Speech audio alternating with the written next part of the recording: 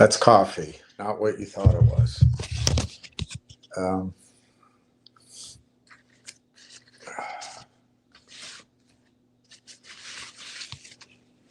all right, I'm totally coming. I was going to go, I had some things to do this morning, but I'm going to come live. I'm a little bit unprepared, but excited. Good morning to everybody. Let's go AI. Good point. I better sign in to get the quotes. Good point.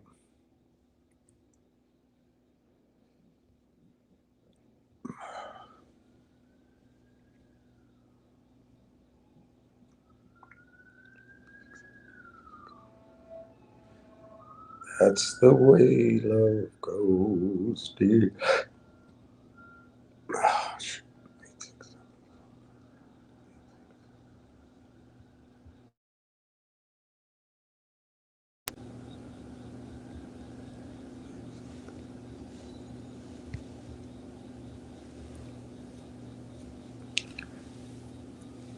All right. Let me, I got to put you on hold a second.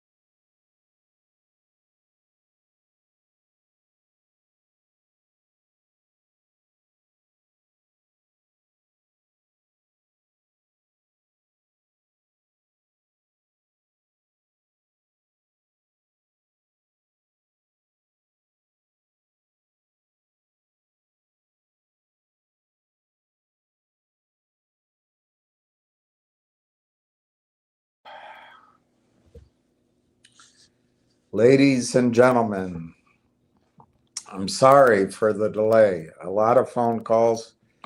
Frankly, that press release, probably to many of you even, it's so lawyerly, and it's so, frankly, in some ways, maybe maybe Canadian, but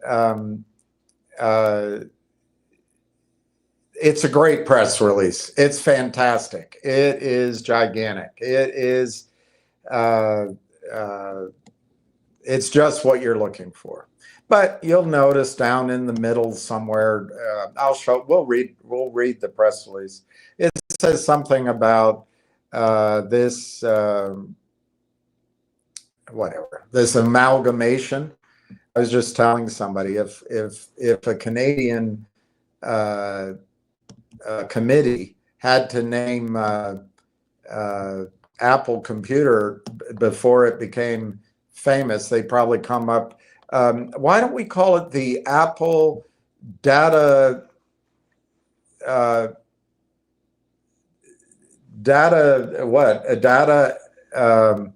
Engine Amalgamated Corporation? I mean, it's like off a bad Monopoly game. Amalgamated. Who uses amalgamated? I mean, it's in the Richie Rich cartoons. Amalgamated. But anyway, it just means they're putting everything together. I guess it's as good a word as any. But right below it, it says this deal might fall apart. Down at the bottom, there can be no assurance that this deal is going to happen. Typical legal, lawyerly. They have to put it in. You know why they have to put it in at the end of the day? If in the small instances something goes wrong, they can't be sued. But it's a little bit of a buzzkill. I've had a couple people call me on that. Let me address that one right away. This meeting of AIP, of John Ruffalo, Dr. Tom Core, Mike Nobrega, and Corey Brandolini, and Marwan Haddad happened essentially a year ago. I mean, it wasn't. It was 11 months. They had their agreement, handshake, agreed. It was done. Hey, let's do it. And I imagine, and we'll find. I'll ask this question, but I imagine they had some sort of third-party eyeballs give a valuation of it, so they could get their boards to approve a ratio. So anyway, in there it says that AIP voted for this, and then it says it's subject to AIP shareholder approval. Well, they already approved this. It's a private company. I don't know what their documents say. I tried to find out. Is it a simple majority? Is it 2/3? Is it 3/4?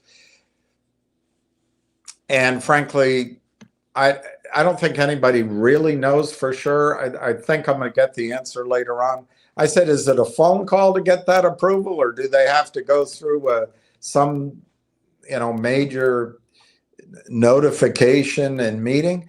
And the answer is it's a private company. It's very simple to get that. So this is the liquidity that the investors in AIP want. And they've gone 10 months building this. The bottom line is it's probably already pre-approved. This is just legalese. It's just how you announce it. So I think that one clause that AIP could somehow not vote for this is in there because the lawyers required it. It's also in there because it's true. It needs shareholder approval. But it's the last little bit to get the whole thing done. And the blowback I got from calling around this morning is, if I could summarize it, is, and I'm characterizing it. No one person said this to me, but it sounds like they've already approved it. It's just a formality. This is just how it has to be announced. We put it out this way, they'll follow on, and bada da boom. We're all of us, including me, including other investors, we're all so used to being singed by, where's the catch? What's wrong with it? That unless something comes out just all here, it's perfect. We're looking for what could go wrong. This is a great announcement. This is a great announcement. What does it do? I asked this morning, I said, when can the buying begin? In other words, when can the insiders and all the big smart money, when can they buy? And the answer was now. They didn't halt trading, for example. They didn't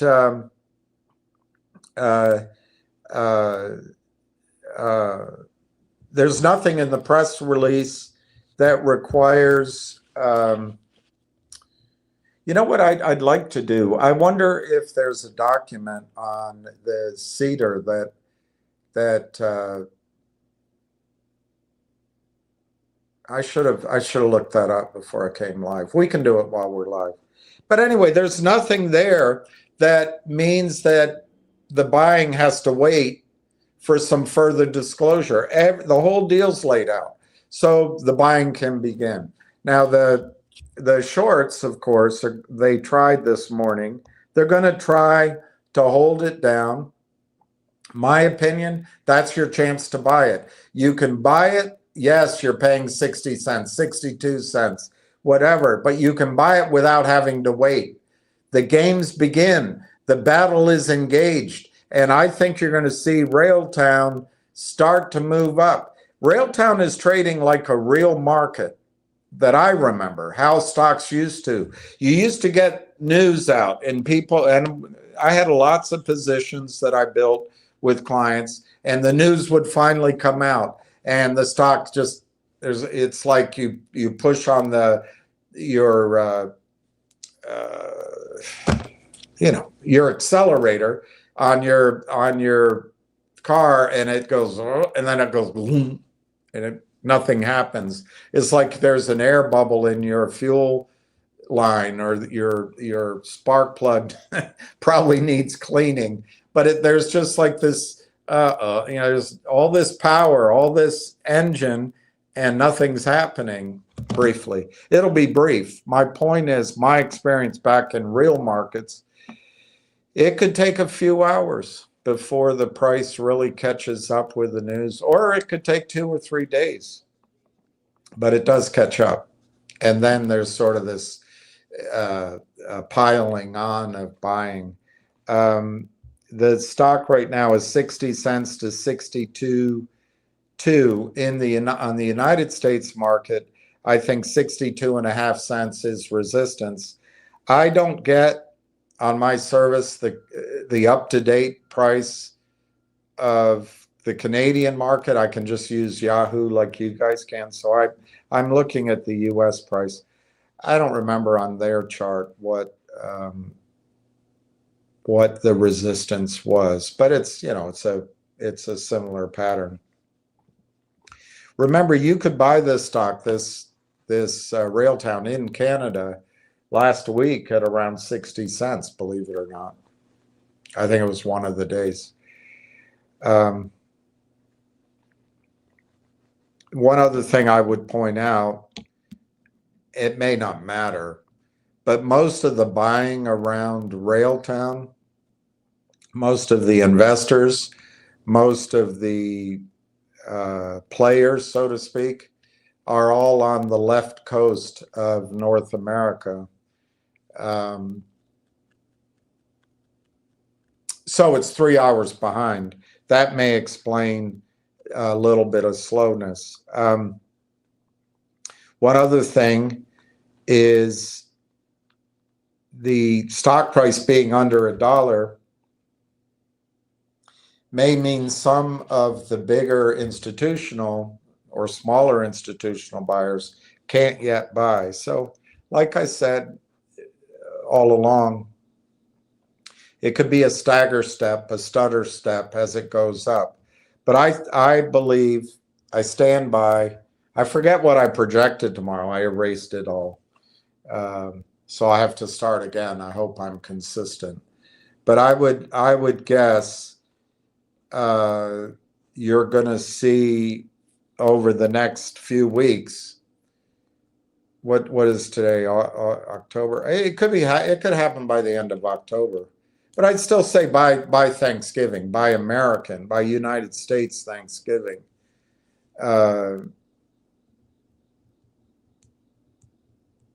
I would say it'll be a $5 stock. The reason I hesitate is once it's a $5 stock, you know, let's say $5.50, and it stays there, you could see a lot of buying from institutions, and you could see the Merrill Lynch rule come into effect, whereby it's over $5, and you know, so-called wealth advisors start recommending the stock. So once it's in the $5-6 range, oddly, it could really accelerate to much higher numbers. So it's hard to process right now, or as you guys say, process. But the stock at 60 cents, if it starts trading at $6, it could double to $12, let's say, fairly quickly. It's hard to process right now, but that's what I do believe will happen once we get there. But until then, I would say, how about this projection? $1 a week over the next 6 weeks. $1 a week. I just don't think it'll be that gradual. I think there's a lot of careful buyers out there who will call around, check to make sure this announcement is what they were expecting, and they don't mind paying more. They want to make sure first that the information is solid. They'd rather wait, pay more than FOMO in too early. So that there's a lot of phone calls I'm sure going around. I've already had a dozen, and I'm just one schmo. To imagine how the phone lines are going around up there in Canada. Imagine how those amalgamated phone lines are going. Eh? All right, let's see what everybody's saying. Pizza rules. I have the press release. I'm going to show it to you, but I'm afraid to go into my media because I might lose your comments. So let me go with the comments first, and then we'll go over the press release. 0.605 to 0.622, very little volume. My opinion, a lot of phone calls going on, a lot of talking, a lot of reinsurance. You know, just because people have a lot of money, they're just like you. They're exactly like you. They're all idiots. Idiots. It's for you. See, nobody's as smart as I am. You guys are all idiots. No, just kidding. That comes from the Good, Bad, and the Ugly, when Blondie shows up and I guess the bad has found, I think Bill Carson is dead.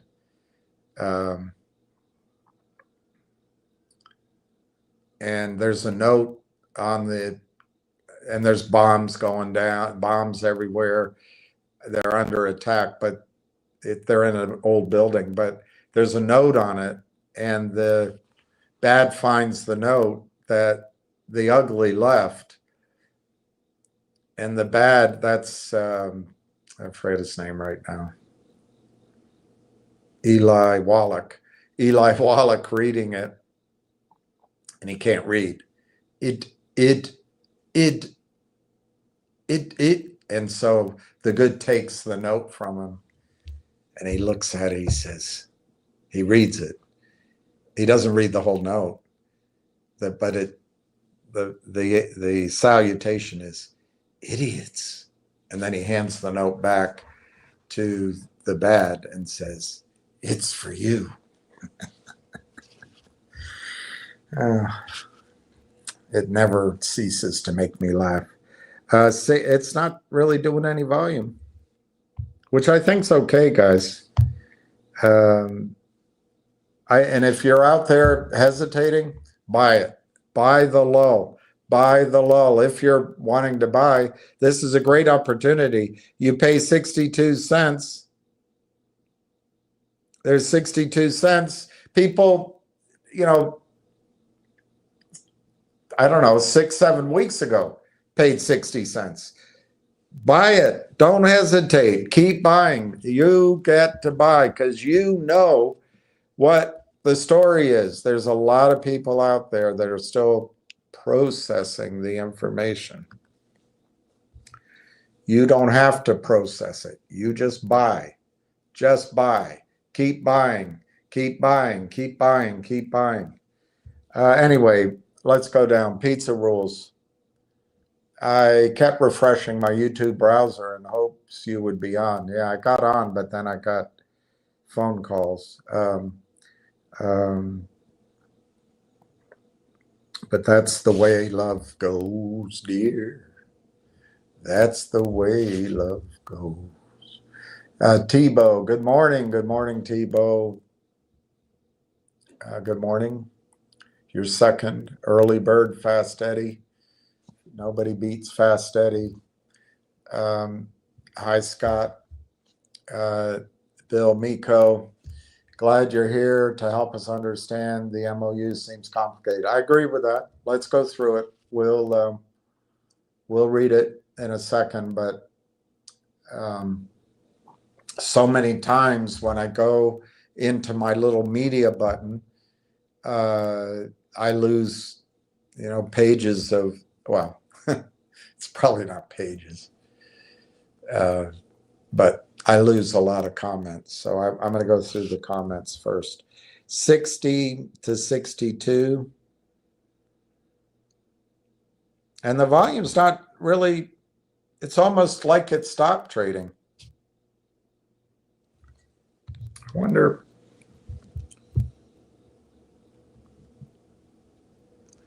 What's great about this is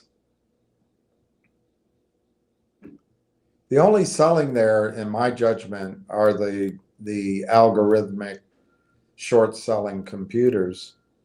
There might be some idiotic day traders that are trying to skim off pennies on a stock that if they just held could change their lives. But you're not going to tell young men anything. I used to be a young man. It's very hard to tell a young man anything. If they have their mind set on what they're doing. Let me go. But I agree it's complicated. We'll go through it. Tebow, good health to you and everyone who's been here with you. And Yahoo. Guys, please don't look at the price and say, uh-oh, there's something wrong. Look at the price and say, everyone else is idiots. Just pretend the price is for them. It's for you. You start buying. Buy. Add to your position. Increase your position. It's not going to stay at these prices. It isn't going to stay here.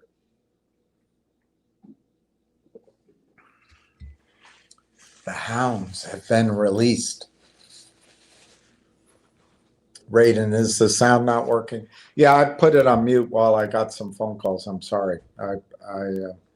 I tried to go live so I could ignore phone calls, but I didn't quite get there. Matthew Thompson, he's muted. Bam Malik, Bam Malik. I like that name. Yeah, it was on mute. I couldn't. I was giving reactions to conversations about this subject, and I couldn't have it live. He's on a call, so he's muted. Matthew says, you're right. Buongiorno. Guillermo, Capitano.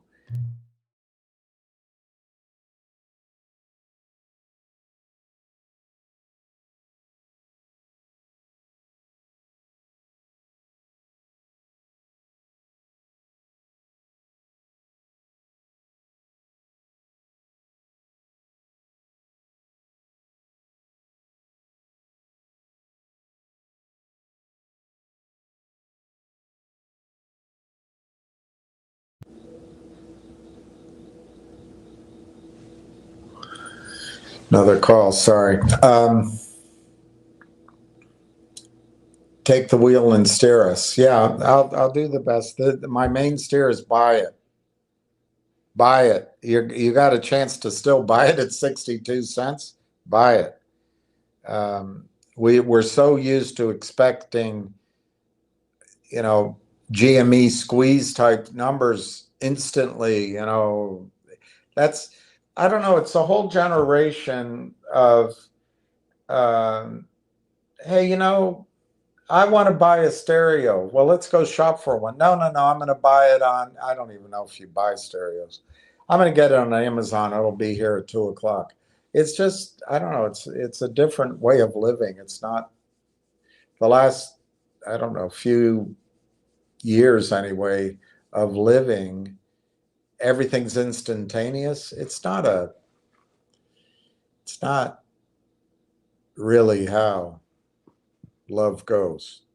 So buy, don't hesitate, buy. This is great news. This is the beginning of everything. There's nothing bad in this announcement. But of course, once you have lawyers do anything, it's got to have all this wishy-washiness built in just to cover everyone's ass. Plus, it gets it by the regulators. So the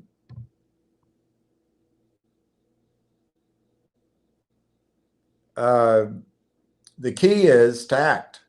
When other people are frozen, you act. So if, most of you already bought all the stock you want, but this opens up buying, which may be a trickle at first. It may be, like you've got that really long hose out to the roses, way down the driveway, and you turn on the water. You yell, turn on the water. It takes a long time for the water to get through the hose. Well, once it does get through, it might be a little trickle at first, and then boom, you got to adjust. That's coming. That's coming. I don't know if that's a good analogy. 61 to 62, 2,500, 39,000. Guys, it's going to be blue skies from now on. Blue days, all of them gone.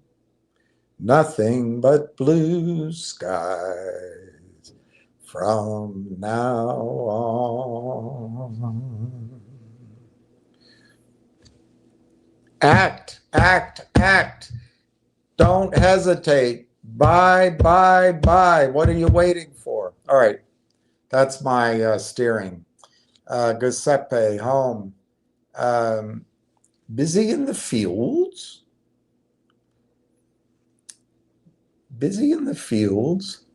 They're pining for the fjords. Pining for the fjords? Mate, this pellet is dead. Busy in the fields, harvest time, bought 230. There's good news today. That's a good point, by the way. Northeast Iowa, that's a good point. It's always possible that I assume what you're meaning is that there could be more good news today, or are you meaning that this release is good news? Well, either way, the release this morning is very good news, and it is possible that there can be more news. It doesn't, just because one piece of news comes out in a day doesn't mean more can't come out, or this week or next week, you know. So I would imagine, as I've said before, that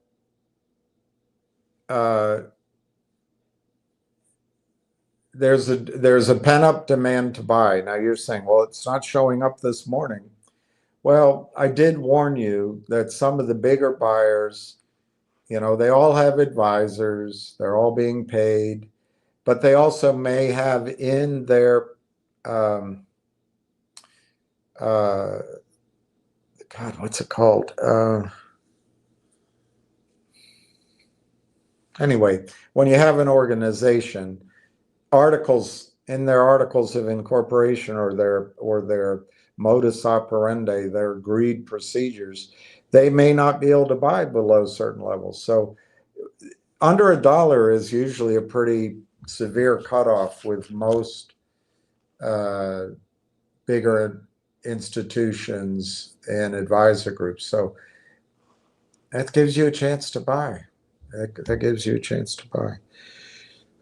But the other thing that could be pent up or backlogged is news. It could be. So I think Northeast Iowa, hopefully some good news today. Maybe there's more today. Maybe there's going to be some more this week, next week. I think it's fully possible. This isn't the only thing. And this is not fluff. This is not fluff. All right, now we're 99,000 shares. All right, I'll try to make a prediction to get you to act. I bet we have 1 million shares volume today, and I bet the stock goes to 90 cents. We'll see. I'm going to write it down. 1 million in volume and 90 cents. That's my prediction. We'll see. Okay, Roberto really wants you to move, you know, take this opportunity to move out of RAILTOwn and go to XRP, XRP, XRP, XRP. Guys and girls, if you want to dilute your buying power, if you want to spread your love around and wake up at 42 years old and everybody else is married with kids, and you can't even get a date except with the one at the end of the bar on Monday night. Go ahead, follow Roberto, follow him. XRP is not your answer right now. I like XRP. Everybody bloody the hell is in it. You have no edge.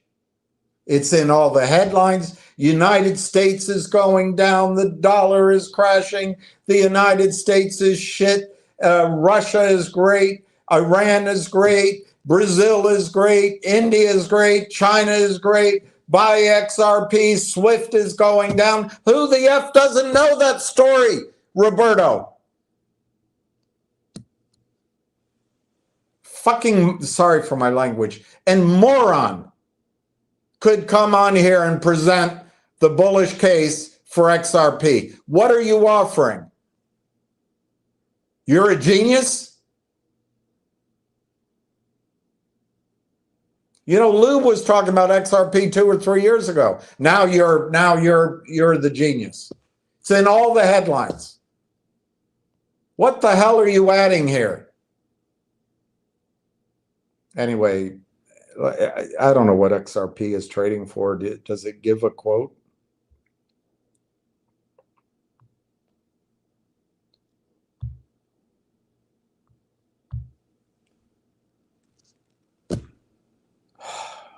No, of course not. So you got to go, get a Coinbase account and go move it over there. And you got to take your money away from here, help the shorts out. XRP price, 288. I remember when people like Roberto were telling you to buy it, it was $4 or $5. I don't remember exactly. It's going to run. It's going to run. You got to be in it. Got to be in it. I looked at the chart. I said, this thing's coming back down. And I think it was, I believe it. It hasn't really done anything.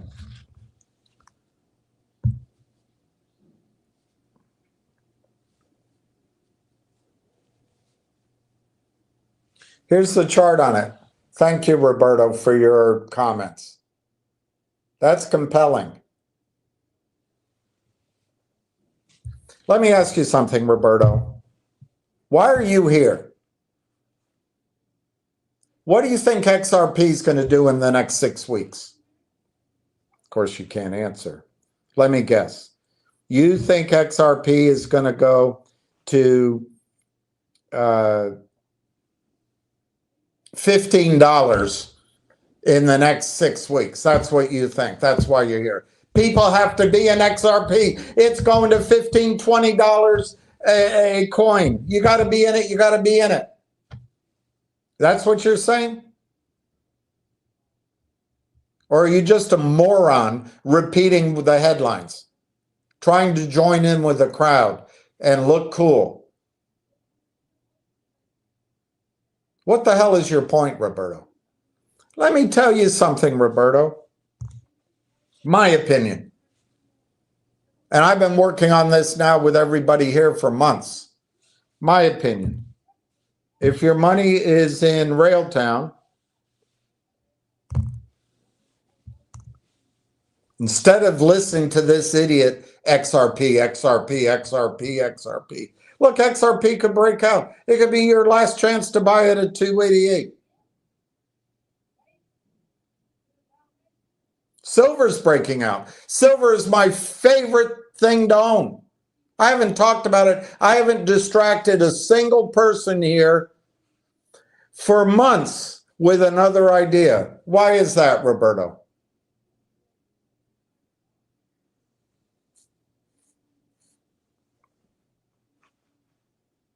That's right. Because I think people can make 10 to 20x almost immediately in RAILTOwn now that the news is out. So I'll tell you. What do you think XRP is going to be by Thanksgiving, Roberto? And why do they have to be in it now with their money now? And you're going to be a genius? They're going to remember Roberto. Oh, yeah, Roberto said buy XRP. Never heard of it before. Wow, Roberto's a pretty cool cat. I think RAILTOwn will be, let's just pick a number, $6, $7. Let's say $6 by Thanksgiving or sooner. And you know what, Roberto? If it gets to 6, it could be at 15, like whoosh. And you want people to be in XRP. Thanks for stopping by. DD play. Oh, I guess we're behind. We're behind. Well, right now the stock's 61.81, 61.5 to 62.19. By the way, I really like the concept of XRP. I've said that all along. I just don't think you should spread your monies out. If you have money in RAILTOWN, stay in RAILTOWN.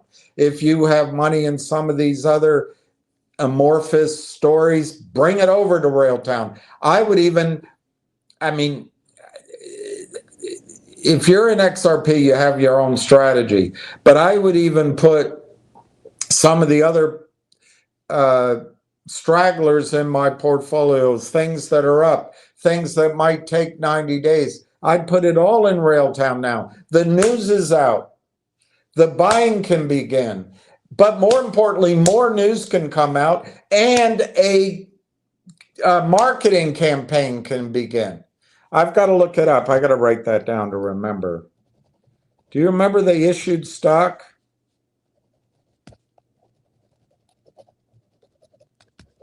To some sort of genius campaigner. They gave them a lot of stock. I wish they'd given me stock. But anyway,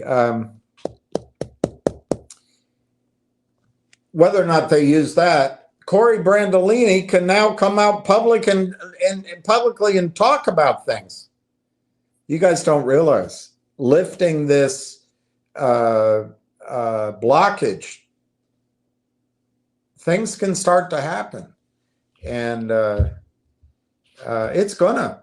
If you're hesitating, the stock the stock is now 61.5 bid, 61.82 ask. If it breaks 62.5,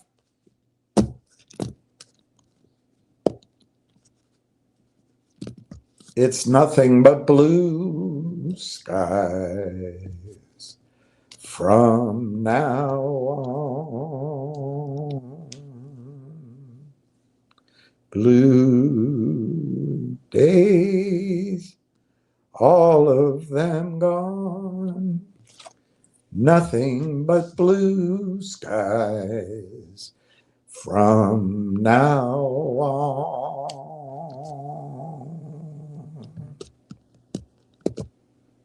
Jackie O. Jackie O. ADH, October 8th, 6:45 a.m.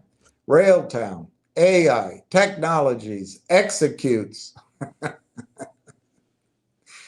All right, so in America, ADH, I want to ask you, if you're down here in the States and you want to put out a powerful headline, you'd say something like, RAILTOWN AI Technologies completes its acquisition of AI partnership and agrees to, you didn't finish it, whatever it is with digital. We'll talk about digital. But up in Canada, this is why we have to make Canada our 51st state. We have to show them how to, get things done. By the way, you guys would be surprised. Hillary Clinton notwithstanding, we should be friends with Russia. We should be friends with Putin. Russians are in my experience, I'm not talking about the mafioso ones, but Russians are so similar to what we do. Let's get it done. I bet most Russians will pull the microwave, the brand new, out of the box, plug it in and hit the buttons like I would, although I'm sure there's the smart ones that would read the instructions first. But they just, let's get it done. Let's go. Let's get it done. Let's make it happen. That's how we are. Up in Canada, they'll put out a headline. Hey, breaking news. Read all about it. Read all about it. Get your copy. Breaking news. RAILTOWN AI Technologies executes amalgamation. Huh? They execute an amalgamation agreement? What the hell is that? What does that mean, an amalgamation agreement? Did you buy it or not? Are you going to kick ass or not? Executes an amalgamation agreement. See, they're held back by the British propriety and being good guys. They're all good guys up in Canada, and women. What the hell does that announcement, what does that headline mean? But anyway, let's go through it. RAILTOWN AI Technologies executes amalgamation. And their piece landed on the Park Lane hotels. We've executed an amalgamation agreement, and we're going to also have an MOU with a different company. What the hell? It's just get to the point. What happened? We're the land of John Wayne. All right, now they got the, let's see what trade got it down. Nothing on the time and sales that I see caused the volume to go to 174,000. So it looks like to me that the criminals put a large block across on the dark exchanges, trying to tell you there's something wrong here. There is nothing wrong. Take advantage. If they're shorting it, if this stock goes down, buy, buy, buy, buy, buy. I'm like Jim Cramer on that show. Buy, buy, buy, buy, buy, buy, buy. Buy every bit you can. This is on sale and it's not going to last very long. But anyway, well, thank you, ADH. Sound, please. David Hendricks, account settings. Thank you, account settings, this morning. You were my, I think, third, but I appreciate that you let me know this morning about the announcement. Justin Babish, wow. I could buy some food for Lucky if he were still alive. I think you have a lot of info to help us digest today. Here's some encouragement. Thank you very much. I didn't eat today. I went out last night, really kind of stumbling around because I hadn't eaten. And I did have, I'm not sure how healthy what I ate was, but it was in a nice little outdoor area. It was chicken. But it wasn't meat, red meat, but I think it was a little bit fried.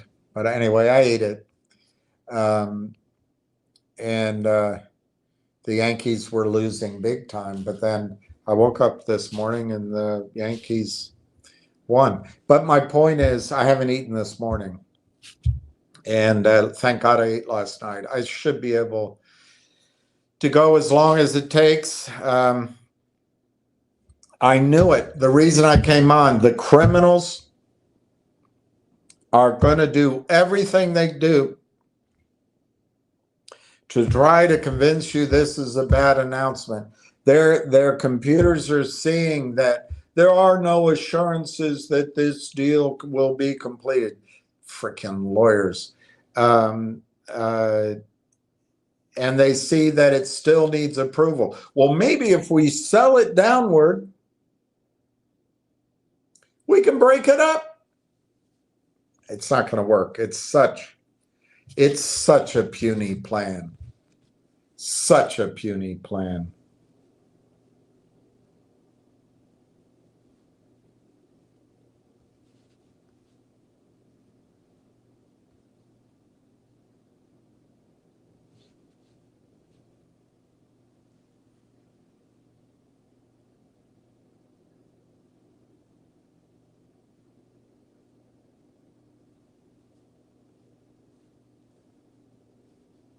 I guess that's from Mad Max. But I thought it was.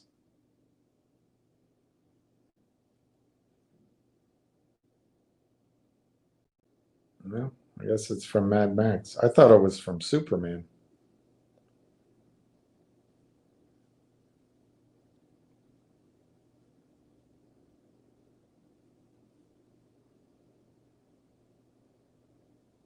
I think it was Lex Luthor.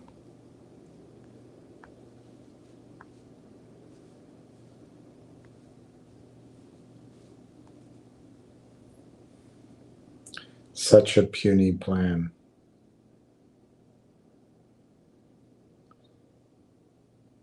What a puny plan. That's what it was.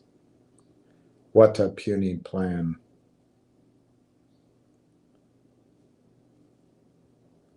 What a puny plan.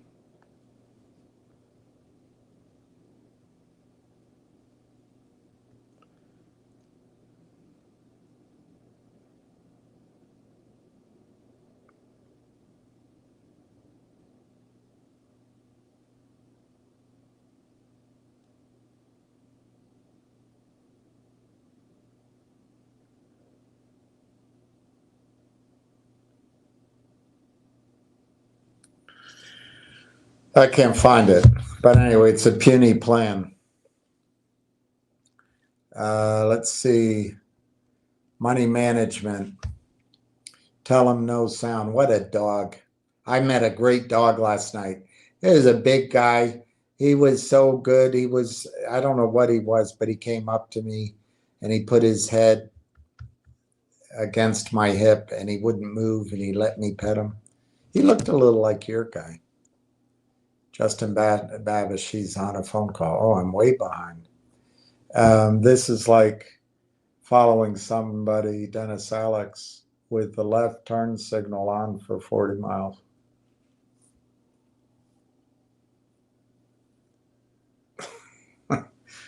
That comment is like going to a comedy show and the comedian is female. Northeast Iowa, as Buzz Light would say, infinity and beyond. The train is beginning to run. Choo choo. I believe we're all extremely happy. Great stress. Exactly, Northwest Iowa. It's starting. It's slowly at first. It's a good analogy of a train.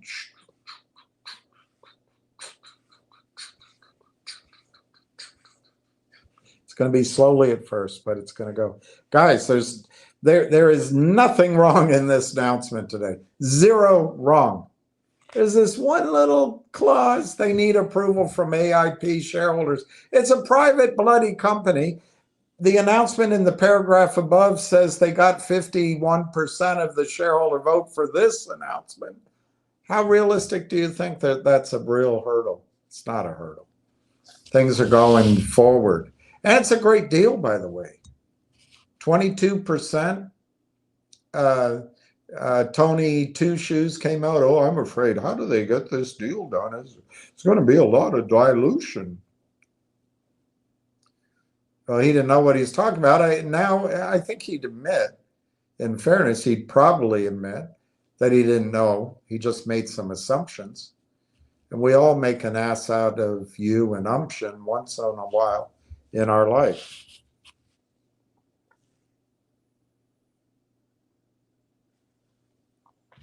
Guys, the volume's 239,000. Nobody in the know. Nobody is selling. The criminals want to keep it down and maybe try to drop it lower. And if that happens, man, you got to buy. I don't think it'll happen. But it's the real world. Anything can happen. Because they want to try to break up the transaction. That's what their computers. They don't study this. These are cowboys or nerds, but they're sitting somewhere. They have computers running. This is a strategy they have. It always works. Whenever a deal comes out, it has MOU in the headline. It has that they still need a vote, and it implies future events to get the deal done, and it has a price, and it has two CEOs.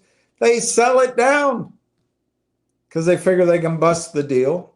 Or if the deal still happens, they dilute the hell out of it on a per share basis. It's not going to work here. It's such a puny plan. Such a puny plan. Tebow is adding. Good for you, Tebow. I'm writing that down. Added 5,800. All right, Tebow, you made my whole morning worthwhile. Even though I'd rather be out.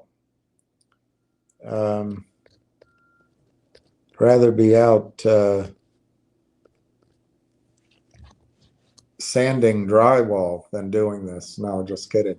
5,800 RAILTOWN added. Good for you. Bravo. That's exactly what you should be doing this morning. You should be buying. Richard K. Good morning, William. Like I feel I free up some more cash to make my final purchase of RAILTOWN this week. Thanks for your response yesterday. Hopefully I'll see MMTL returns at the same time as well. I know you keep believing that.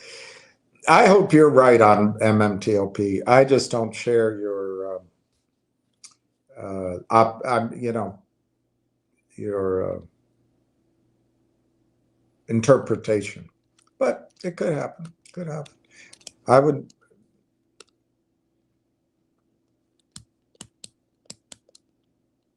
But anyway, whatever. I hope I have MMTLP. But if you're adding to RAILTOWN, RAILTOWN's what's going to give you for your entire account green.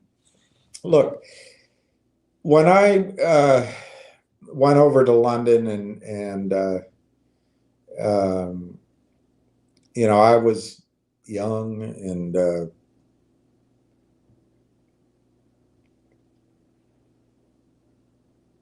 full of ideas. Anyway, I don't want to go through all of that, but the approach we took, and we weren't the best out there, but I met a lot of fund managers and they didn't even really call it private equity that I remember. Hedge funds weren't even the biggest deal. But the approach was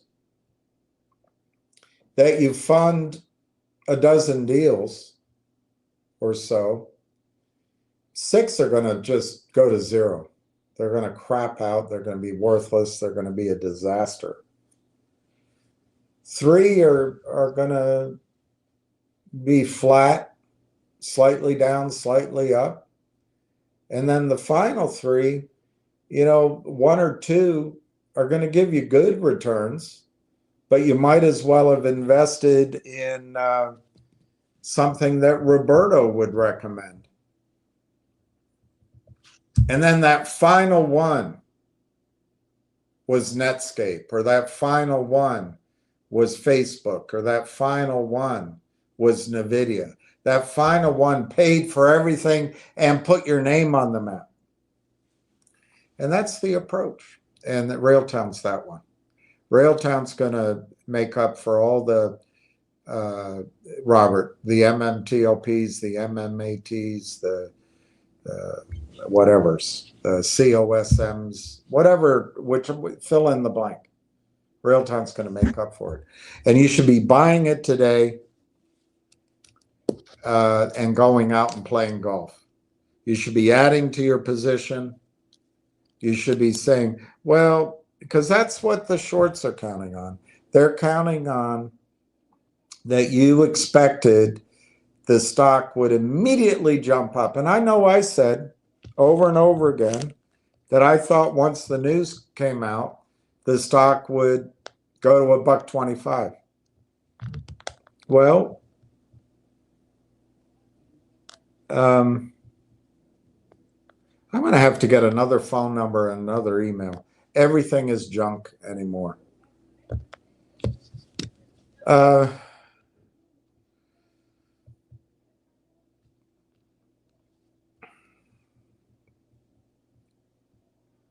What was I saying? Yeah, I said that it would happen. And I said that maybe you wouldn't even have a chance. It would break out. Well, when I found out, in a way only a Canadian attorney could destroy the lead, Why don't, instead of announcing that we have acquired AI partnerships pending and an anticipated successful shareholder vote at AIP, why don't we put out that we've entered into an amalgamated agreement? That's got a punch to it, doesn't amalgamated? So it's kind of like it's a mishmash. It's kind of like a big blob, and that'll give the right impression to everybody. Want it down there in the United States?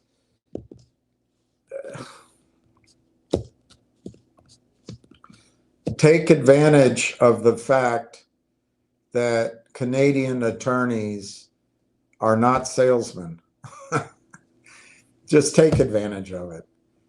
The stock should be bought. It's 240,000 shares.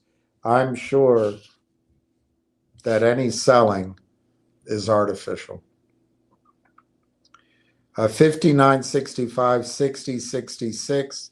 They're still trying to tell you it's bad news. This selling is amalgamated. Let's look up amalgamate, see what it means. The kind of, we should start a trading company, or let's start a investment fund. We'll call it amalgamated.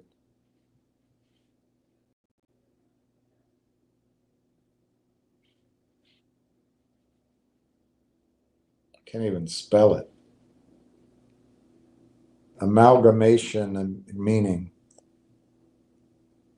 The action, process, or result of combining or uniting. Well, why don't you say that? Why don't you say that in the headline?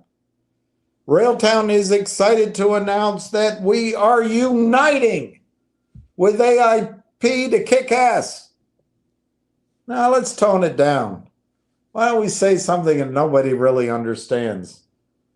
Why don't we just say that we entered into an amalgamation agreement, and then let's throw in it that we're entering into an MOU with some company nobody's ever heard of. That should present the clarity we want. That has the punch to really get into investors' heads. I'm telling you, Canada needs to be taken over by the United States. So amalgamation is the action or process of uniting or merging two or more things. Well, it's an accurate word. It's also the state of being amalgamated. The result of amalgamating is an amalgam. So I guess now RAILTOWN is an amalgam. That sounds exciting. 3, a merger. Just say that. We completed the merger. No, I think it would be more exciting to use the word amalgamate.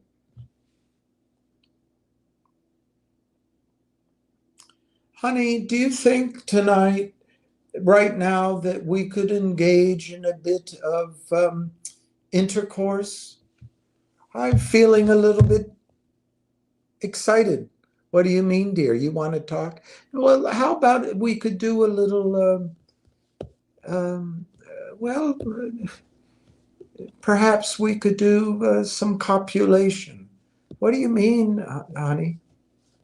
I want to F-U-C-K. Just say the bloody word.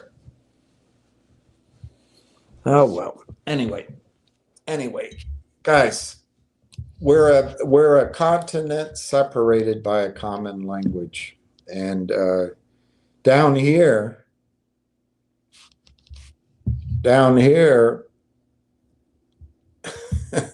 here in Philadelphia, it's worth $50.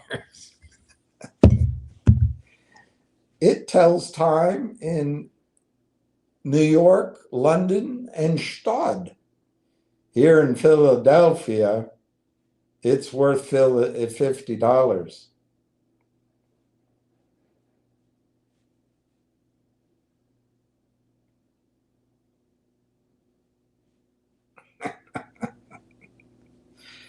But that's the thing. The headline's a bad headline.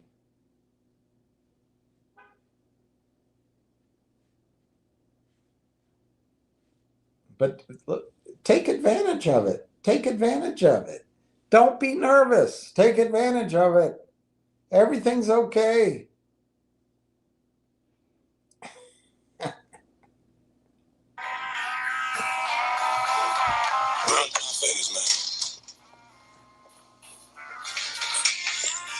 I beg your pardon. Man, that water's so hot, we're smoking. Hot? Do you mean to imply stolen? Give 50 bucks for it. 50 bucks? No. This is a Rochefoucauld, the thinnest water-resistant watch in the world. Singularly unique, sculptured in design, handcrafted in Switzerland, and water-resistant to 3 atmospheres. This is the sports watch of the 80s. $6,955 retail. Is that a receipt? No, it tells time simultaneously in Monte Carlo, Beverly Hills, London, Paris, Rome, and Stade. In Philadelphia, it's worth 50 bucks. Just give me the money.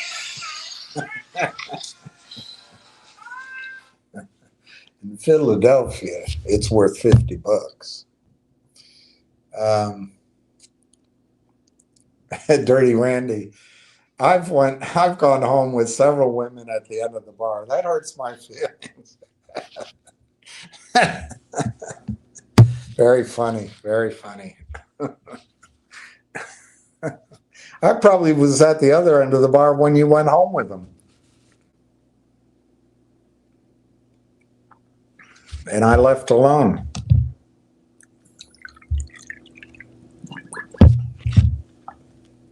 Tebow is up to 106. All right, let's see, 106,475.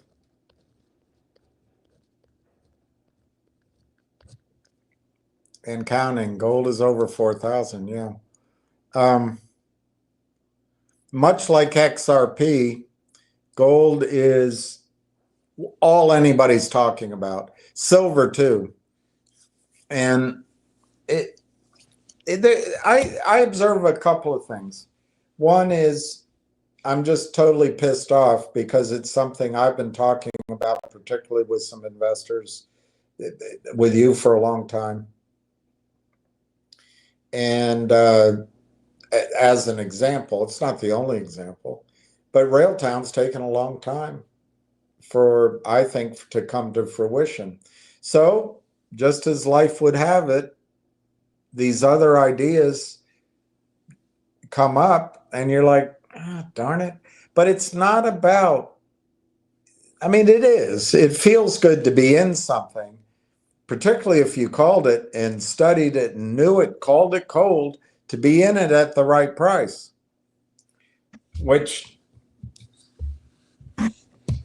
it's gonna just annoy me as I look back in life that I called it and I didn't have any, the different decisions in my life or other things that, anyway. But here, now the volume's 256,000. They're suppressing it. I called somebody this morning, not the company, but somebody maybe has some contacts. And I said, with this announcement, with this wiggle room, the shorts are going to try to hit it this morning. And that's all that's going on. There's nothing wrong. There's nothing wrong. Remember, this is a great day. It allows the buying to come in, but a lot of the buying probably can't come in under the dollar. And that whatever the shorts do to get the price down will not bust this trade. It will not bust the deal. That's what they're trying to do, but it won't bust it. It won't bust it. So now you can buy it under 60. You can buy it at 59 cents. I'd buy all you can. Anyway, on gold and silver and XRP for that matter,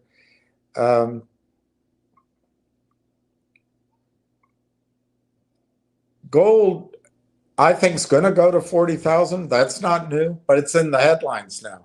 Everybody is saying it. I've been saying it for years. and with silver. But now it's all in the headlines. Gold's not going to go to 40,000 in the next 6 weeks. RAILTOWN's going to go to $6 in the next 6 weeks, give or take. So sometimes you gotta go with the hand that you're dealt and ignore the hands other people have, the XRP, the gold, the silver. Let your hand play out, and then you go back and visit. It's not about being on every horse. It's not about taking every girl home, dirty Randy. Well, maybe it is. But it's not about being on every horse and being able to say, hey, I had a ticket on that horse. It's trying to be on the one that you're on, making sure you establish some solid assets, and then you can go do the others. And let me put it this way. This is how I'm thinking about silver, because damn it, I wanted to build the position in the 20s, low 30s. To me, that was just a slam dunk. Well, by the time maybe that I can do anything, it'll be 60. It could be 120. And then just like every other human being out there, well, I better buy it. I think this gold and silver is being set up for a sell-off, but maybe not from here, maybe from higher prices. Part of the move in silver, ore, and gold that would create wealth, part of that easy part's already happened. There may be a reason just to own it now to preserve wealth. I still think there'll be part of the move to create wealth. It might now be mining stocks that you have to go in. Gold has been going up worldwide in those currencies. You just haven't been aware of it. The New York Times, the Washington Post, all the media is controlled by the banks. Just like you don't know what's happening to Palestinians, you haven't known what's happening to gold. Why? The banking system needs, at least for a long time, needed you to be where their assets were, the Mag 7, the bond market, they needed a stronger dollar. But they're starting to establish positions in gold. They've moved from silver. They're starting to wake up a little bit. So you're hearing about it. But I would suggest to you, it's not knowable for sure, but I would suggest to you that China isn't quite ready to blow up the financial system. I'm not sure China feels she owns enough gold yet. I don't know that. But as long as gold is suppressed and silver is suppressed, platinum and palladium suppressed, China, India, Russia, they can continue to accumulate real money while we get distracted by other things. And I'm not sure that's over with. It might be. But I tell you what isn't over with. Sort of that Geneva, I don't know, it was certainly London, but maybe Paris, I don't know, Geneva, Frankfurt, London, New York, Tokyo financial markets. We haven't given up on the dollar being the world's currency. So war, perhaps war to keep it, but there may be some more manipulation coming in the metals markets, combined with other actions. The dollar is weak right now. I would say that Trump has made a few Trump allying with Israel is blowing up the dollar. He's siding with the neocons in the Ukraine.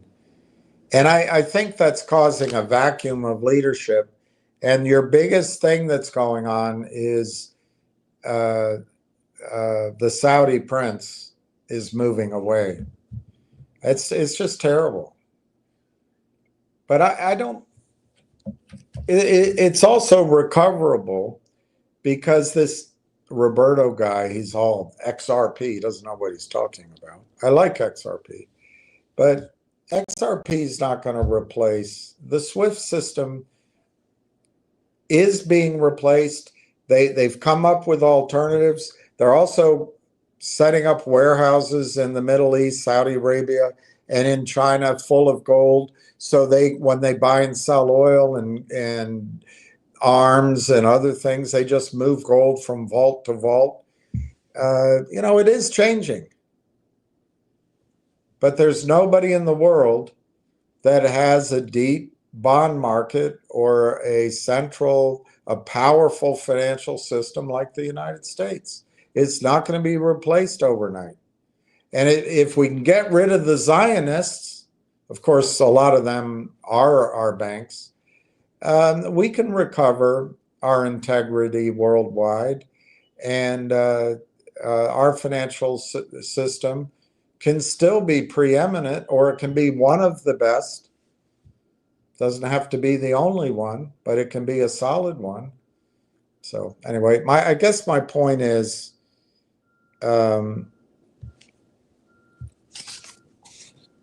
you can't read this, but my prediction on gold I've been telling you is 5,000. So, and silver is 120 in this move. I think it's much harder to buy gold now for a move to 5,000. What is that? 20% move. Silver, it's harder to buy now. It's $55 to go to 120. It might not even go to 120. So it's not as slam dunk an acquisition as I wanted to make for investors, at the 25, 28, 30, 32 level. It's just not. But sometimes you have to wait. And the reason things are cheap is people aren't in a position to act, or they don't want to act. And it's only after the price goes up that people go, hey, that's a great market. Hey, we better get in it. It's just human nature. It's very hard to be ahead of the crowd. But I think I don't want to focus on it right now, the gold, silver, platinum, palladium. But I think that the stock market is going to have this gigantic melt up, and everybody's going to be feeling good. And in that case, the silver and gold are going to go up. Is that the fourth quarter? Is that the first quarter? Is it sometime later next year? We'll know when it happens. We'll know the headlines. This time's different. Everybody's excited. We have to fight that at or near the top. And I'm not saying sell gold or sell silver, but I think there's going to be a correction in the market. That's going to be massive.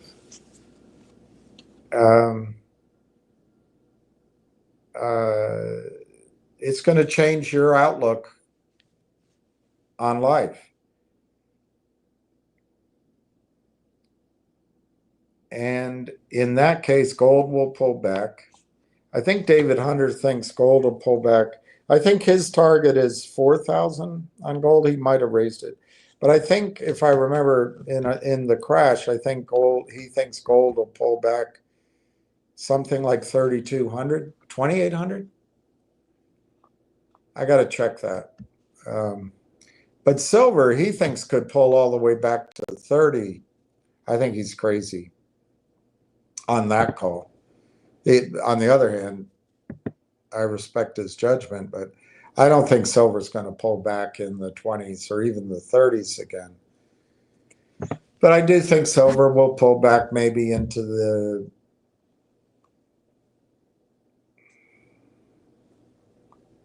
I really, once it breaks 52, I think it's going to have a hard time coming back under 52.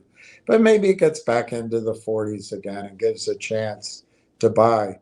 After that pullback, if you and I are still in, our accounts are still solid, you're going to want to own as much gold, silver, probably platinum, palladium, copper as you can. The next 15 years, 20 years is all commodities. But I think it's possible that the easy trade in gold and silver has passed us by. Physical. Doesn't mean you shouldn't still buy it. Going from here, look, when silver was 20 and 25, to me, it was an absolute slam dunk, double or triple. Absolute slam dunk. Now, if you buy silver, I think it's a slam dunk for that over time. But when I look at it in the short run, 3 months, 6 months, 9 months, it's so volatile, anything could happen. My point being, it's probably time to move to the mining stocks. You can buy more silver in the ground, more gold in the ground with mining shares. But that's rapidly filling up too. Waiting in this modern world. That's my second point I was trying to make. Everything moves quickly now. Information used to move slowly, but now with the internet, everybody gets educated. It's amazing. It's a blessing. All right, so RAILTOwn, they've got it to 59.2, 59.81. No volume. No volume. It's 277,000 shares. That's a lot of volume. But since it was 62 and it's pulled back to 59.5, very little volume. I think somewhere in the dark pools, they hit the bid. It's not going to last. Buy the stock. All right, let me move on. I wish I had eaten something now. Tebow, I expect that partnering with Digital will empower RAILTOWN and AIP affiliates to tap into a world-class network of innovators and ecosystem leaders, said Dr. Tom Core. Exactly. Look, digital is a big thing. We'll try to talk about it. I'm going to read the press release to you. Digital is really big. It's kind of an incubator.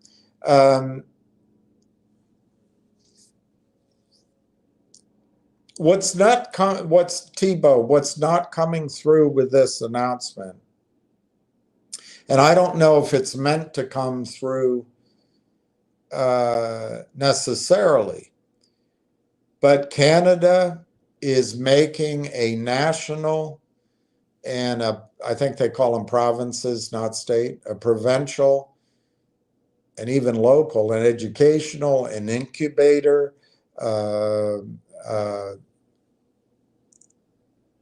push to be the leader, a leader in the world in data and in AI, the AI revolution. Canada has a unique position. They've got very small population. They don't have to pay for defense. No, just kidding. They have enormous energy reserves. Enormous energy reserves. So, and they have a lot of water. So they can build data centers in Canada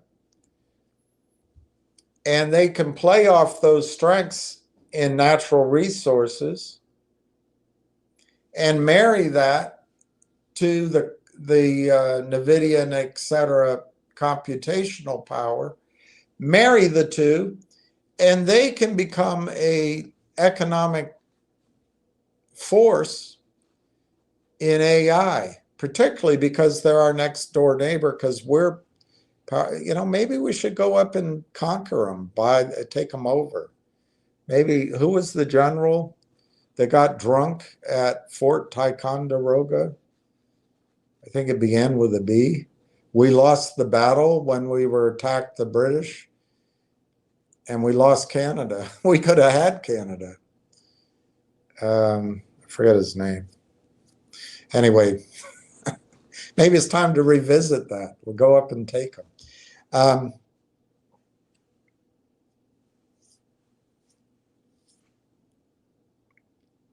I think what's missing, Thibault, and I think you're highlighting,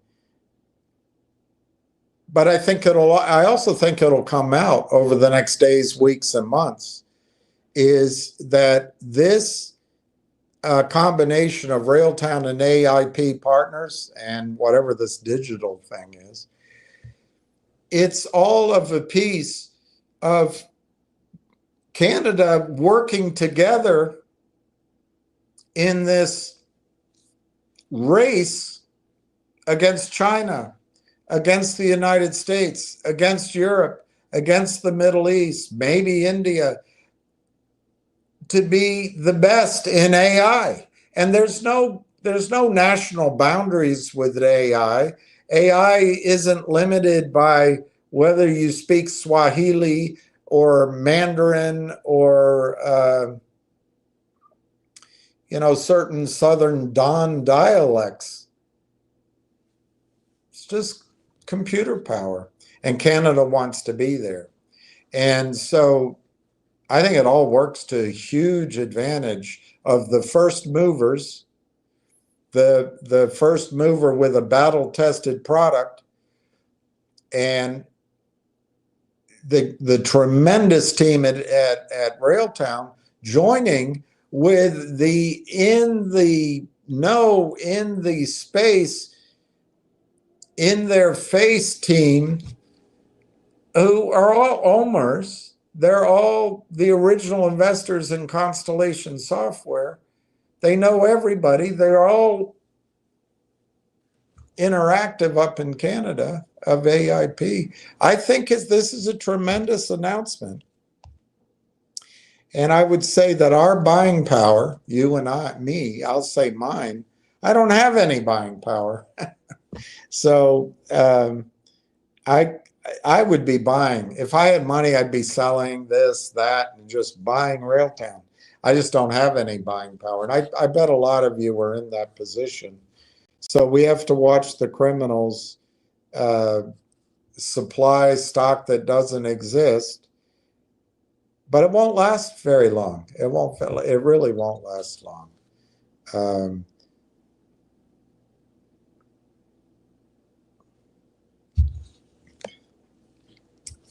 What it was my prediction, 1 million shares by the end of the day, 90 cents by the end of the day. Let's see if I'm right.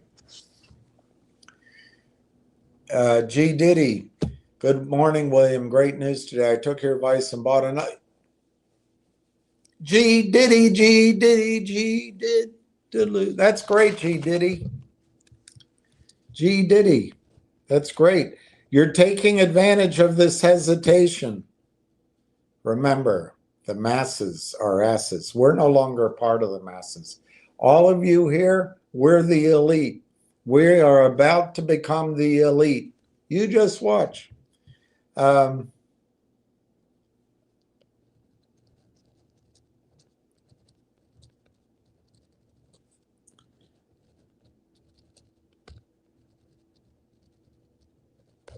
As one guy told me this morning, today, if the stock is down, if it's here, you buy more and you put it in a drawer. You put it in the drawer. Don't worry about it, GD. Just put it in the drawer. Go play golf. Go fishing.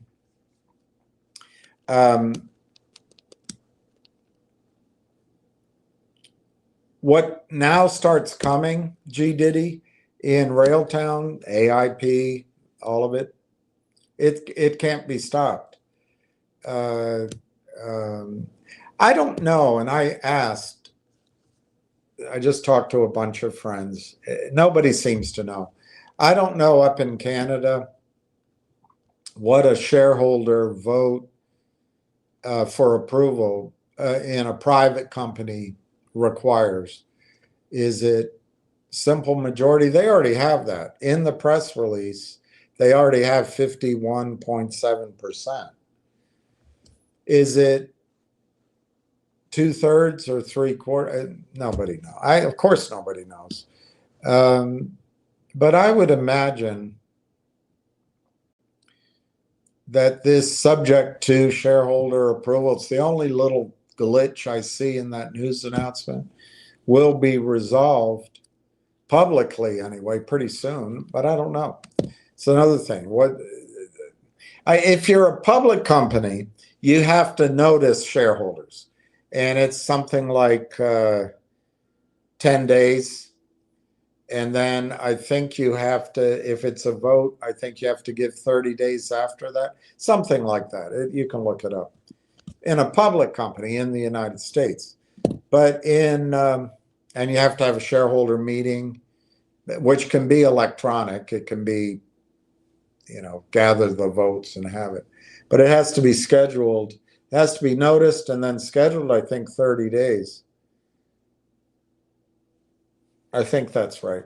But what do you do in a private company up in Canada? Nobody knows. I don't know why they couldn't get that vote before they made the announcement.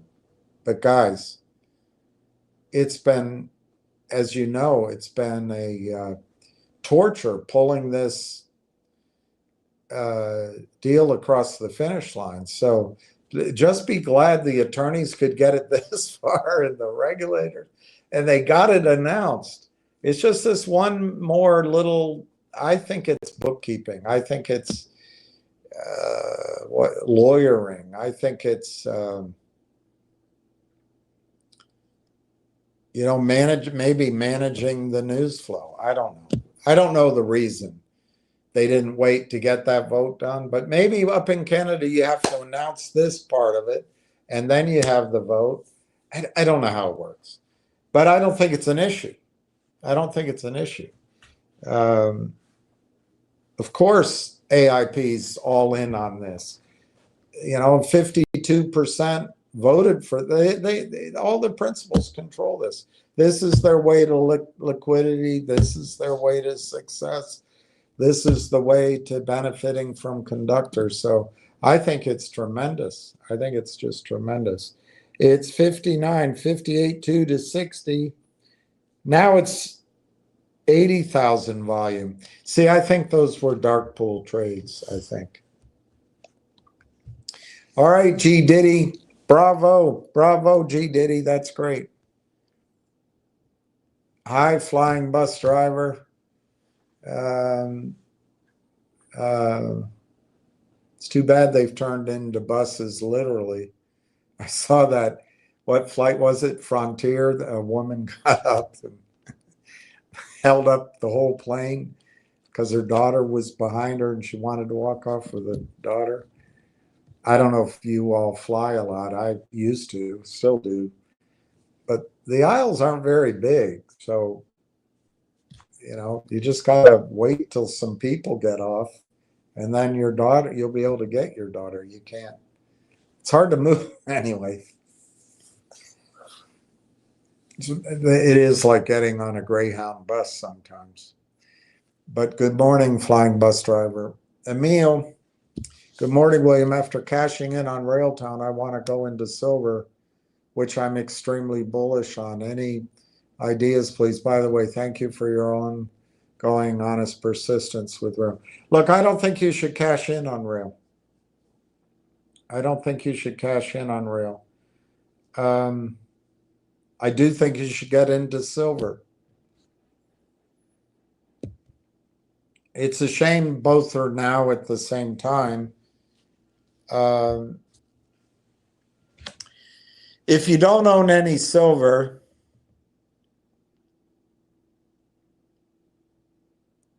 without selling RAIL, you should go on, I would say AppMex, but you can do it at other online silver companies. And these were all ignored for a long time. Now everybody's flooding them. There's an advantage to getting in early instead of going with the crowd, because you can be sure you got a good price when no one's paying attention. But when you're going with the crowd, you don't know when that mania is going to dissipate. But if you need to sate an acquisition of physical silver, Emil, I would buy the junk silver first. You don't have to buy a lot. You don't have to buy a lot. Or you could. To my memory, most bags of junk silver, but I guess it depends on the size, obviously the size of the bag you buy. I'm trying to remember, if you buy $100 face,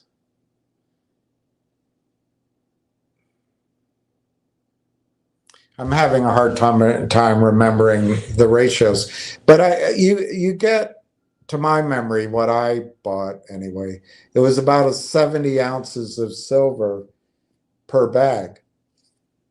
Of course, it's with these coins, whether they're quarters, dimes,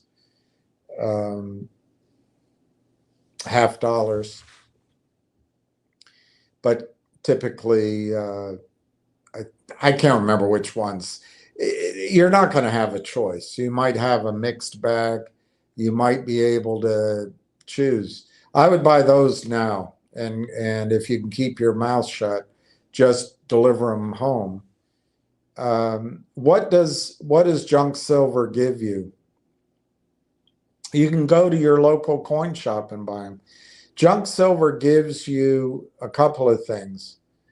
It gives you a product that when silver breaks 52 and goes to 100 and goes to 200 and goes to 300, everybody is going to be scrambling to buy. Everybody is going to scramble for junk silver. Right? I don't know what the premiums are. Everything's getting out of control. There's nothing special in my talking about silver now. Everybody is. It doesn't mean that you shouldn't be buying it. It's just the easy money's been made. Being early is gone. But if I had to guess right now, you're paying probably $3 over spot, maybe more for junk silver. I don't know. I don't want to look because it depresses me. But you're paying a premium.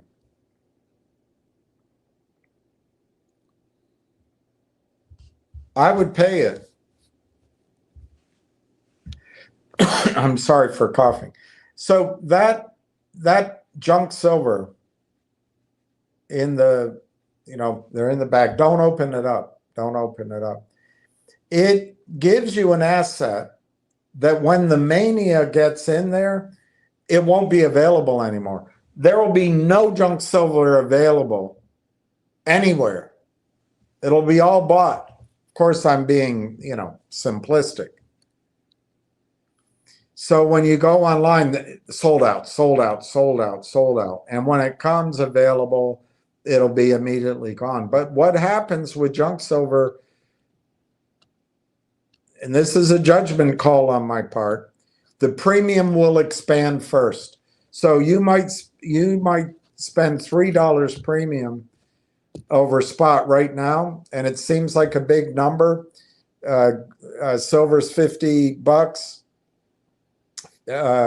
You pay $55 an ounce for spot, $5 over, and it seems like a lot. But when silver goes to 200 or 300, the junk won't be available. Of course, that all depends on price. But that spot that you'll pay,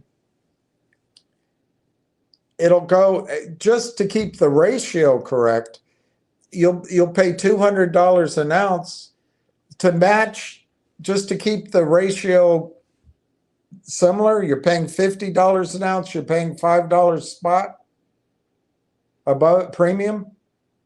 If you go what, that's 10%, obviously. If you're paying $200 for silver and you pay 10%, that's $20 premium. So if you're buying your constitutional silver, then you're paying $20 premium. That premium is almost what you could have bought silver for just a few months ago. But everything delays in life.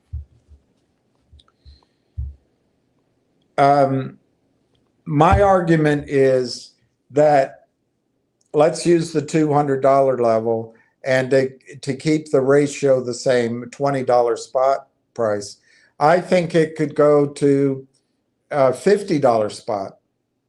It could even go to $100 spot to buy constitutional silver when silver's $200 spot.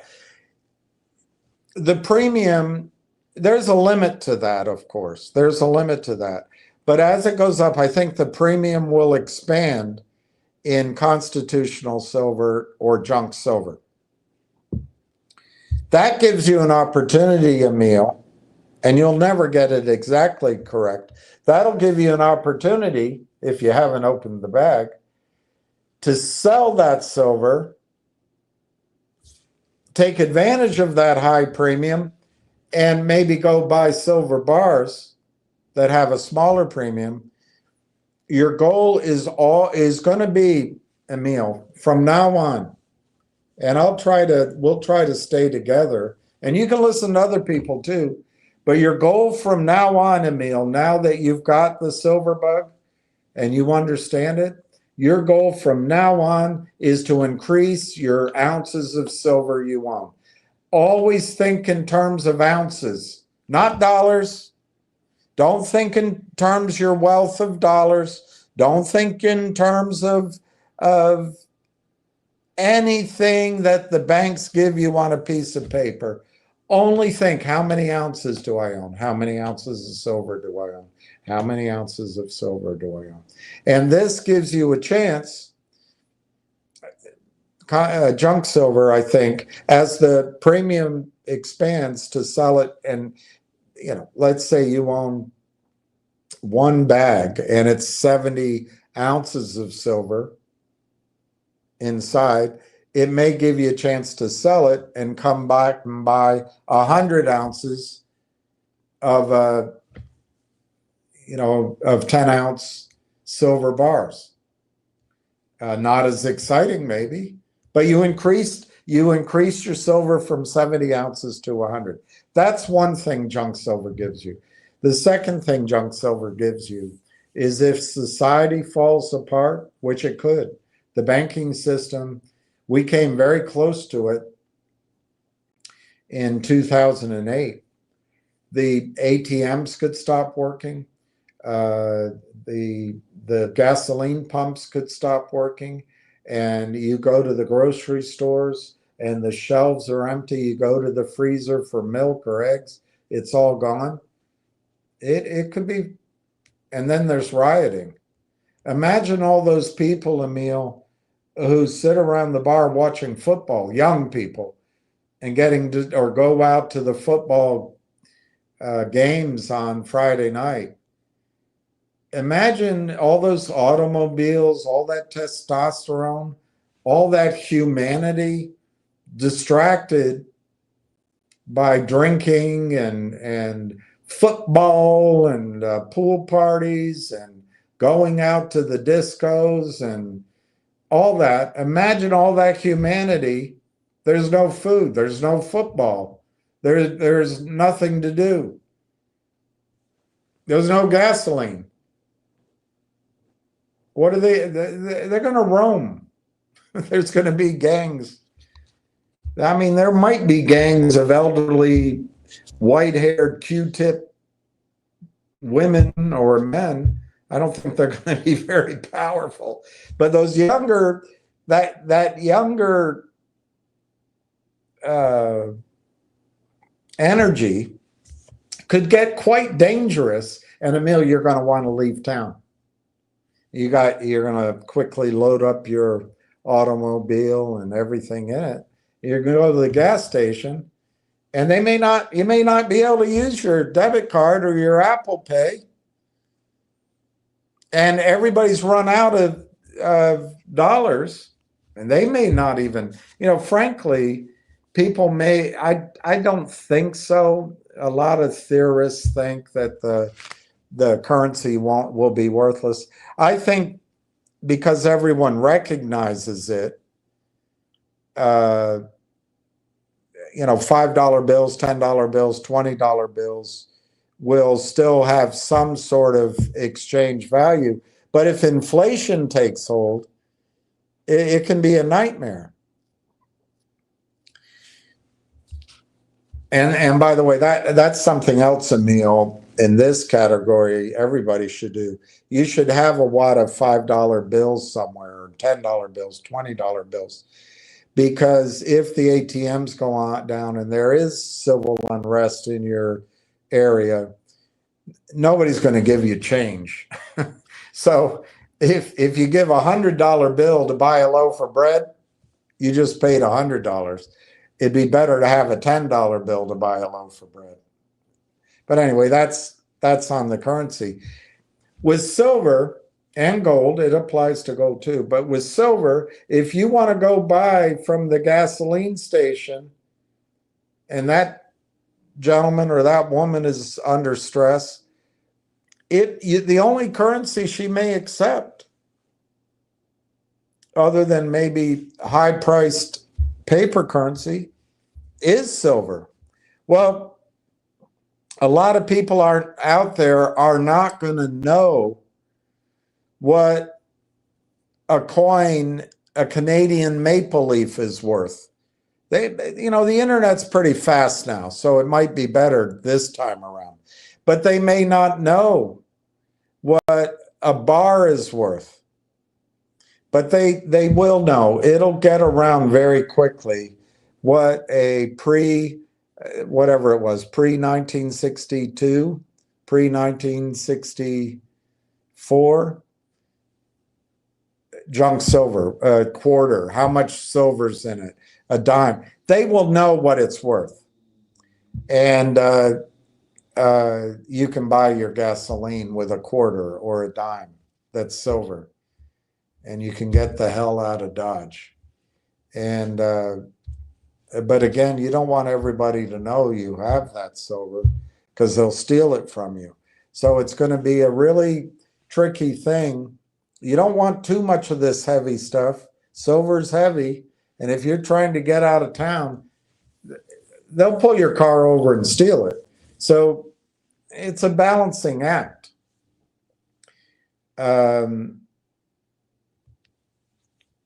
The next thing you should own in silver is a monster box or 2 or 3, if you can do it. And I'd buy those now. Those will go out. They'll become unattainable too, Emil.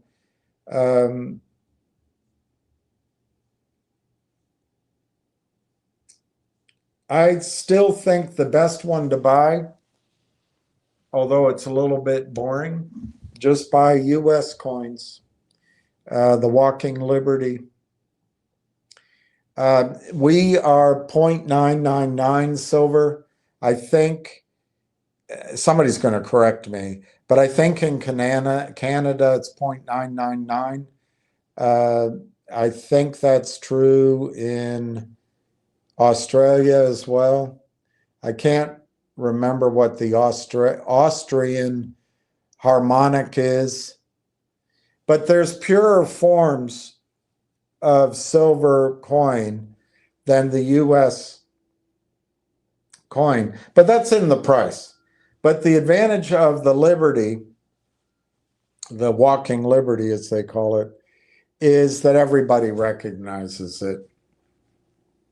It is counterfeited sometimes, so you want to buy from a reputable dealer. I would buy my monster boxes. You can do it from AppMex, but I would go to Gold Silver. Mike Mahoney, I've got his Maloney. I'm sorry, I've got his book here. We can talk about it later. He educates. He's as straight up as they are. But these things are going to sell out. These places are going to be overwhelmed. It almost wishes I almost wish I had started in exchange. But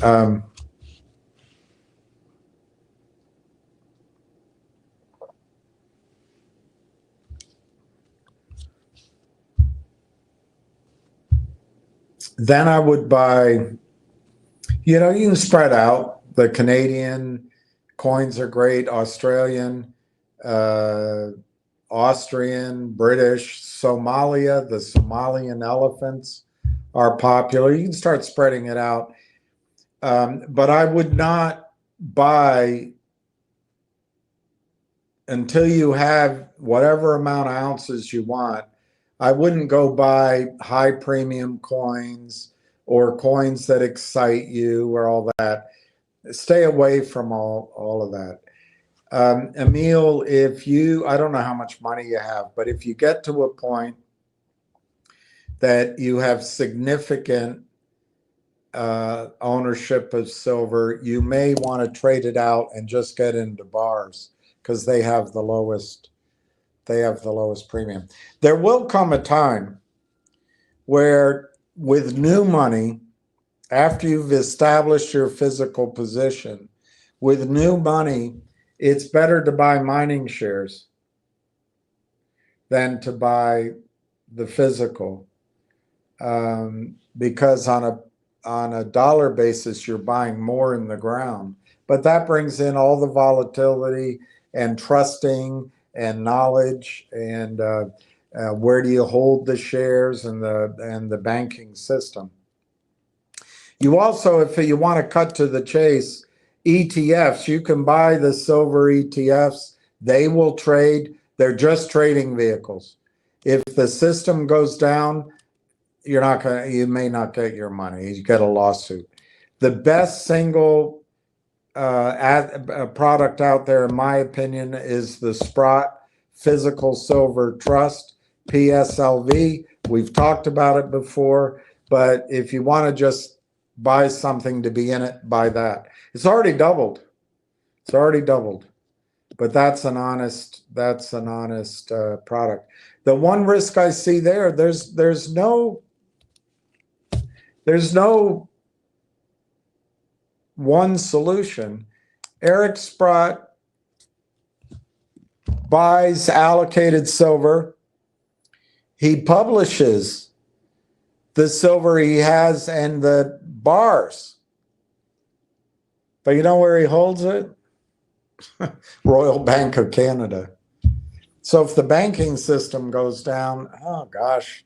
But you gotta trust things somehow.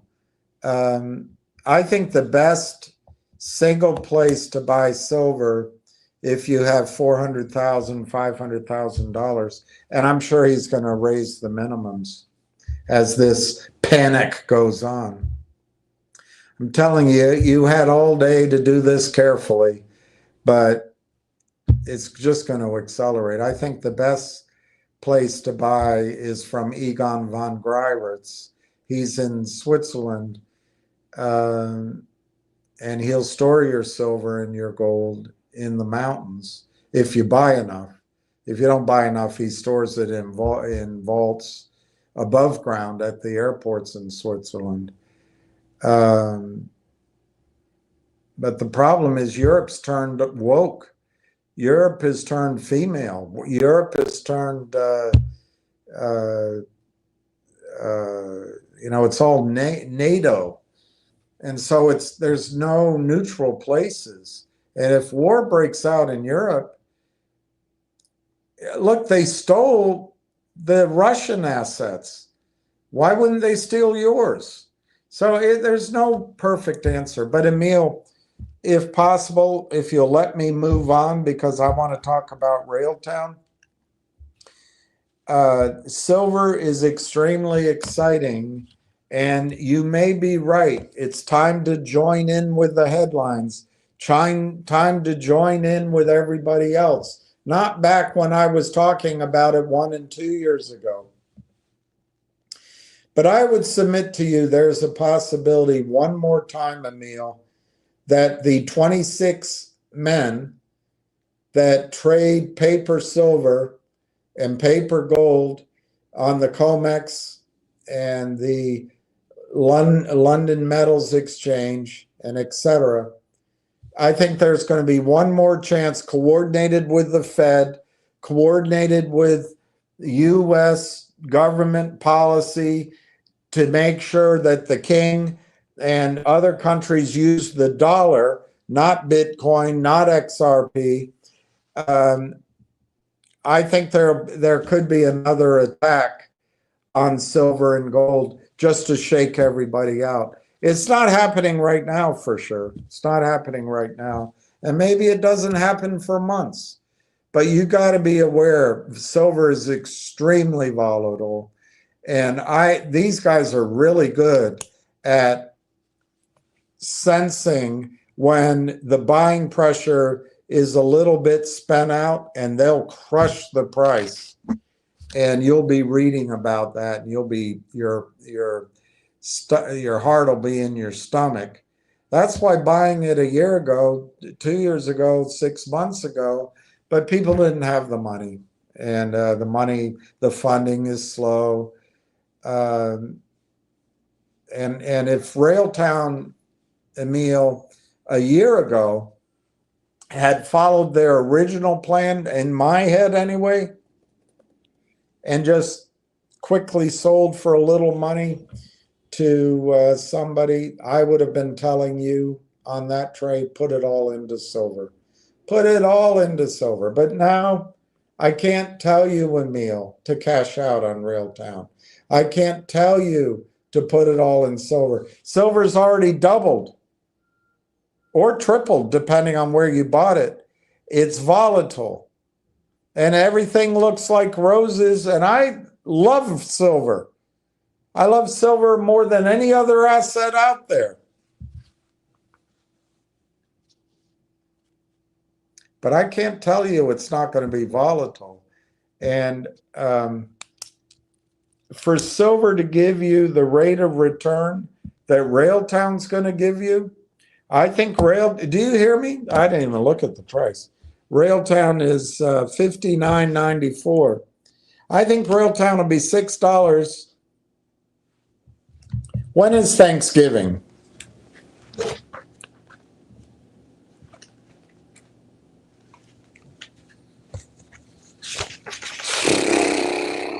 Oh, it's Thanksgiving in Canada next Monday. It's Columbus Day Monday too. So today is Wednesday. Next Wednesday is the 15th. The following is the 22nd. The following is 29th. So that's 3 weeks. And then you go into November. That Wednesday's the 5th, the 12th, the 19th, and the 26th. And then Thanksgiving's on the 27th. So it's 7 weeks from now. 7 weeks from today, Emil, I think RAILTOWN will be $6 or higher. Do I think silver will be $500 6 weeks from now? Hell no. Hell no. Do I think XRP will be $29 7 weeks from now? Hell no. Do I think gold will be $50,000 7 weeks from now? Hell no. So even though I love those assets, the place to be right now is RAILTOWN. And Emil, build up. There's a lot of people here who own, like G Daddy just added 60,000. We're not all like G Daddy. Bo Teals just added 5,800. He has 106,000. So he has 106,000 shares of RAILTOWN right now. That's 50 grand. In 7 weeks, I think his 106,475 shares at 6 is going to be worth $638,000. Now, you know what's going to be tricky then, Emil? Does he sell that out and buy silver? It's tough. I'd say no. I'd say no. Because I think RailTown still has another 10x in it. At least. To $60 over the next.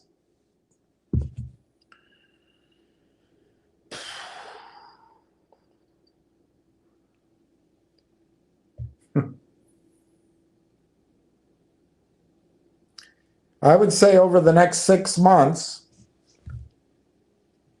give or take 3 months. So in other words, oh, do you hear what I'm saying, Emil? It is possible that RailTown, well, let me say what I feel is 80% likely. In the next 6 months, so that's, do I count October in my count? I guess I do. October, November, December, January, February, March. So if I count October, I don't want to say 6 months. I want to say 7 months. Can you let me count from November? November, December, January, February, March, April. All right.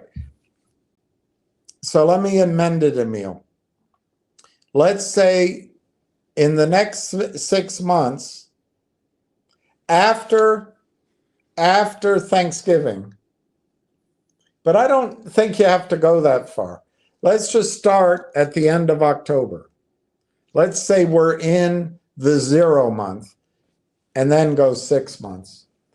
I think RailTown could be $60, $55 by May 5th. $60. From that point, so January, February, March is the first quarter. The second quarter is April, May, June. So by the middle of the second quarter, give or take 3 months, give or take a quarter. So in other words, it could be 9 months. It could be 12 months. But you know what I'm saying, if you hear me carefully, I think this whole thing could speed up and accelerate. And you could see some real excitement 3 or 4 months from now. Let's say December, January, let's say January. What's that excitement, Emil? I think I'm going to pick one of all the names. I think Microsoft could buy the company. So I don't think you should cash out. And to use your words, I don't think you should cash out on RailTown. Just to use Bo Thiel's numbers, if he cashed out on his 106,000 like you talk about, I'm not picking on you or saying he's, I'm just, I don't remember how many shares you have. I think you're going to give up so much upside in RailTown. It's possible that Bo Thiel's, let's dream a little here, but it is legitimately possible that in the first quarter, RailTown gets a buyout offer.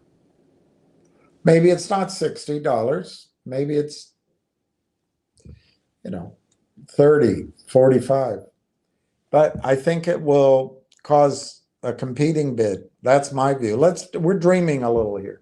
Let's just say it goes to 60. So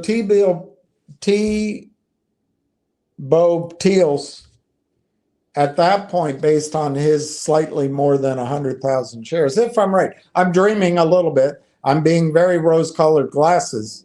But let's say in January, February,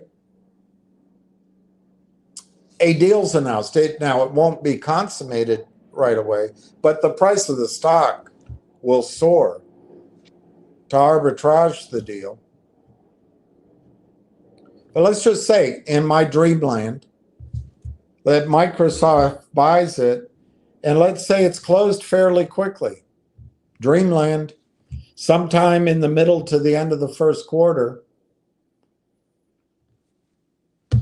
Tebow could have $6.5 million worth of Microsoft stock.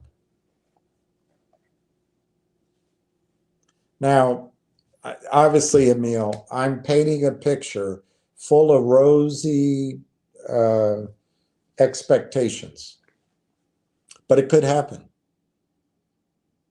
Now, right now, he could sell his entire position, like you're saying, cash out, and go to silver.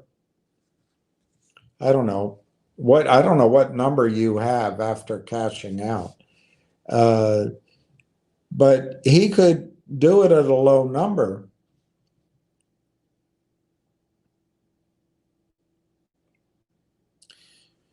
He could do it at $6 and then go buy silver. But if I'm right, and I believe I am, by the way, the stock is going to be bought out. The timing, I have no idea. I have no idea. The price, I have no idea. But if it's $60 and it's soon, he could take his $6.5 million account and borrow 10%, which I think is a reasonable amount to have on margin. Not too much, survivable if the stock pulls back, but there's ways of hedging it. He could just borrow 10% against his account and buy silver. It's the same amount of silver that he could buy if he cashed out at $6, if he just hangs on for the buyout in Microsoft stock. Now, the variable is the silver price, right? Well, I think silver's going to $120 in this move. And for people that I've been talking to, I wanted to buy. The money just never came. But I wanted to buy in the high 20s, low 30s. Well, it's already doubled. By the time, if it's ever funded, the money will come, the silver will be 60 or 75. It's just not as compelling, unfortunately. So it might be, Emil, it might be a time to make yourself aware that you're excited by silver. Buy a little junk, buy a little Sprott Asset Management, silver, PSLV. Start to learn it a little bit. Buy Dolly Varden Silver, DVS, Dolly Varden Silver. Brilliant company. Finally out of the clutches of the criminal shorts. Dolly Varden Silver, DVS. But maybe it's a time to let the silver price just go. It goes to 70. I think David Hunter's calling for a $75 target. I think it's going to go higher, 120, 125. But if there's a market crash, unfortunately, you won't own a whole lot of silver. So, it's an art, not a science. But if silver does pull back, like David Hunter thinks, back to $28, $30, you can buy it then against the crowd. Everyone else will be scared. Instead of going with the crowd, you go against it. You buy it then. And maybe that's next year. Maybe that's after, I'm using my example, I'm making it up. Microsoft buys RAILTOWN. And we hedge RAILTOWN with some puts. And the market collapses. Everybody else has margin calls. And we're sitting like Jesse Livermore. We're a king. Or like Joe Kennedy. We're a king. Or like George Soros. We're a king. And then we buy silver. Anyway, I'm going to move on because it's noon. Emil, I love that you're hooked on silver. We'll talk about it more. I know I haven't been talking about it. I want people focused on RAILTOWN. And I just went off on a tangent, maybe to many, but silver is the single asset to own. It's underpriced still, but it's volatile. And when the shoe shine, boy, get your shoe shine box. You know, when people start texting you, buy silver, that's the setup that those 26 men manipulate the market with. They'll sell a year, 2 years worth of production in one day, in 1 hour, in one trade on the corrupt Western markets. Slowly, silver and gold is moving to China and elsewhere. But the Chinese markets, the Shanghai markets, are going to be honest. We don't, in our gut, believe that, but they are not going to allow the criminal shorting and the paper manipulation of JP Morgan, Merrill Lynch, and others. You're on the right track with silver. It's going to be the place to be when it all comes tumbling down, but we're not there yet. All right, so Benjamin Shamil wants to distract you too. Let's see what Finger's doing. RAILTOWN is 59.98. Benjamin Shamil is a Shamil. He works for the shorts. Oh, I've been with you all this time.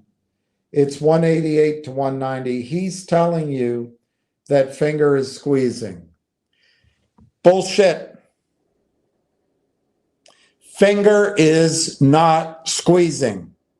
Finger will not squeeze. Bullshit. And shame on you, Benjamin Schmiel. But what is going on with Finger? It's 188 to 190. The volume is 413. They did that deal that was announced. They gave whoever owned, I think I know who it is, but whoever owned the lifestyle app, Zhizhu, they gave 1.5 million shares priced at 157. I didn't read if it's free to trade shares, by the way. My guess is that it is free to trade shares and it's not restricted, but I might be wrong. It might be restricted. It doesn't matter. That person or that entity probably already has free to trade shares of a similar or larger amount of Finger Motion. So it feels like to me, reading it, that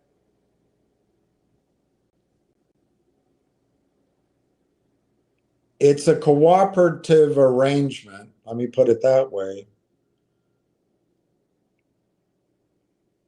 that benefits that owner, benefits Finger Motion. Finger Motion now owns the whole company, and it cleans up their cap table and whatever.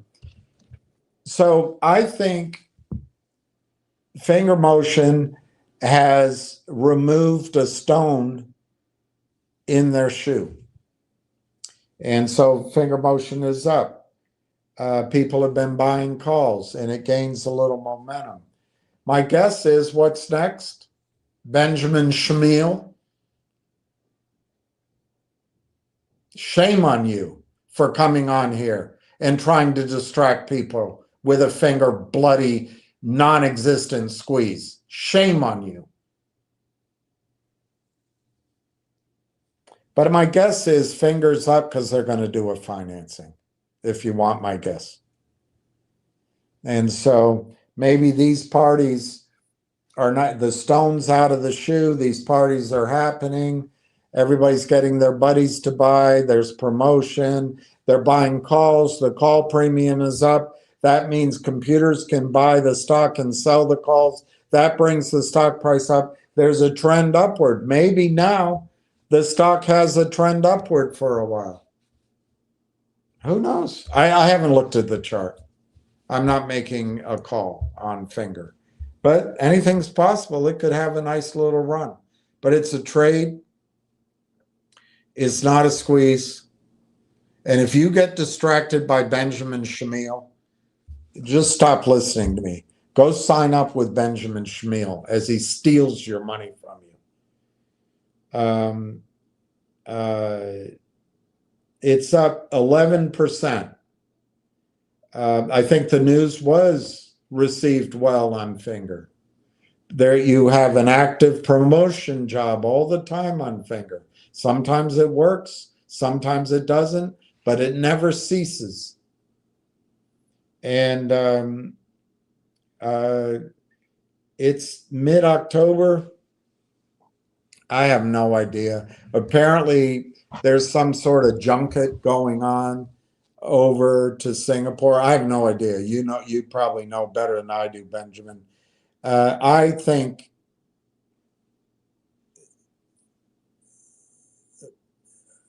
I'd say by the first week of November, you're going to see a financing announced. And guess what? It's not going to be above market. It's not going to be above market. But if the stock runs a bit, maybe it's above this price. Who knows? But it ain't no squeeze. So shame on you, asshole. Sorry, everybody else, I used a bad word. Wall Street Wolfie, finger squeezing. It's up, but not squeezing. It's not squeezing. Pat M bought 5,000. All right, Pat. All right, Pat. Pat M.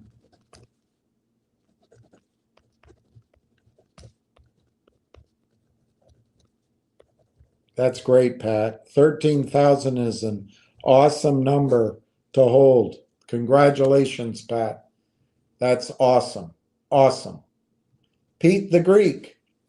Working with my friend Theo. We want to add 500,000 more shares. Stay tuned. You're the best, Pete the Greek. I'm so excited I'm going to check the volume right now. Pete the Greek is buying 500,000 shares. We're at 309,000. Is Pete buying what the shorts are selling? That's awesome, Pete and Theo. It is, how do you say good in Greek? It's probably some word that English doesn't have. But it might be a good word. Maybe it's Thor or Hercules. But anyway, that's great, Pete. I love it. I love it. That is exactly the action that will change your account, and now's the time to do it. You know the information. You're confident in the story, and for a moment, there's a hesitation. Do you want to wait till, let me ask you guys something.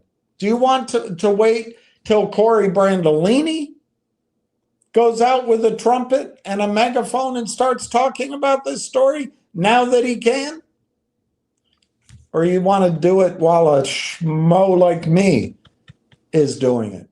Do it. Buy it. Buy it. Buy it before Brandolini starts banging the drum. Buy it before Dr. Tom Core. Buy it before John Ruffalo calls all his friends at Omer's and calls his investors at Mavericks. There's your buyer. What if Maverick starts coming in to buy? Now, they may, in fairness, it would make sense to me that they might have to wait for that final shareholders vote, which Ruffalo controls and Dr. Tom Cork controls and Nobrega controls. So maybe the first phone calls is to lock up that vote. I don't know how long it takes, but I think it's virtually assured, if not already happening. But man, I love it, Pete. Buy your 500,000 shares before Mavericks Funds buys, before OMERS buys, the Ontario Municipal Employment Retirement System. Buy it before. Let me Google something. I'm going to Google largest technology investors in Canada.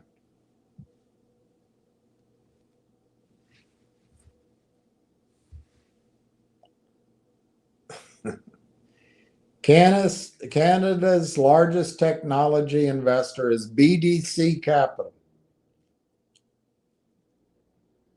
a government-backed fund and Canada's largest and most active VC investor supporting technology-based enterprises for decades. Innovia Capital, a prominent Canadian venture capital firm with significant investments in technologies. Real Ventures, a leading venture capital firm in Canada known for its focus on technology. Golden Ventures, golden slumbers fill your eyes. Sleep, little darling, do not cry. I will sing a lullaby. Boy, you're gonna carry the Golden Ventures, Arcturn Ventures, Angel Ventures, institutional investors, foreign. We're gonna go through each of those top 5, not right now, but we'll go through them before the end of the day to see what their minimums are. Let's see if they give me human beings. Those are the venture firms. There's a list of 60. Here's the list of 60 of them.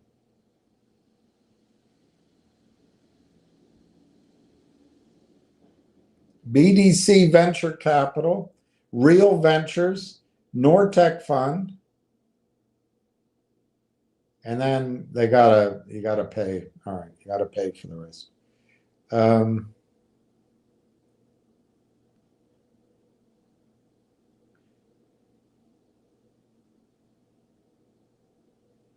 All right, the 15 SaaS venture capital firms in Canada. Let's see who they are. Probably have to pay for it. Bright Spark Ventures. The goal is to find great startups. They've made 72 investments. They've raised $56 million. The minimum check is $500,000. Maximum $1.5 million. Early stage startup, late stage startup, seed, internet and mobile, and SaaS. All right, I'm not going to read every little detail of it. Scale Up Ventures is a popular Canada's early stage venture fund. They've made 61 investments. Now, these all might be pre-public, I don't know, but they make a minimum check of $2 million, maximum check of $10 million. And a bunch of similar sounding names they invest in. RAILTOwn Partners, they invest in software data service company service technologies, and it's Canada. Number of investments, 172 investments, and they've exited some. Minimum check, funds raised 300 million, minimum check 2 million, maximum check 5 million. They do everything from early all the way to private to seed, late stage, everything. Anyway, let's go on to the next one. Vandedge Capital. It's been around 15 years. 68 investments. How much money have they raised? 297 million. Minimum check 2 million, 5 million. Focus on Ocean Azul Partners. Cloud computing, cloud infrastructure. Anyway, SAA, it's all the same space. All right, you go on to the next one. Innovia Capital. It's one of the best SaaS venture capitals in Canada. 2.1 billion. 334 investments. Cohere. Cohere is right in this space.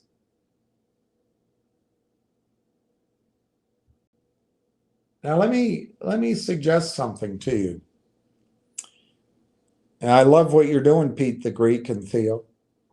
Let me suggest to you, all of these funds,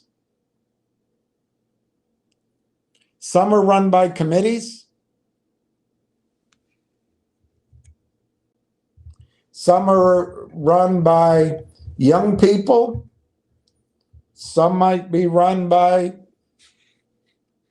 new hires, but they all have rules, parameters.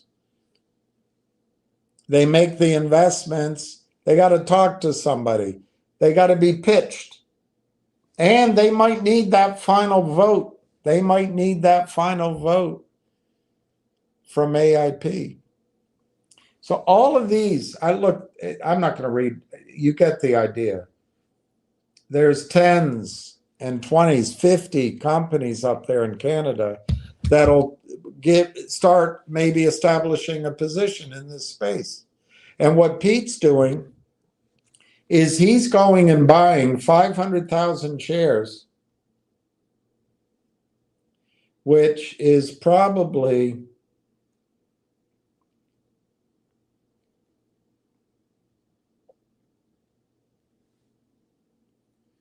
a 1/4% of the entire float.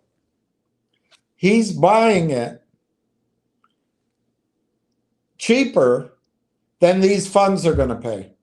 Pete the Greek is acting. He's going to acquire, I don't know how much he already owns, but he's going to acquire 1/4% of the entire company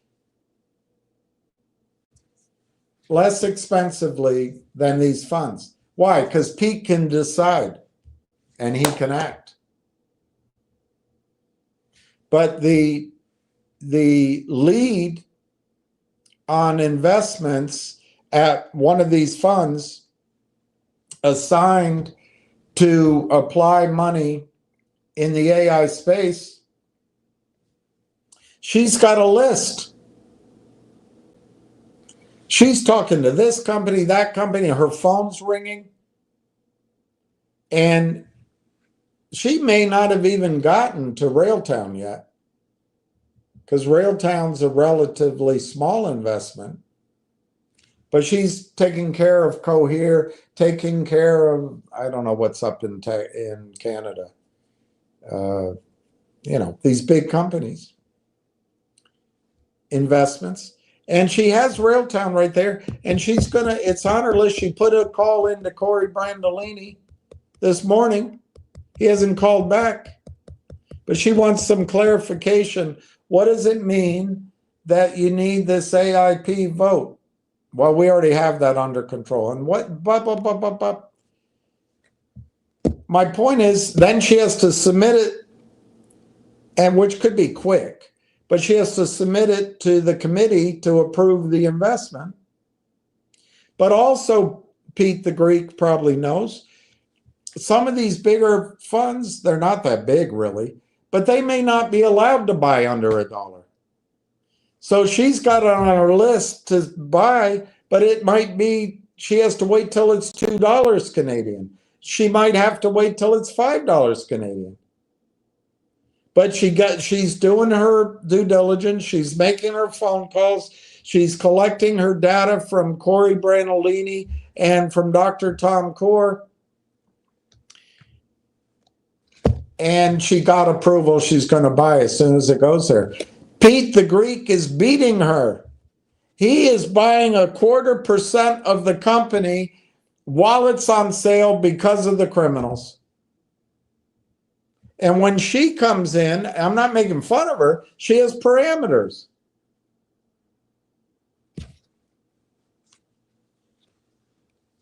I wonder if Google will give me an answer to that.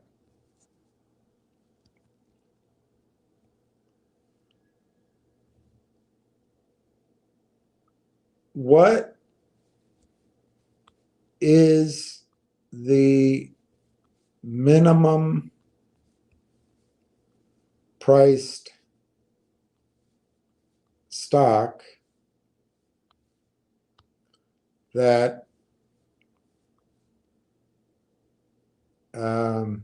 institutions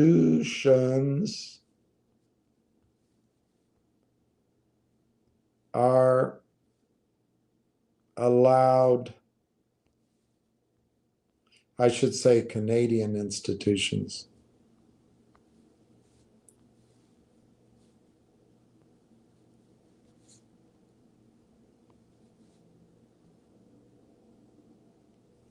are allowed. There is no single minimum stock price for Canadian institutional investors, as rules vary depending on the exchange and the specific investment type. However, a key distinction is between stocks that trade on the Toronto Exchange and those on the Venture Exchange. Well, they're giving me the minimum price for a listing.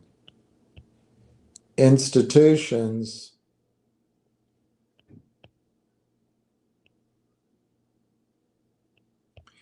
margin eligibility, I don't want to talk about that. Can institutions buy stocks under $5? $5, this is Google. $5 is not simply a round number, but it is an important threshold, as many institutions are restricted from owning stocks below such a level. Most brokerage firms do not allow stocks with a price below $5. Sorry, most brokerage firms do not have stocks with a price below $5 to lend to short sellers. That's bullshit.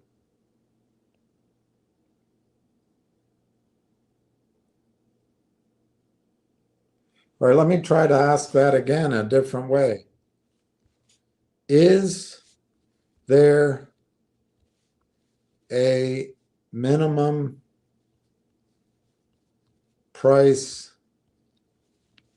threshold for the purchase of public stocks by most Canadian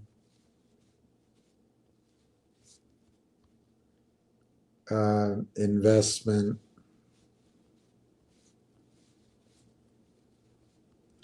institutions?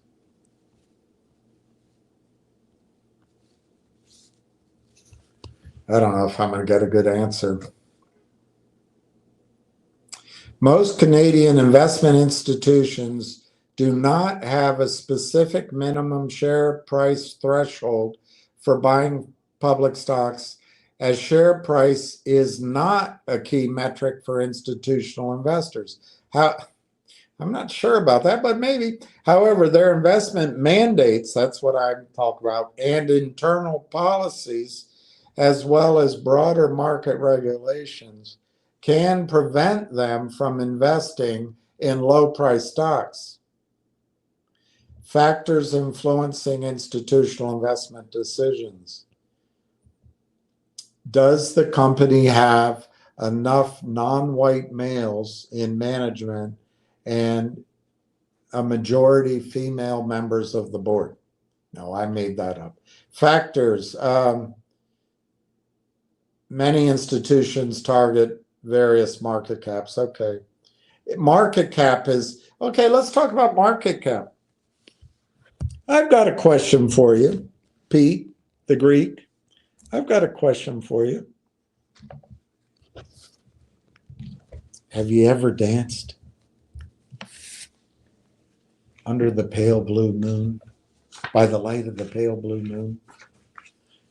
Where are my notes of questions?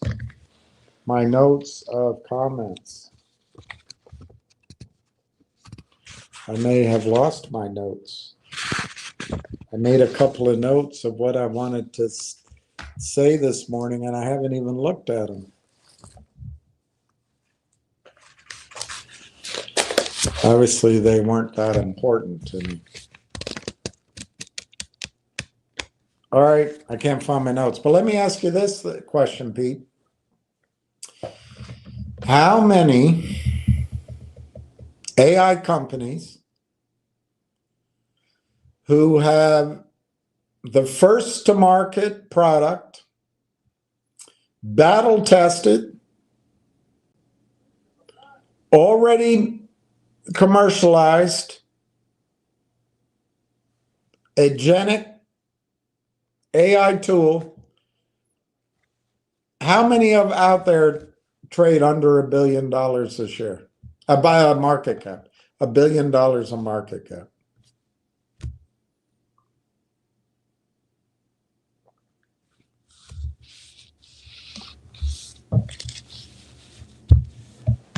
You're right, none. You're exactly right, none. They all have a market cap over $1 billion. Every company in RAILTOWN's position, 6 years of development, or probably less, but the world-class AI product, the first to market, battle tested is important because they've already receiving orders. And to me, Conductor is already proven. See, we got to take them over. They mispronounce all the words. It's already proven to, in my mind, to be world-class. Why? Because John Ruffalo, Mike Norbrega, and Dr. Tom Core just allowed their company to be purchased by RAILTOWN for what, 21% of the company. Do you realize that, Pete the Greek, RAILTOWN is acquiring AIP partners? It's roughly, it's 40 million shares, then 10 million shares, 50 million shares. It's roughly 21, 22%. At 50 cents a share Canadian.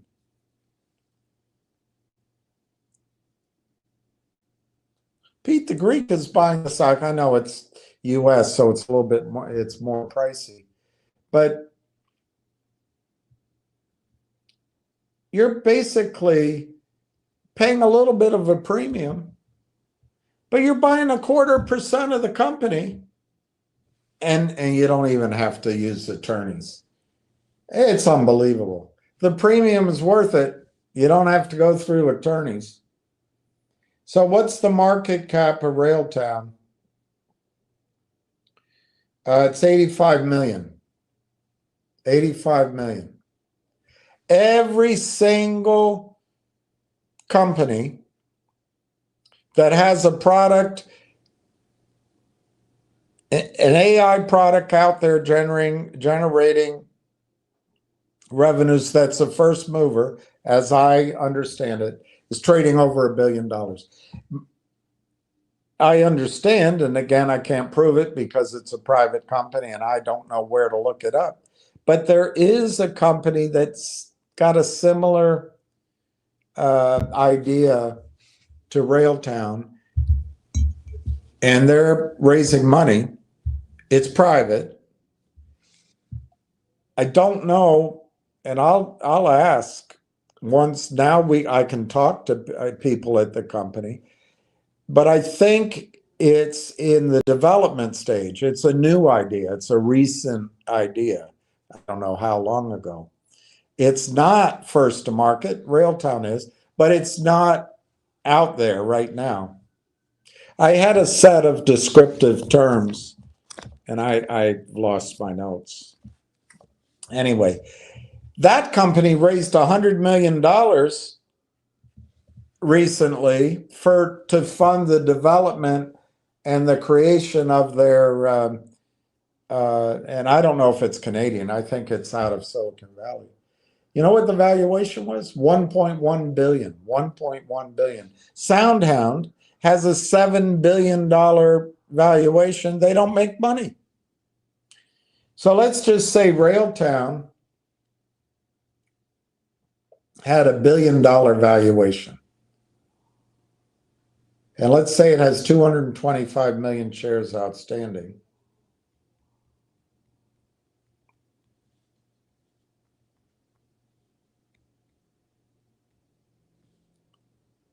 That's $4.44. And Pete the Greek is buying it before everybody recognizes that fact. How long do you think it's going to take for Corey Brandolini to return all of his phone calls on his desk? How long is it going to take after the vote at AIP is concluded for Mike Nobrega to call all his contacts at Omer's? How long is it going to take for John Ruffalo to talk to his investors and other funds who have funded Mavericks? Guys, Pete the Greek's doing the right thing. He's acting. He's buying 500,000 shares while the stock is cheap. The market cap of RAILTOwn right now is $85 million. It's not going to stay under $1 billion long. It's not going to stay under $1 billion for very long. I don't know how long it takes human beings to process this information, but Pete the Greek has an advantage. He knows the story. He's comfortable with the story. And the news is out now. And the market hesitates. And Pete acts. Now is the time to act. Good for you, Pete. Good for you. That single decision may end up being one of the best investment decisions you've made. Maybe ever. Other than I don't know, your wife. You married your wife. Pat M is at, I wrote that down wrong, 130. Pat, that I didn't see that, Pat. Congratulations, Pat. Let's go to Pat M again. Pat M, that's awesome. 130,000. That's incredible. Awesome. Pete the Greek, working with my friend Theo. We want to add 500,000. Bravo. Benjamin Schmiel. Benjamin, I'm sorry if I overreacted. Bought 1450. You know, I didn't record your number the other day. Maybe I'll record that. I don't believe you, but I'll put it down. I don't know if I'm going to add it up. My opinion, Benjamin, you're buying 1450. So later on, like tonight or next week, if the stock's 90 cents today, which I guess is my prediction, seems a little bold right now. You're going to come on and say, hey, I sold my stock. A profit's a profit, but we'll see what you're made of. Jason Harbison added 33,000. Bravo, bravo, bravo, bravo, Jason. Bravo. That's what you do. Jason Harbison. You now have 33,200 shares added. So you now have 83,200. Brilliant. Brilliant, Jason. Brilliant. Bravo. Congratulations, my man. Oh, rest in peace, John Kennedy.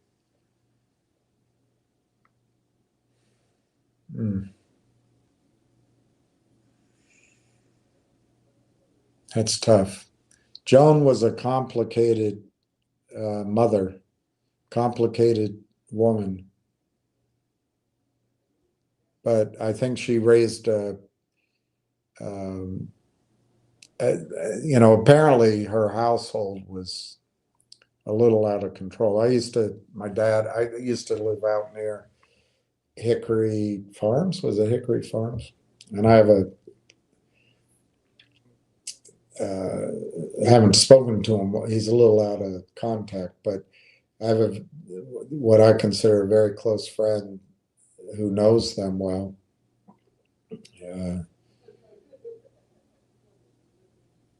But I think Bobby Kennedy Jr. is terrific. And she had to go through, there's a lot of alcoholism in that family, and there's dysfunction. And I think there were money issues. My friend actually, to my memory, he called out what was going on. And I think it was Jackie Kennedy that,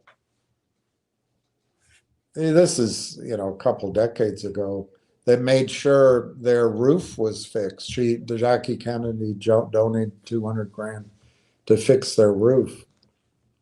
But that was a hard life. So I hope Joan's at peace. Oh, you're talking about Joan, not Ethel. You're talking about Ted Kennedy's first wife. Yeah, so forget everything I was saying. Joan, likewise, a tough, very tough. But I'm a fan of Ted Kennedy's, and I think Joan went through a tough time. There was alcoholism there too. She was alcoholic, and Ted, leave it to your judgment. And of course, she had to deal with what I guess the Kennedy men did. I actually met, it was not very long, but I met her at least two, if not three of her children at a party up here. But it was very brief. Nothing to talk home about. And I went to a campaign fund, I think, for her son. It's just, I've got to think about it to remember exactly. But yeah, rest in peace for Joan Kennedy. She was a beautiful woman. And then alcohol was very difficult for her. But I think whatever you want to say about Ted Kennedy, I think he was devoted to his family, his children, and to his extended family. There's so much pain in the Kennedy experience, but a lot of good too, a lot of good. So I try not to judge it. Yes, money magnet. Rest in peace, Joan Kennedy. Justin Babish, smoothies are amalgamation of different fruits and protein powder. That's pretty good. Akira Nova, bought another 500 for my fiance. She has 1,000 now. Bravo, Akira Nova.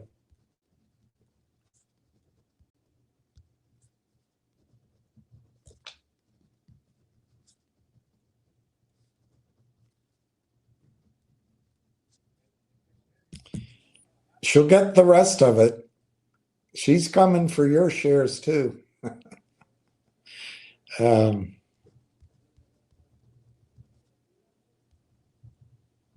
That's great. The stock is 59 to 59.91, 330,000.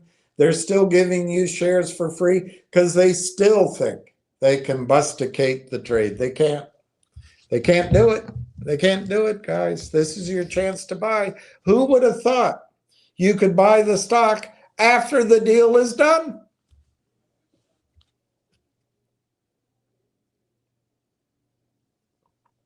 $59 to $59.99. Ward Richardson, good morning, William and everyone here. I like your flannel shirt. My intentions are when my ships come in, I will be moving to a part of the world where I can wear a flannel shirt all year long. All night long. All right, all night. Yeah, I wouldn't mind, Ward.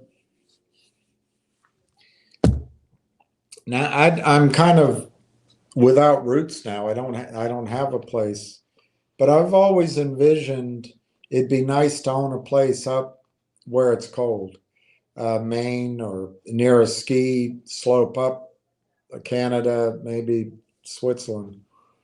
I'm a little nervous, and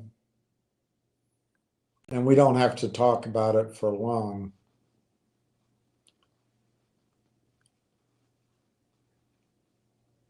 But the way the winds blow from Japan is having an effect in all of North America, but particularly in Canada. I don't know, it makes me wonder if I should go to South America and go to one of those cooler climates like Peru or something like that. But I'd love it. One of the favorite places that I have from memory as a kid, I'd love to go see again, is the Cameron Highlands. I think I say it correctly, outside of Kuala Lumpur. I was a kid, I don't know exactly where it is. But you drive up, and Kuala Lumpur, every day, like a clock, I think it was 3 o'clock, I don't remember, there'd be a thunderstorm. But I'd go out and play. And that's one of the times I remember, for some reason, actually being happy. I'm sure my parents were arguing, but I wasn't always happy. I remember some situations that were a little difficult at the British school. Cold call and love. I went to Alice Deal. But I remember there was some fun times. But anyway, the heat was unbelievable in Kuala Lumpur, just constant heat. And there wasn't much air conditioning back then. So anyway, we would go up to the Cameron Highlands, and you'd get all the way up on these little roads looking down, and the jungles all over. And I'd swear it's up above the clouds, because I remember we would drive through those clouds. But you'd go outside, and man, it was cool. You needed a flannel shirt. You needed a sweater or jacket. I'd like to go somewhere like that as well, Ward, as well. Eric B. All right, Eric B. Sold some other shares. Now 105,000 shares of Rail. Eric B., that's fantastic. I thought you were skeptical, but now I see. No, it wasn't you. That's awesome. You guys, this is awesome. This is the chance to buy the stock. Ward Richardson. By the way, that word amalgamation was a Lulu. It's just only in Canada. Eh? Let's go get those commies. Why don't we put together an amalgamation of units? Let's create the worldwide amalgamation of armies to fight the commies. I don't know. It's a word that just takes maybe that's what they wanted. They wanted to take the drama out of it. It's all right. It's all right. I mean, it's just different, It's not going to matter. Here's what's coming with RAILTOWN. You're going to start seeing, in my opinion, you're going to start seeing the backlog of, see, I wrote it in my notes again. I don't know where I put my little tiny notebook. But it's these CSAs, these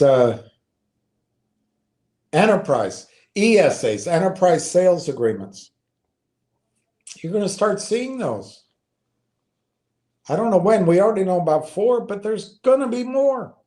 And you're going to start seeing the roll-up of these companies. Of course, we've got to wait for that final approval. I am going to read the news to you. Sorry it's taking so long. I just want to go through the comments. Otherwise, I'll erase them by accident. 59 to 59.91. It is great news today. This is a tremendous day, and the stock has stalled. It is an opportunity to buy. I'm sure that a lot of institutions want to know that vote is completed. They want to know that before they buy. I think that's just a matter, it's, a rubber stamp. And then they probably want to hear from Corey, maybe, I don't know. But this pause gives you a chance to build up your position. Look at all the suffering we went through. I never would have started it had I known, and I don't know about that. A lot of you got your shares at 22 cents, 25 cents, 28 cents. So good on you. Mine are average, I think, 34 cents. The average is 35 cents for me. But look at all the waiting and now you can buy the stock at essentially the same price, and it's not in a waiting period. I don't know what to call it. This is a great time to act. You can buy it. The news is out and the buyers will come. I did warn you. Now, maybe my projection that it would immediately go to $1.20. It looks like that's taking a little longer than immediate, but it depends on your definition of immediate.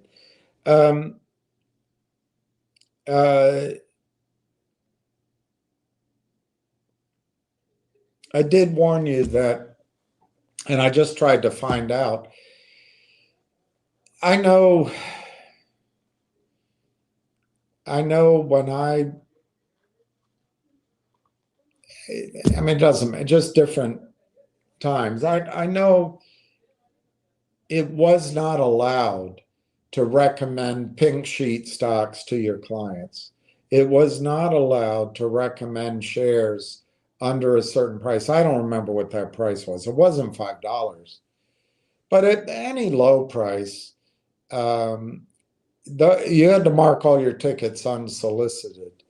And if you decided to solicit orders or build a position in a stock, that was cheap, let's say, not pink sheets, not penny stocks, but I don't know, a $1, $2 stock, you were going to get a call from compliance. Why are you doing this? Why is this?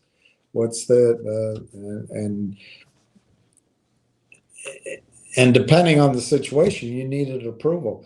So all my point is, despite what Google just said, it does matter the price of the stock. And a lot of these institutions and a lot of the wealth advisors and a lot of the retail buying is going to be at much higher prices. You know the news, you know the story. There's nothing to be worried about. It doesn't have that instantaneous feel like, I don't know, the drugs Amy Winehouse did. It's not instantaneous, but it's in play. It's going to happen. And you get to act. If you act, you're buying the stock cheaper than the smart money's going to buy it. And you know it's coming. You're buying it before Corey can get out there and talk to people. My guess is there's more news, I don't know, down soon or down the road, that one of those pieces of news could trigger buying that we can't even think about. But man, act now. The news is out. Act. You know the story. Act. Buy. All you give up is time, and I don't think it's going to be very much time. This is great news. And the shorts are going to try their games. What a puny plan. I could have sworn that was out of Superman. What a puny plan. But anyway, it's a puny plan. They're not going to be able to get it down. They're trying right now. It's not working. There are buyers out there, a lot of buyers. And going back to Theo and Pete, if they buy 0.25% of the company right now, they're paying less than these other institutions. But when the institutions come in, I gave you a list of them. If 10 institutions each want to own 1% of the company so they can tell their investors they're in AI, and maybe they're buying 30 companies, but they want 1% of each. It might be a silly metric, but 1%, 10 institutions is 2 million shares each, or 2.5 million shares each. They're going to buy, and they're going to buy probably at higher prices, but that stock's going to come off the market. Now, we all know that as long as the criminal actors are out there, there is no end to the amount of supply that they're willing to give. But there's no toxic financing here. There's no Jeff Easton. There's no Aubrey Advisors and Chadron. There's no Polar in the background. There's no Toad. There's nothing that the criminals have a hedge. The shorts are trying their methodologies. They're all cowardly, but there's no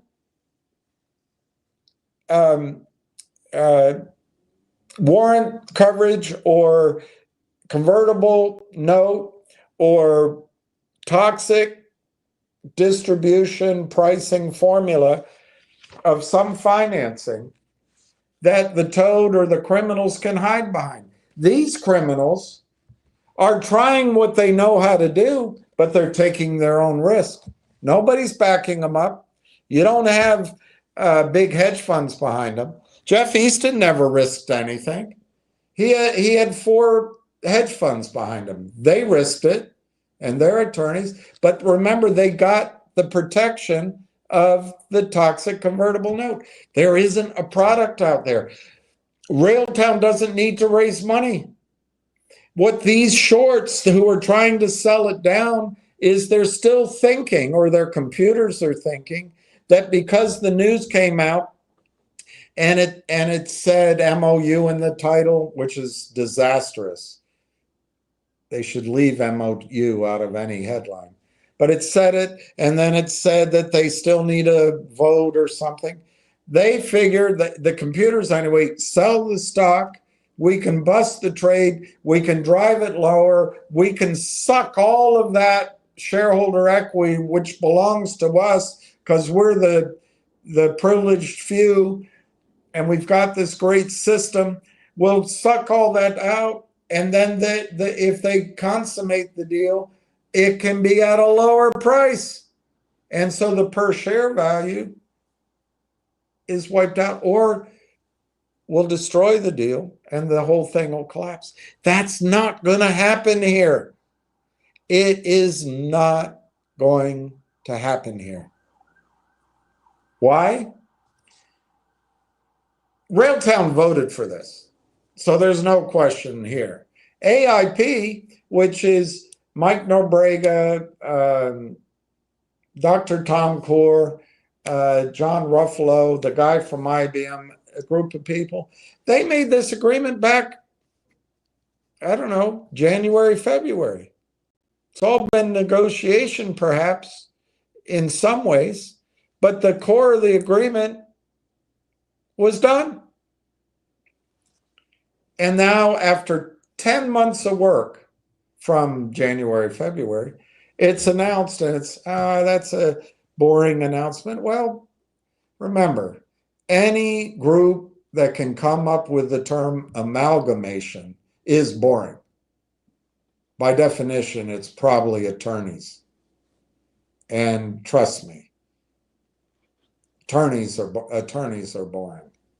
I mean, you might meet one, but they probably left lawyering behind and moved into more exciting fields like lion taming or something.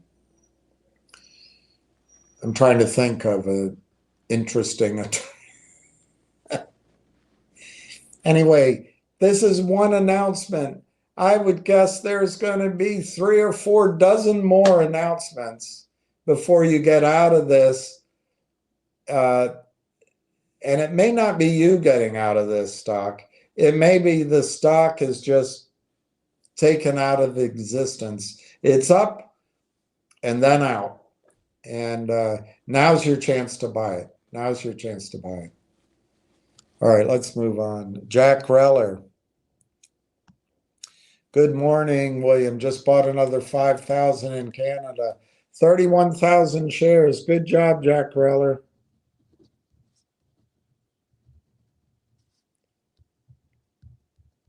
Good job, Jack Reller. It's just what to do.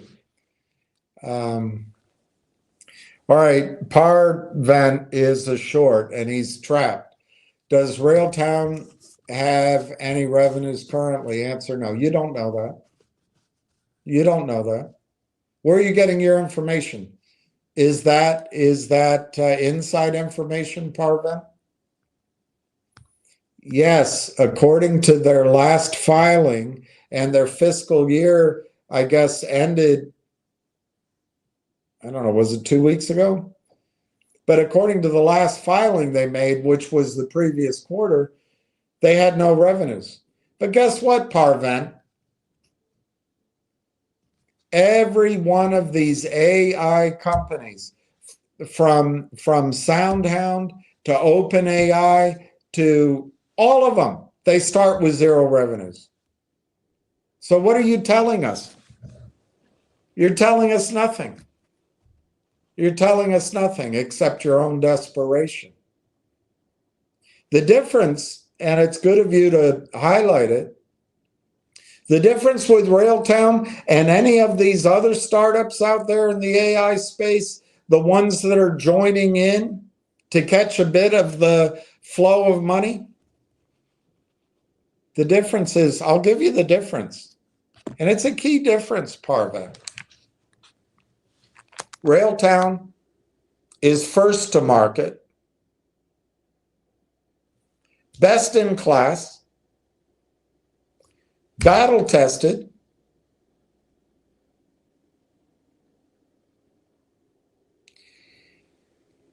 And to quote somebody that I spoke with recently, there is an arms race going on from Wall Street, from technology investors, and from the big companies to acquire or invest in first to market, best in class. That's what RAILTOWN is. That's what RAILTOWN is. All the others raising money are still working on it. There's still, RAILTOWN's ready to go because the two guys had vision 6 years ago and they've been working on it. While you were shorting every stock out there and stealing market caps of every company out there because you deserve it, these guys went to work building the product that's going to make everybody here substantial returns. Answer no. So it's still a speculation, no matter what anyone says. It is I think you have to classify RAILTOWN as a speculative asset. I do agree with that. Now, everybody has different definitions, but most research rankings, at least the ones I remember, I mean, everybody has a different thing, but you sort of had your strong buy, your investment grade, your investment, your medium, and I don't know what to call it. Your investment grade your blue chip, maybe your growth was the other word. So it would be the investment grade, growth, then speculative class. And then below that was high risk, and then non-rated below that. So when you call it speculative, you mean it in a demeaning term. I actually think speculative is a good class of assets to invest in. It's not a non-rated class, a non-followed class. It's not the high risk level. And it's not the stocks that you destroy. So Parvent, I agree right now, RAILTOWN's, you have to call it speculative. But one of the speculations, one of the unknowns was, will the lawyers ever finish? They finished. Will the acquisition of AI Partners be completed? It's completed pending one thing, the shareholder vote. And I think it's a legitimate question. Why didn't they wait for that vote? But on the other hand, I would guess the answer is that this is material information, and it's good. It's for the good. And so they may have been told by the regulators, you got to get this out. It's all good. RAILTOWN, in your mind, based on one thing, has no revenues in the past, or up until recently, RAILTOWN had no revenues that you know of. So in your mind, that makes it speculative, and you're casting aspersions. Let me make a suggestion to you, Parvent. The time to buy a call it an investment grade stock, maybe where you get the biggest returns, it's now in that speculative category, but we have information. And I think it's reasonable to assume that RAILTOWN will be bought out by,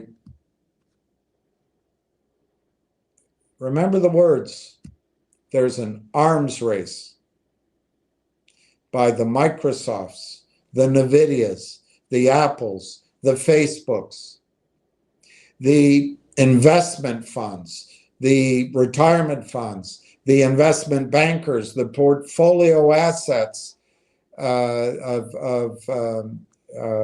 venture capital firms to acquire companies like RAILTOWN. So I think RAILTOWN's going to become an investment grade company by virtue of the fact that it's purchased.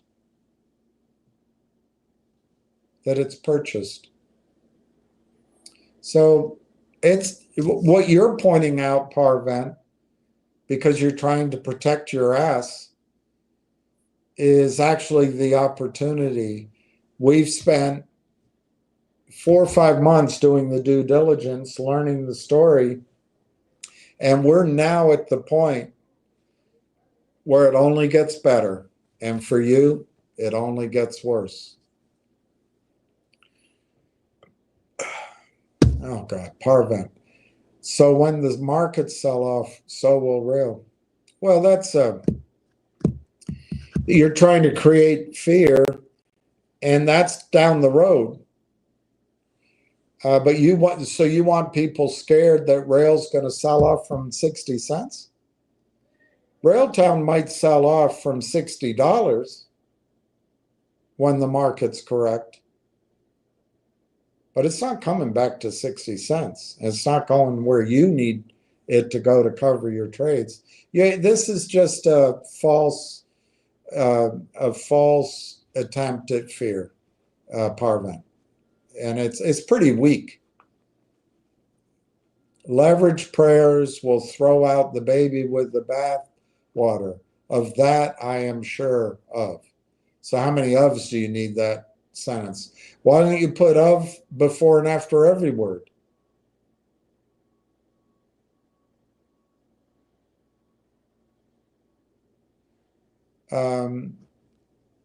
Nobody in RailTown right now, Parvent, is leveraged. And I've spent a little bit of time, and I intend to spend more, describing margin, because that's the temptation that you guys and your promoters will try to get people to trade. And I want people to husband this asset and not put it at risk. So I don't want people to go leveraged on their position in RailTown. And if it turns into Microsoft or turns into NVIDIA shares, I do think it's going to make sense to use a small portion, unless we have other money, to buy things like right now. I wouldn't do it now, but if our collective portfolio goes up, we can all make a little nibble at Dolly Varden. And if Dolly Varden runs, we can sell that, or if it's taken out, and that pay back the margin, and we have that profit. That's an idea. Or there's income stocks that are actually paying a higher income than margin, although the margin charged now is like credit card debt. It's hardly worth it. But one of the things we may do is silver and gold. And yes, silver and gold will get sold as margin calls hit. But as soon as the margin calls are over, silver and gold will rally, snap back like a bungee cord diver. And that will be something we can do, Parvent, because the group of investors here are going to have substantial accounts. They no longer have a leak in the bottom of their investment caused by you and your criminal associates. And they're not coming back. You're welcome to it. You can stay down there and you can steal and cheat from the niggardly and the beggars and the mendicants. But we're going to come up where we are the ones with a little bit of substance to our accounts. And we're not going to need you anymore. We're not going to need the hot shot money. We're not going to need unless it's just for tiny trades that people do with a little bit. That's not my business. But we're not, our whole account and our whole life isn't going to be riding on any of the crap you say or any of your fear mongering. As soon as you get screwed here, we don't care. Go live your life. We're not going to gloat over your losses or pee on your grave. And probably you'll live again because this is just one of many positions you have. But we're out of that fight. You're welcome to it. So you can be sure of anything you want to be sure of.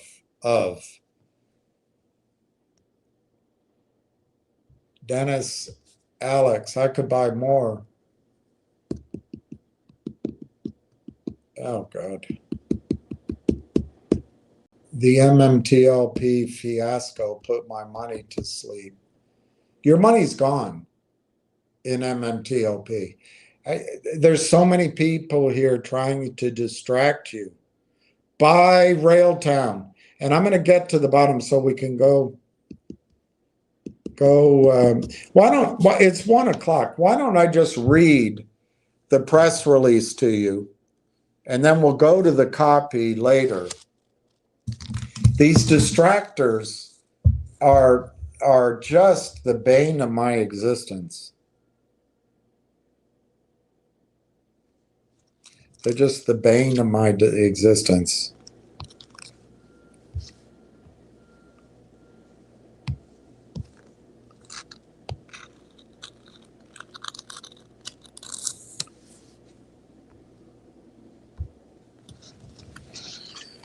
Okay, let's read the press release, and I'm going to move this comment off of Dennis Alex's complete useless comment. Let me be clear, Dennis Alex. MMTLP, there will not be a settlement. I don't think there's a settlement in the works, but there will not be a settlement that'll mean anything to you. You're not getting your money back in MMTLP. You need to move your MMTLP to NextBridge. NextBridge gives you 2 chances of a return of your money. One is NextBridge, as they fight all the criminals, NextBridge is going to build a company. And I think Greg is on the side of shareholders. And I think you can hitch to that. Secondly, but it's not without risk, but you're not going to make any money in MMTLP. Secondly, if there is fraud proven and there's something left over for shareholders, those that are at NextBridge, I guess it's not a blanket statement, but almost certainly will have an opportunity to participate in that settlement. You may not want to.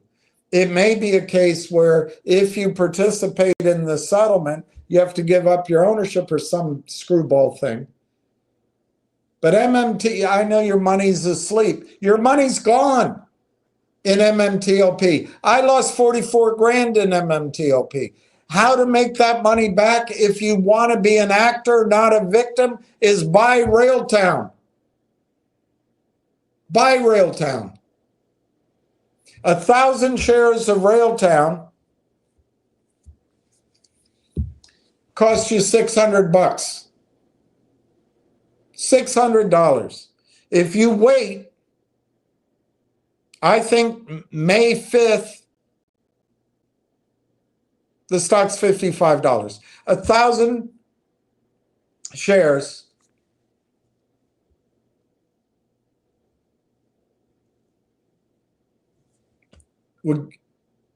will, I have 1,000, will give me my money back in MMTLP. If you want to make your money back in MMTLP, Dennis Alex, write down how much you lost.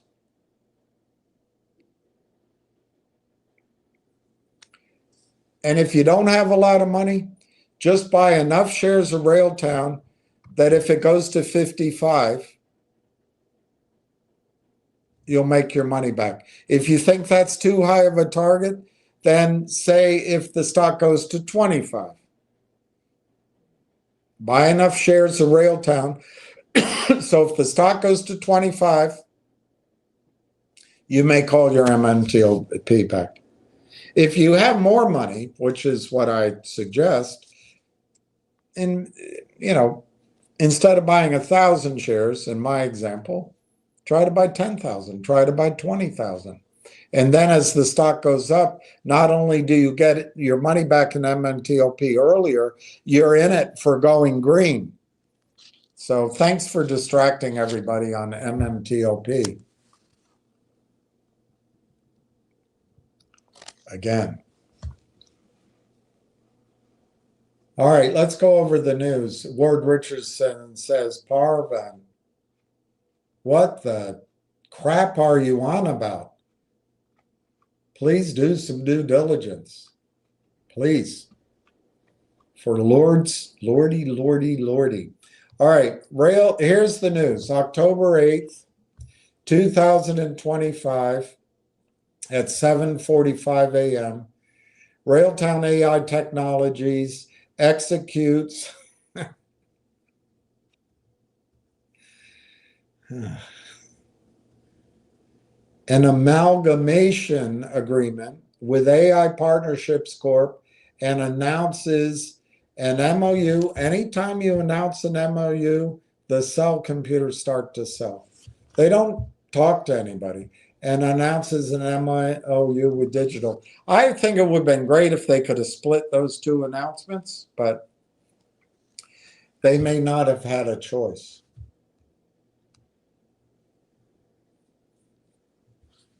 All right, so what does it say? RAILTOWN AI Technologies, a leader in Canadian-built artificial intelligence AI solutions, is pleased to announce that, further to its previously announced Memorandum of Understanding with AI Partnerships Corp., AIP, it has entered into an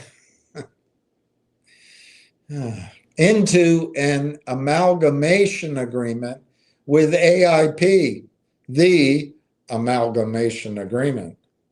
Only attorneys can take the fun out of life. Only attorneys can do it.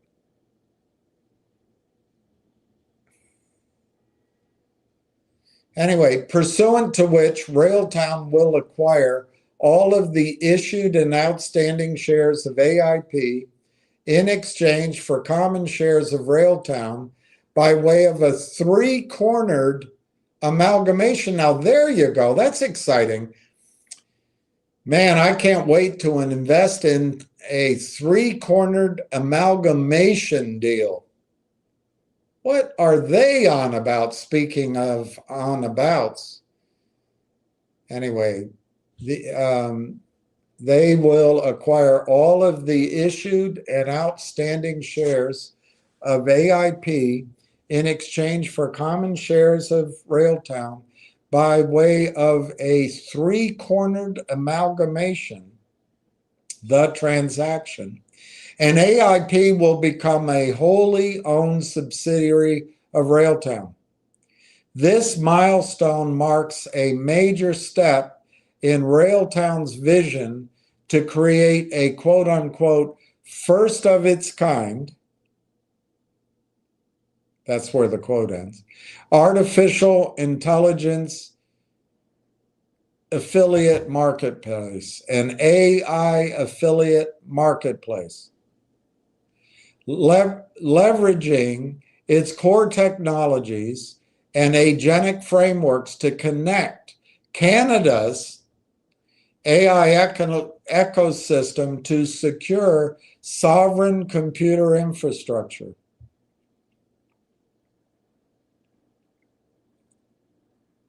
So they want to create a marketplace. What's the benefit of an AI marketplace? It's going to be a first of its kind artificial intelligence affiliate marketplace. What does that do? The affiliates can help each other. The affiliates can provide funding to each other. The affiliates can provide expertise and coding, and they also can cross-sell. They can provide customers. Okay, that's a good idea. They can leverage conductor, rail tracks, lang tracks, shredder, amongst all of these different and other products from other companies, amongst all these 180 companies, and in fact, it says here to connect Canada's AI ecosystem. It can broaden its reach throughout the Canadian AI ecosystem. The goal? To secure sovereign computer infrastructure. We're coming, though. We're coming. We're going to come claim Canada as California North, or New York North. As explained in more detail below, highlights of the transaction are 40 million shares issued at a deemed price of 50 cents per share, representing 17.8% of the fully diluted post-transaction shares outstanding. Such shares restricted to staged, in other words, they're not available for sale, staged release over 18 months. You hear that, over 18 months? I bet the company, that's over 18 months, staged. I don't think the company's around in 18 months, but we'll see if my prediction's right. Or 36 months in the case of the founders of AIP. So this, it's staged. It could be sooner than a year and a half, but the share, not all the shares. So the shares are released in their totality 3 years from now, and it's staged during that. That's the 40 million shares. That's 17.8% of the company. An additional 10 million performance shares at a deemed price of 50 cents per share, which represent 4.5% of the fully diluted post-transaction shares outstanding, will be issued into escrow to be released upon revenue milestones as delineated below. All right, let's do a quick jot of arithmetic. If 10 million equals 4.5% of X, solve for X. So let's solve for X. 10 million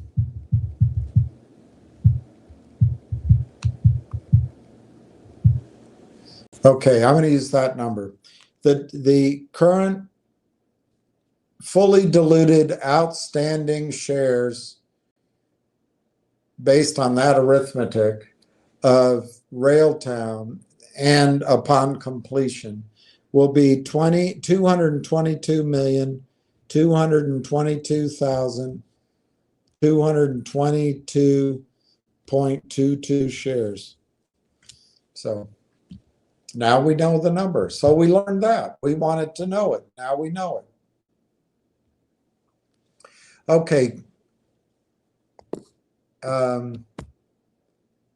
Reading further. Strengthening the ecosystem through digital, DIGITAL partnership. Following completion of the transaction, RAILTOWN is also pleased to announce that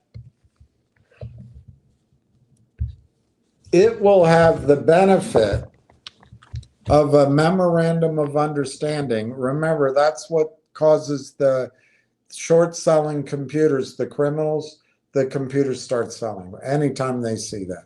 They don't read it. It works every time. Not this time. All right, so RAILTOWN is also pleased to announce that it will have the benefit of a memorandum of understanding entered into by AIP and Digital, the Digital MOU, part of the amalgamation, don't you know?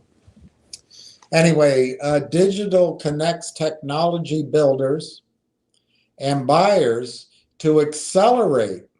All right, so Digital connects technology builders and buyers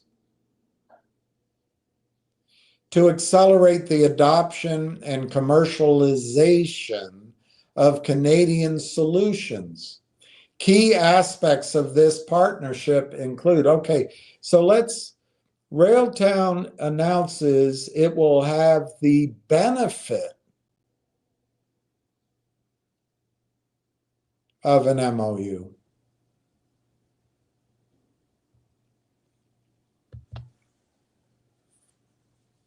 So RAILTOWN's not a party prior to the closing of the MOU,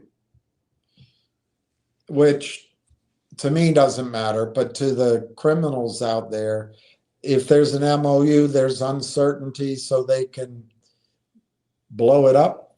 That's not what this is saying. RAILTOWN has the benefit. The MOU is entered into by AIP and Digital. So obviously, once RAILTOWN buys AIP, RAILTOWN and AIP are together, but RAILTOWN has the benefit of it. But the memorandum, the uncertainty, I suppose, of an MOU doesn't really apply to RAILTOWN. It applies to AIP and Digital. Now, I don't think there's much risk, but remember, the criminals want you to think everything is risk because they know what they're doing. Anyway, let's get back to here. This is the good news.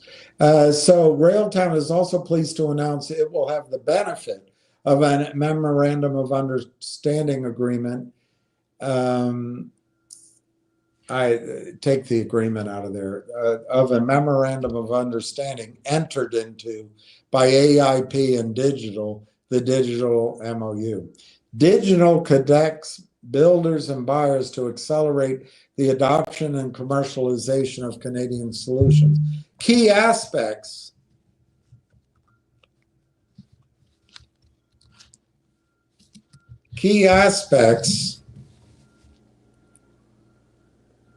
of this partnership include bidirectional. They're so woke up in Canada. Anyway, there's 3 points. Number one, bidirectional referrals. Connecting Digital members with AIP affiliates and vice versa to enhance collaboration. Okay, so Digital obviously is a membership organization. It sounds at least quasi-governmental, but we'll look it up in a minute. So they're going to connect the members of the Digital network with the affiliates of AIP and back and forth to enhance collaboration. I assume that collaboration is all things from technology advice or corporate advice to finding money. All right, 2, joint initiatives So they'll be co-hosting events, webinars.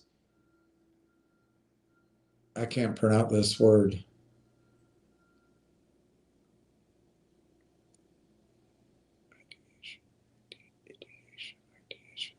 And ideation sessions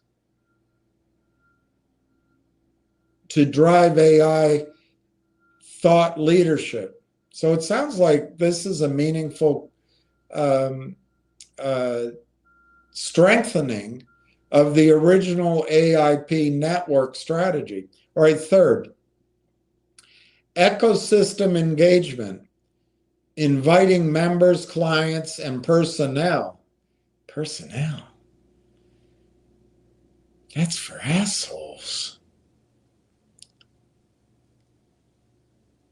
I worked in personnel for 10 years, Callahan. Yeah.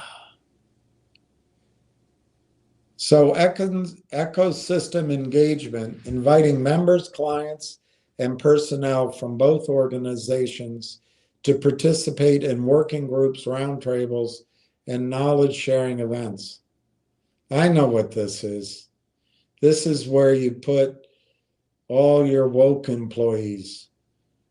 The rest of them go produce over at RAILTOwn. All your woke employees join working groups, roundtables, and knowledge sharing events. And why don't we have a meeting? Let's circle back.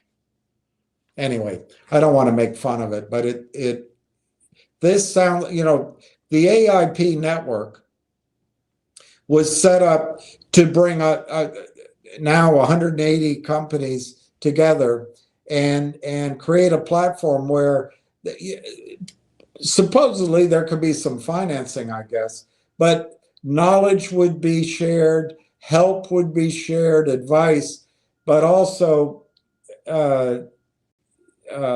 access to each other's clients, so there could be cross-selling. It sounds like digital brings that up a whole nother level and makes this networking much more fruitful. And it also sounds like it adds to the 180 potential roll-up companies a whole nother set of companies that'll be drawn into this potential roll-up web. It's brilliant. I think it's great. All right, so here's a quote. I expect that partnering with digital will empower RAILTOwn and AIP affiliates to tap into a world-class network of innovators and ecosystem leaders, said Tom Core, CEO of AIP, smiling. No, I added that. Further quote, by integrating marketplace connections, compute infrastructure, and ecosystem engagement, we are fueling collaboration and growth across Canada's AI sector, unquote.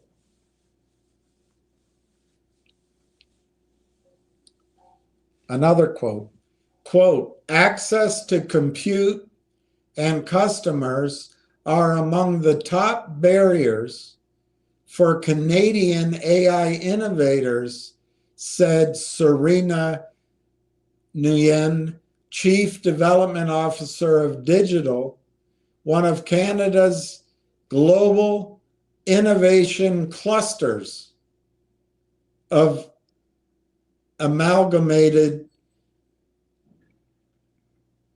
FUCKs. No, just kidding. These words. Why would you not name something a cluster if you're trying to raise money and put it on the investment map? I guess you need to name it something. So anyway, digital is one of Canada's global innovation clusters. Okay. We'll look up what a innovation cluster is. And we won't think of the next word that pops to your mind.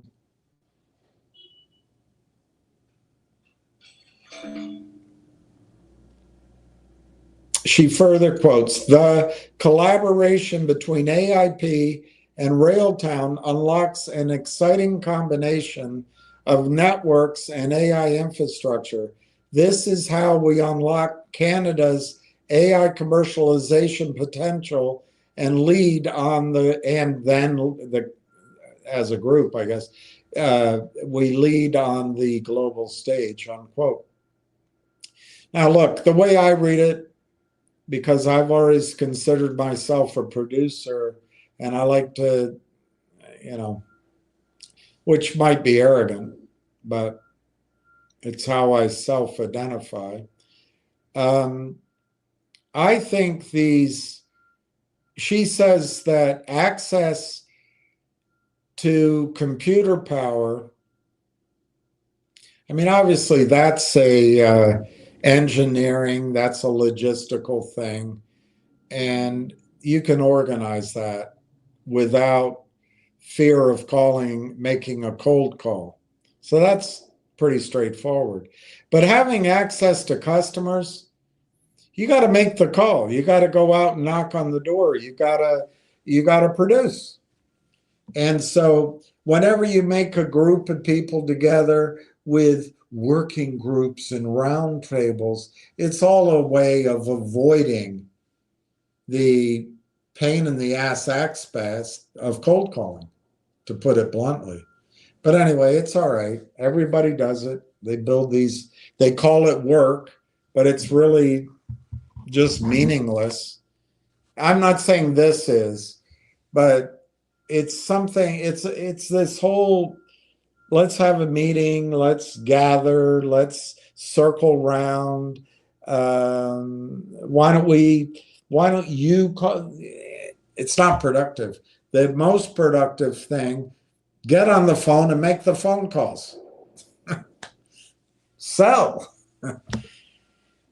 Get in there and sell. So I think this digital Serena idea, to me, there's a little bit of, if I were like I used to be in a big organization, why don't you all go to the meeting? I'm going back to my desk. I got to get on the phone. But anyway, it's all right.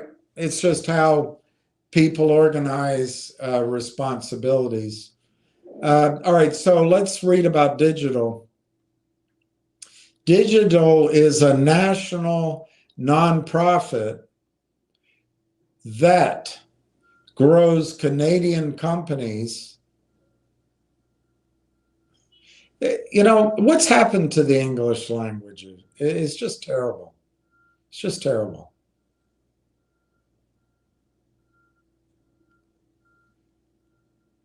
Digital is a national nonprofit who helps Canadian companies grow by accelerating the development, adoption, and commercialization of Canadian digital technologies. Oh, that's interesting. So digital's not just in the AI space. Digital helps Canadian companies grow by accelerating adoption and commercialization of Canadian digital technology. So obviously AI is included, but it opens up a whole potential clientele of all companies, and it turns cold calls into warm calls. Brilliant. This is great. I think this opens up, and it sounds like, if you want to know what I'm hearing, it puts RailTown's conductor as a first mover into the deep end of the pool with all the customers, with the product that's battle tested, world class, and first mover. I think it's brilliant. So going on about digital, through a unique combination of co-investment, so they provide money, cross-industry collaboration, okay, they provide talk, IP creation, intellectual property, so they help with that, and digital talent development, so they provide more talk. Digital has built one of the strongest digital innovation ecosystems in Canada. They have more than one cluster up in Canada? How many cluster? Just kidding. I think there's a lot of reason. I think Trump's onto something.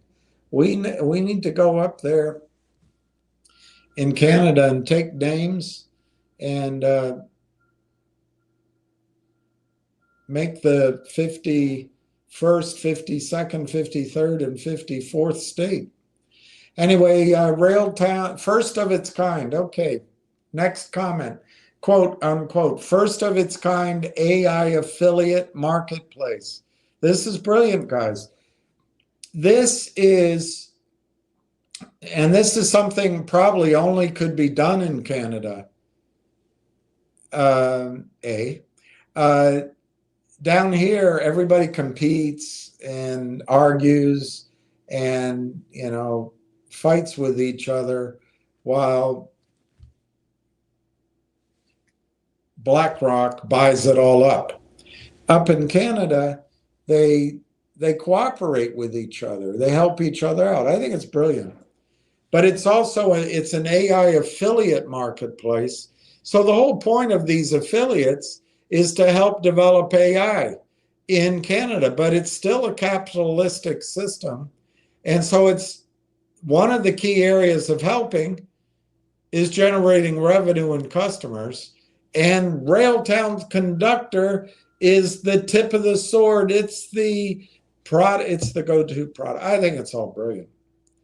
All right, RAILTOWN's acquisition of AIP, combined with AIP's strategic partnership with digital. So you get that? RAILTOWN's not entering into the MOU, technically. It's that the AIP partnership is strengthening its own network proposition, beefing it up by its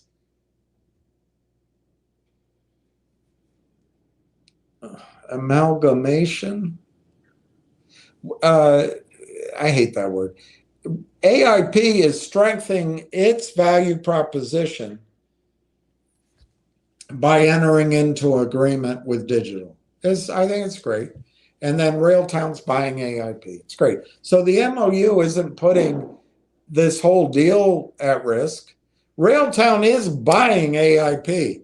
If there's any risk, maybe they got to rework the deal agreement with digital, but digital is nonprofit, a national nonprofit. They're not going to walk away from the deal. They're all just a bunch of people that have meetings all day. They gather around the conference table. They're not salespeople. They're not going to walk away. This is heaven sent. So this is brilliant. There's no risk in this deal. This is just lawyers writing up all this confusing shit. All right, so anyway, RAILTOWN's acquisition of AIP, combined with AIP's strategic partnership with digital, underscores RAILTOWN's vision to create a quote-unquote first of its kind AI affiliate marketplace. So I think RAILTOWN is now absorbing the mantle of AIP because it's really AIP's vision. So it's a good sign. Maybe that they're going to integrate some of the leadership at AIP right up there with the RAILTOWN leadership. That's all a very positive as far as I'm concerned. So they're going to create a first of its kind AI affiliate marketplace. That's tremendous. That means shared ideas, shared customers. What else does it mean from your standpoint? They get to know. They get to look under the hood. They get, as the girls up in Cheyenne, no, in I can't remember the name of the town. But anyway, up in the town with Little Bill came to visit.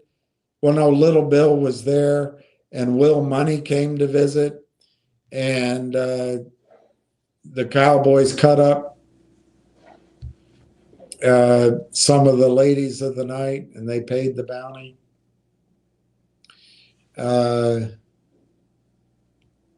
What was I going to say?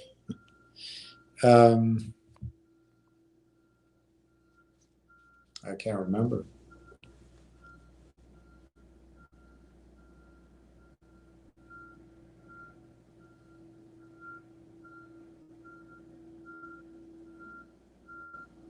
I can't remember what I was going to say. It's terrible. I'll remember in a second.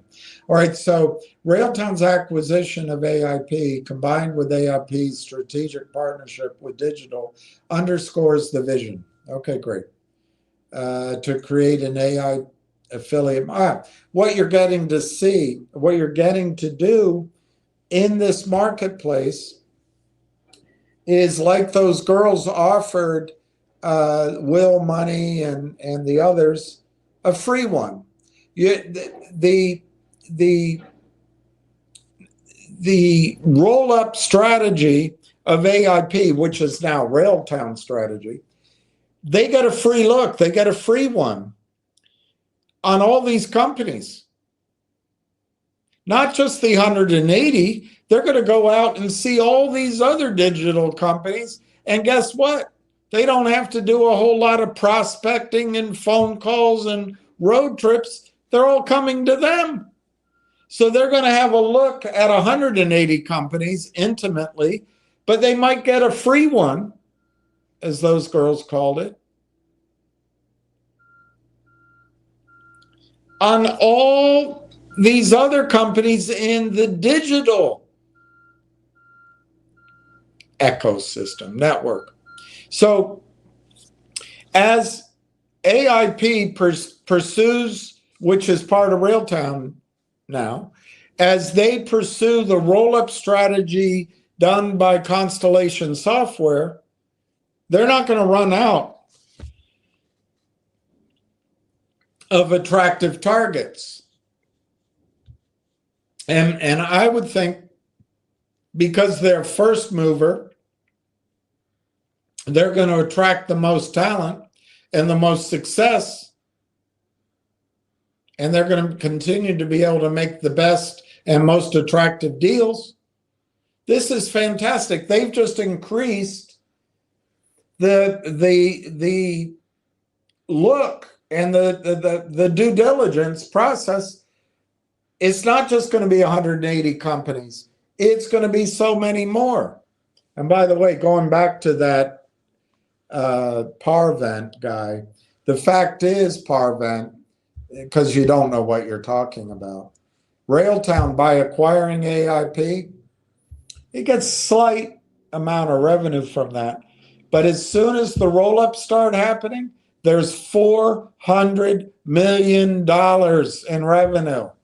So Parvent, you just don't know what you don't know what you're talking about.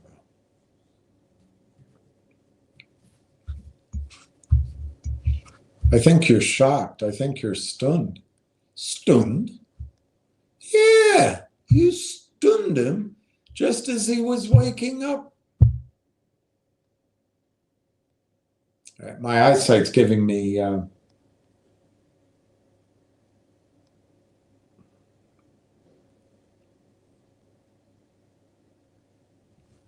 okay. Okay, so this platform, RailTown's acquisition of AIP, Combined with AIP's partnership with digital, underscores RailTown's vision to create a first-of-its-kind AI affiliate marketplace. This platform is expected to leverage AIP's existing partnership network by connecting AIP affiliates, there's 180 of them, to RailTown's agentic frameworks, sovereign compute resources, wow, sovereign compute resources, investment opportunities, and ecosystem support. Wow. They're building a juggernaut, guys.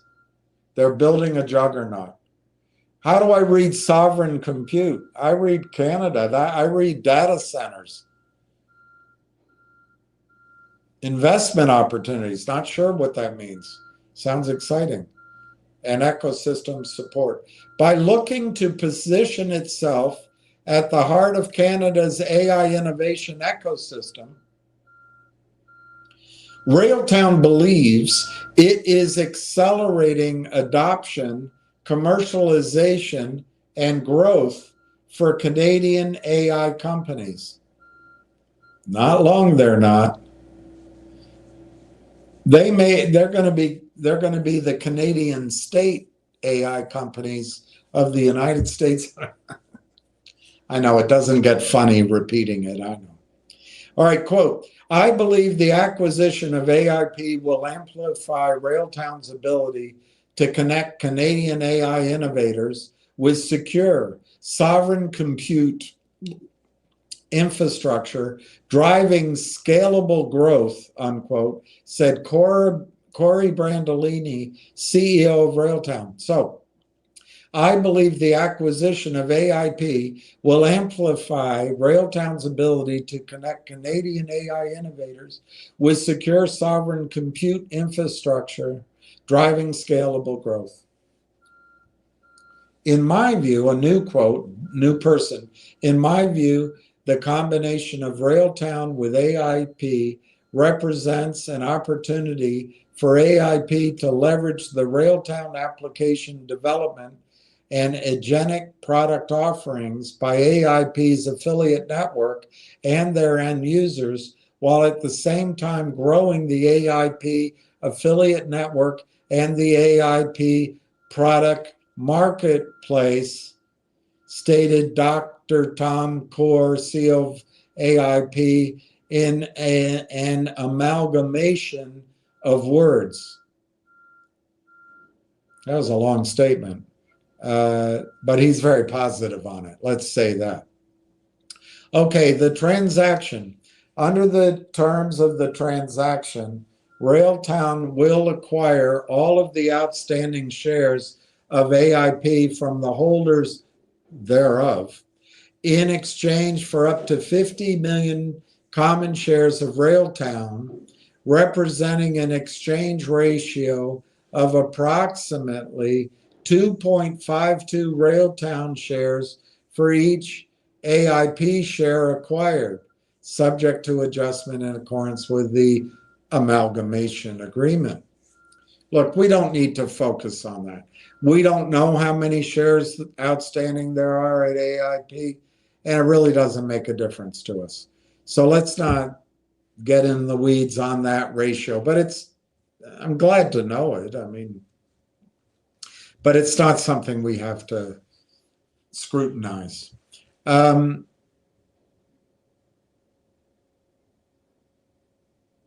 Collectively, all of that, the 50 million shares is going to be called the consideration shares for the rest of this legalese. The consideration shares, in other words, the 50 million shares, the consideration shares, they can't just say that again because they're attorneys. The consideration shares, well, in fairness, by defining everything, it provides clarity when other attorneys are reading. It's better this way. It's just annoying to go through, but it's better. The consideration shares will be subject to escrow and contractual restrictions on transfer as follows. It's all good. In other words, they're not just handing them the 50 million shares. They want performance.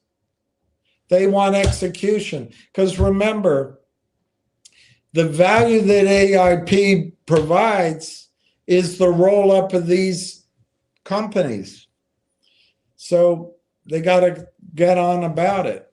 And I think it's great to have these, let's call milestones. Let's find out what it is. So the restrictions on transfer, I don't know, it's a bullet point.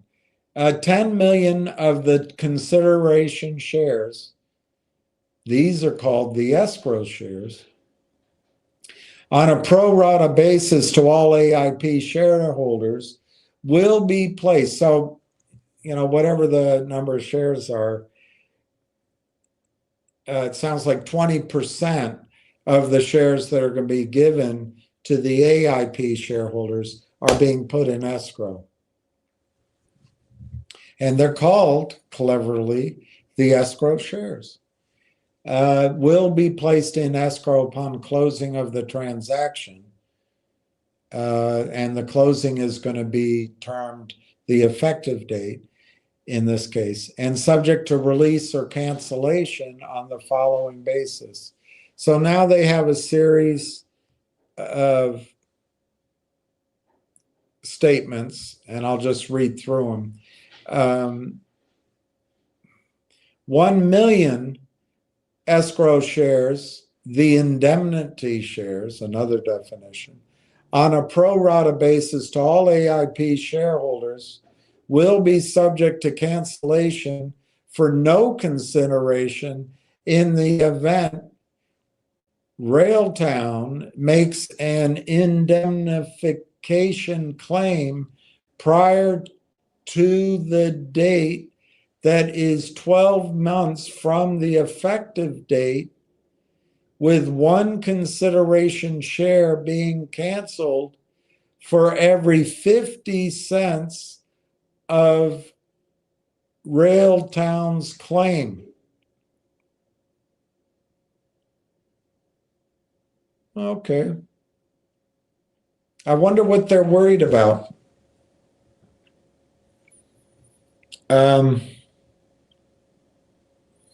Maybe it's part of the valuation that went on. Maybe there's some question.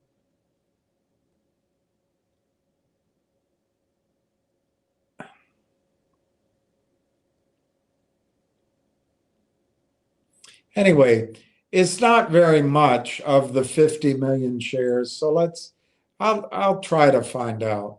But maybe in the negotiation, I'm making it up. Maybe Corey only wanted to give 20%, and they talked it up to whatever I just said. Let me go back up there and read it again. I should have written it down.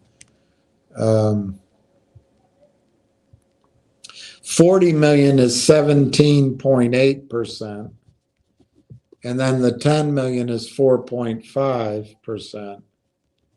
So that adds up to 22.3%. I don't know. I'm just imagining a negotiation. Maybe Corey offered 20%, and they said, well, we want 25, and it went back, and they finally duked it out, and they came up somewhat in the middle at 22.3%. But Corey said, look, I'll do it, but I want a clawback if some of the representations that are made here don't pan out. So in other words, I want an indemnification in case this price isn't right. I don't know. I shouldn't try to guess, but that might have been what happened. So they can claw back, that's my word, 1 million shares to adjust this price downward if there's something in the valuation or the negotiation that doesn't pan out. All right, fair enough. So then next, 50% of the escrow shares, which are the 10 million, but of the 10 million, there's 1 million that are called indemnity shares. Those indemnity shares can be claimed up to 12 months versus any 50-cent claim by RAILTOWN. I can't imagine. Another way it could be is maybe there's some cost of attorney's fees or I don't know, hard costs that RAILTOWN put up and they're going to get back from AI. Who the hell knows? But so of the 10 million, 1 million they can go get this way. That leaves 9 million. But it says here 50% of the escrow shares going back to the 10 million, including any indemnity shares that were not canceled. So in other words, you have 1 million indemnity shares. If they're canceled to make up for whatever, maybe there's only 9.5 million shares up there, not 10 million.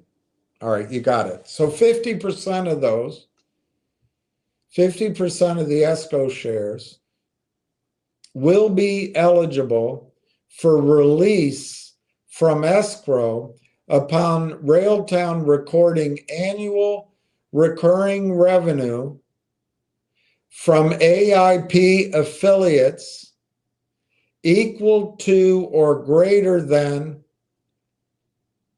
1 million from the effective date to the date that is 36 months from the effective date. That's the first milestone. Just to go back up, what is the effective date for you? That's the closing of the transaction. That's pending the vote right now of the AIP shareholders, and it's not clear exactly the mechanics of that, but it should be shortly.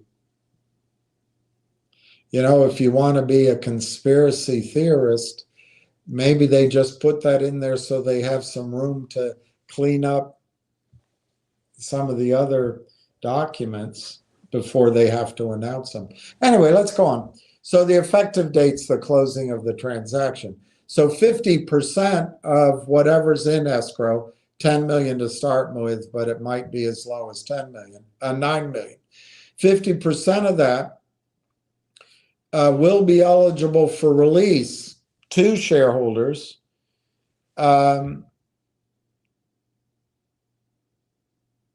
once RAILTOWN records annual recurring revenue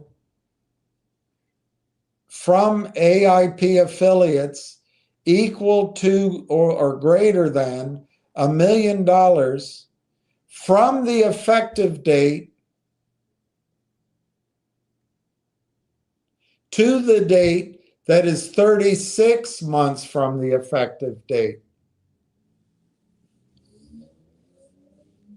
All right, the way I read that is 50% of this is released.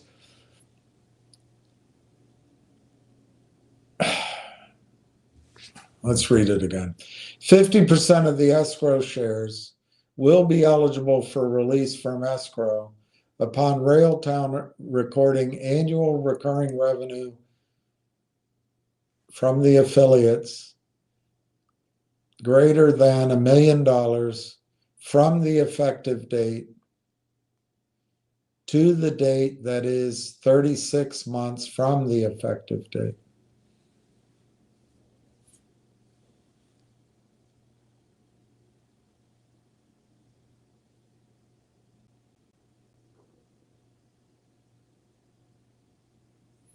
I don't know what that means.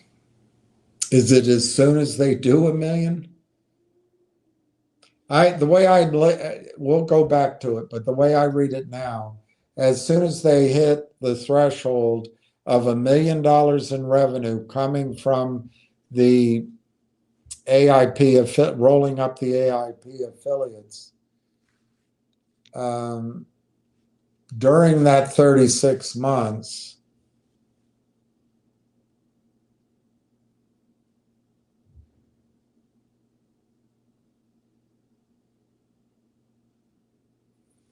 I think it's released 36 months.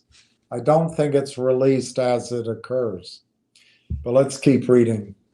And the remaining 50% of the escrow shares will be eligible for release from escrow upon RAILTOWN recording annual recurring revenue from AIP affiliates equal to greater than 2 million.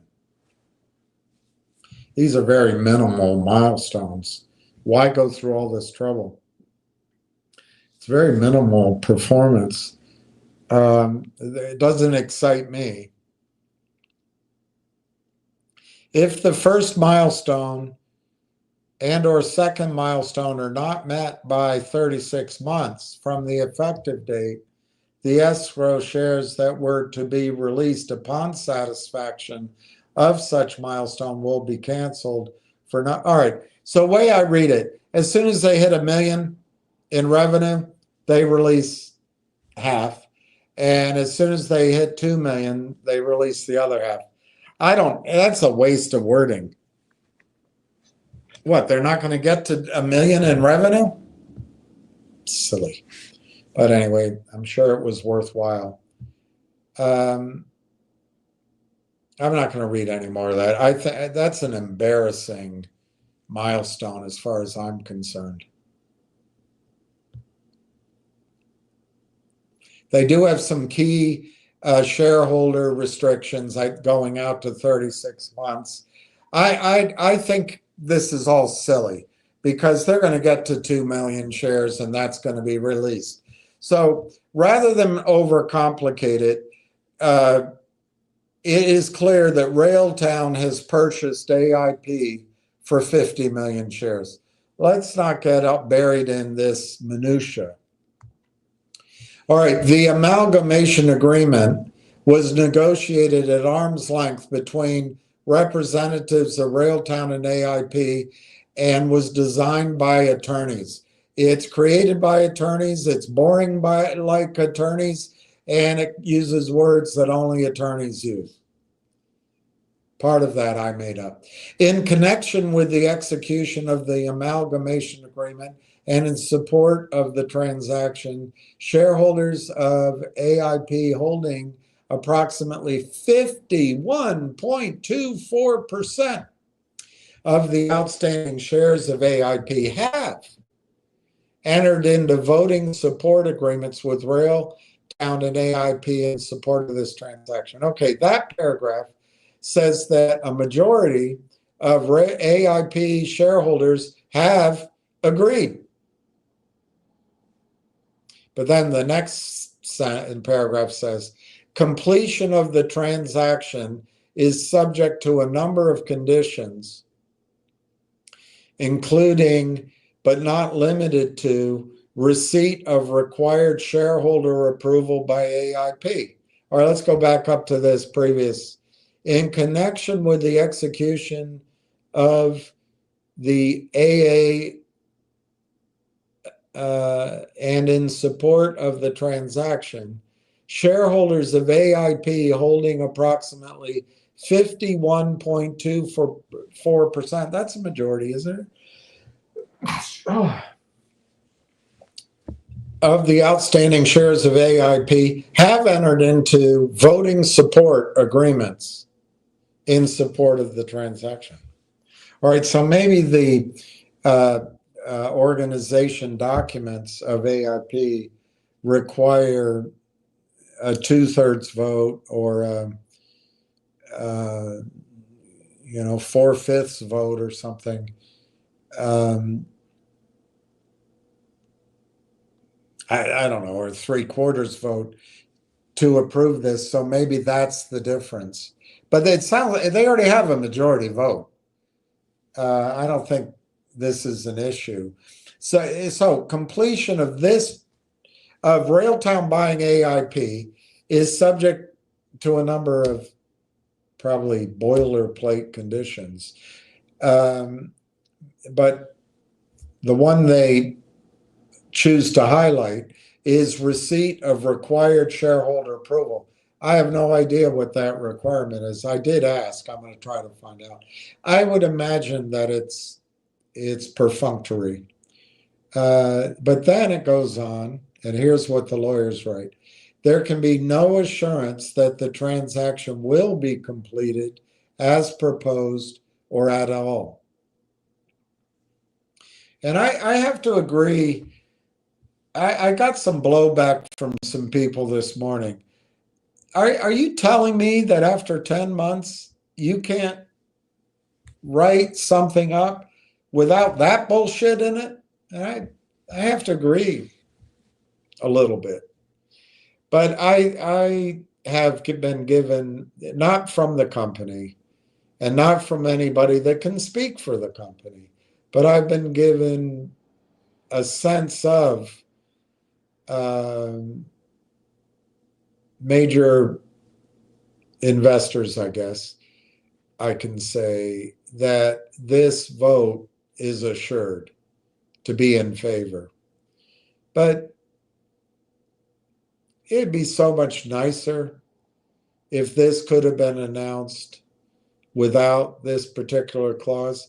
It occurs to me maybe it helps to buy the little bit of time of getting that vote. Maybe they're lining up some other announcements. I don't know. It's very Canadian.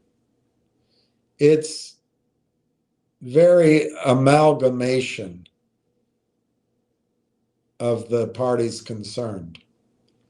Anyway, there can be no assurance that the transaction will be completed as proposed or at all. The completion of the transaction is also subject to other customary conditions for a transaction of this nature. Your mama is subject to conditions. All right, it talks about RailTown AI partnerships and digital. I don't know. I think it's a great announcement. I wish it didn't have. Another thing that could have happened is this news is material. It's important. And maybe we got to release something. So maybe what was happening, part of the delay, was they got 52% vote, which was enough for this. But then they had to get another vote, maybe at 66% or 75% of shareholders, and that was taking time. Phone calls, signatures, people are on vacation. So maybe they announced this with that little clause, and then the lawyers put in all that, it cannot be assumed or assured. And that's, what do you want for nothing? Rubber biscuits? At least we got it out. I think it's great news. All right, let's look at the stock. I'm almost Legend is going to tell me you're not very good at predicting. 58.5 to 60. The volume is 382. For the entire time that I read that, the volume's gone up nothing.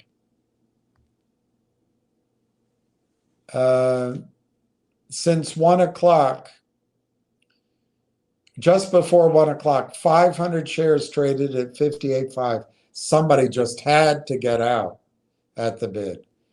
At just before 1 o'clock, 1,500 shares traded at 59. At 1 o'clock, 1,500 shares traded at 59. At 1 o'clock, 500 shares traded at 59. Just after 15 more traded at 58.9. The bid is 58.5. The ask is 60, and well, it's now 2 o'clock. I take it that there's a lot of talking going on, and it to me it would mean that Corey and everybody else are involved with phone calls, maybe other things that they've got to sign and negotiate. Who knows? Maybe they're taking a nap after a prolonged squawk. I don't know, but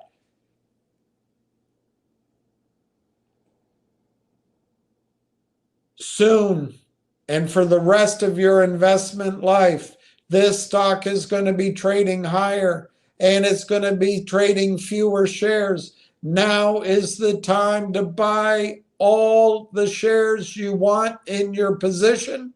And as a bonus, you can buy them on the cheap.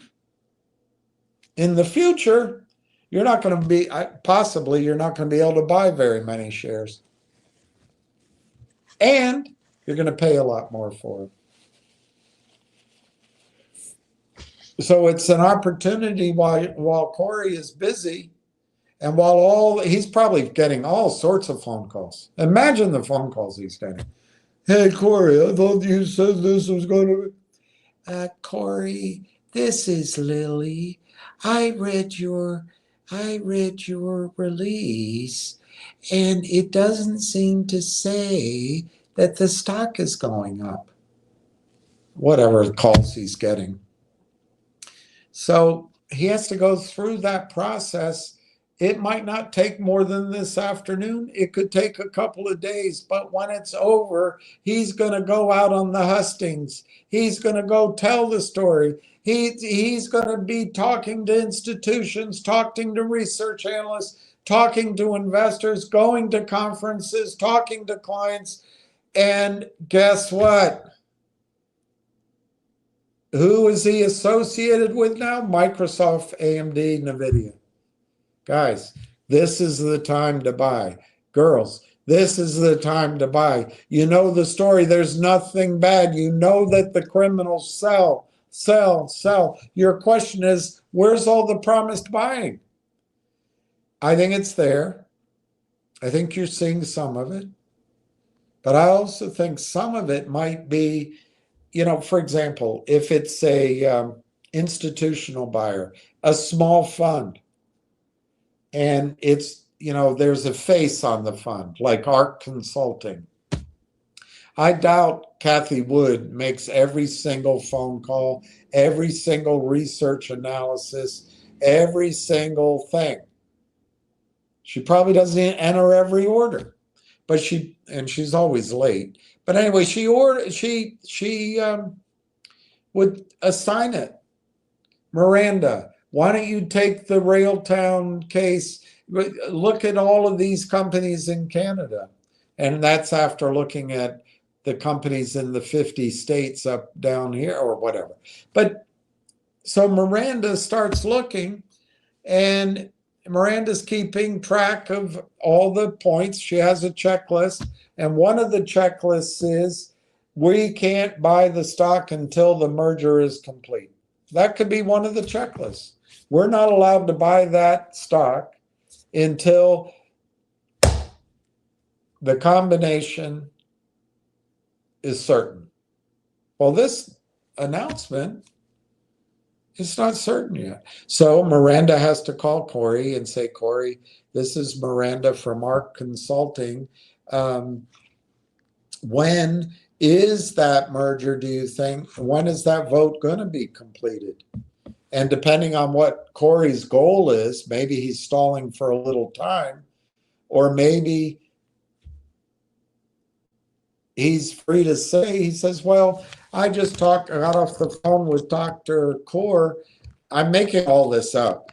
And he's already got enough votes. He's just missing votes from 3 parties. One of them is hunting north of Saskatchewan. Another one is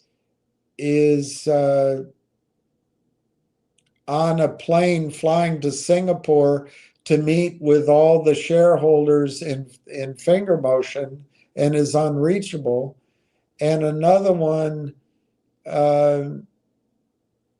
got Coldplay cammed and is having a fight with his wife and is worried about losing everything. But we're working on getting those signatures, and we should have them by Friday. I don't know, making up. So those kind of calls are going on. But what I'm submitting to you is there are probably major buying groups that cannot buy until that deal is finalized, and it's not finalized. I think it's our opportunity to buy. I will admit it's not directly from the company, and we have to pay attention to the legal warnings. But from speaking to several people, and the problem is they could all be speaking to themselves, to each other too. But it's my sense that this approval is just a matter of a couple of phone calls. Just it's going to be done. But I can't answer it. As soon as I know that answer, to the extent I can share it with you, I will. But let's go on with, let's look at some of the other quotes. Finger motion is up 33 cents at 204. So that news yesterday was good. It was good.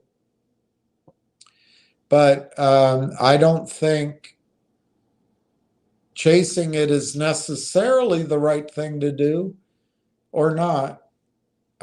You might have a trade there. I'd have to look at the chart, and I don't want to take the time to do it now.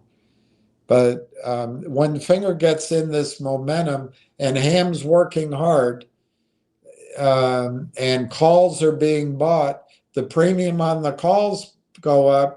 That means computers can buy the stock, sell calls. That brings the stock price up. It all is a momentum that feeds on itself. And my guess is that acquisition cleaned up the cap table, maybe cleaned up debt obligations or whatever on one side, exchanging it for equity. I don't know. I didn't match the announcement with looking at the balance sheet and cap table, but it's something like that. I think that was a cleanup organization, but also brought on board control of, I know what's important to Martin Shen is this lifestyle app, which to me is, I think the lifestyle app is a good place to put the women in the firm if you're in New York. And then, anyway, I'm being mean. All right, Finger motion is up 29 cents at $2. My guess with Finger is as it goes up, they're going to do a financing. I'm not against it. Whatever it is, I'm not against it. That's not the song. Whatever it is, I'm against it. Everything is green on my screen. RAILTOWN is up a penny. Finger is up 30 cents at 201. G-Bucks is up 3 cents at 31 cents. GDC is up 43 cents at 631. And Energy Vault is up 3.5 cents at 334. Let's take another look at RAILTOWN. RAILTOWN is 58.45 to 60 cents. It is last trade 59.06. The volume is 387. I'm telling you guys, take that doubt out of your head, that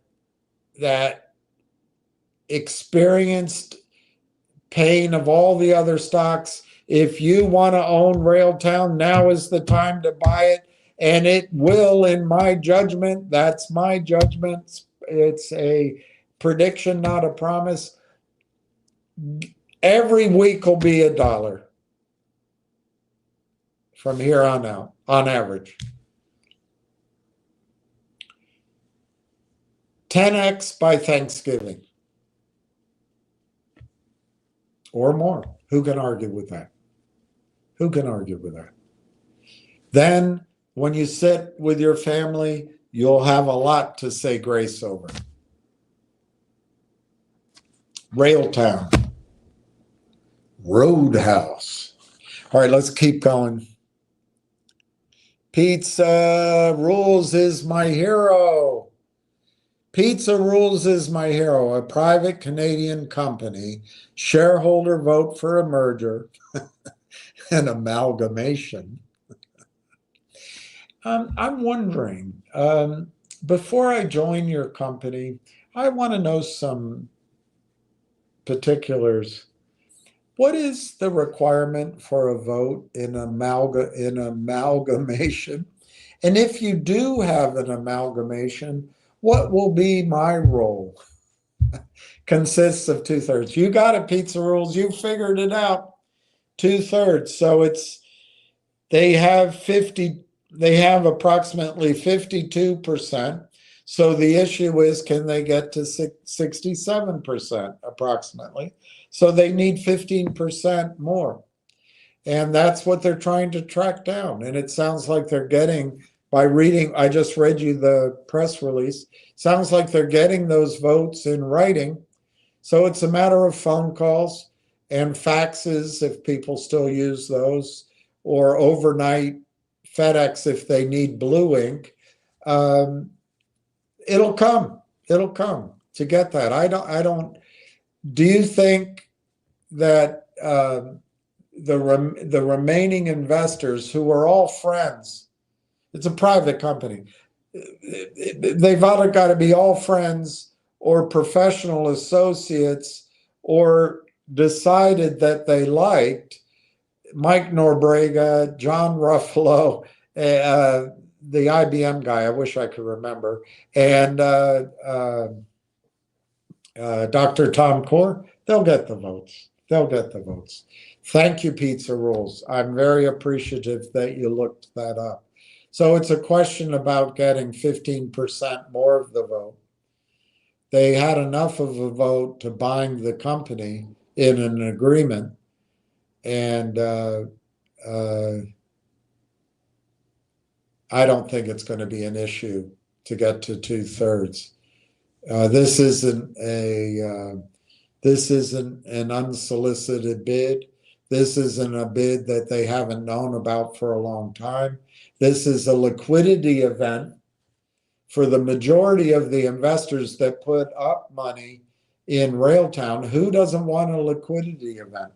And what's the better offer? I think it's a great deal, and I think, thank you, Pizza. That's great information, and it all makes sense now. Tony Barger, I gotta get my pen and write all this down. Tony, bravo, 8,600. Bravo, Tony. That's great. That is great, Tony. And you bought 59 too. It's awesome. Awesome. Awesome. Awesome. I think all of you who are acting are going to be part of the greatest asset amalgamation association ever amalgamed in the lower amalgamated states. Let's call it the United States of America. I have a better idea. That would put us at the end of the alphabet. And why don't we call it the Amalgamated States of America? Then we could say ASA, ASA, ASA. And we'd be at the front of the list at the UN on all roll call votes. Amalgamated States of America.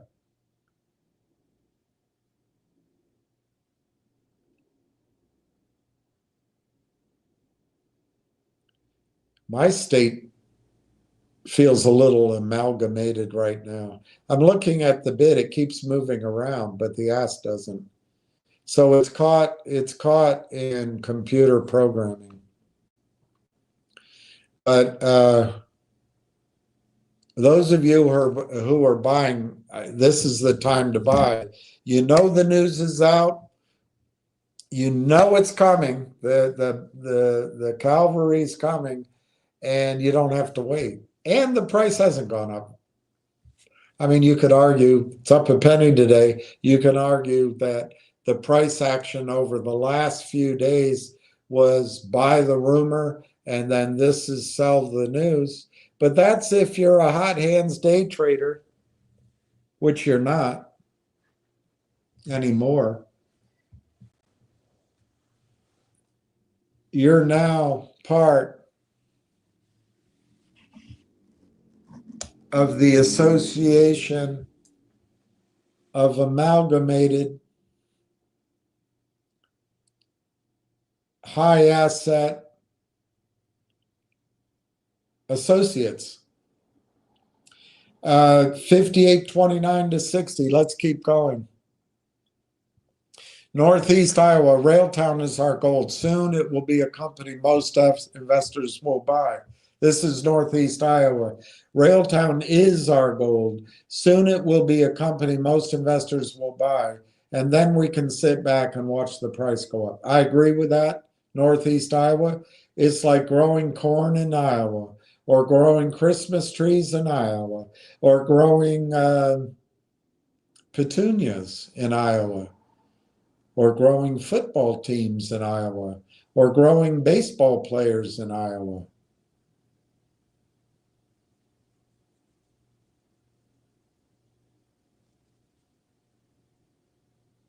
Or growing highway systems. I don't know what grows in Iowa. John Piper. What are another, I just got to breathe deep. Serenity now. All right, John Piper, what are the catalysts for this to go to 6? Weren't you expecting a bigger pop on the news? Yeah, but I know a really pretty smart guy, and I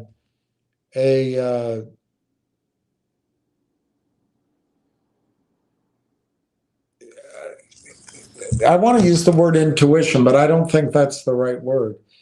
Perceptive, maybe, very perceptive. And I don't know, 5 a.m. or something, 5:30. That's too early. I'm just tired. At some point, I hadn't looked at my clock, but it was early. You know, before the market opened, he felt that this announcement had some holes in it, a hole in it. I was concerned, oh my gosh, it's too wordy. Just state it, and otherwise the shorts are going to come in. But John, I think he was on. I think he was spot on, and I think what you're implying, I'm going to break down what you're saying into what you're trying to imply and what I think happened.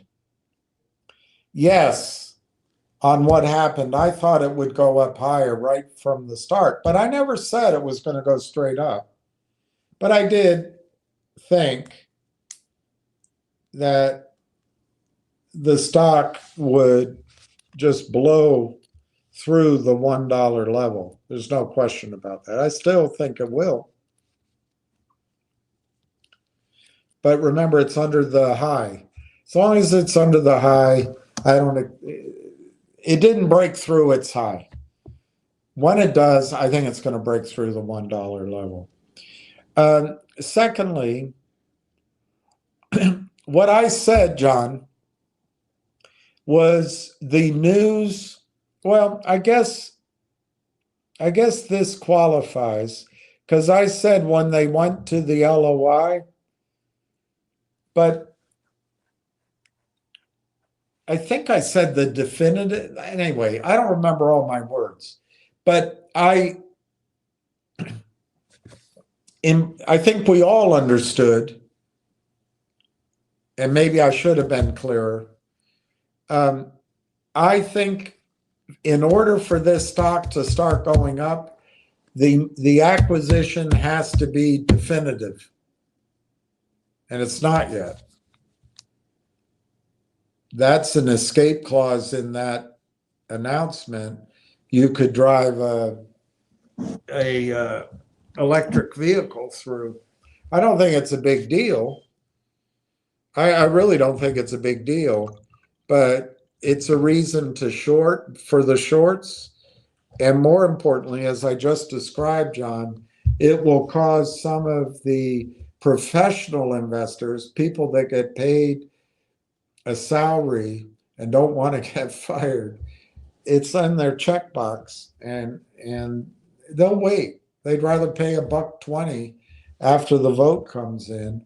And the question is, why didn't the company go out and get that vote? Well, it could be a number of things. Maybe AIP investors wanted 30% of the company, and they're ending up with 22%. It may be that the deal was going back and forth so much, and there was maybe this digital MOU. A bunch of investors at AIP said, doesn't that agreement make us worth more? Why do we need RAILTOwn? I don't, we can imagine all sorts of reasons, but going to my friend's highly perceptive point this morning, and adamant point that I can summarize, they had 10 months and they didn't get this done. I mean, I'm paraphrasing, but I would agree with them. But there might be other, 4D chess, 5D chess things going on.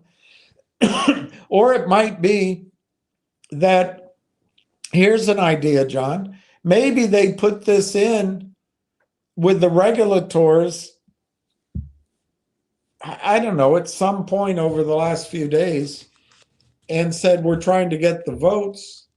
And then they got to that vote, and they said, look, we're within 48, I'm making this up, we're within 48 hours of getting our 67% votes in. We want to wait till Friday, or we want to wait till after Canadian Turkey Day, or whatever they eat in Thanksgiving up in Canada. Moose Day. And maybe the regulators came back and said, no, we can't sit on this shite. This is real stuff out there. We can't sit on it. We're going to go with it. And you're just going to have to put in there that this clause I just read you, because we're going to put this out. This is material information. So hurry up and get your votes. So it's a little, there is part of this unfinished. So anyway, to summarize, John Piper, I think some of the buying is not in there. And so I think it's purely possible that some of the buying needs to wait, a lot of the buying maybe, wants to wait until the deal is tighter than a tick on your rear end, John Piper. Weren't you expecting a bigger pop on the news? yes, if the news had been, I think this amalgamation of wording, I would have liked to see a sharper, more precise hammer of news that definitely said, we bought the son of a bitch, and this is how much revenue we're going to be doing. But hey, I'm American and I'm not an attorney. So we got to wait a little longer. I don't think it's going to be a longer wait. But John, I think the stock is going to pop, as you put it, as soon as they do get the shareholder vote, which I can't imagine. It's more than phone calls and overnight the signature. Who the hell that invested in AIP is going to not vote for this? I can't imagine anyone. So I think the pop will come after the 67% vote. And I think the pop will come after Corey is freed up from all his phone calls. I don't even know if he's getting any, but as soon as he can get out with a megaphone. And who knows, maybe there's in this three-cornered amalgamation, maybe three-cornered amalgamation means we've got some more amalgamated agglomeration of amorphous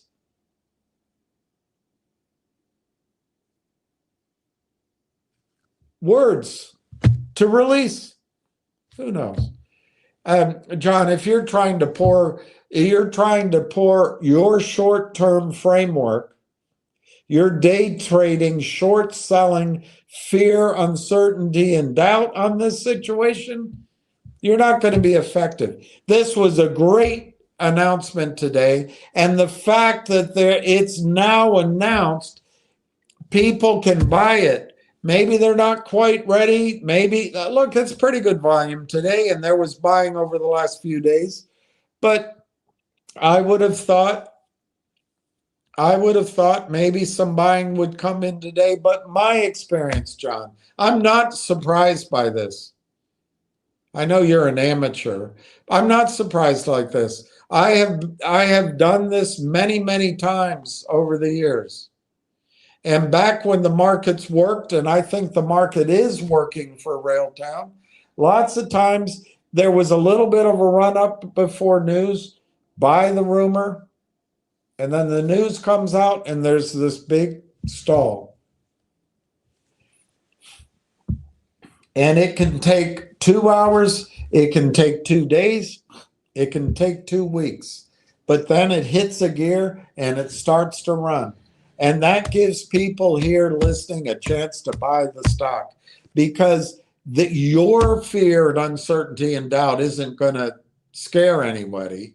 And if people are worried that the stock didn't, as you put it, pop on this news, the news isn't over. This is just the beginning of the news. And this news isn't finalized.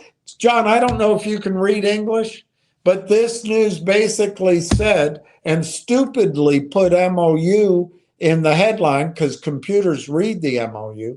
They don't know that. I'm not insulting anyone's intelligence, but unfortunately put MOU in the title. But John, I'll summarize this news. RAILTOWN completed its acquisition of AIP Partners, except AIP has not approved the transaction. That's what it says. RAILTOWN bought AIP, except the transaction has not yet been approved by AIP shareholders. Well, you could call that this news. I would call it, it's the news, and it releases, it fulfills the requirement of fully disseminating the news and the terms of the deal. But I don't consider this news finalized yet. So we'll see what happens, John. The stock is up about 35% to my memory prior to the news being, immediately prior to the news being announced. That's pretty good. It's holding here. That's pretty good.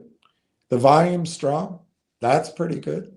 And I think once the vote is achieved, maybe there'll be a further announcement all by its own saying we got her done, and then you might see the stock start to move. I would imagine that some of the buying, I don't know if the buyers at AIP and those investors are still precluded from buying while they're voting. I don't know how it works. Can everybody buy right now under various NDAs and negotiating? I don't know how it works, because obviously I don't know about negotiating going on, but AIP still has some work behind the scenes that is material non-public information, which is, are you going to get the vote approved? So maybe those people can't buy. I don't know, John. Yeah, I would have loved it if it had gone off to the races, so I don't have to answer your question. Not you personally, but your milieu of fudsters questions. But I think today's action is solid. It's strong. It's perfectly within the pattern I've experienced dozens of times, hundreds even, before. It's perfectly normal. It's okay. It really is. And now that the news is out, some point over the next hours, days, and maybe even weeks, it's going to kick in. And this is your last chance to buy. So, John, you can sit there and try to get people to pause in buying, or maybe you're waiting to buy. But, you know,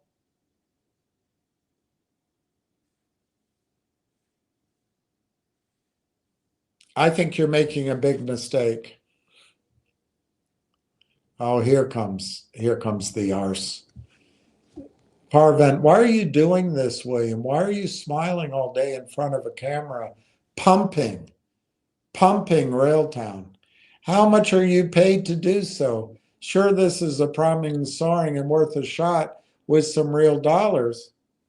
Parvent, I'm being paid zero. I've not received shares. I've not received warrants. I've not received options. I've not received consulting fees. I've not received money, and I haven't received a date with your mama. I haven't been promised a date with your mama, and I haven't been promised anything from the company. I'm receiving nothing for doing this, Parvent. I'm also not pumping it. Why are you doing it, Parvent? Who's paying you? Are you short? Or are you getting bounty from the shorts?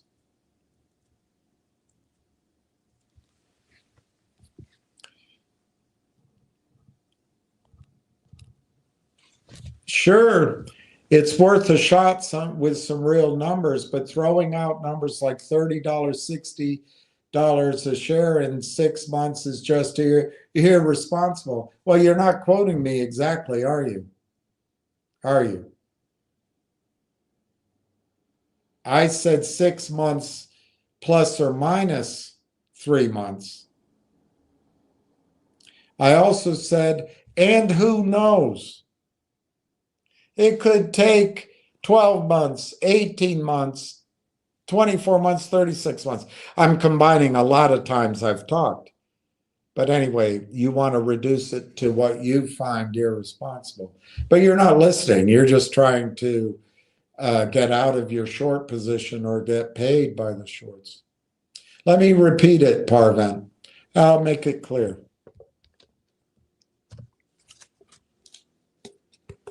Let's just do some numbers, Parvin. Talking about irresponsibility. You don't do due diligence, but you're willing to pontificate.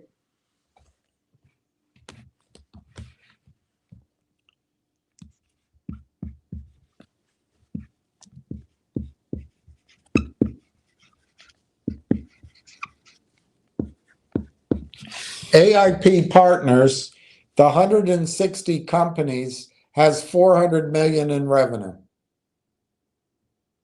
Not the partnership, the network underneath. They've expanded now to 180, and they've just joined Digital, who has any furthermore. The whole goal is to aggressively roll up these companies into the parent. Pick a number, Parvin. I will. I'll pick a small number. Let's say by the end of the year, they roll up 40 million.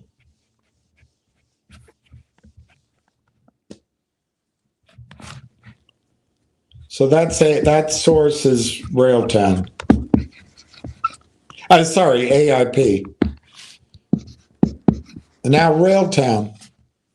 RAILTOWN's hard for every revenue enterprise sales agreement they've announced so far. They haven't put revenue in, and this announcement didn't have revenue in it.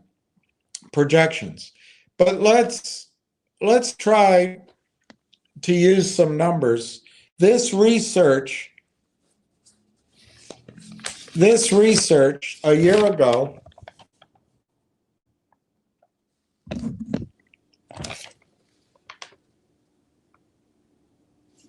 right here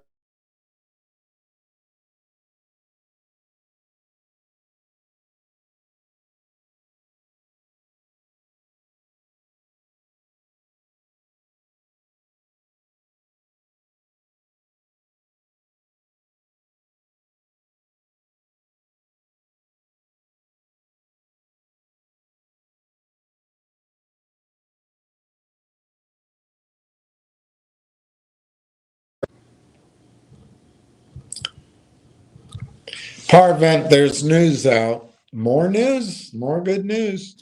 But let me just quickly finish by saying to you, they use a projection of RAILTOWN getting to 90 million in revenue. Let's just say, I don't know, let's say by the end of the year, they can project RAILTOWN through its conductor and everything has 60 million in revenue.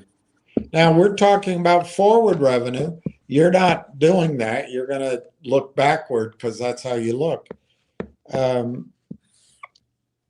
Maybe that's your best view when you bend over. Anyway, it's 100 million ARR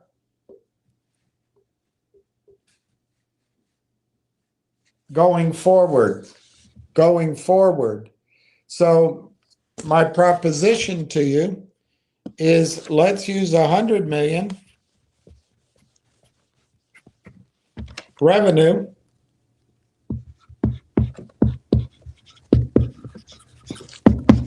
at a multiple of 50x. Multiples now are as high as 200x.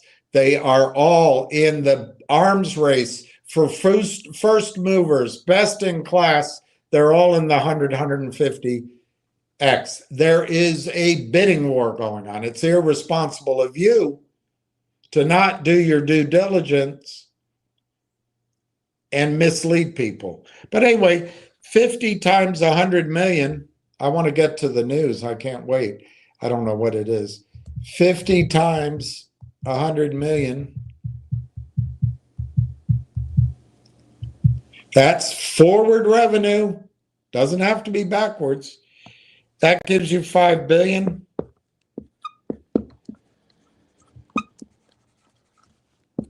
In enterprise value. And we now know the number of shares outstanding. 222 million. And of course they could issue more. We don't know. They could reduce this. But that gives you a target, I think, by the end of the year.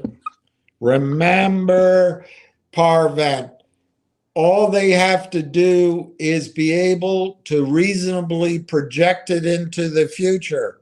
It doesn't have to be backwards looking. That's what the multiples are on. Projected top-line revenue. By the end of the year, I think it could be $22. So Parvent, let me restate to you. I'm going to throw out the number by the end of the year, Parvent, $22.50. And Parvent, let me state again to you clearly and loudly. I think RAILTOWN could be $55 by May 5th next year. And it could be higher. Let me say something else to you, Parvent. Yok to value months.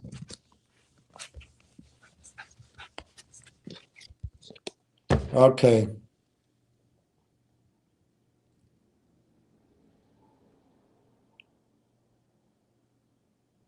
All right, let's I'm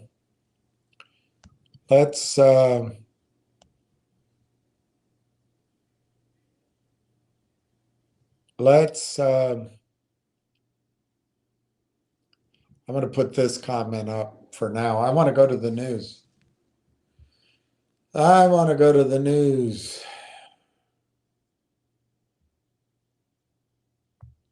So they had news this morning, and they have news tonight, today. That's pretty good. This afternoon, I meant. I'm tired. RAILTOWN's AI Technologies announces strategic partnership with Uniserve Communications to expand AI solutions for SMEs. What is an SME? In my lingo, and I think I'm correct here, that means small and medium-sized enterprises. Wednesday, October 8th, 2025, 2:30 p.m. Eastern Daylight Time, Vancouver, British Columbia, RAILTOWN AI Technologies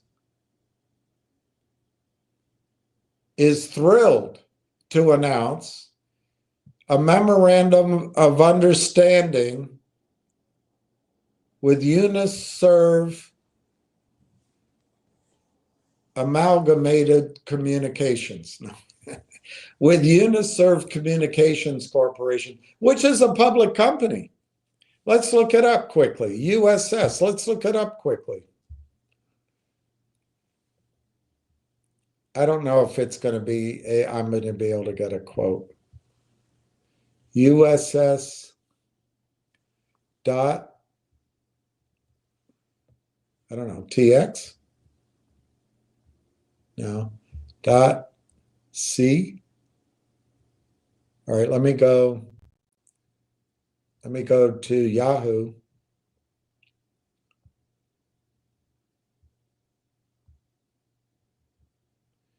USS stock.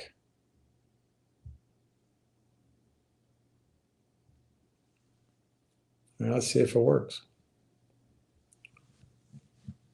That's US Steel. Damn it. Let's go to Yahoo and search USS dot C. I can't find the quote. Darn it.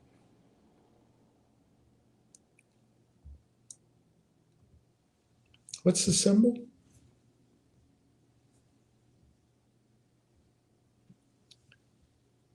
On the TSX, it's USF. Anyway, let's skip it. Uniserv Communications Corp is a public company. I'll try to get the price later.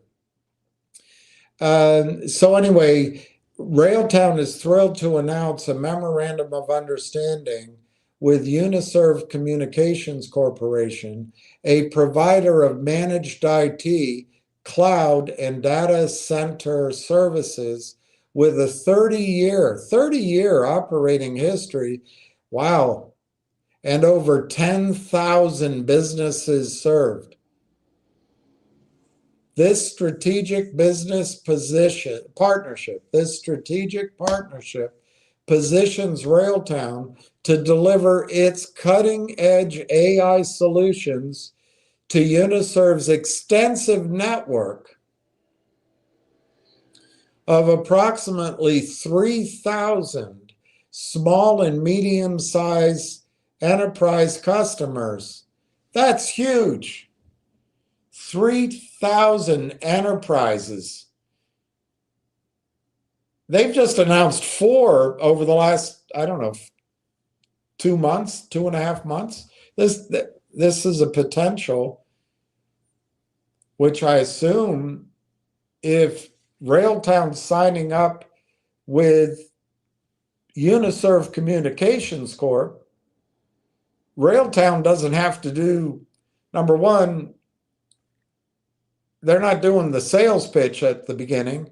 And number two, maybe Uniserv is saying, we're just going to give this to all of our 3,000 as part of our service. Or maybe Uniserv is saying, we'll pitch it, you close it.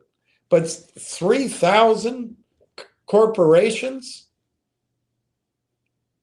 each asking for a agentic tool to upgrade their software to AI compliant. I'm using those words. The point is to upgrade their software to the current technology. 3,000. That means they conceivably could end up with 3,000 enterprise sales agreements. What if they just end up with 100? What if they end up with 30? This is exciting. But anyway, let's just read it without my commentary. I might be wrong. This strategic partnership positions RAILTOWN to deliver its cutting-edge AI solutions to Uniserv's extensive network of approximately 3,000 small and medium-sized enterprise customers, significantly expanding RAILTOWN's market reach and impact. This is awesome. All right, I'll calm down. I'm giving too much of my opinion.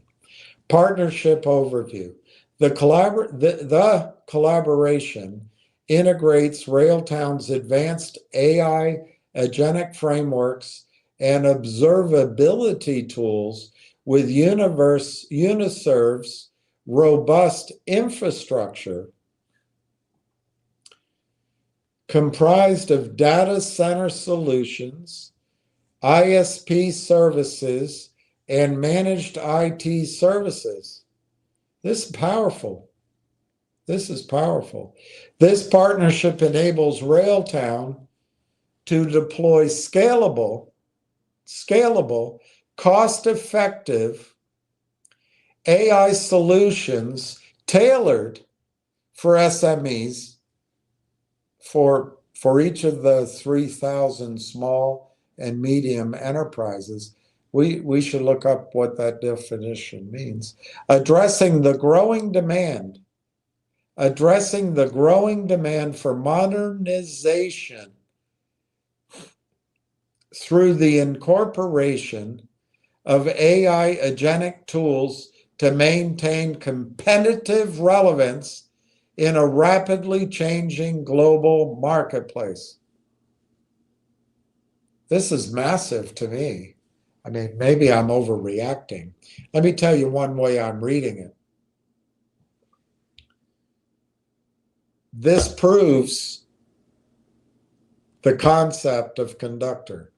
This proves the use case. This validates the R&D.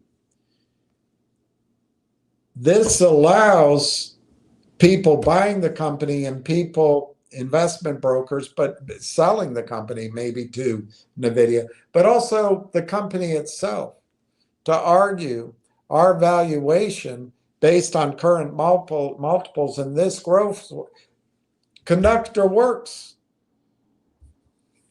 I think it's what excites me about it is you're going to see comps, I guess, comparables of what RAILTOWN does. And as it moves up that hockey stick of valuation, this is a huge part of it. And in this arms race, to own this kind of tool, who knows? Maybe it causes some buyers to sniff around. I don't know. I think this is great news, but I might be overreacting because I'm tired. I'm not tired. I haven't eaten, and maybe I'm just trying to be positive, but I think it's great news. Uniserv plans to increase its GPU compute capacity as its existing customer base begins the adoption of these types of agentic solutions in the day-to-day business operations. 3,000 customers? And Uniserv is going to increase its computer power by accessing Uniserv's established SME client base and national infrastructure. RAILTOWN can rapidly scale, I love it, rapidly scale, and deploy its AI tools, empowering Canadian, I hate all this extra words, empowering Canadian businesses to enhance their efficiency and competitiveness by providing them, it should be by providing the foundational elements to build and deploy to them. Anyway, by providing them providing to them the foundational elements to build and deploy agentic AI into their workflows and product offerings. This partnership unlocks significant growth opportunities for RAILTOWN by providing access to a market segment of Canadian businesses that are facilitated through Uniserv's management services.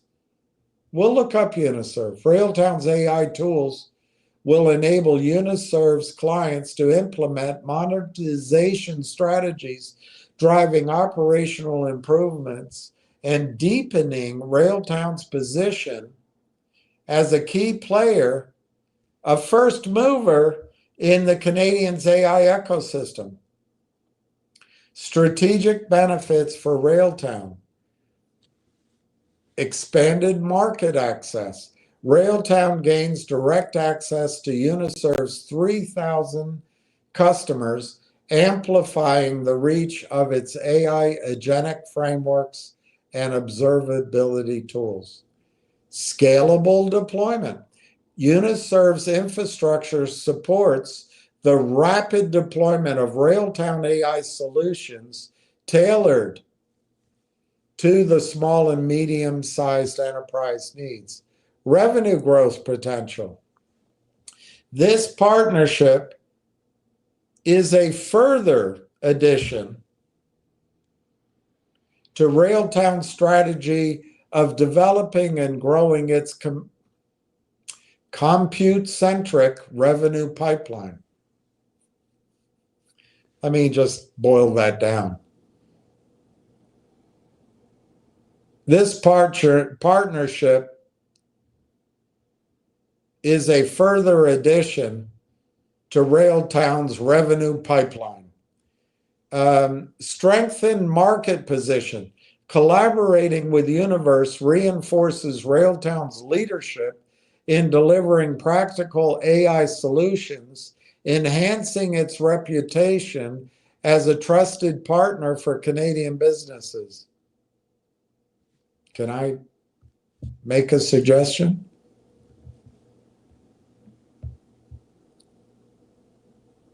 RAILTOWN is the first mover into the Canadian AI pipeline for businesses.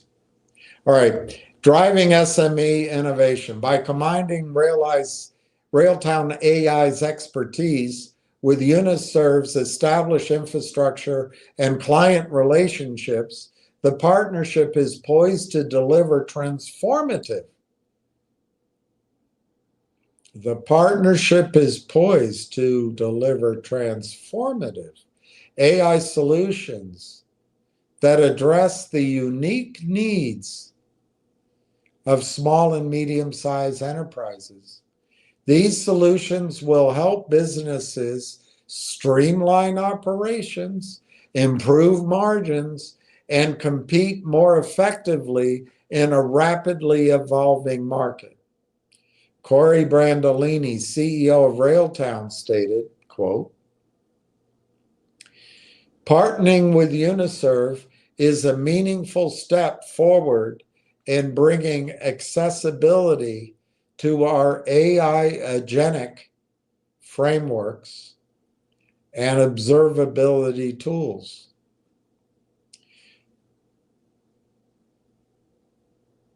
Bringing that accessibility to our tools, to the vast long tail SME audience. This collaboration not only accelerates the adoption of our technology, but also position RAILTOWN's products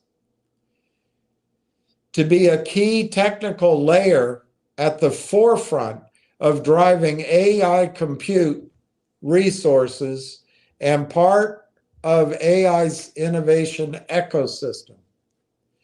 Shared compute revenue streams will vastly outperform traditional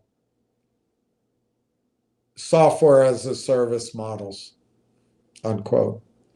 Quinn Grauer, chairman and interim CEO of Uniserve, added, quote,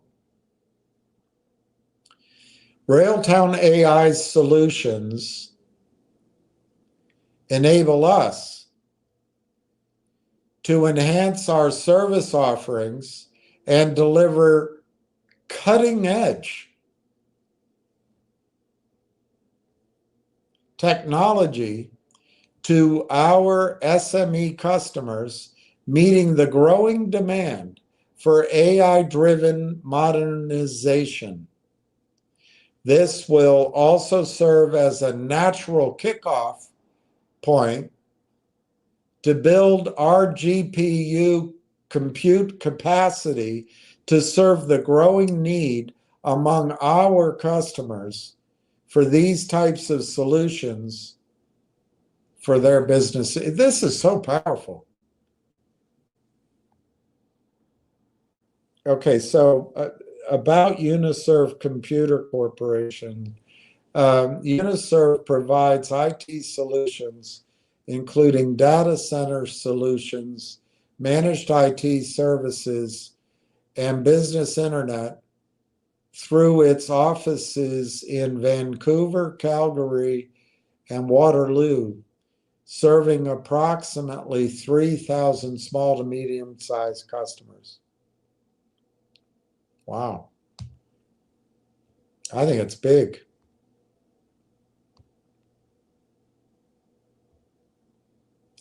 Let's look up this company. They don't give a link.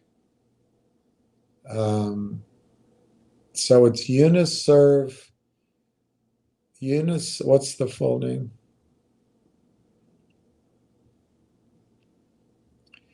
Uniserve. Damn, darn it. Can't find the full name. All right, here is Uniserve Communications Corp. Okay. Uniserve Communications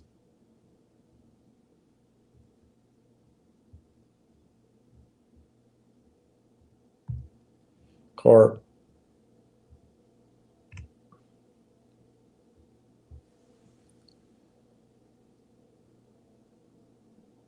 About us. Well, I don't want to open any of that.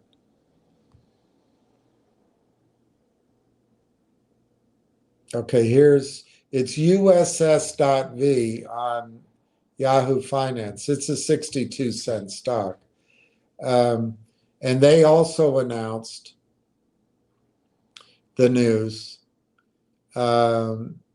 Michael Schultz is acquiring 10% of the stock. They don't make a lot of money yet. So I guess it's a smaller company. Let's see if what other news is on the company.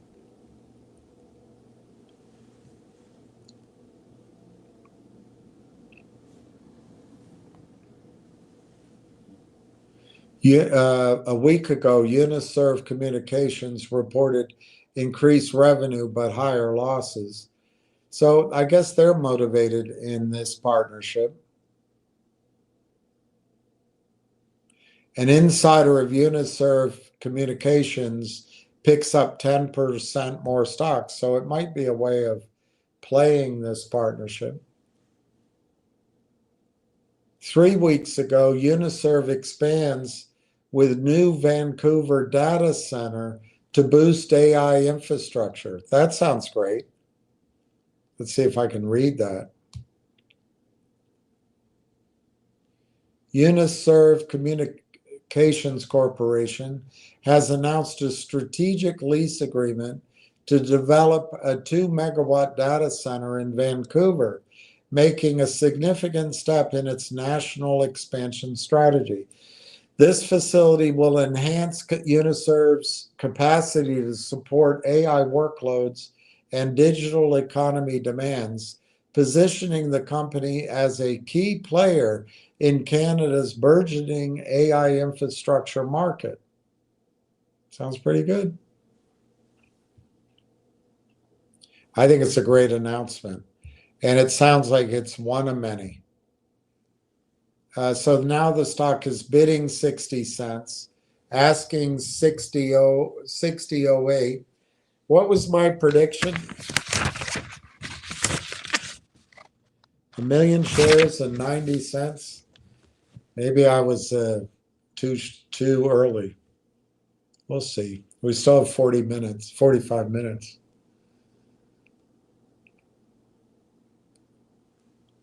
The volume's now 414,000. So we had at 1 o'clock, I already told you that 1,230 at 59.69, and then 1,600 at 59.78, and then 4,100 at 60 cents. That was all at 13.03. Now at 14.47, 2/4 of 3, we had 4,100 shares trade at 60 cents, and then 100 shares trade at 60 cents 17.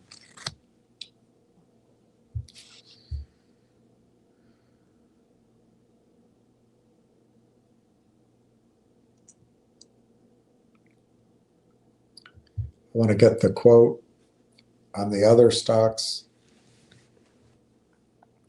Finger is up 30 cents at $2. G-Bucks is up 2 cents at 31.3. GDC is up 34 cents at 6.22. Energy Vault is up 1.5 cents at 3.25. um, 60 cents to 60 cents, basically. I don't think there's 51,000 shares for sale. Let's see if it breaks over the next 45 minutes. I think it could. I think it could. All right, so let me go back. I already answered John's question. Yeah, it'd be greater if the stock ran, but it's not. What's happening is normal.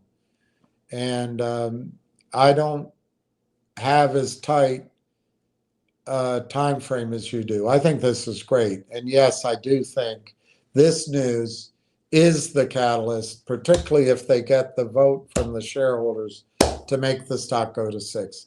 I think it could take 6 weeks. And I always said, I've always said that it could take an hour, a day, a week, a month, a quarter. I mean, whatever. Parvent, why are you doing this? Answering your question, you got a good point. I'll keep going. Scott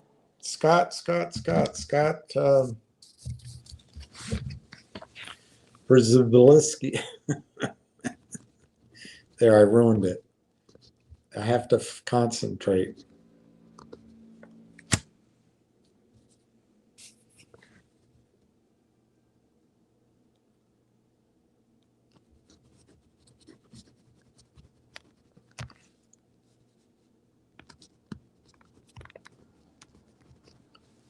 Good for you. 10,000 is a great number.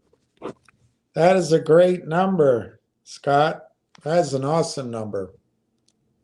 Benjamin Shamil, why are you talking like an asshole? I just bought. Yeah, but you came on here to get everybody to move over to Finger. So what's your goal?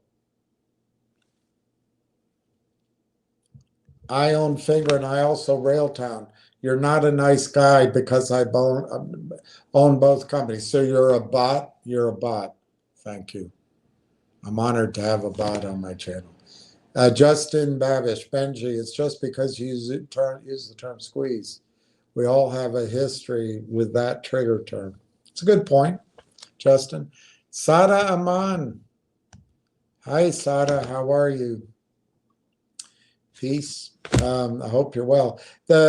You've probably heard by now because I've been reading it, but the news in the first instance is that RAILTOwn has acquired AIP Partners subject to a shareholder vote by AIP Partners.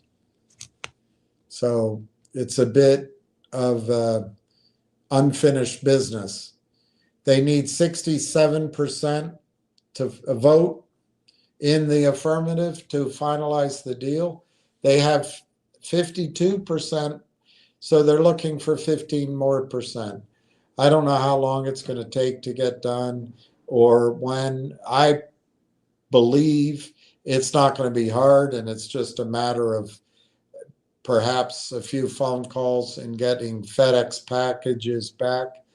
It looks like they're taking the vote in writing, but that's the first news. RAILTOwn acquired AIP Partners subject to the shareholder vote of AIP Partners. And I suppose it could have been a more definitive announcement, but I think we'll get there.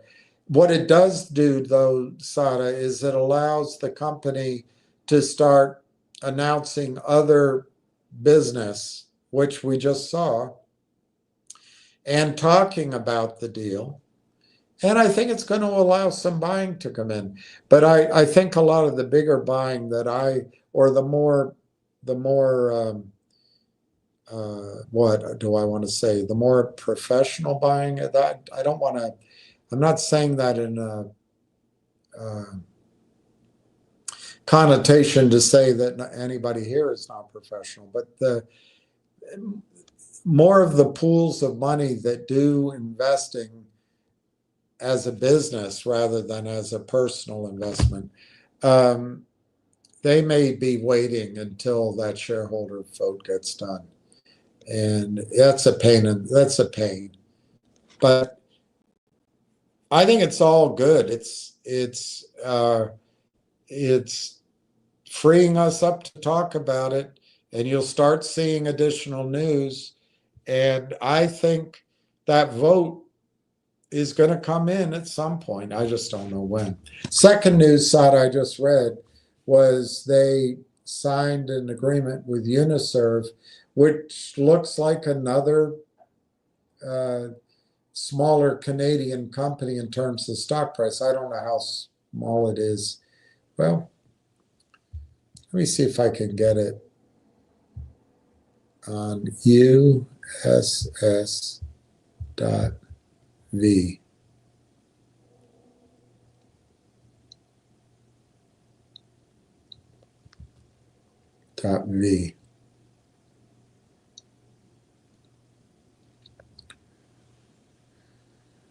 Okay, that does give me the quote, Uniserv, 62 cents. Uniserv's up on the news, by the way. The market cap, it's a small company, 21 million. That might be, what's the high on the year? 75 cents. The low is 7 cents. But anyway, it's just it adds to the pipeline of companies that RailTown can sell to. They have 3,000 clients, and RailTown obviously is going to be their RailTown's tools are obviously going to be offered to those 3,000 clients.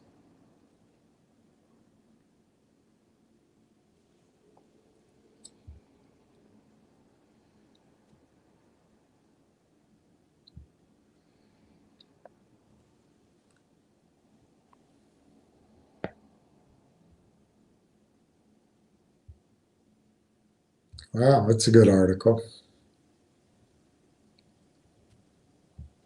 Let me see. I'll enter it. Just add some more junk.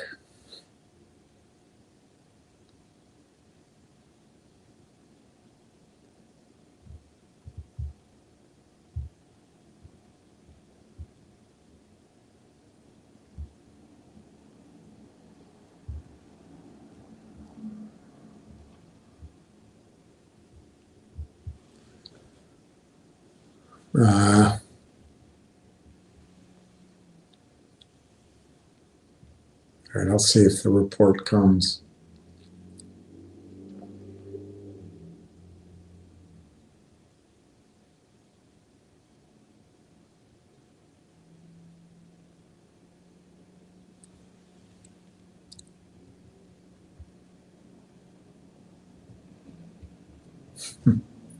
All right, let's look at the stock price. 58.21 to 60.13, 45.39, 45.5 thousands to buy. It's moved 3 times. The ask is 3,000 shares at 60 cents. Last trade 60 cents, 417,000 shares. So I guess my prediction today isn't going to work. But anyways, Todd, I think the news is great today. I do think it would have been better if they could have announced that they had the shareholder vote. That gives everybody a little bit of pause. But it's better to have the announcement than not. It really is. We have a lot to talk about. Edward Nunny just bought 6,500. All right, Edward. All right.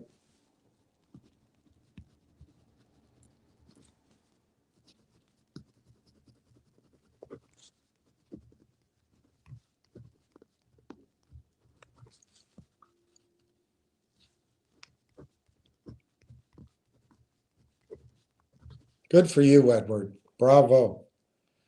Richard K. When RailTown comes in, I can renovate the house. Well, if you, I don't want you to think of it as hot money. I think RailTown actually can change. If you wait long enough, it can change who you are. In other words, I forget, Richard, how many shares you have, but and anything can happen. We've got to follow it. We've got to pay attention. We've got to adjust. But RailTown over time can make your portfolio significant. And then perhaps it turns into, NVIDIA stock or something. But rather than selling it and renovating your house, maybe it becomes your friend that you can hang on to for 10 or 15 years and it can grow. I don't know. There's a lot of moving parts. If it's, we'll see. But that's exciting to have a goal. That's exciting to have a goal. Maybe it comes up to a high enough price you can just borrow against it without leveraging too much. I don't. Anyway, let's talk about margin later on. It's too long a subject.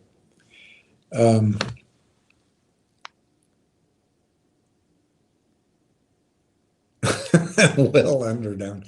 Well, how do I use Chat GPT? All right. Hey.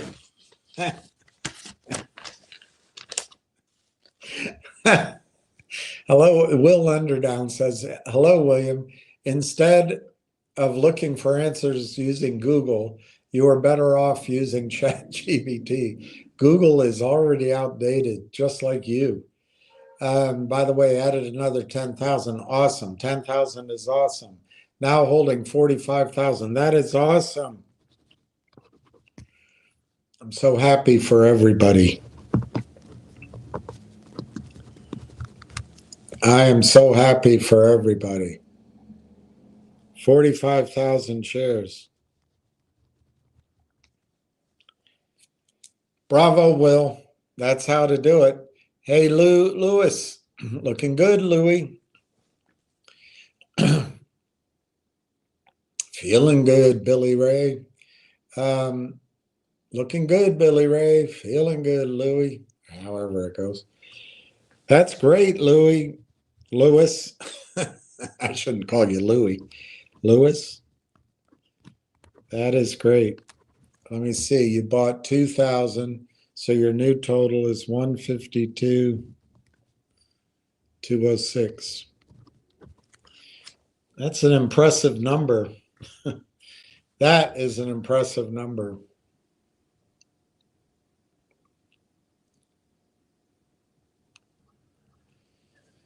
You're always negative, whatever I do. God bless you. Thank you. God bless you. But Benjamin, if you come on here trying to distract people, it's a form of uncertainty. And right now, what's going on, as you well know, is transformative news has come out. You and your friends are shorting the stock. You're pretending to be a good Nick, and I see you as a bad Nick. Prove me otherwise, I'll change, but it's hard to tell. You come out and you're saying, hey, go over, look at finger. If it hasn't been clear to you, Benjamin, for 4 months or 5 months, I've been essentially almost 99.999% of the time talking RailTown. Why?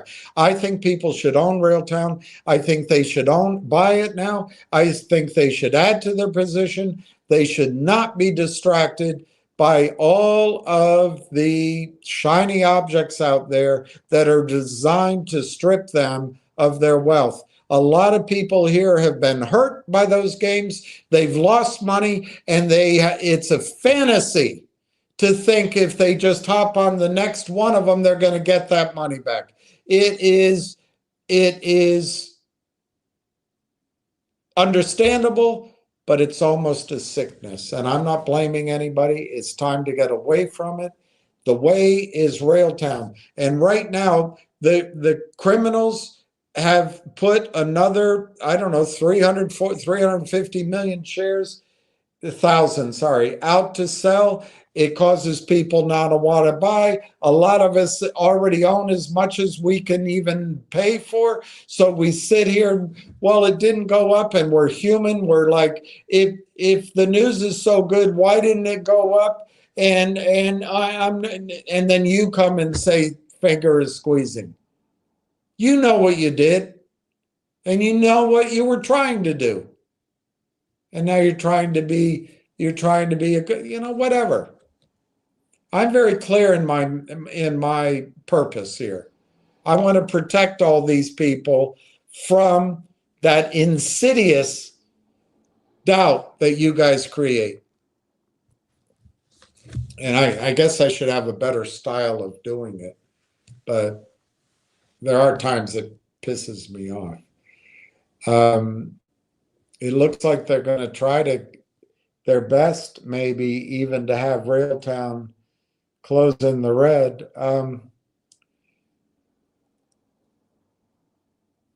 I think RAILTOWN made a mistake not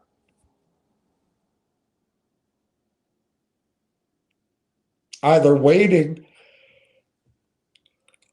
until or making sure they had 67% of the vote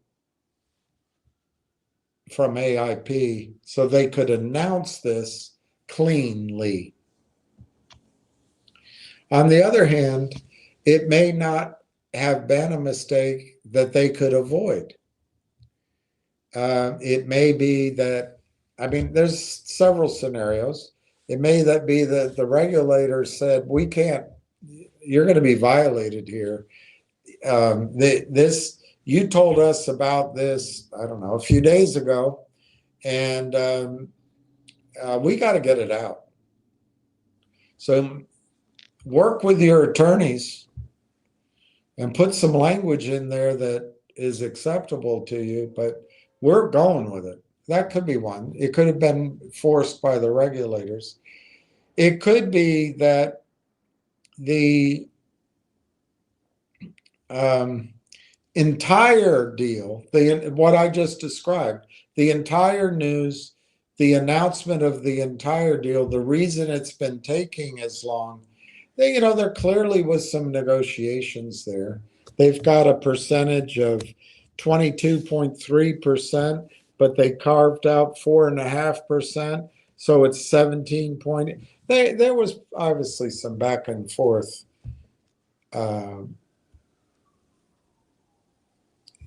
Probably amicable negotiations, but that probably took a little while. But maybe another scenario is that RAILTOWN was waiting to be able to announce without the caveat that we still need the shareholder approval. But maybe it was taking too long. And maybe they have other news, like this news that just got announced. Let me imagine a scenario. Maybe they signed the deal with Uniserv, and Uniserv said, we're announcing it on Tuesday. We'll gladly sign a contract with you today and announce it on Tuesday. I'm trying to make this up as a plausible idea. So maybe RAILTOWN said, fine, announce it Tuesday. But then RAILTOWN called midday and said, hey, whoa, we don't have the vote yet. We got to get this out because we got to at least get this agreement announced. Otherwise, we can't announce anything. Well, we told you we're going with it on Tuesday because for our own reasons, and that's why we signed the agreement. And our attorneys are saying we have to announce it today, Tuesday. Well, we're trying to get, well, let me call Susan, our attorney. I'll call you right back, call back. Susan says she can give you till tomorrow to make the release. So we got to do it during market hours, though. And so RAILTOWN maybe then called their attorneys and said, hey, we got to announce it.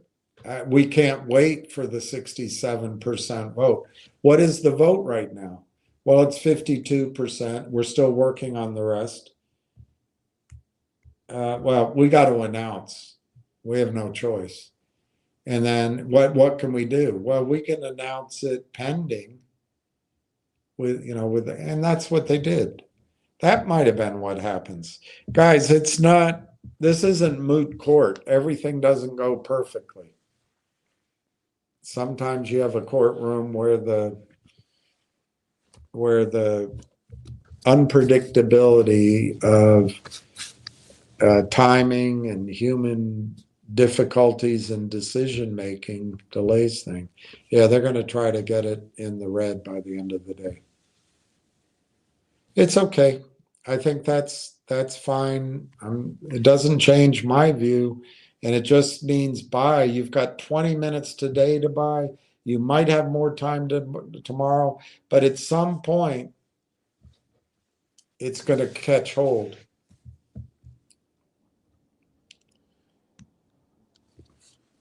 Hey, Hawaii came in late. What's the news?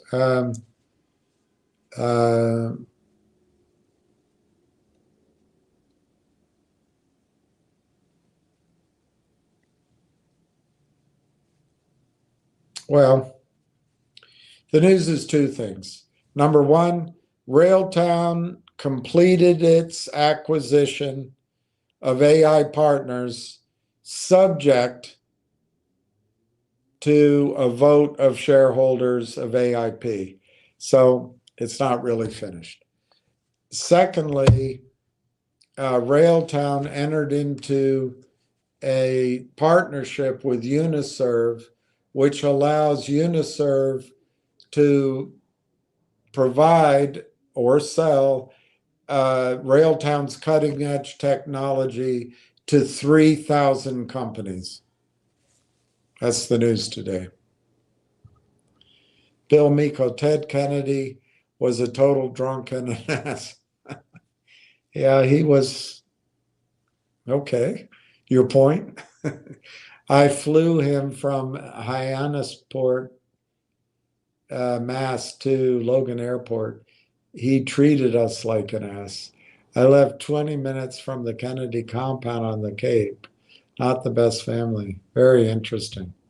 I never lived near the Cape. I worked in receiving. I actually cobbled together several jobs that summer, and then it followed into the year as I was looking for employment. But I worked in receiving and then upstairs as a busboy of all things at Clyde's, and Clyde's was a brand new destination restaurant and a new concept in restaurants at Tyson's Corner. Everybody went there. It was seductive and anyway, it was a big operation. And Clyde's is now, well, the guys all died, and they gave it to their wives. The wives sold it, but Clyde's is a huge restaurant operation now. But it was, it had downtown, Clyde's in Georgetown, Clyde's at Tyson's Corner, and I think at that time that was it, except they might have been trying to do one out in Maryland. Anyway, it's essentially the two. Anyway, one of the guys I worked with in receiving and then as a busboy. I can almost remember his name. He was a good guy. I wish I could remember his name. I can remember his face, and he had his hair. He had a lot of hair. He was a skinny guy, and he was a good. We were young. Everyone was young, but you could tell that this was about all he was going to do with his life, because, and he might have done other things. He wasn't a bad person at all, but he was a how do I put it? I mean, I don't judge it, but back then I'm not a pot smoker, but he would smoke pot. So we'd go out, we'd be taking something out to the the what do you call that? Out to the machine that squeezes everything. We'd go out on that ledge outside, and we'd be there, and he'd be smoking a cigarette, or he'd sneak a quick puff. And I used to work long hours, 12, 16-hour days, and then I'd go do other things. Lots of times I was worn out, but I just plowed through that time. And anyway, he said to me, he also drove a cab, so that's how he did it. That was his style. Or a limo. Sorry, it was a limo. He drove a limo. Or he used to drive one. That's what he said. He used to drive a limo. And anyway, he was driving Ted Kennedy once. Maybe he was Ted Kennedy's limo driver. It might have been that. It wasn't so much once. He just was Ted Kennedy's limo driver for a while. Could be that. And I've been to where Ted lived in McLean, sort of the edge of McLean, but and I've been in. Anyway, it doesn't matter. So I can just imagine it in my mind, the route. And he said that Ted used to be very impatient as a backseat passenger. And what was this guy's name? Was this guy's name Tom? Anyway, he said what would happen on the Parkway, they'd be driving, they'd come down, I don't know if that's Lorcombe Lane. They'd come down, I guess that's the end of Old Dominion. What is that road called? And they would come down that. They'd get onto the Parkway going to the Capitol, and there'd be bump and stop traffic, and Kennedy's in a hurry. And my friend, I'm just having a hard time remembering the name, is so long ago, he'd turn on the turn signal to merge, because you'd come in and you had to merge in. There were two lanes that had to merge into two lanes. So those two lanes had to merge down to one, had to merge into two. And even as you went to the bridge even further, there was one more constriction, and then there was a peeling off. And I used to drive it all the time. It was frustrating. So he's driving, and he's just a nice, quiet guy. He's not aggressive. And I can just imagine him. He turns on his turn signal, and he's trying to ease in. And I guess Ted Kennedy yelled at him, "Don't bother with the effing turn signal. Just cut in front of him." And what Kennedy did is he opened the limousine door into traffic to stop the traffic, to open a gap so that my friend could drive the black car, I guess limo, into the space made by all the cars slamming on their brakes behind. So Bill Biko, I can I can believe you. I can believe you. Your description. All right. I guess instead of my prediction coming true, this is now going to become a fight to see if RailTown closes in the green or not. Wow. Now I wouldn't have expected that. The previous close was 58.01. The last trade is 58.61. The volume is 418,000.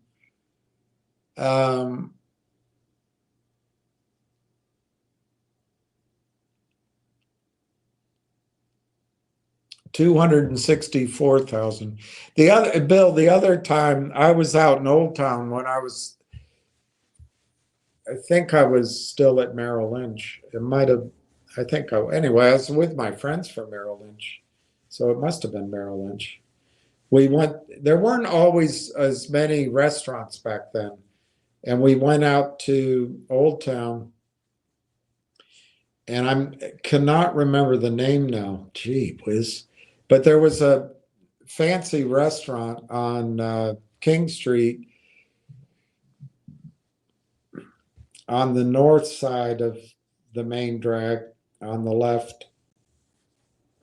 I don't even think the Metro was there then. Anyway, we went out and we got a table. And of course, back then, our money flowed like wine, and we had friends there, and I think I had a girlfriend there, and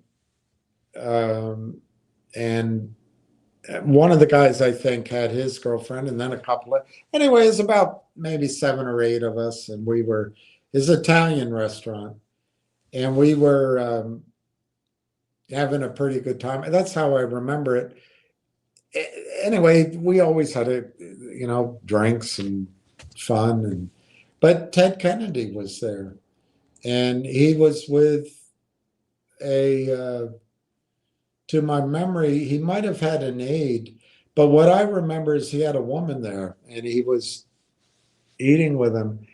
But the whole point of the story is, I think that was the restaurant where he was rumored to have, and I don't know if it was that night, but he was rumored to have either with a companion or maybe with a waitress drunkenly closed the curtain. And it was that where we were. I vaguely remember, at least in my head, I pictured that's where it happened. I didn't see anything like that, but I do remember he was loud and laughing and expansive, and the whole restaurant carried on. It was one of those, it was back then, it was a destination restaurant. I don't think it'd be anything much now. The only other time I saw him was up at I think it was called Dakota's up in Adams Morgan. And I was invited to a party, a Kennedy party. And I went in. It was packed, music, crowded. And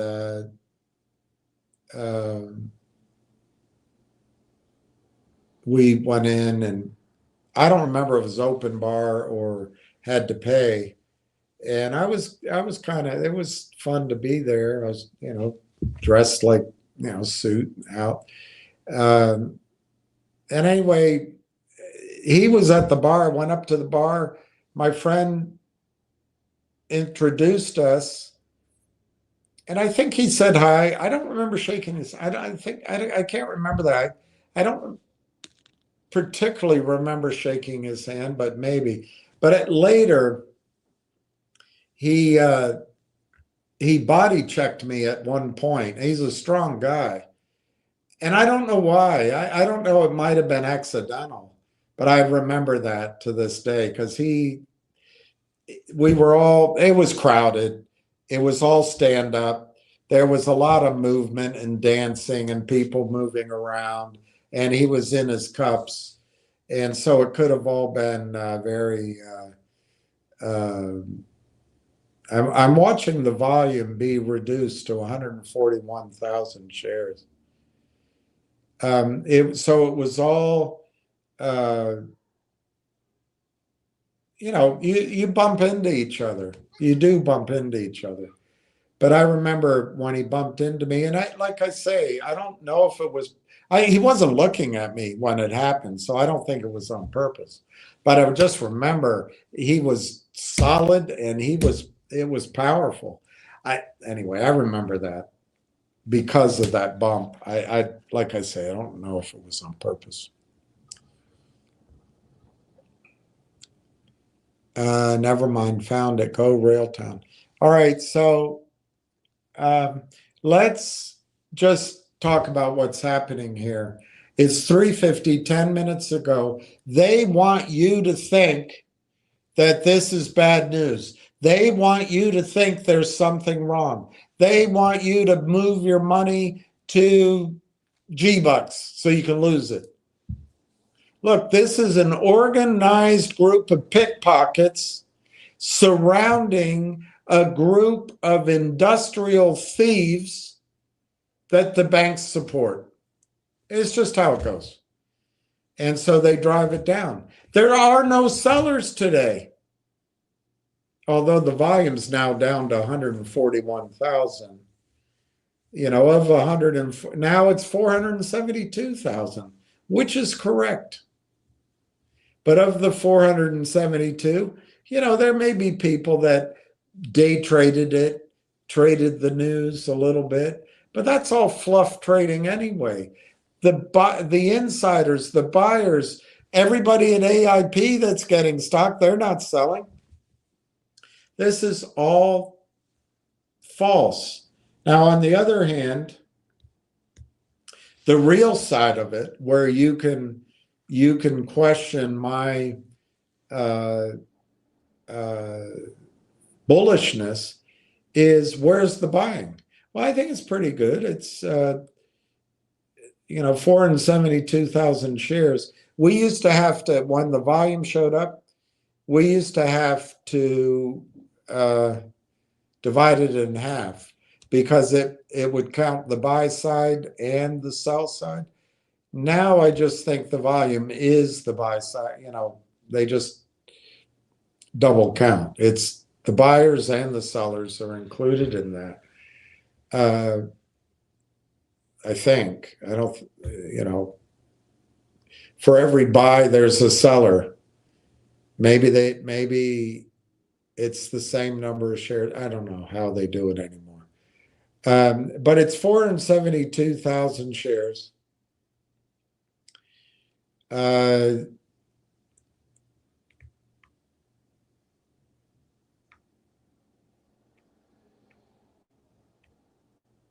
It's not changing. We got 8 minutes, 58 to 58.5. It's down less than a penny. It's insignificant. It's essentially flat, but it'll be red. They don't want computers. It's probably that they're talking to computers more than people. They don't want buy-side computers around the world. All trading now is done by computers, almost all of it. And a lot of analysis is done by computers. So I would imagine, it wasn't this way when I was, but I would imagine when news comes out and the stock goes green, that might go into a certain set of action on the buy side computers that these sellers don't want to see. I don't know, I'm speculating. But we'll see if it turns green or red. Look, guys, today is a great day. This is great news. It could take a little while to catch hold, but it's great news. There's nothing wrong. The deal with AIP will go through. But look, the revenue deal that was just announced has nothing to do with AIP's side of the business. It's all conductor. So it's not fatal one way or the other. And then this MOU, I wish they hadn't used that term, with whatever the name of the company was in Canada, Digital. That was inelegantly handled. And then they did the tri-cornered hat of agreement. Why did it have to all be done at the same time? What was the point? What it could be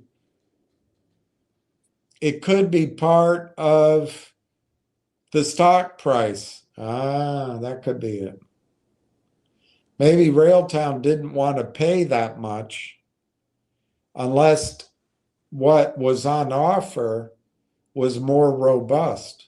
Maybe that was why it was a tripartite treaty. That could be. All right, Hawaii. All right, okay, thank you.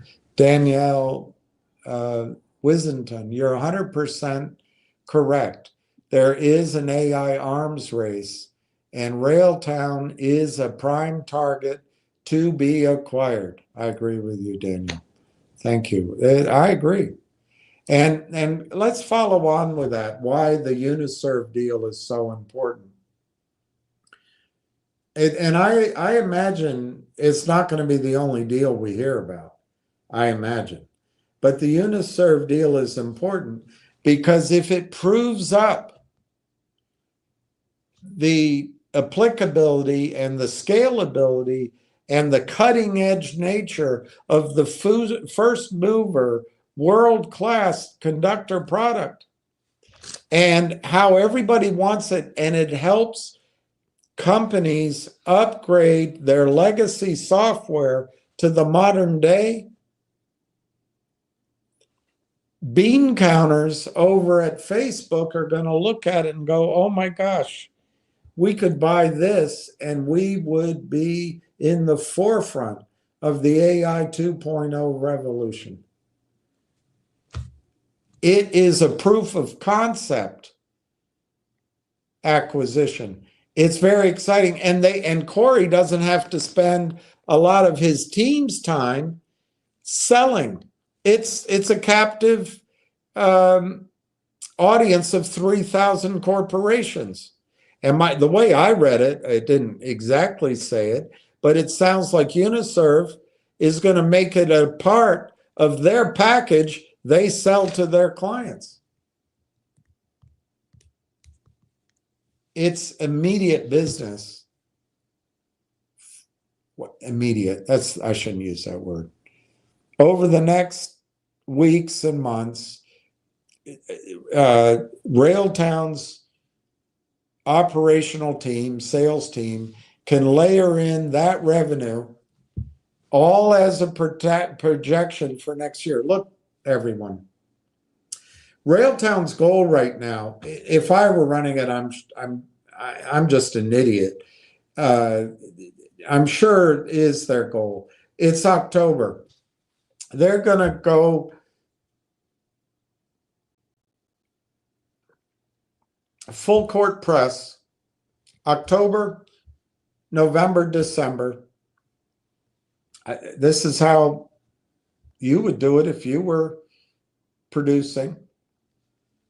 Lock down as many revenue streams, increase the pipeline, expand your reach, and create as many diversified, powerful revenue streams that you can project in 2026. And then on the AIP side with digital, their goal is going to be to lock down, well, I don't know, they do have those conference meetings and gatherings and let's circle back type events. But in general, I'm making fun of digital, I guess. But in general, their goal is going to be to lock down, whether it's implemented right away, negotiate and lock down and engage as many of these roll-ups so that their pipeline is as big as it can be going in to 2026. Why? because they want to put in their, not our deck, not the deck we're going to see, but the decks that have NDAs on them, when they go into Banksters, when they go into NVIDIA, when they go into customer accounts, they're going to put in their projections, their books. Here's what we're projecting for 2026. And if those revenue numbers are if they're 100 million or more, RailTown's worth $25 a share.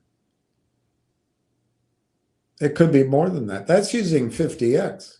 If they pay 100x or value it at 100x, it's $50 a share.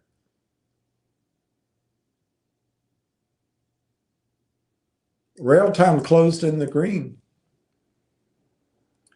478,000 shares. So, but what was my prediction? My rather impulsive prediction. It didn't work. I said 1 million shares and 90 cents. Well, it didn't work. Dennis Alex. I own 12,000. Good for you, Dennis. That's great. Dennis Alex. If I don't know if I can believe you any more than any else. I own 12,005. But that's great. 55 may get me there. It was a real issue. Yeah. Wow, you must have owned a lot of MMTLP. Because that's a lot of money. 12,000 shares of RailTown, 12,005 times 55 is $660,000. Wow. You lost a lot of money in MMTLP. But anyway, that's a nice number, right? 12,005 is a great position. I congratulate you. I haven't ever tried to be rude to you. Oh, it's your next comment. Dennis Alex, you can be rude, son of a bitch. You can be a rude son of a bitch and get some singing lessons. Hey, I can't sing. But on the other hand, I can't do much of anything at all. So it's not like I can tell jokes anyway, I don't know what to do, Dennis. I really don't. You can be rude son of a bitch and get some singing lessons. Madison on O Street can help you. It's just down the street. Oh, the mansion on O Street can help you. It's just down the street. Yeah, that sounds like a good idea.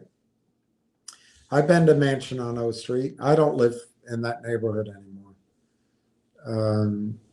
I lost my house, Dennis, Alex.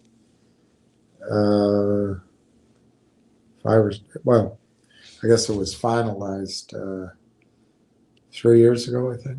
Anyways, I don't want to think about it. So I no longer live near there.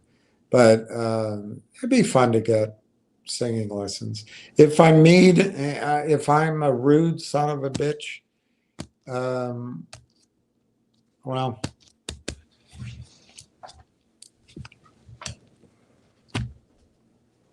I'd prefer not to be, but what's going on in these markets are some bastards have systematized a methodology to steal from investors, and they play on investors' trust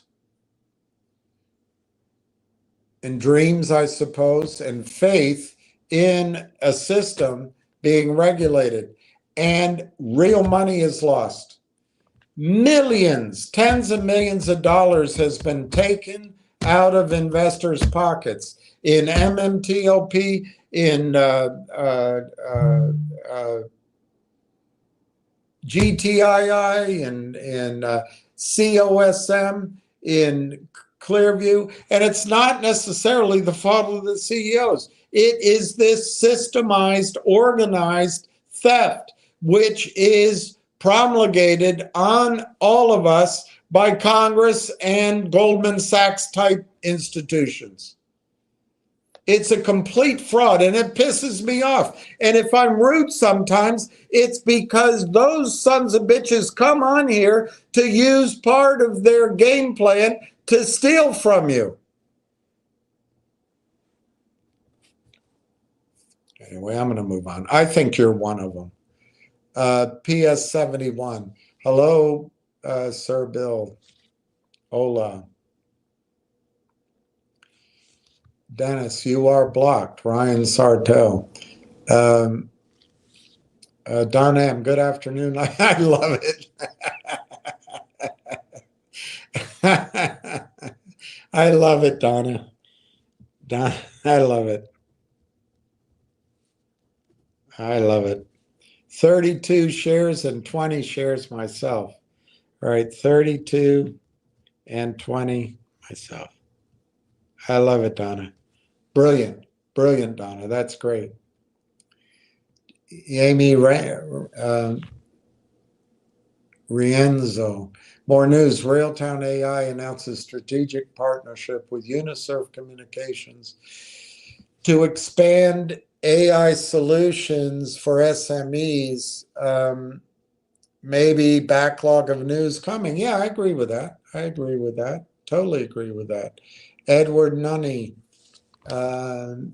New press release. Yes, thank you, Edward. Account size settings. USS share price is 62 cents. Pizza rules. I believe Uniserv is USSHF. No, I found it USS.V. But it could always be different on different. But it's anyway, it's 62 cents. So RailTown closed in the green, which I take as a wiener. Finger closed at 201, up 30 cents. And to that gentleman, Benjamin, I have to say he may have been onto something. The stock that closed with 1 million shares, Benjamin Shamil might be correct. The one that got over 1 million shares volume is Finger, 1.14 million. So what I reacted to is my frustration of people going over to Finger to chase a squeeze. I think it's ridiculous. But Benjamin could be correct in noticing that the price action is strong, and 1 million shares is telling you something, 1,000,001. So my guess is it's going to follow through. I do not think you should be selling RailTown to go over into Finger. I do not think that. Could money be made in the calls? It might be already late to go out longer term, but you might be able to make it in the short one. But it's gambling. It's gambling. It's gambling. I would say buying the stock is the safest way to do it because you can't run out of time. But I really think where your money should be for an exciting uplift is RailTown. Let's see, G-Bucks, 31 cents, GDC, $6.12, Energy Vault, $3.35. And let me look at that. I need to go get breakfast. I need to go get breakfast.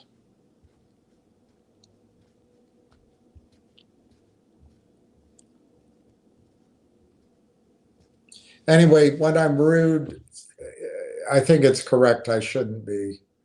but I just lose my patience sometimes. And I think I'm a little bit,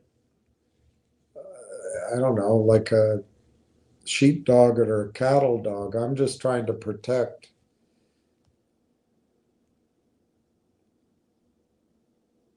Oh God. What's going on with that? Oh, all right. Damn it.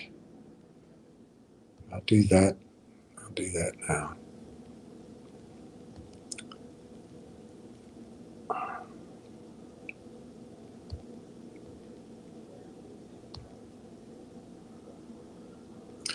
Everything in my email is junk. I now get hundreds, dozens of junk.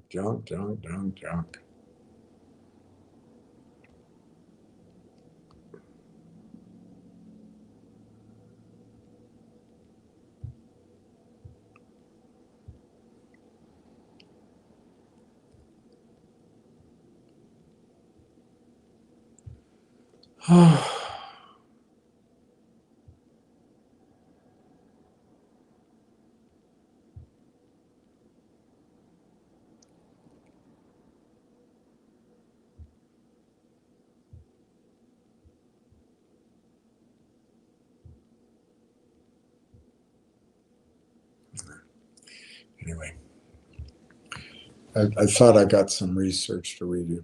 Eric B. I emptied my pockets and got good for you. Wow. Eric, that's pretty impressive. That's pretty impressive.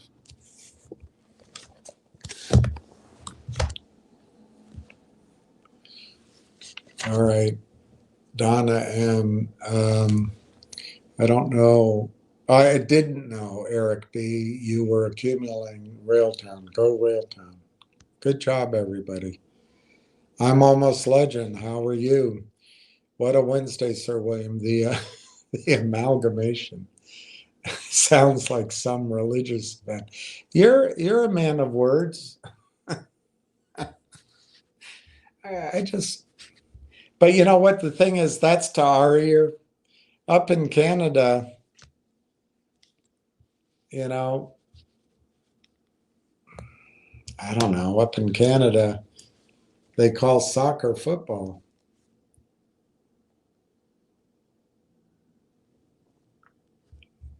I don't know. It's a different mindset. The amalgamation sounds like some religious event, but it's great news, as you said. You were also right in that more news could be released today, and it did. Yeah. Will Underwood is correct, Sir William. With ChatGPT, you'd be conversing with a responsive AI that is real-time info, and you can also converse back and forth verbally if you want to as well.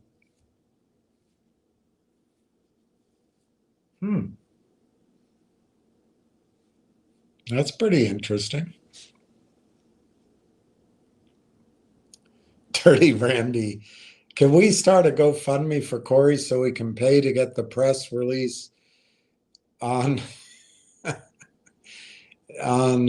Charles Schwab?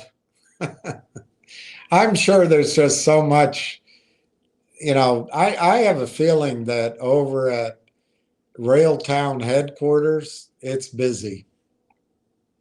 And I just bet maybe we should get Rebecca Kurzweil to get that done. But yeah, it's funny. That is funny. I'm accumulating RailTown here in Canada on the Toronto. Eric B, that's tremendous.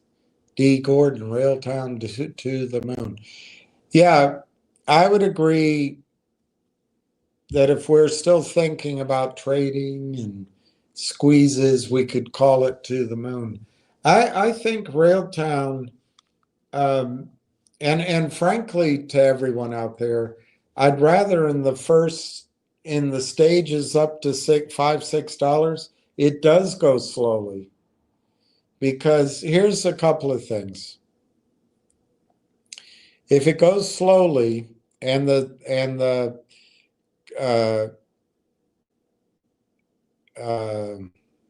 computers continue to sell stock that doesn't exist, it'll allow bigger players that haven't been able to buy in. Who could those players be? It could be, significant institutions in Canada and elsewhere.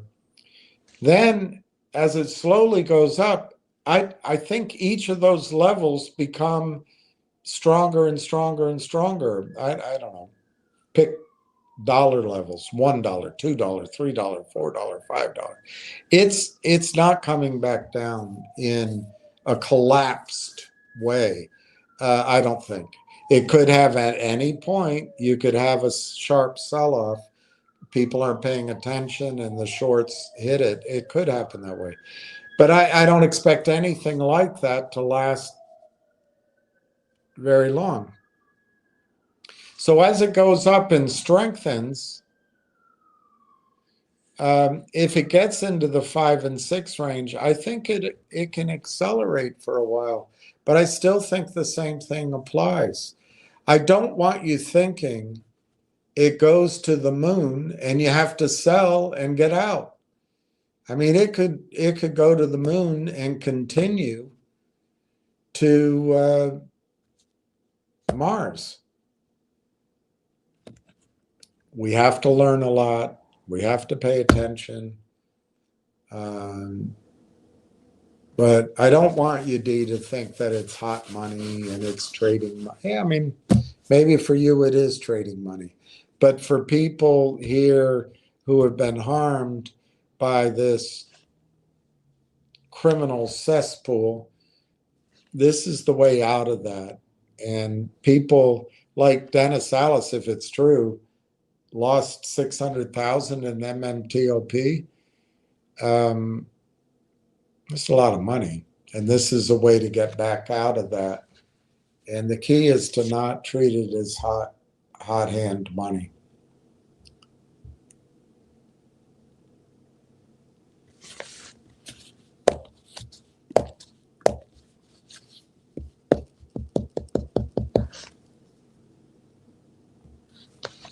Who said I needed a singing lesson?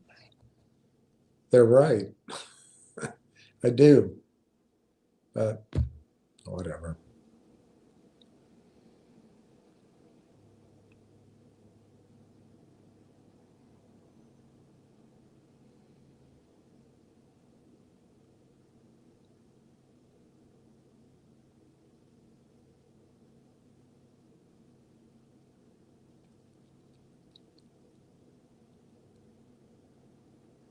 Yeah, I'm not seeing any changes in anything. All right. Original Plankster.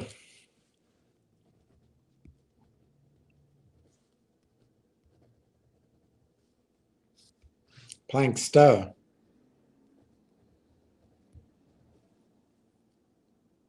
10,000 more. Awesome. That's awesome. Good for you, Original Plankster.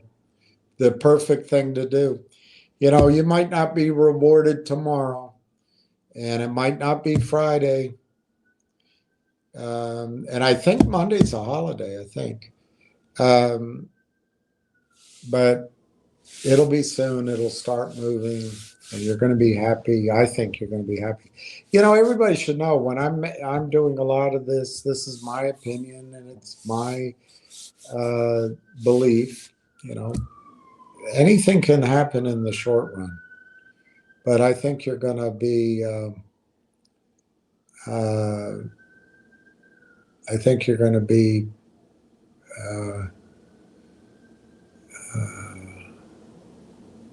Pleased, Original Plankster. I think you're going to be pleased. Drive me down slowly, Lord, drive me on down. Let them drive it down, then I can buy back my trading position. Whatever. Clay Schoolfield. Very disappointing. All right, Clay's been a good buyer. Very disappointing. No buying from insiders. We did more volume before the race. Okay. This brings up something that happens, Clay. In real markets, which I would contend in Canada, that RAILTOWN is a real market because of the volume of attention, both in money and eyeballs, and study to the AI 2.0 space. Down here with the other stocks, we hear from one or two guys, they pump it up. There's no teams anywhere studying the stock. There's no trading desk anywhere focused on those stocks. With AI 2.0, there's investment teams, there's research teams, there's trading teams, small or larger, at probably 100 or more funds in Canada looking at AI 2.0. There's teams inside of all the big Mag 7 type stocks and companies and others. They're all focused on this. There are VC firms and research analysts. There's such a lot of attention put on AI and AI 2.0 and SaaS companies and data center. There's a lot of strategic thinking on these companies. So if I'm right, that RAILTOWN in Canada is trading like a real stock. In other words, there's price discovery in Canada.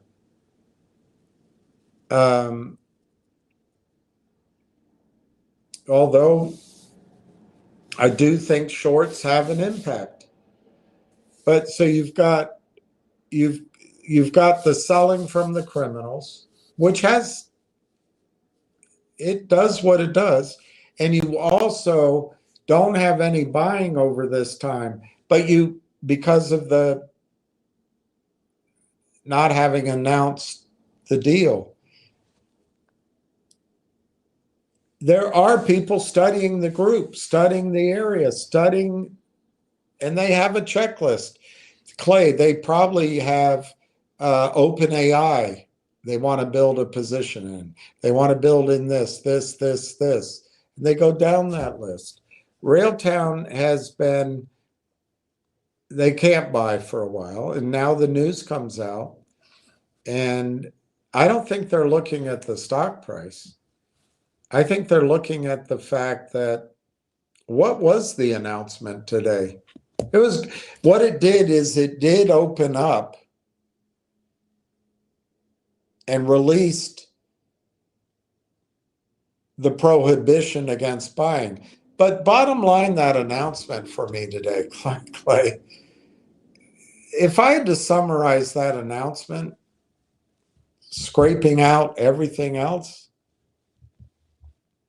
that announcement to me is RAILTOWN. Let's use their own words. Let me bring it up.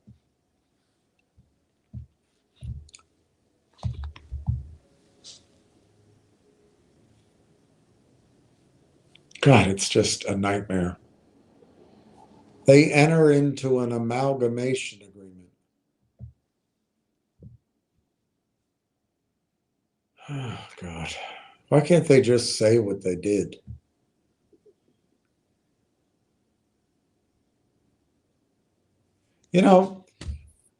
Clay, they buried the lead.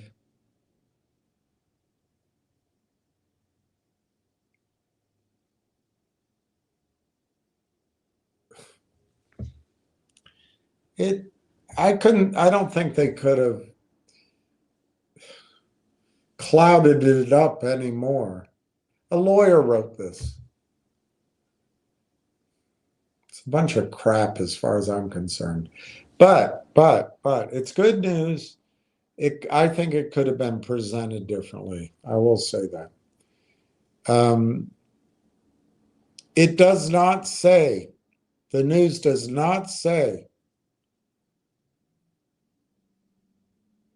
that they bought AIP. It says, further to its previously announced memorandum of understanding with AI partnerships, RailTown has entered into an amalgamation agreement.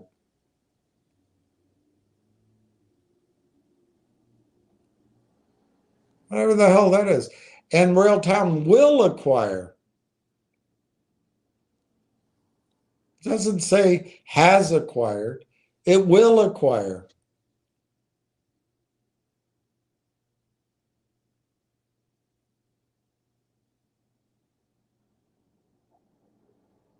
And it goes through all the complicated crap of the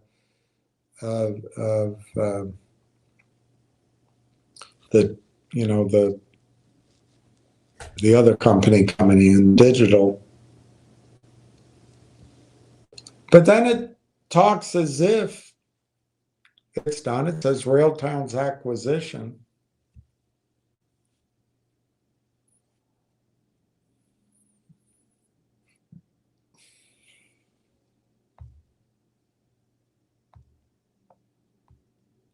I think it could have been presented differently, better.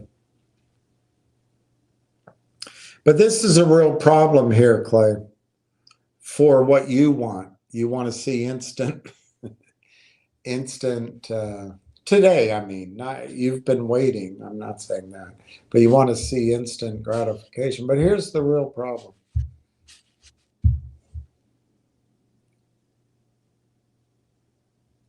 In one paragraph, it talks about the amalgamation agreement, which, what the hell is that? We know what it is. I'm just saying.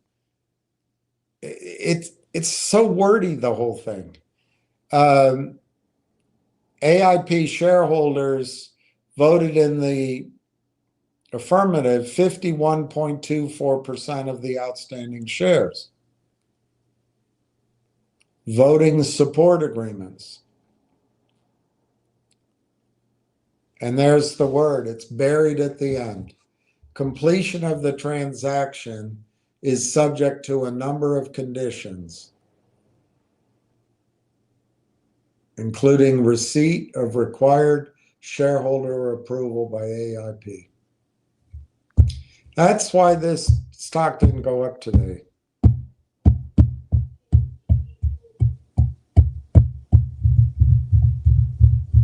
But it's not bad, Clay.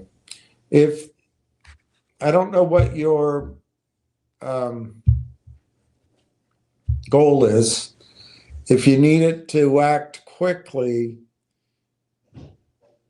it's disappointing. I don't know how long the vote's going to take.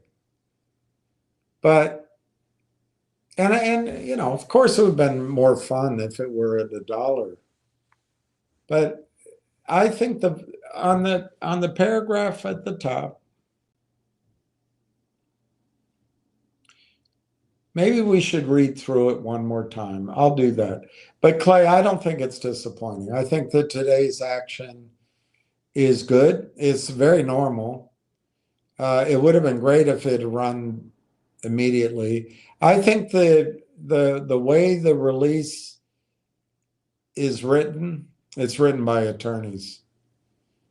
And it's written to cover, I don't know what the purpose is. But I think the market recognizes right away that the deal's not done yet, you know.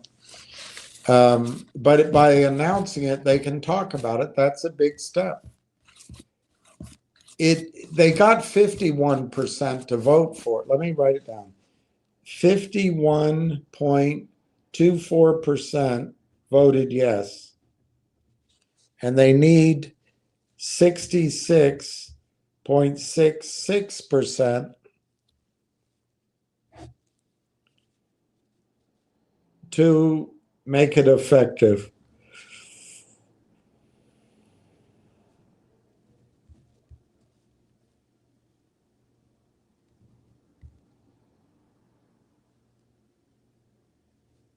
So they need 15.42% or 15.43% additional votes. I think they'll have them. But Clay, I don't think this news announcement will bring in the conservative buyers until that is finalized. And so we have to wait for that. I think some of the amalgamation and the tripartite nature of it confused it a little bit. Those kind of buyers will still come in. There's no revenue in the deal. And the new deal that was announced, there's no revenue in it. And so these professional short sellers, they see news all the time. And it doesn't scare them. They short it down, short it down. So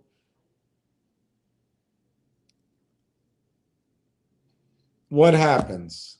The people, not Clay, not me, people at Mavericks or Omers or other funds are going to read it, but they need it translated for them. They're going to want to talk to Corey. They want to know when the vote's going to be. They want to know when are revenues coming. So there's still some reasons that the buying didn't happen today, and it may not happen tomorrow. But Clay, I think the stock's up from what you paid for it. I don't know for sure. But maybe you're like me, you have no more assets or money to put in it. I wish I had money. I'd be buying today. This is a tremendous price. You know what's happening. It's all laid out. You know how many shares. And it's better in some ways than we could have known about. I'm not saying it's revolutionarily better. And you find it disappointing? I don't know. Let me...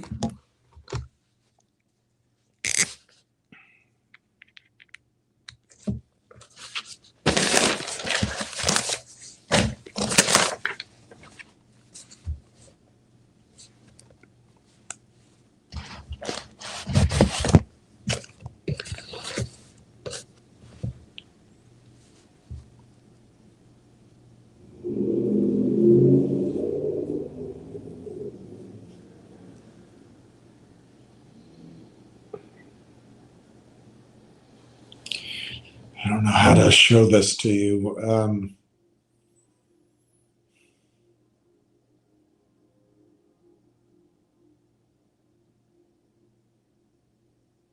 There's nothing to show to you, really. I can tell you what I was told by somebody that I think would know. But I don't know the name of the company. I can't prove it to you. I've shown you many, many examples of funding and financings. So it's true I can't prove this to you, and it's just information I received.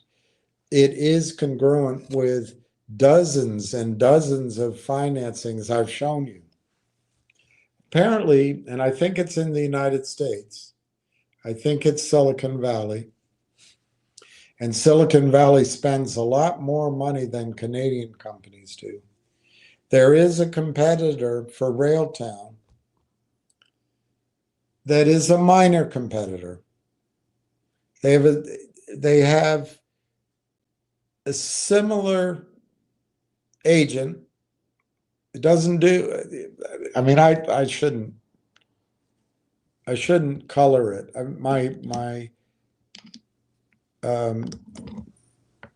appreciation is it doesn't do all the things RailTown can do.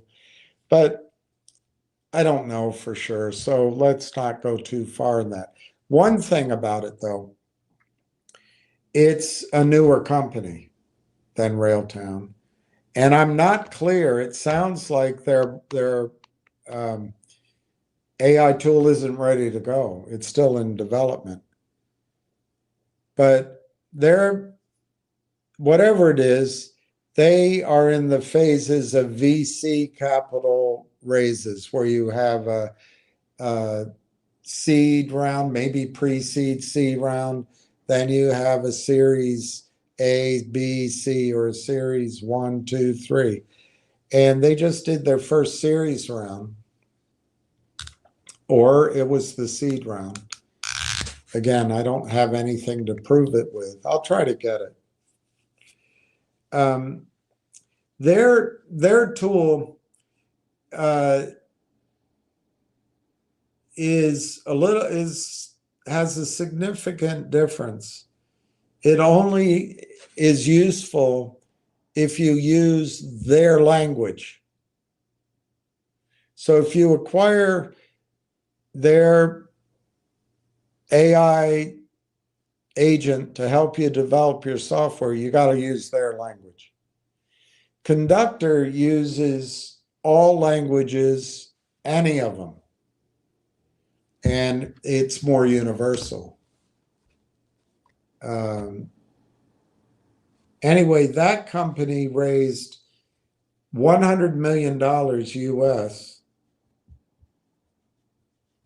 I'm told,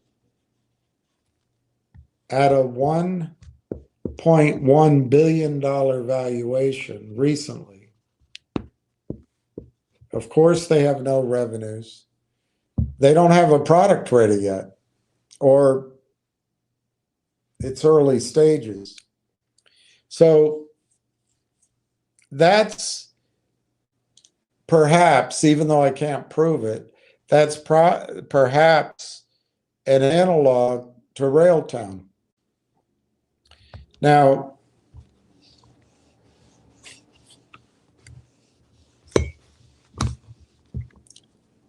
I don't know what else to tell you without just repeating myself endlessly. But if you can picture a travel agency, a national listing agency, a huge real estate brokerage firm, a string of S&Ls, I don't know, company after company. I don't know, one of the large, like 7-Eleven or Sheets, these huge companies who have legacy software. It might be updated and they might not feel like they need to do anything. But a lot of these companies need to upgrade to the benefits that which the quantum leap in AI is providing by data centers combined with NVIDIA chips or AMD chips that are gigantic leaps in computing power and speed and memory, and it improves services to customers. It improves cost structures at firms, and it's the interface with structures. It's the with customers. It's the product that customers buy. If you stay without upgrading, you're not going to keep up with your competition, and entire industries or companies can be wiped out because a new industry is using the quantum leap provided by this AI 2.0. So, Clay, I know you're very disappointed, but if you can, maybe you can't. I'm not going to play it now. I'm too tired, but I'll try to play it tomorrow. Corey Brandolini, in 2 of his presentations. Maybe I have the notebook. One of the notebooks I wrote it down in. I had two notebooks here. No, it's not that one. I just have to do it by memory. I mean, you're not going to trust my notebook anyway. But I'll have to play it again for you tomorrow. He quoted a third party that the annual spend by corporations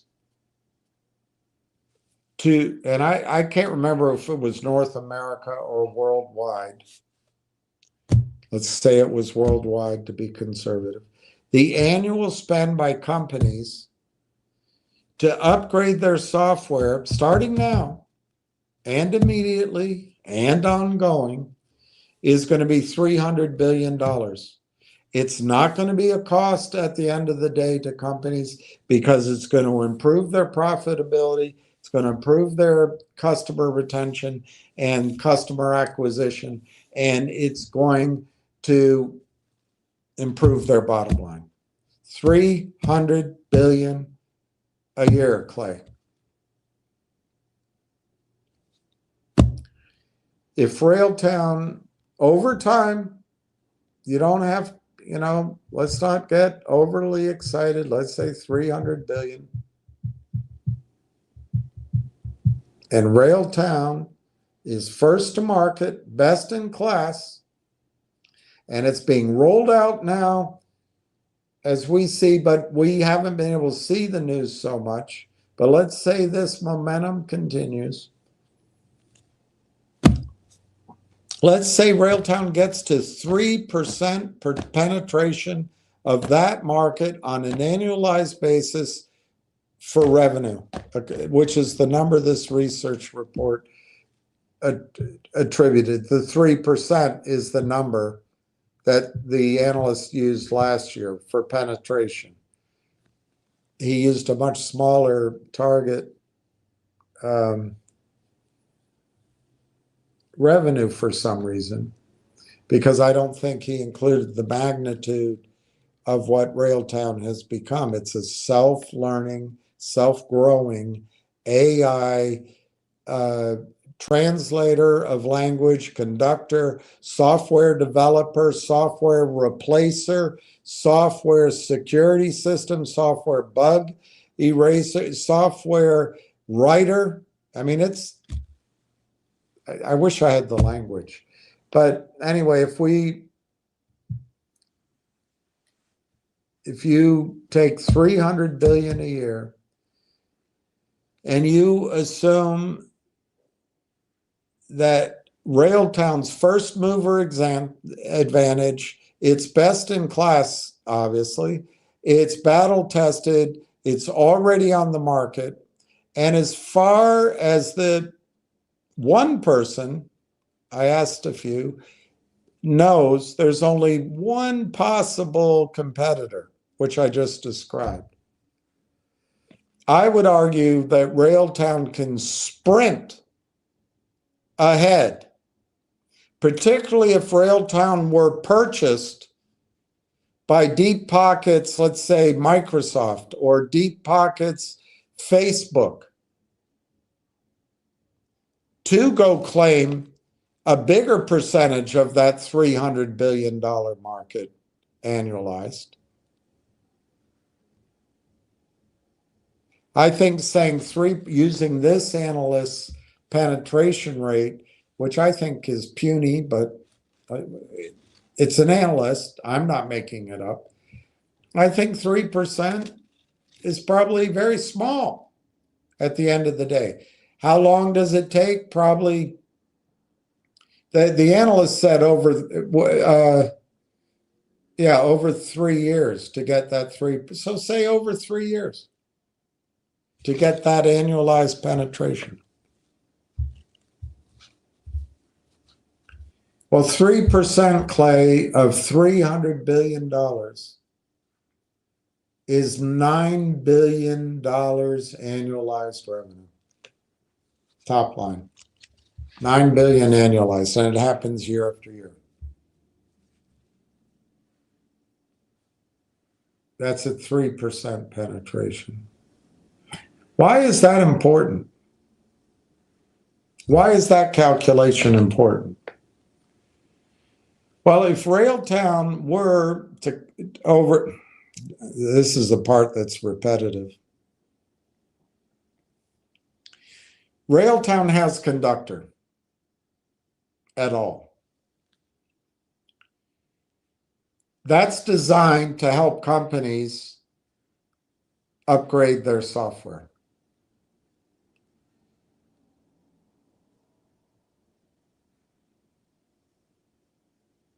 RAILTOWN needs customers for that. They've been out marketing it. They haven't been able to tell us what happened there. They have, and I guess it doesn't excite unless it shows up right away in results, but I don't know how to make that happen. RAILTOWN just purchased, although it's subject to shareholder vote, just purchased access to 180 AI companies who amongst themselves there have over 5,000 corporate customers. Clients, active clients. They can cross-sell to them. They can roll them up, of course. And because now they have also entered in this deal with this quasi-national company, they've expanded that portfolio of companies they can cross-sell to. We haven't gotten 100% color on that. And I'll try to look up digital before I sign off. But this is a great area for RAILTOWN to go get enterprise sales agreements between now and the end of the year or into the first quarter. They haven't even closed the deal yet. So that doesn't show up yet in the price.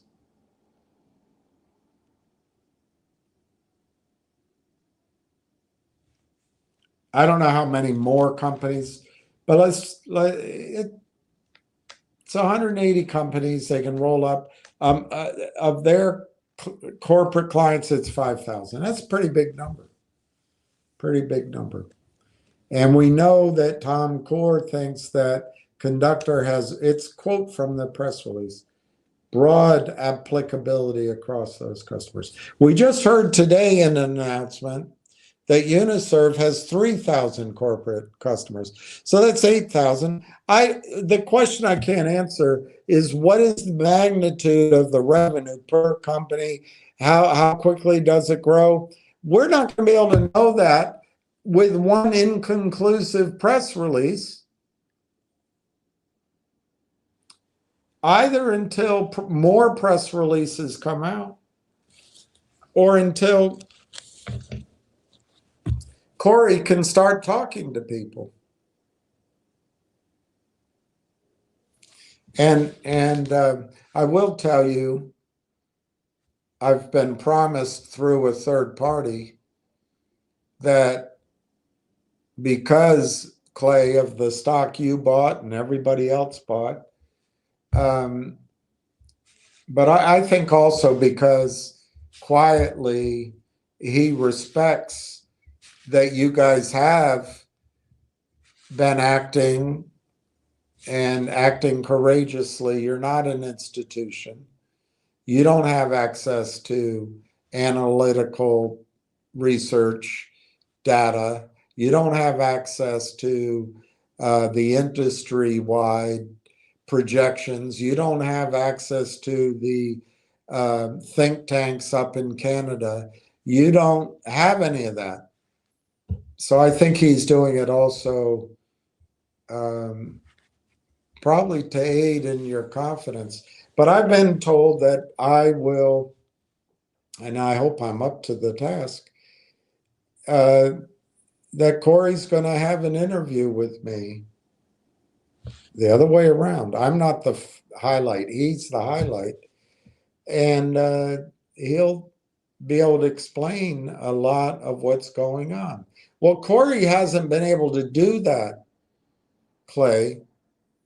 Just because the news got released this morning doesn't mean that instantaneously, abracadabra, everyone in the investing world knows what's going on.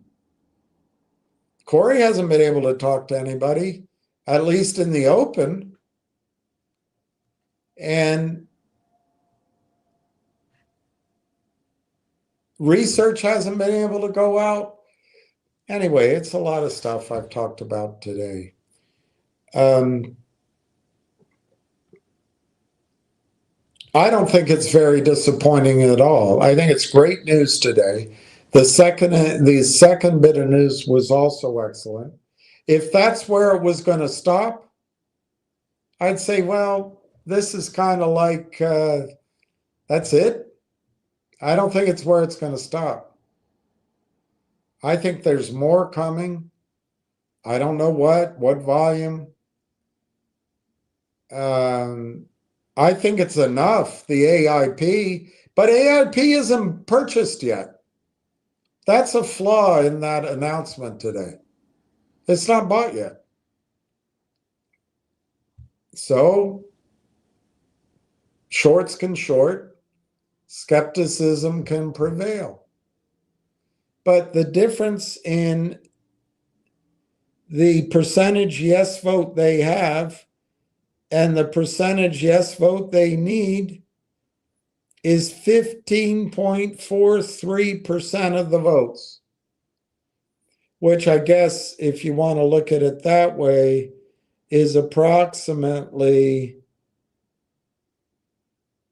I don't know, 30% of the votes that haven't voted yes yet. Whatever it is. I don't know how many shares they have, so I can't quite calculate it. Point is, Clay, the vote's going to come. And I don't know when, though. I can't make that up. I don't know when. But I think it should be soon. But I'm sorry you're very disappointed. The second point you make is we did more volume before the release. Well, in real markets, that's what happens. They buy on the rumor, sell on the news. And to my memory, I'd have to go back and calculate it. I'm tired now. I'm hungry. I think over the last, sort of Wednesday, Thursday, Friday, whenever the stock started going up, I think it was up 33%, 35%. It's a nice move. People bought on the rumor. We didn't know that's what was going on. Somebody knew something in Canada, and they bought on the rumor. I'm of the opinion this stock moves in Canada. What we do doesn't matter because the computerized selling machines will, as soon as you show up, they'll print more non-located shares. They have a deal with the trading desk or a deal with the prime broker. They just create it out of thin air. They give you a securities entitlement. So I don't think we are having an impact on the share price per se. Obviously, we must have some kind of impact, but I don't think we're the ones moving the price of the stock either direction. I certainly think when we lay off buying, it's a little helpful, but I don't think the over-the-counter market is wagging the Canadian stock market. The Canadian stock market is where this stock trades. And somebody knew something. And so that's an old saw on Wall Street, buy in the rumors, sell on the news. It happens all the time. My experience, Clay, I think it's on, you know,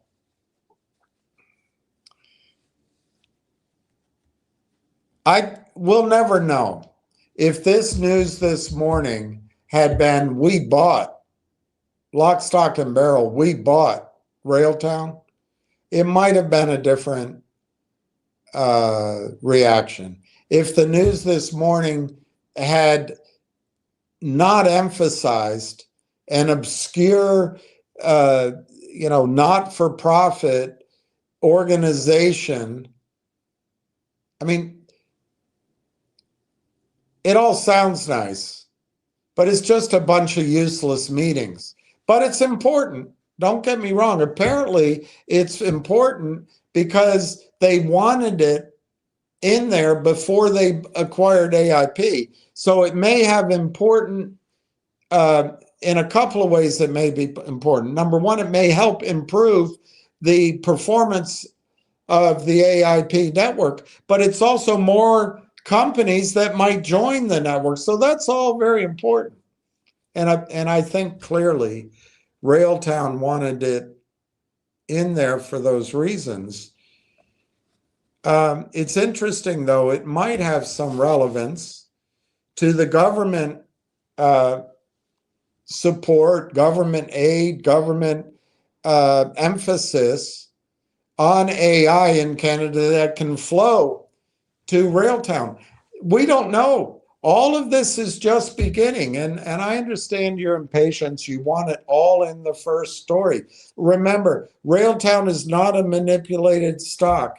It's not a stock where, as the news comes out, they're going to gun computers and they're going to convince you that it's, so you suck. It's none of that. We just have to go through the process.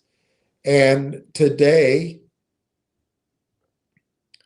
buying didn't come in as in a big enough in volume to counteract the shorts, and buying didn't come in broadly enough. And I've always warned you this, as it's under $1 or under $2, it might be tough to get that institutional buying in. It might not, I don't know, but my experience, they don't look. As it goes up, they look. But Clay, I think the single biggest thing is they haven't purchased AIP yet. It's not a done deal. And so this announcement today is a bit of fluff. I'm not criticizing it, but I think Wall Street, if it can be called Wall Street, or the Canadian stock, whatever they call their street up there in Canada, Polar Bear Street. I think they said, well, we'll wait. We'll give it, they're busy. We'll wait till the deal's done. Why spend time on it until the deal's done? The deal's not done. And for me reading it, who cares about this nonprofit organization? Put that in the middle or at the bottom of the press release. Don't put it in the title. The title should be Railtown bought AIP Partners, but they couldn't do that because they didn't. They haven't yet. So instead, it got all confusing and lawyerly and amalgamated and oddly organized press release. But it did accomplish the number one thing that they wanted to accomplish, which was fully disseminate, announce the news, get the news out there so everybody can start buying. But is the only stock at these institutions, is the only thing on their desk Railtown? Or they look, how many companies are up in Canada? How many data center companies need investing? How many big companies need energy? The whole thing they're investing in. Do you think it's just Railtown they look at? I don't. So part of the problem, I'm not saying it would have solved it necessarily. Part of the problem is the deal's not done. So on a lot of those desks, they're going to say, you know what? Let's look at it when the deal's done. Let's go to this priority, this priority, this priority, that one can wait. So that's one problem. The second problem is the short selling just keeps going. They want to convince you it's bullshit. The third problem is from your urgent, and I'm not making fun of you, Clay, but from your disappointment perspective, the third problem is the company still isn't out there telling the story. They're busy today. They may be busy tomorrow. There may be more news this week. I don't know. I would, after their Thanksgiving, there might be news. They might be working on other things. So they're not able maybe to return all their phone calls. Maybe they are, but they're not yet out there fully fledged blaring their own horn. Well, that's going to change now. The good news is the news has been announced and now they can go do that. They can go do it. But the biggest flaw I see today is, and I barely had a chance to read the news. I got phone calls, everybody,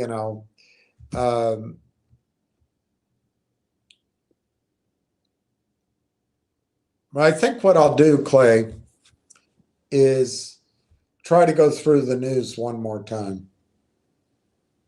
I don't want to, maybe I won't.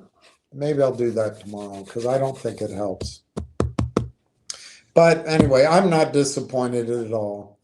It would have been better if the stock were up, but I'm not disappointed. I think it's great news today. I think it sets up a bright future. You're not going to remember, Clay, well, you might, but you're not going to remember that your stock's 60 cents the day this quasi we got it done news came out, because they haven't gotten it done yet.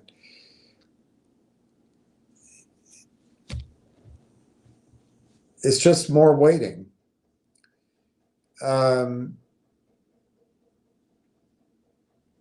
You're not convinced because you don't know, and I don't know. I'm not picking on you. None of us really know how this new revolutionary AI 2.0 market is going to be accepted.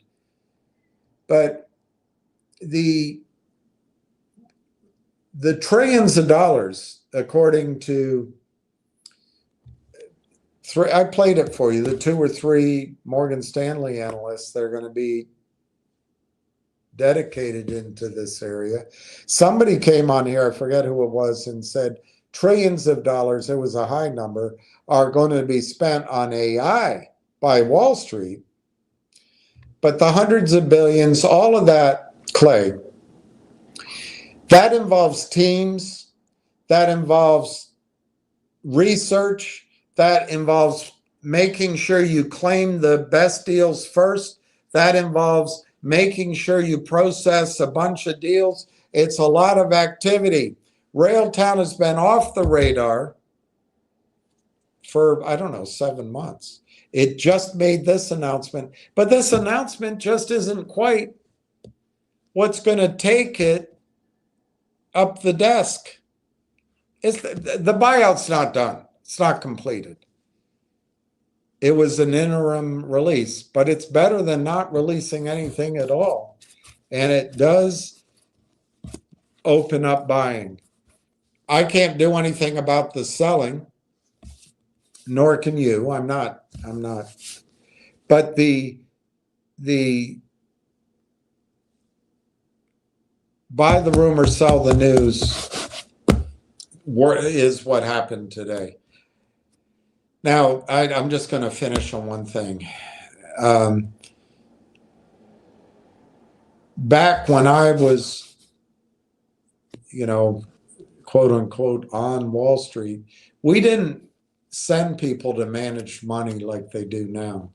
We had to come up with our own ideas and do our and we, you had people helping you. You had analysts and research and educational trip. You had a lot of help, but it wasn't like it is now. And so I've been through this a lot, and I'm sure a lot of professionals are. But what I remember often, and it was amazing more than once, there could be great news. And if I didn't have my clients in the stock, I'm like, darn it. And then the news comes out, and it was amazing. The stock didn't really move or it went down. So I was able to call whoever would listen to me and say, you know what, this is a great story. This just happened. Boom. Why don't we buy some? Sure. Boom, boom. And then that next day, or it was 2 days later, or maybe it was a week later, it got picked up by somebody else and started to run. And that's what I think is going to happen here. I don't know if it'll be this week, frankly, Clay, because they haven't finished the deal. This isn't, as you put it, no, you didn't put it. You didn't put it. Somebody else called it the news. You call it the release. This isn't really the news that they should have released. It should have said, we bought the company. Maybe that's coming tomorrow. Maybe it's coming Thursday or Friday. But I think they did the best they could. I think it's fantastic that it's released. I really do, that it's out there. Now they just have to update, and they can go forward with all their other deals and deal making. I think it's tremendous it's out of the way. The stock is strong on the day. It's up 35% over the last few days. Sure, you wanted it to follow through. I wanted it to follow through. But I think a slow and steady march upward. Were you going to trade it today? Because if you were, that's different. I think the march is ahead of us. And whether it starts today or it starts next week, I think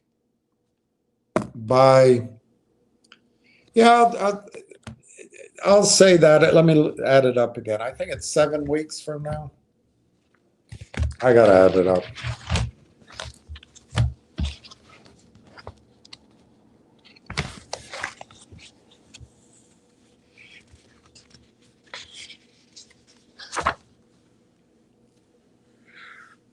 All right, let's leave this week out. We'll do next week. There's 3 more weeks in October. So 1, 2, 3.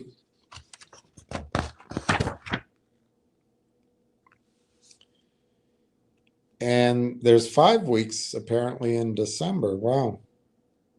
Well, anyway, I don't want to go to December.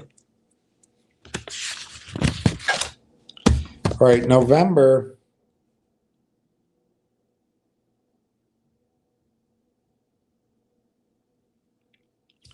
There's 4 weeks basically. And Thanksgiving comes at the end of the month. So it's 3, it's plus 4. I think the stock will go up $1 a week by Thanksgiving. I think the stock will be $7 by Thanksgiving. Give or take, maybe it's 5.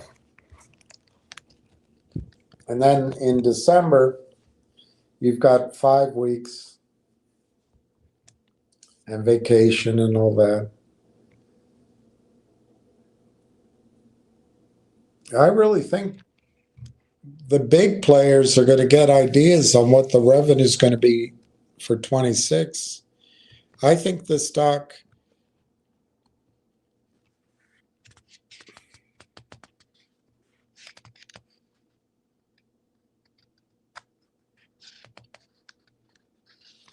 let's just say it goes up $1 a week for the rest of that's 5 more, that's $12. by the end of December. I actually think it's going to be much more than that, but it'll be $12, and then we go into January, and my calendar doesn't go that far. I think January, first quarter, the stock could be a lot higher. So, Clay, I don't know what to tell you. This isn't one of the hot potato stocks, so it's not going to give you the volatility like that, which I'm really relieved. But the buying is there, Clay. You wanted to see it this morning. I wanted to see it this morning. I think there was some, but the buying is there, and the buying is real. And you want confirmation, which I understand, but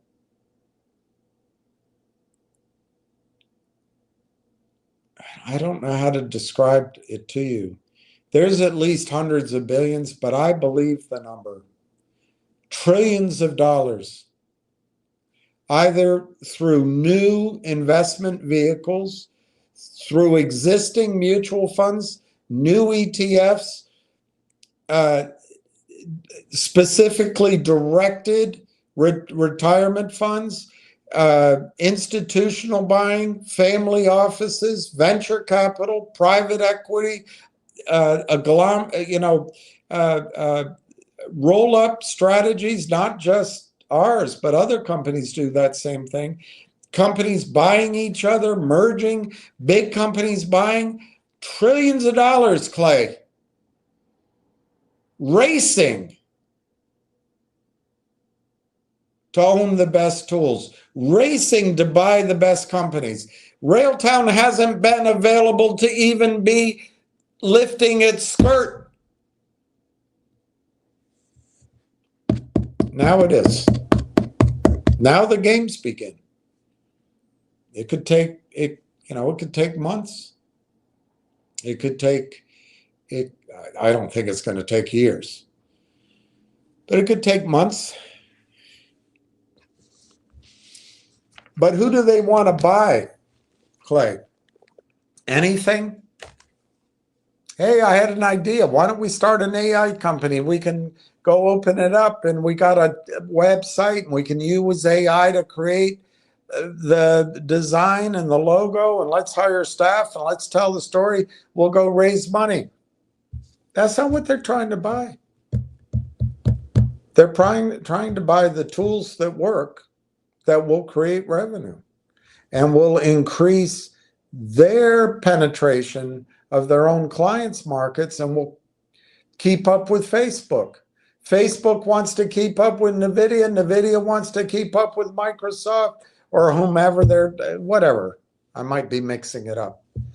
They don't want to buy they want to buy the premier companies. Now, where do they start first? Well, the big ones that have been out there and everybody knows it. And then it comes down to the second tier. But a lot of the tiers are unknown here. So it involves a lot of research and a lot of analysis that we don't have access to. And it involves disciplines and decisions and committees. But those institutions are going through that process. Those companies are going through that process. I understand Zuckerberg's out there offering $1 billion to one developer to come join. And he got turned down. Look, you don't want to believe it. You want to see it in the price.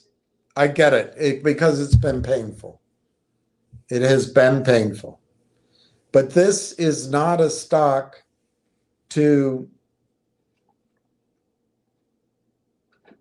well, anyway, it's not a stock to trade. And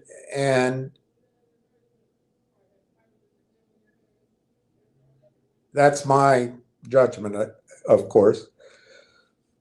You run the risk if you get out of it, you won't be able to get back in it. And you've been, not you, I'm talking in general. I haven't been able to buy a long time. I don't have the money I used to have. I wish I did. I'm not complaining. I'm just trying to say what it is. we've been able, I think, because of this impasse, to accumulate large positions. What it does today is not going to affect the fact that if the stock is $50 in the second quarter of next year and you have managed to hang on, that's going to be a good experience. I agree, Clay. It would be nice to have some confirmation today that this isn't all just bullshit, that this isn't another GTII. But I think there's enough evidence out there that it isn't. Um, uh,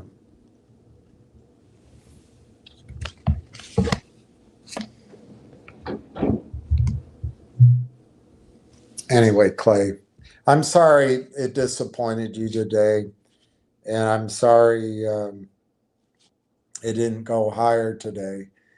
I think it's the pause for the cause, and I think it'll be okay. I'm not, it didn't behave what I thought maybe today. I'm not sure we're going to see much more action this week unless there's more news, which I expect there'll be more news at some point. Canada has a big holiday coming up, Thanksgiving. We have Columbus Day. So I guess, Clay, I'll be on tomorrow. I'll be on Friday. I'm hopeful for better. If I get updates on how the vote process goes, I'll do all that. Maybe after the holidays, I'll be blessed with the ability to have an interview with Corey, so you can. It'll be live, so you can hear directly, and we can hear some of this. But I would say for now, let's count this announcement as a win. It's a big win, major win. It immediately led to a new announcement, and maybe there's more coming. We're going to be looking for another win, which is, when does the AIP vote get done?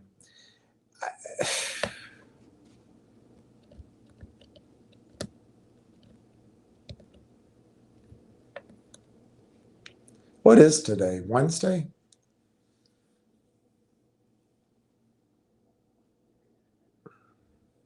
I think the vote will be done by Friday, Clay. I don't have any idea what's going on, but if they need blue ink and it involves FedEx, maybe they get some of those in tomorrow, and maybe they get the rest they need in on Friday. Maybe it's Saturday, but they're going to get it done by the end of the week, I think.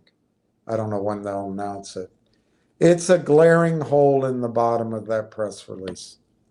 And the press release had too much boring words. I would have but the good part about that press release is, by disclosing all that information, all that boring stuff, putting it all out there, it's fully disclosed. That's what releases everybody from their NDAs. That's what allows everybody to buy the stock. That's what allows everybody to start negotiating with each other again. That's what allows everybody to see if they can get an enterprise sales agreement going. It's a key first step. It's great. I think today was a win, and I think this week is a win. I'm sorry it didn't show up in the price. At least we got a little green. Let's see what happens tomorrow. Let's not give up for the week. But I would say, if this is it for the week, we stay in this price range for the next couple of days, and we go into the 3-day weekend, I think it's a win. I think it's a win. And I think the stock will start its steady climb next week. Sorry it took so long to answer you, Clay. We need to roll up a dozen. Sorry, I didn't see it, Clay. I didn't see you had another question. Clay Schofield, we need to roll up a dozen of the best companies now. I don't think you need a dozen. But here's the thing, Clay. You got, before you roll them up, all right, Clay. It's just the facts. Would you roll up the companies and make AIP more expensive now? You want to roll them up now and make it more before the deal's approved by shareholders.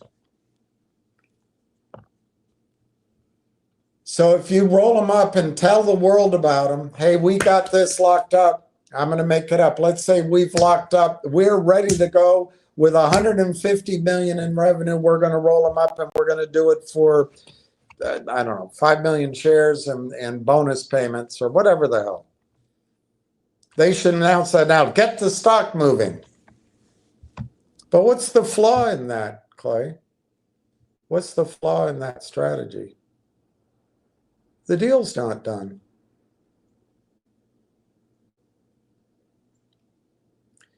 %67% of AIP shareholders have not approved the deal yet. Well, sorry. They need 15.5% more votes for the affirmative. And they haven't achieved that yet. If they came out and increased the value of AIP by working on rolling up companies now and announcing it and pre-announcing it, why would that 15% vote for the deal? Why? They'd say, our company's worth more than that. We're getting, I can't remember if I wrote it down here. We're getting, sorry, I don't understand. We're getting 22.3% of the company. And now we're bringing in all this revenue. We should be getting 40% of the company. I think it's a bad strategy, Clay. I think it's better to, for RAILTOWN to focus its efforts on its enterprise sales agreements, not on rolling up the companies yet, until AIP is bought. It's not bought. It's just,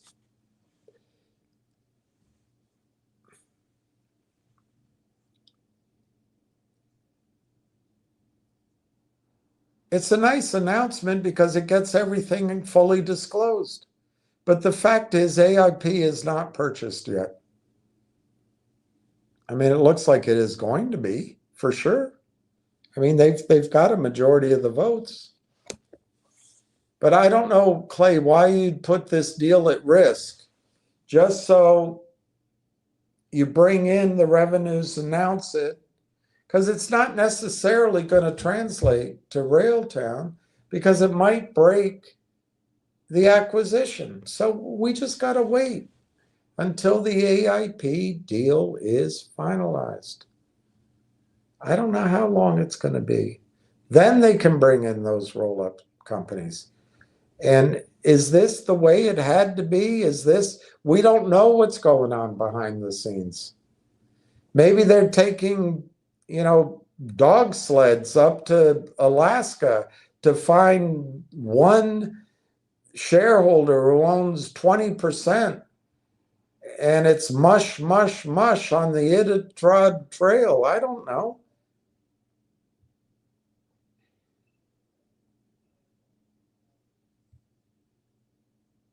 I agree with you, though. I look forward to when, Clay, they roll up those companies. I think that'll be great.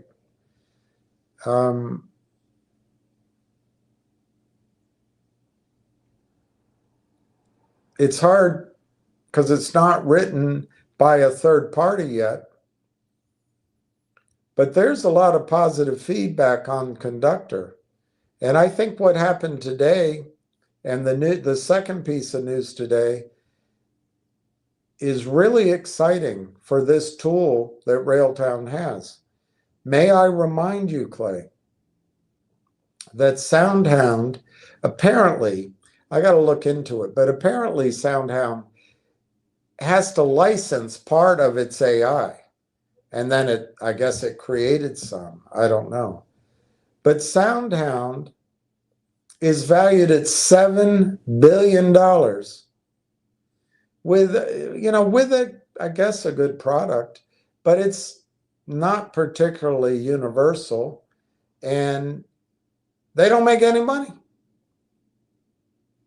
And their revenues, I can't remember now. There's too many things in my head, but I think their revenues either this year or next are going to be 160 million. Might be this year, 160 million.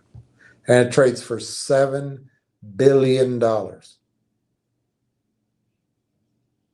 Just because AIP did not roll up companies today, and I don't think we should be wishing for it, because they could break away, or they could come to us and say, we want 50-50 split.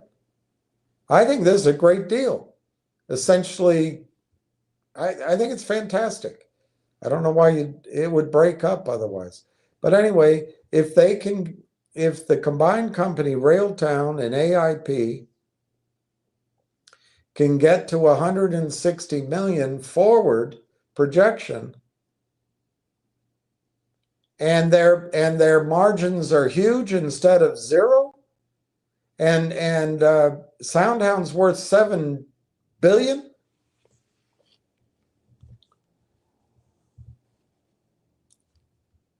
But it takes the next 3 months to get to those numbers.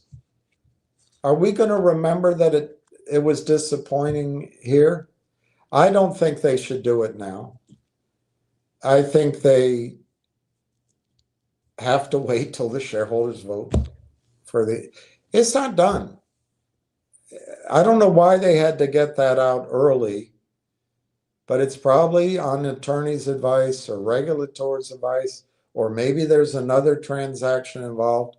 What I noticed missing in the discussions, that's a nonprofit, and everybody's talking about sovereign, and everybody's talking about the Canadian ecosystem. Maybe Mulrooney should have put, or whoever their prime minister is, maybe somebody should have, from the government or from British Columbia, maybe somebody should come in from this AI campaign side and said something. Maybe that's coming, I don't know. $7 billion, Clay, is SoundHound. Well, let's look up SoundHound. SoundHound. Let's look up SoundHound.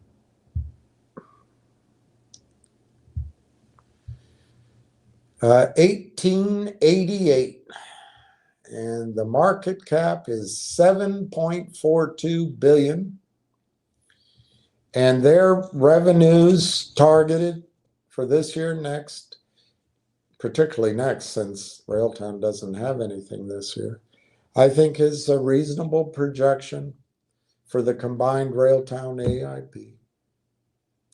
SoundHound makes no money. They're guessing they might go profitable next year, but it's all losses.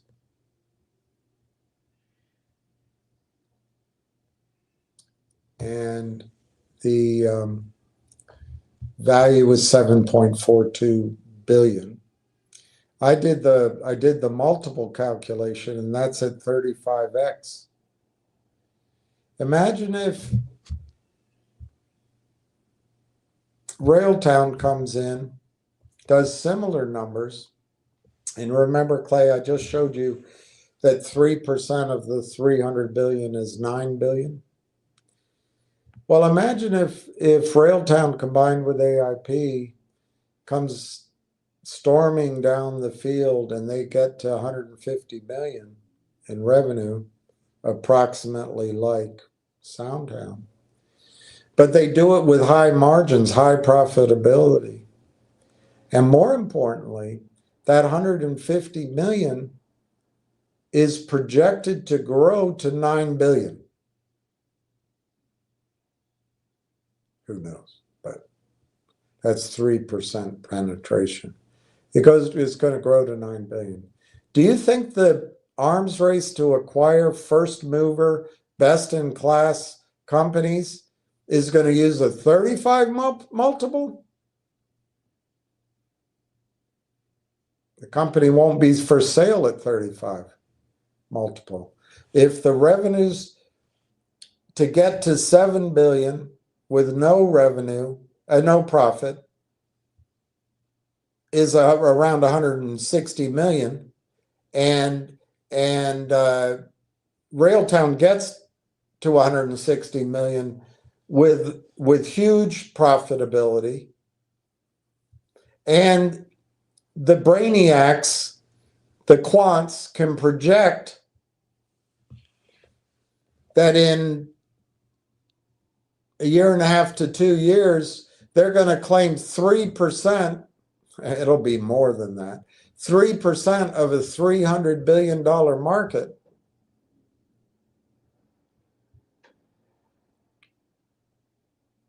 What if they get 10%?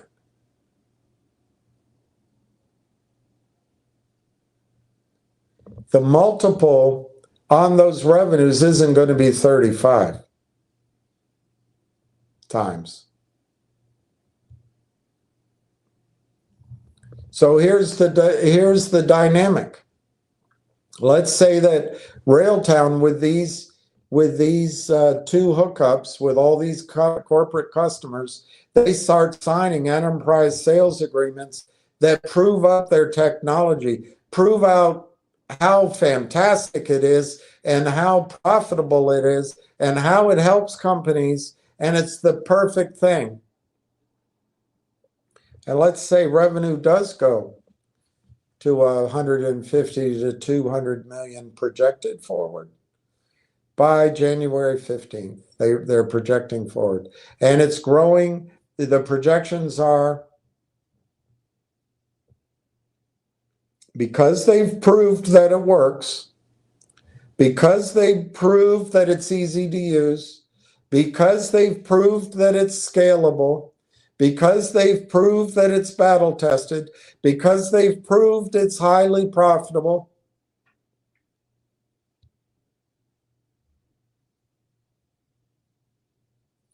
All the desks that have analysts, all the investment committees, all the private equity, all the venture capital, all of the big Mag 7s, all of the wannabe Mag 7s,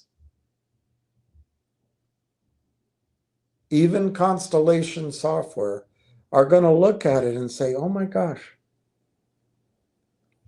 RailTown's product is indeed first to market, best in class, and it helps companies practically write new software to come into the modern age all by itself, and it keeps learning how to be better.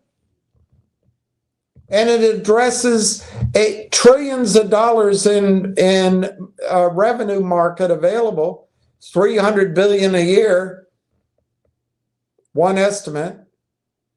Morgan Stanley's estimate is that companies are going to spend $1.5 trillion by 2027.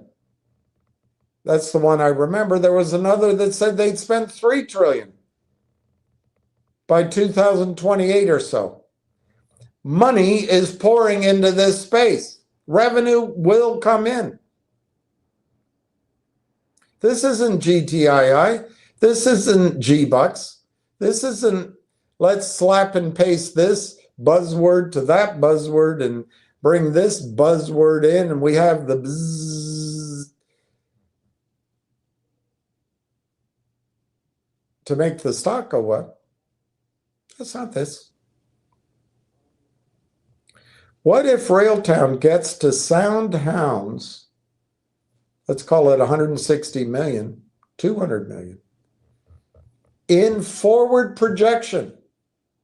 It's different than saying they have to book it.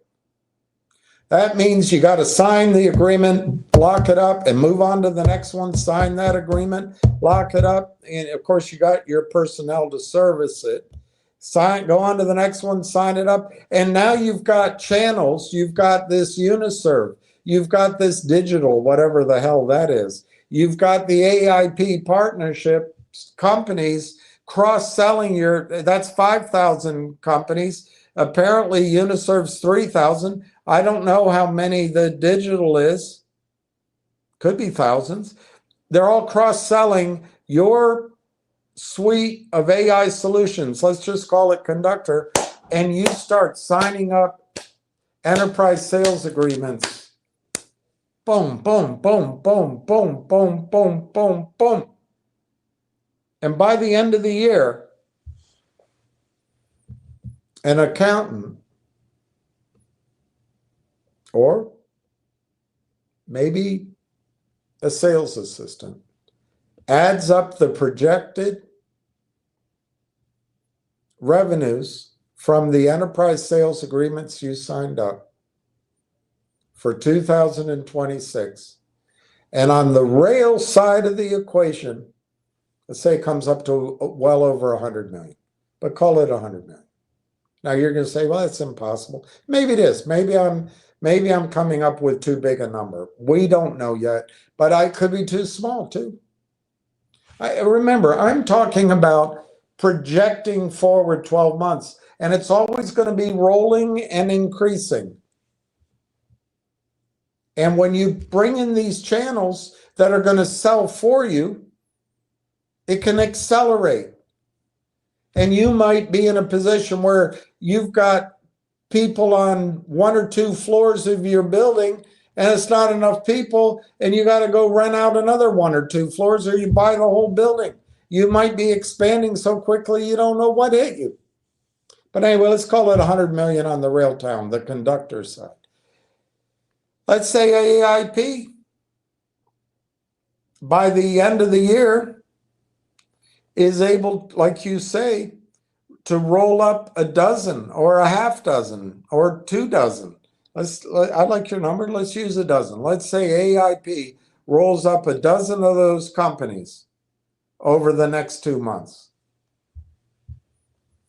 Now, the revenue is not going to be backward looking, but they have revenue. It's going to be forward looking. Let's say when they roll those up,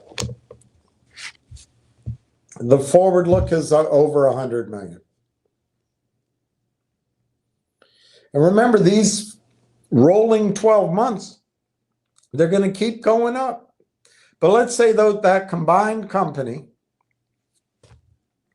sometime early in the first quarter, can project in 2026, and maybe it rolls over a little in 27. It's not going to affect the value proposition. They can project 200 million in revenue. Is it believable? If I had to guess, the AIP side can easily roll up a projected 100 million or better by the end of this year. On the Conductor side, maybe what they roll up that they just disclose to us is some sort of smaller number.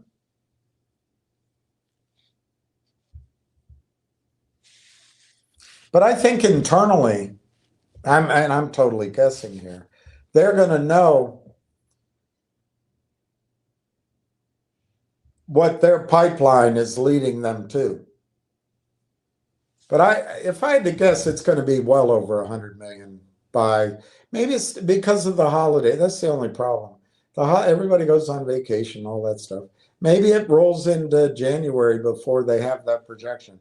But I think it'll be over 100 million. So Clay, just fantasy. Let's say the combined company in the beginning of the first quarter can project 200 million in revenue. SoundHound has, I think it's 148 million projected, 168 million, I think, projected. And it's going to grow somewhat, not a lot, but they're not making any money. SoundHound trades right now at 7.42 billion. It works out to a 35 multiple. So what does that mean for RAILTOWN? Similar revenue, more revenue, but highly profitable. What if it's 7,420,000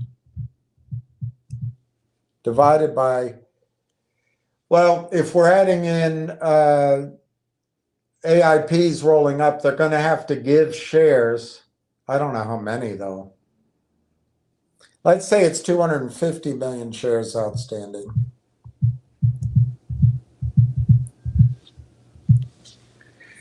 That's a $29.68 stock. So that's $30, Clay. And that is using a valuation, 7.42 billion, based off of RAILTOWN's multiple of about 35x. I think it's about, that's based on, I believe, about 168 million. So it's actually less than the 200 million I said, but these are all ballpark anyway. So let's say in the first part of the first quarter, the combined company can give reasonable projections, roughly 50-50 from each side, of 200 million. And instead of, we're not going to use, I actually think SoundHound's revenues are less than that. I'm not going to adjust it for that. So we'll use SoundHound's current market cap at 7.52 billion and divide it out by 250 million shares. That's $29.68. I think it's essentially $30 that RAILTOWN will be worth, maybe not to you because you can't fathom it, maybe not to me because I can't fathom it, but to the people that understand this industry and are in the middle of an arms race to acquire the revenue generators, they fathom it. Will they pay $30? Well, that's what it's worth. If it's an arms race, do you think there'll be more than one bid?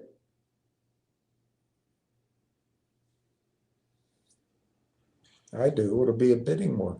All right. I just want you to go through one exercise further with me. Using the 35x multiple for SoundHound, which makes no profit and no money, and it doesn't have a high growth trajectory. It's a little bit like how I understand Energy Vault is, but Energy Vault is growing with by raising money, but it's RAILTOWN's going to grow organically based on this highly in-demand product and revenue and all these channels selling for it, and the government of Canada, or at least the government of British Columbia, helping them. So let me just ask you one further thing, Clay, to imagine. What if instead of a 35 multiple, well, let me put this down as why. RAILTOWN has proved up its product as numero uno. Everybody wants it. So it fits the arms race to go acquire first movers, best in class. All right, so they start looking at RAILTOwn and the other revenues there, and they start saying, well, what am I willing to pay for this? What is the addressable? Well, they know the addressable market. They don't have to calculate. They got it in their head. Let's say it is $305 billion a year. Well, how far can RAILTOwn go with this? If we buy it, let's say we're Microsoft. Let's say we're let's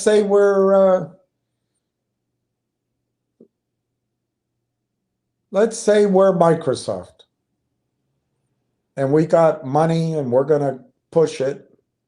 How far can this go to capture market?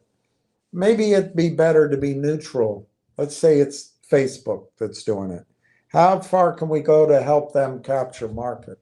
Maybe it's not 3%. Maybe with their analysis, they can take it all the way to 15 or 20% of that addressable market. But at least let's leave it at 3%. That's $9 billion in annual revenue. And of course, once everybody's renovated their software, does that annual spend go down? Maybe, but how long does it take before it's done? I don't know all those answers. Let's just go with that one projection, $9 billion a year. The revenue right now is $200 million projected, and it could be at 3% penetration, $9 billion a year. So why are you going to pay 35 multiples for this? Conceptually, you'd pay a huge multiple, almost not infinite, but hundreds and hundreds of X, because it's going to be $9 billion a year in revenue. Now, these numbers, I don't have access to all the data. And we've got to learn more as time goes by. But it's the magnitude I'm trying to tell you. 200 million could grow to 9 billion. They're not going to pay 35x for the revenue. They'll pay much higher than that. I guess they pay 2, 3, 4, 500 times that. But we know that recent deals have been done at 100, 150, and 200 times revenue. What if it were just done at 75 times revenue instead of all those high numbers? So SoundHound is 35x. Let's say it just doubles.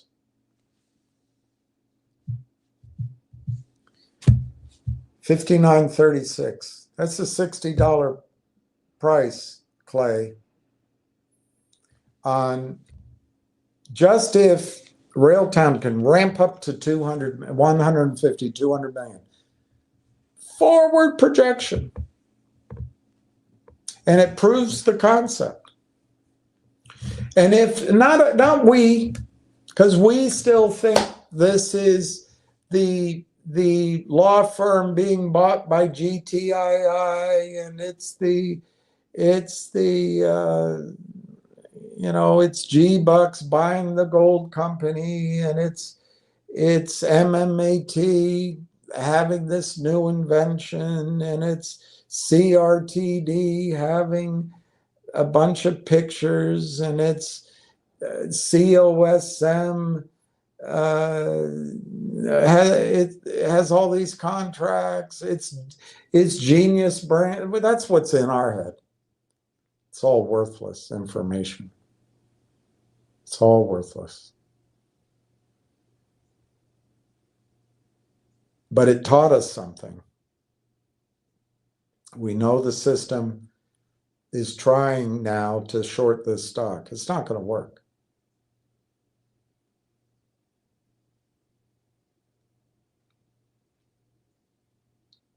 There is an arms race to buy these companies, and it's because the revenues are gigantic.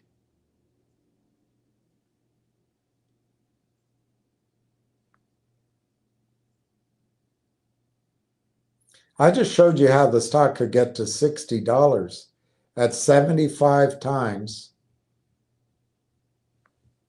a reasonable. I mean, there might be a lot of activity at the headquarters in Vancouver or wherever in British Columbia, near RAILTOWN, across the bay. But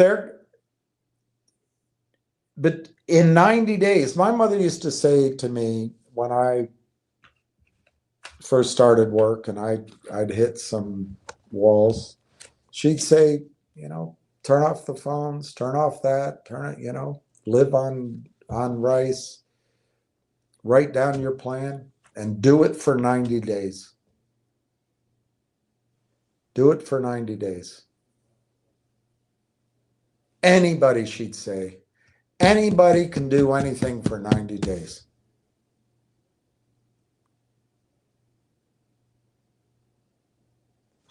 RAILTOWN can go balls to the wall for 90 days.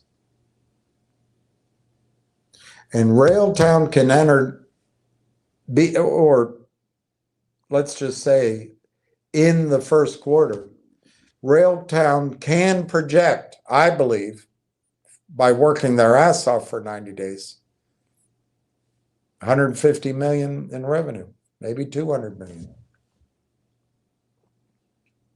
With profits. That's all SoundHound's projected to do next year. SoundHound's projected to do roughly that number. And the multiple's 35 times. 35 times, $7.5 billion. Imagine a company that's profitable and it's growing faster than Tiny Tim's hair.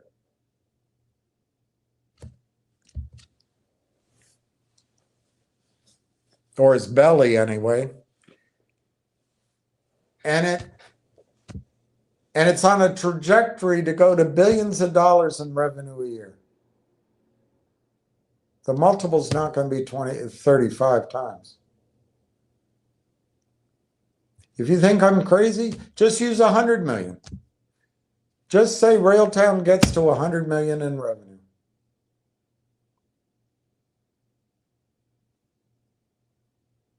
But the forward projection is that it's going to grow rapidly.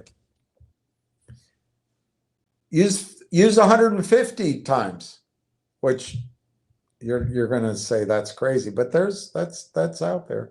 That's 15 billion. It'll come up with the same number. Divided by 250 million shares, $60. $60.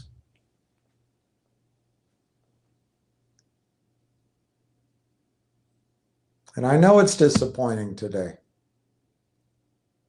RAILTOWN's not a stock for you to think that RAILTOWN's like G-Bucks. It runs up to 12 and now it's 23 cents. You're going to lose it all.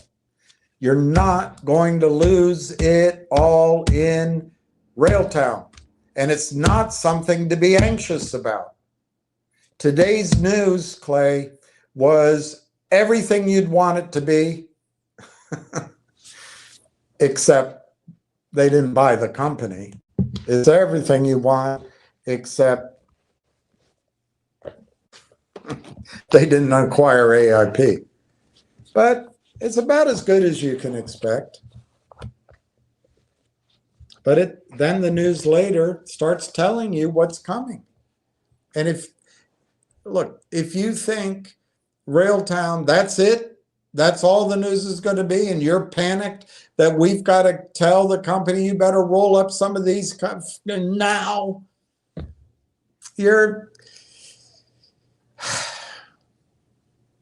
I mean, it's understandable, but we're just so hurt,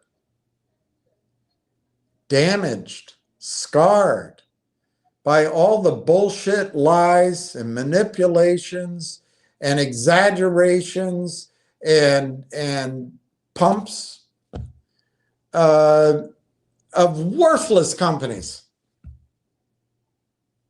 And those CEOs flying around the world are living the life off of the money that we put up. MMTLP, a bunch of criminals are living large everywhere in the world, and the attorneys are living large. GTII, the CEOs living large, giving money away. And then all the criminals behind it, the Hurries and all that, they took all that money.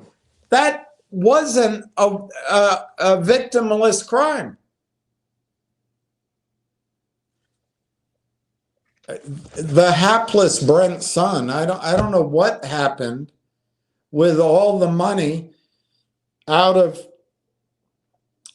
Logic over the years and now out of Nixie. But I don't think it benefited Brent. I think he's an honest man.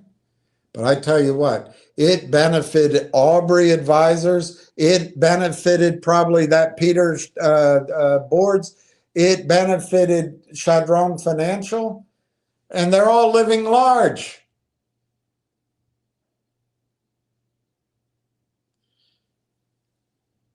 Finger motion.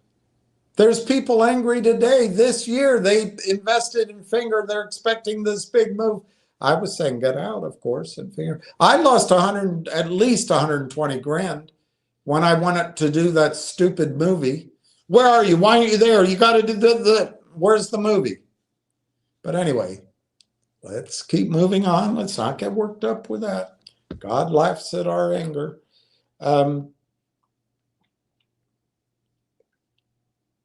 Finger motion, who made the money there? The Toad. The Toad, Jeff Easton.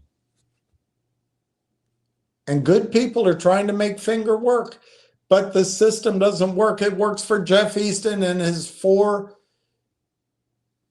funds. It's story after story that left a scar on you, Clay. Logic, COSM, bloody, I'm trying to remember all the names. There's so many of them. HNRC, maybe. That's not over, I don't think. But all of this it cuts, it hurts. And so we bring this to this investment in RAILTOWN. And RAILTOWN makes a great announcement today, except it was essentially meaningless. It was really great, except for that. Why I say that is, bottom line, RAILTOWN has not acquired AIP. And when that happens, Clay, the shorts think they can break the deal. Now, we're lucky in this case because there's no huge hedge fund behind the shorts. There's no toxic convertible note protecting the shorts. But they're thinking to themselves, we can bust this trade. That's why they keep selling. And you think it means something? I understand that. But they're thinking, you know what? They priced this deal. And if they don't get this vote, maybe we can drive it lower. And then AIP is going to say, we don't want 22%, whatever it was, 22.3%. Now the stock's 25 cents. We want 44%. That's what goes on in the shorts' minds. If we can drive this down, we can break up the deal because the deal's not final. That's what the selling is about today, in my opinion. It's not going to work, and it didn't work today.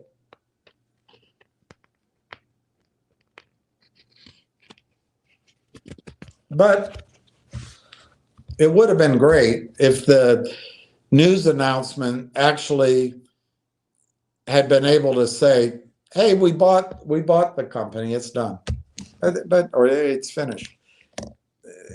They weren't able to do that for whatever reason that we don't know about. But it'll come. It'll come. It'll come. This negotiation's been going on since January. They've spent a lot of money on attorneys. They've spent a lot of time together. They didn't come all this way to make that announcement. 51% said yes, that they don't know they can get it to 67%. You and I know that, but new people to the story, they don't know that.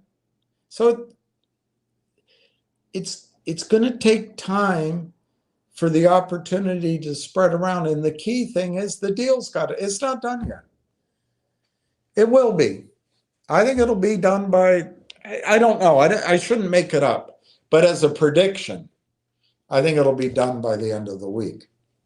There's no reason to delay it. But Clay, the reason the shorts come in and keep it down is to bust the trade.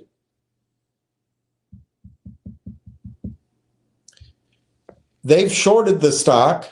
If they can get AIP to say to RAILTOwn, hey, we agreed this deal, but the stock, we priced it at 50 cents, but the stock's now 25 cents or 30 or 20 cents.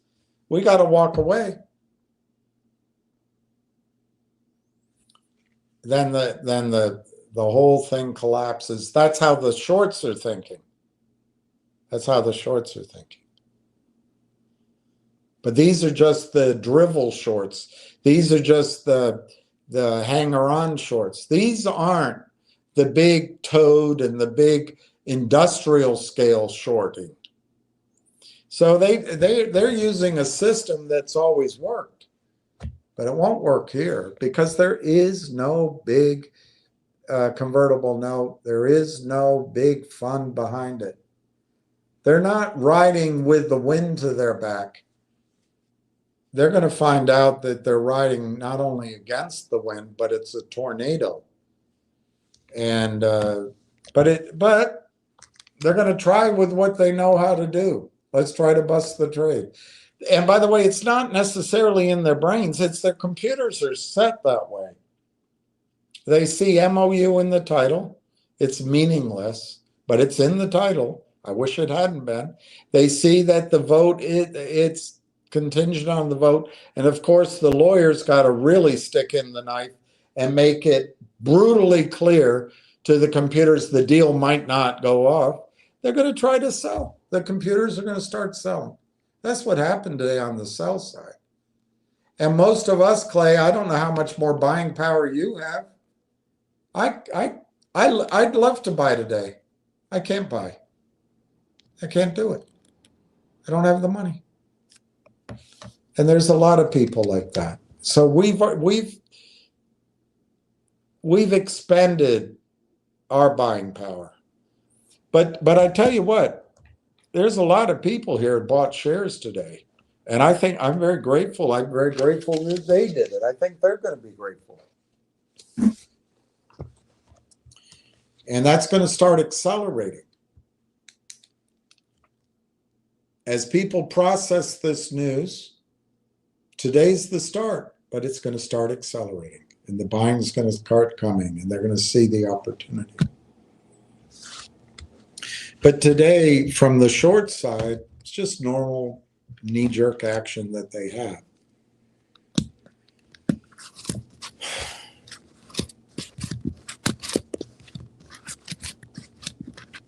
I don't personally, Clay, and I'm not picking on you,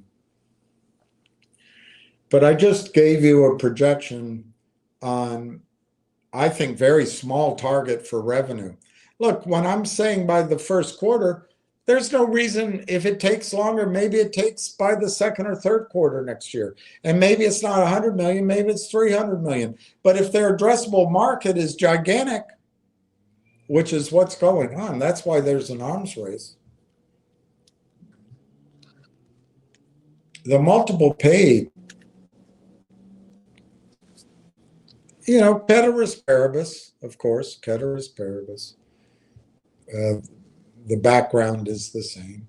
It's huge. I just gave you, based on 100 million in revenue, that the target could be $60 a share. I'm assuming 150x on that 100 million. So you could chop that down. On the other hand, you could give more revenue before you chopped it down. We don't know all this yet. But what I don't understand, Clay, I know it's disappointing today because price action would convince you, to give you confidence in what I'm saying. Even though you know the shorts are in there playing their dastardly games. But what I don't understand, I think $60 is reasonable, but cut it in half, cut it by a quarter. If this stock's going to $15, why do you care what happened today? If it's going to go to $30, why do you care what happened today? But I understand it. I'm with you, you know. I'm with you. It's stressful. It's stressful. My hair is white. I'm ready for it to act. But I guess, Clay, I'll end. I'm talking to everybody, not just you. But I'll end this question on this point. All of the conservatism, even though it sounds gigantic, 100 million in revenue. First quarter, and maybe it's 9 months from now. Maybe it's down the road. Maybe it takes 2 years. Maybe, you know, you can be as conservative or all the fear we have. What if, let me just ask you this, Clay.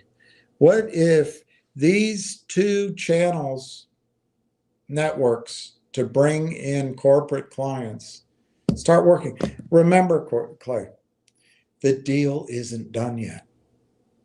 If they make AIP more valuable, they got to pay more for it.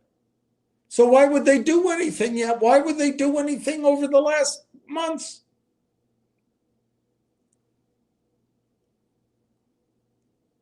Be calm, wait, let the deal get done. The deal's done.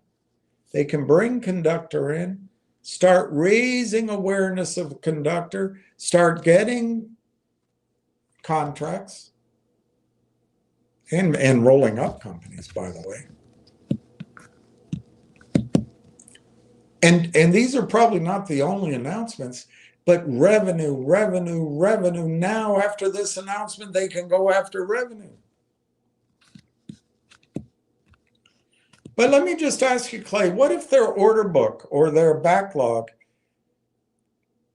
instead of being 100 million, and the roll-ups instead of being 0, let's say the roll-ups, they get 250 million, and the number of companies keeps expanding, as Corey said, use the words, it's a long tail or something.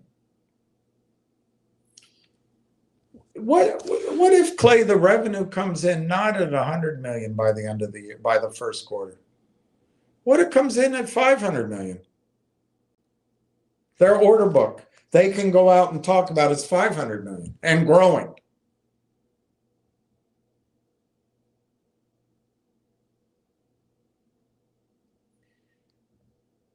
What if there's people at, I don't know, Constellation Software assigned to watch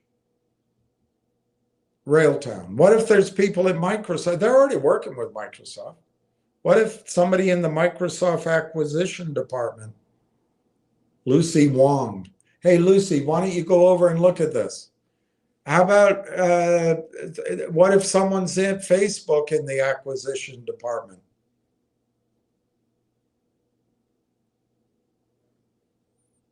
Cheryl Gonzalez, go watch this. What if there's somebody at the NVIDIA acquisitions department? Anil Vandepresh. Go look at this.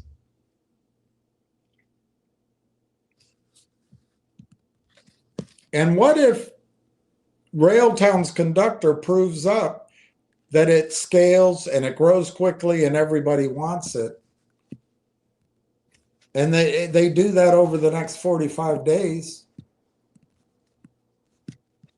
And they're all watching it. Do you think they're going to wait to make a bid for the company? I don't know. I'm just wondering. I've seen it before. Everything's for sale at the right price. And the big boys and girls out there, they want to be first. And how do you do it if you, what's the saying? You can be smarter, you can cheat, and you can be first, whatever that saying was. They want to be first. And if they haven't designed it, built it, what do? You acquire it. You acquire it. You acquire it. So anyway, Clay, we can be skeptical. We can be filled with our fears. And I'm not making fun of you, talking to myself. We can think, oh, this is just another bloody,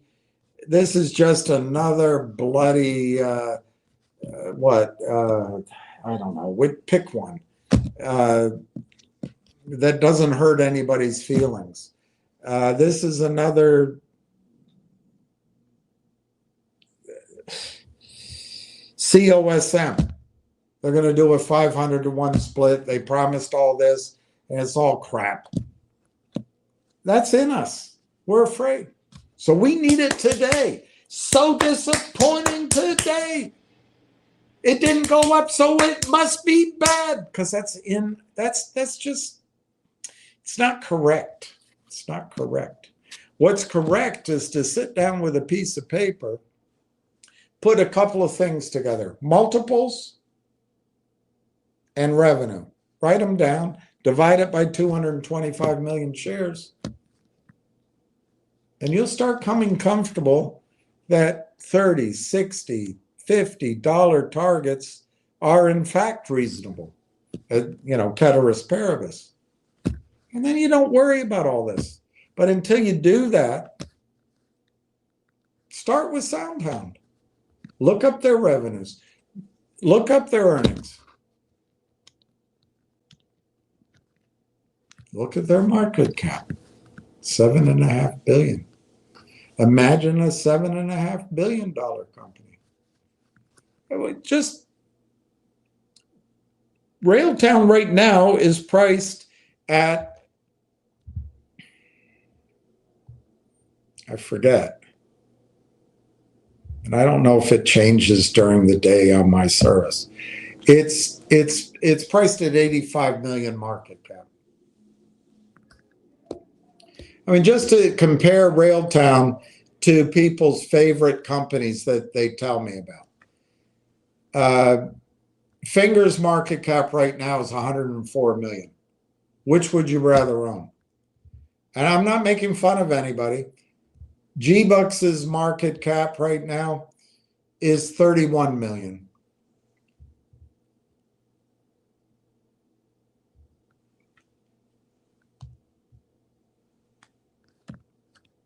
GDC's market cap right now is 555 million. I guess that's because of the Bitcoin.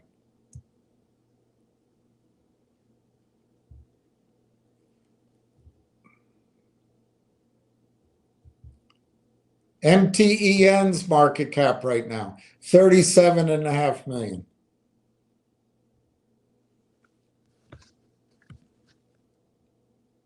I'm going to skip Energy Vault because it's a New York Stock Exchange. They're starting to borrow money to build the company.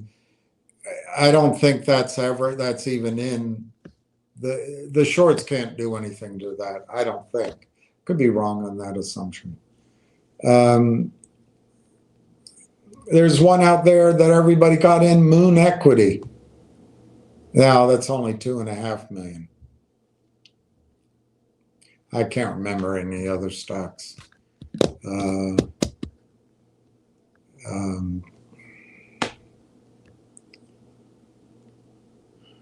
What's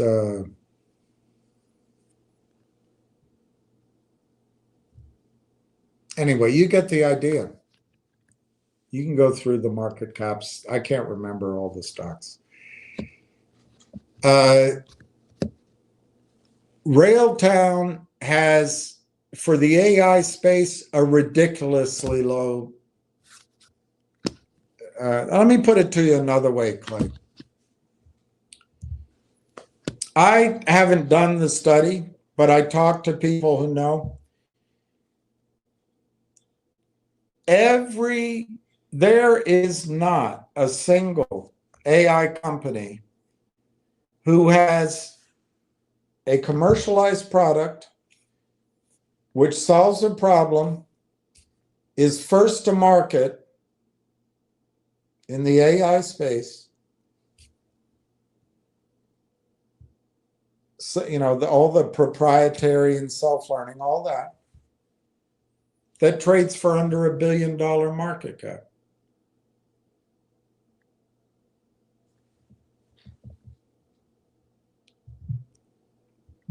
Let's just use $1 billion. Divide that by 85 million.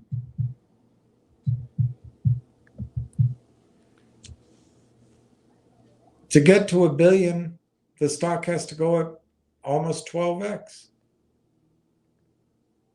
I think that, not 12x. Yeah, I think that's right. 12x, 11.76. And you're worried about what happened today. The good thing about today, finally, they announced it so everybody can buy, everybody can talk about it, and it takes a little while to flow through. It's not a 1 hour event. It's not a 1 day event. And all my projections and things I predict doesn't change that either. So anyway, Clay, I tried to answer your question as best I could, and I can't think of any way else to tell it to you, to, I guess, share it with you. Is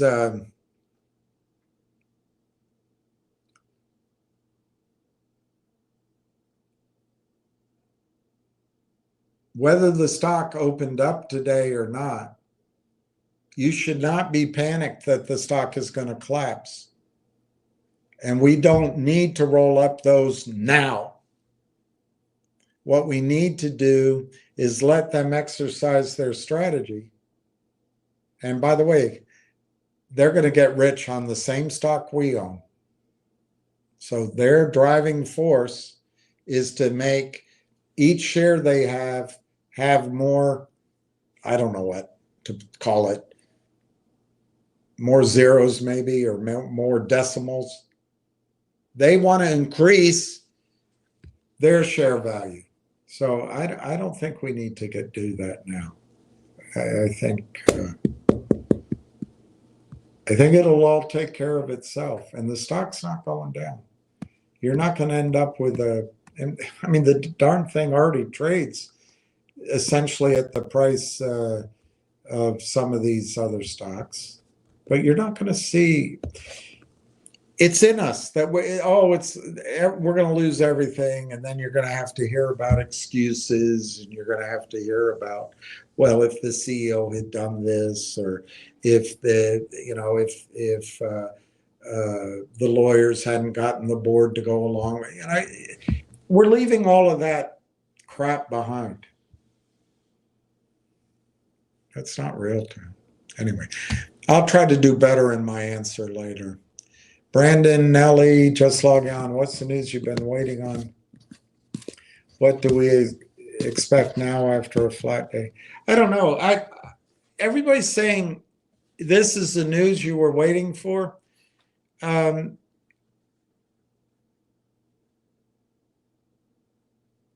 I think it's half. I think there were two parts of the news. One was to release the hounds, and the other was to buy AIP. I think this news has released the hounds, but I don't think AIP is purchased yet. So it's half of what I was looking for. What do we expect now after the flat day?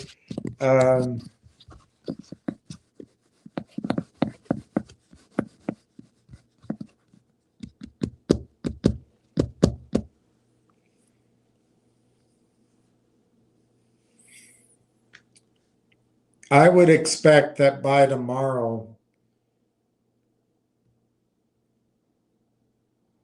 it's possible anyway, that AIP gets their vote in. I don't know if that leads to an announcement or anything, or they'll bury it. They'll have some other thing in the headline and they'll bury it in the bottom. I don't know. They should stop letting attorneys write these things. But I think this week AIP will consummate the deal. They'll have the vote. What else do I expect this week? Not much. I think the everybody's worn out. They got this done, and there's a 3-day weekend coming up.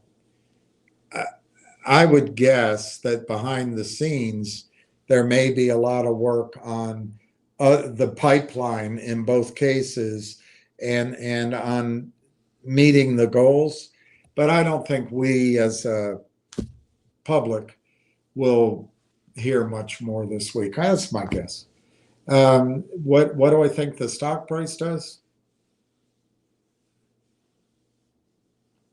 I think tomorrow's Thursday and then Friday.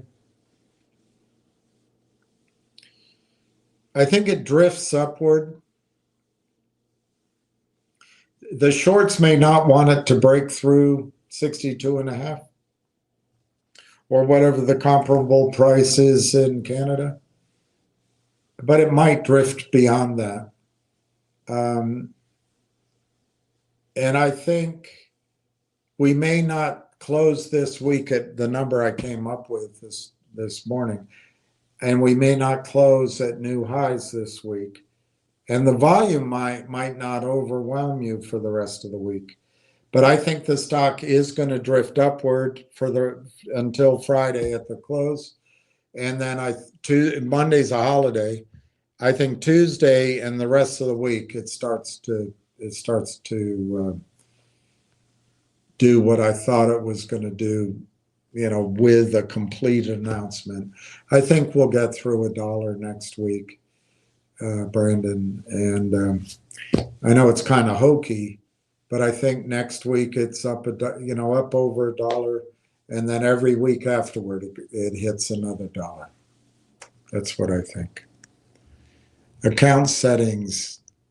There is a PR from Constellation Software from September 25th stating one of their largest shareholders asked the impact of AI technology on its enterprise software systems. Yes, maybe yes, account settings, exactly.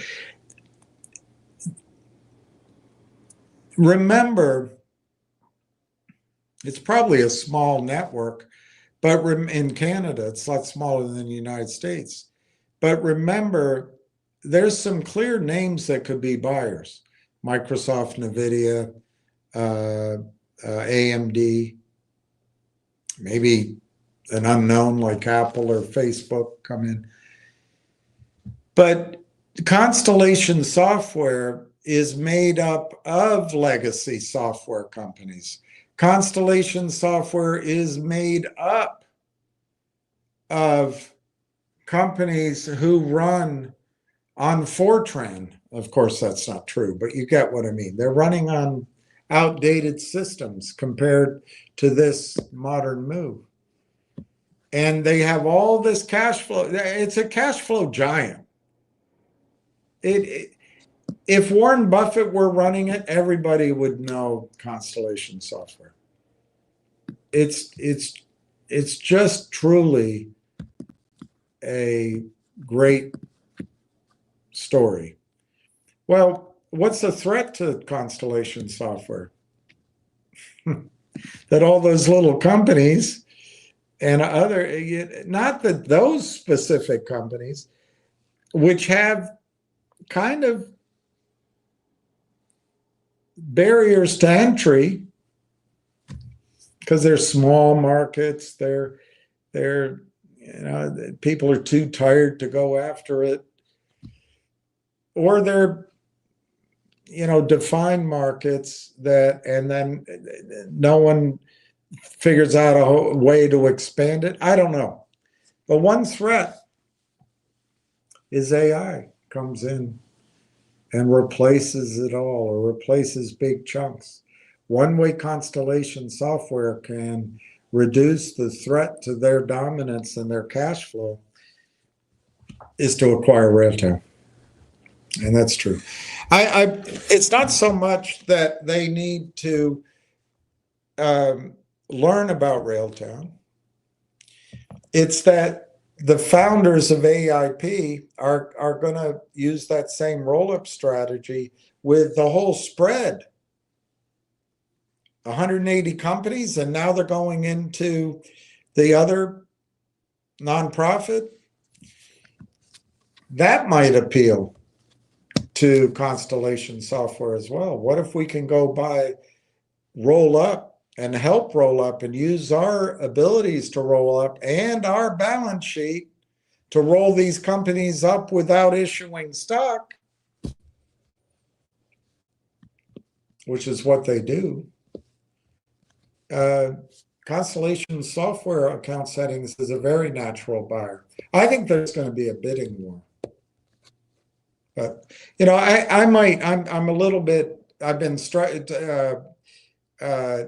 talking about this for like 4 months straight, and maybe my thinking isn't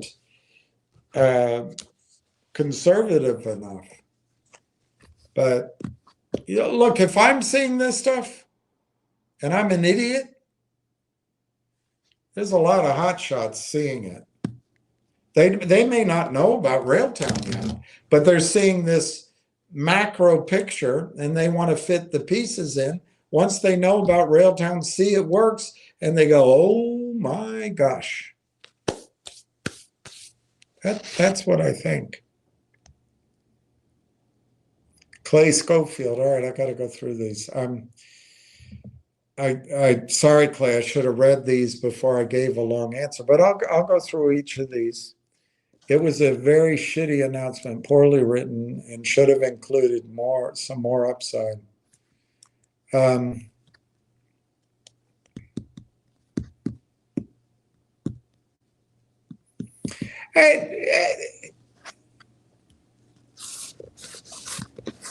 It was a shitty, and I don't agree that it was a very shitty announcement. But I agree with your assessment of it. I feel like we've gone through this before, you and me, Clay, with Finger. Did we do it? I can't remember. But anyway, I agree that the announcement did not say they acquired AI partners, but they're almost there. They got a majority vote. Yes, it's not going to fall through, but that aspect could have gone to the front. They buried the lead. They could have put that up front. They could have left out the other thing. But you know what? I don't think it was poorly written. I think it was written by attorneys. And I don't agree with you that they should include more upside. It sounds like, Clay, you should probably get out of the stock if you're that anxious. I'm not telling you what to do. Maybe you're just, like I'm saying, you're feeling some pressure from these other situations. But man, don't get out. I don't want you to get out. But I don't want you this anxious either. They cannot, when you are a CEO, you cannot write into your press releases promotional information. It's against the law. These guys can come in and attack me, say whatever, no one's going to correct them. But as a CEO, you can't do that. So they should. What do you mean it should have included more upside? I don't know. More upside than, I'll read tomorrow when I come on, I'll read both releases again. We'll go through it. I'm too tired to do it now. But the press release, I think, was a very positive release today. And I think you're right. If it had been written by a CEO or even a salesman instead of by the lawyers, it could have been clearer on its points. I agree with you, Clay, on that.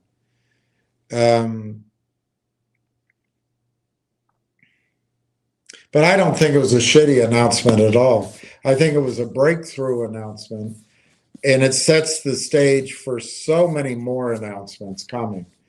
I think it was excellent today. I don't need the stock to go to $1 today to know with some confidence that the stock next year will be worth $50. So I don't think it was very shitty. Probably it should have been written by, I don't know, one person instead of a committee of attorneys. And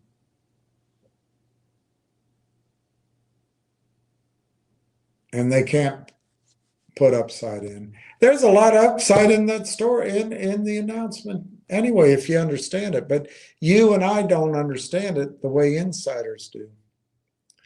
Okay, let's say Clay Schofield. It was a milquetoast. Nothing for 9 months of attorneys working and us waiting on a dramatic announcement. Well, I think that's a good assessment.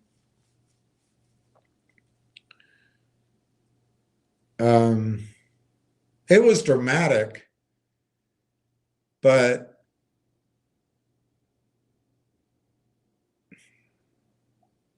not dramatic, maybe not dramatic. It was, it was the announcement we were looking for, in the sense that they finally released the news on the MOU. The problem was, I think it could have maybe explained it, but maybe they don't want to give away their strategy.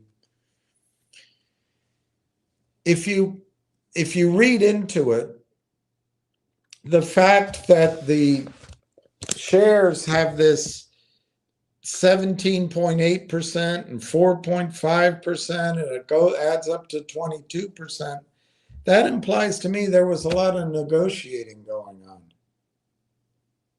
And this is kind of what they came up with. I think they've got to be careful about talking about value and promoting this or that until they get the deal done. Then they can start really pushing revenues. But until then, they might break the whole thing up. This is, I think it's a pretty good deal. Essentially 20% of the company. But I think the RAILTOWN side is where the gigantic growth in value comes in. They have a $300 billion addressable market. I don't know about all these companies. And we still don't know how much they're going to spend on all those companies. But I think it's great. I don't think it was milquetoast at all. But I do agree with you that if the attorneys were working for 9 months and they couldn't announce this deal as completed, that I agree with that. However, we don't know what happened in the back. For example, this morning when I started talking, that deal that came out today, Uniserv, later in the day, maybe it was the Uniserv deal that caused, maybe Uniserv was going to make an announcement, for example. And they said, we're doing it. Well, then the attorneys have to scramble and say, wait a minute, we don't have enough votes yet. And you can't blame the attorneys for the bloody votes, Clay. It's frustrating, but these are human beings doing human being things. Have you ever tried to turn left at a busy intersection in the middle of rush hour? Human beings do things. So maybe what happened is Uniserv said, we're gonna drop our news. And maybe RAILTOWN said, we're scrambling to get the approval for this acquisition from AIP by the shareholders, so we don't want to announce it yet. And then Uniserv said, we're going to, and then the lawyer says, well, you have to.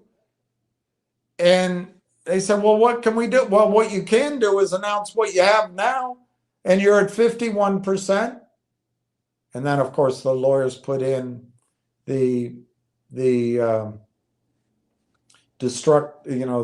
typical lawyer crap. But yeah, I don't think you can blame RAILTOWN for that, Clay. And so maybe the solution was, let's announce it.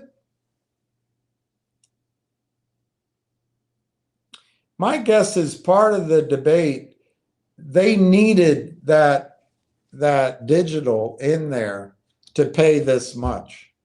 That's my guess.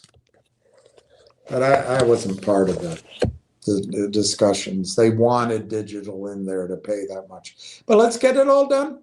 Boom. And then those parts worked out. So what's left, Clay, is they just have to get those extra 15.43% votes. I think that'll come soon. I think if I were AIP, I would have been on the phone today. I'd send out the limousine to go pick up the client, buy them dinner or lunch, sign the document. I think they'll have it done. All right, Clay, sorry, I should scroll up and read all your questions at once. I am long and strong, but we need to see revenue and soon. This is why I sold the finger. Oh, I see, the pressure is finger. You're feeling the pressure of finger going up. I get you. Fingers 201, I don't know what you sold it for. That's what you're feeling, is that pressure. And you feel like you're going to miss out on something on finger.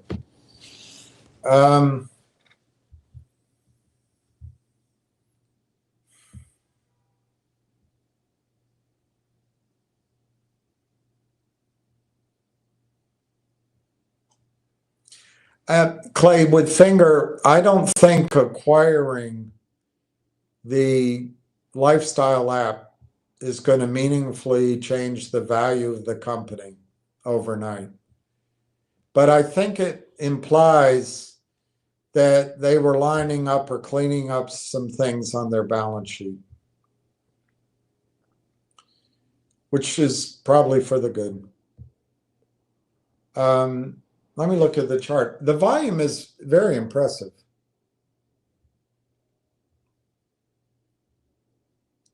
That's what's bothering you.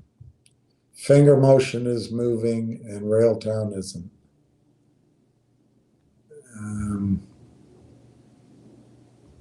I get that.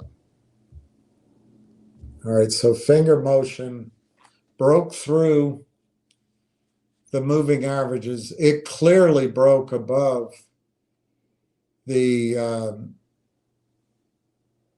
horizontal resistance of the last 3 months.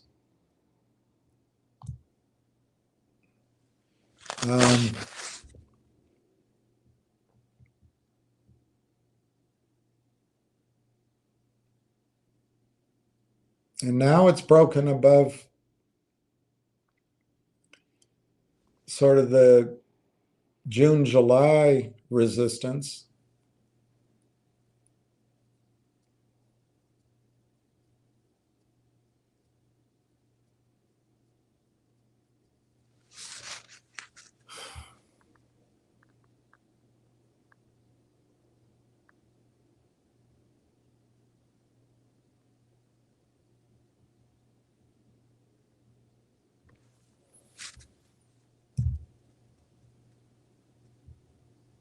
I'd have to look at a longer chart, but you know, there's a gap up there at $3.60. I suppose you could go try to fill that gap. So you might have more pain coming in finger. It's possible. I don't know that it's likely because this is a huge leap upward. I don't know what news it's doing. I know that there's been a campaign to get people to buy calls. And like I've told you, as call premiums go up, that can cause computers to buy the stock. And that can be where the volume is, which is good. I mean, I'm not ridiculing it.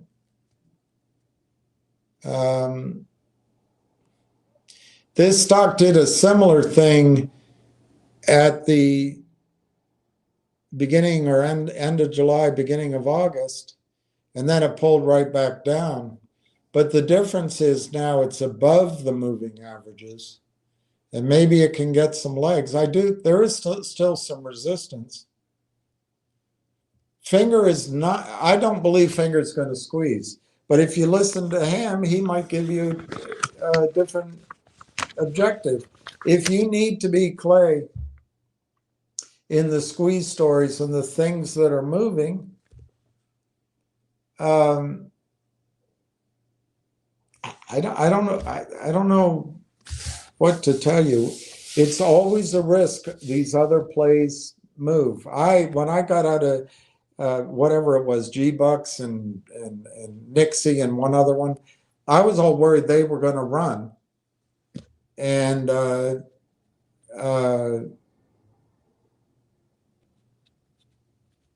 I was in your boat. They didn't. They didn't, but I was scared about that. But I made the decision. Why gamble? For me, I don't know what you think Finger is. Fingers, I like the people there. Let me look at a 5-year chart.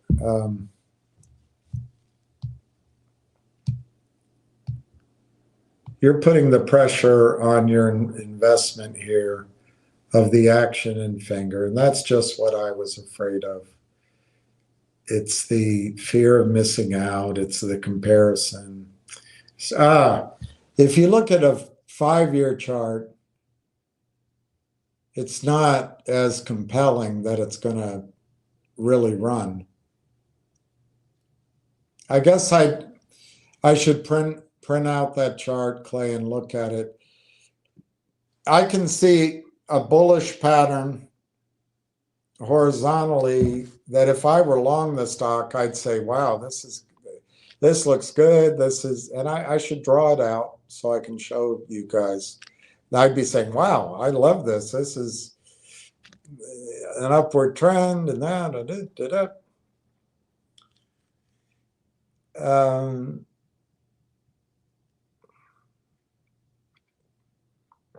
But if I'm bearish, and I'm neither on Finger, I don't own it. But if I'm bearish, I can also see a lot of resistance right around here.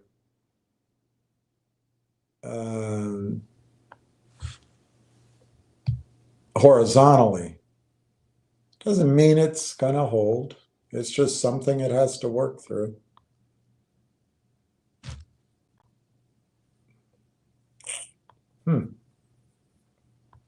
I'll go get this chart printed out, Clay, and see what I can come up with tomorrow. I can see good reasons on the chart to be bullish, but it's trading again. It's not an investment, it's trading.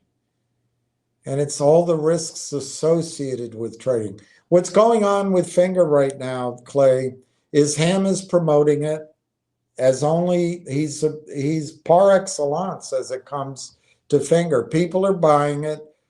They're buying calls, so the premiums are going up, and that brings in buying. And I think, based on the news, that what Finger was trying to do, I have no idea what it is. They wanted to get that Juji app acquired to solve some sort of problem, but they wanted to do it without issuing too many shares, so they got the price up. It was coming up, it's coming up, and they got it up, and they did it. And once solving the problem, that has positive momentum. And remember, I heard that all these guys are flying in to Singapore to talk about Finger. And then I hear these things, Clay, that they're going to put in Bitcoin in the treasury, and that's all great.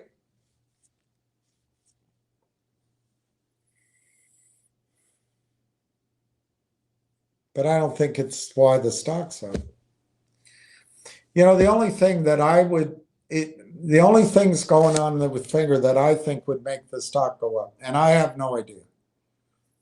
You'd have to talk to him, listen to him. But if the Sapientis project is moving on the insurance to the insurance companies, that'd be great. If the Sapientis project somehow brings AI up into the cloud and they're able to announce some revenue deals, that would be a surprise to the upside. If the C2 contract is, maybe they're starting to, because remember, they raised $5 million. Maybe those cars they got done are coming to fruition now, and that'll be a surprise. Those are the kind of bullish things that could surprise this stock. But what Finger Motion needs, as best I can tell, is to raise some money. Now, the C2 sales could come in and they don't need to raise money. I don't know. That's why you got to talk to him. But if they have to raise money, it wouldn't be beyond previous history that you pump up the stock and then you do a deal at a discount. And it's not bad, but you're afraid you're missing out. You're afraid it's going to squeeze. I don't know. Let me think about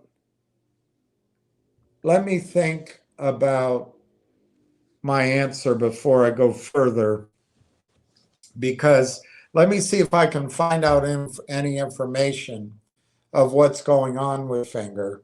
Let me print out the chart and try to see. And maybe you should get out of RAILTOWN and go to Finger. I don't know. But it's already, your point is Finger's already up. So you may not want to do it. You're a little, I don't blame you, by the way. You're frustrated. Whatever you sold Finger for, Finger's now up. RAILTOWN, I don't know what you paid for RAILTOWN. It's up a bit, but it's nowhere up as much as Finger is from what you experienced. So you're comparing these two, and why weren't you just staying in Finger? You'd be ahead right now. And you know, if you wanted to, you could sell Finger now and come back to RAILTOWN. But the fact is you probably wouldn't. But you're still, I get it. That's what's you want RAILTOWN to keep up with Finger now. I get that.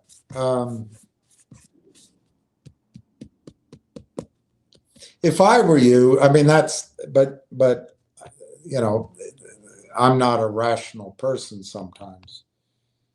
I would stop listening to Ham's calls until I was in a position to buy Finger again.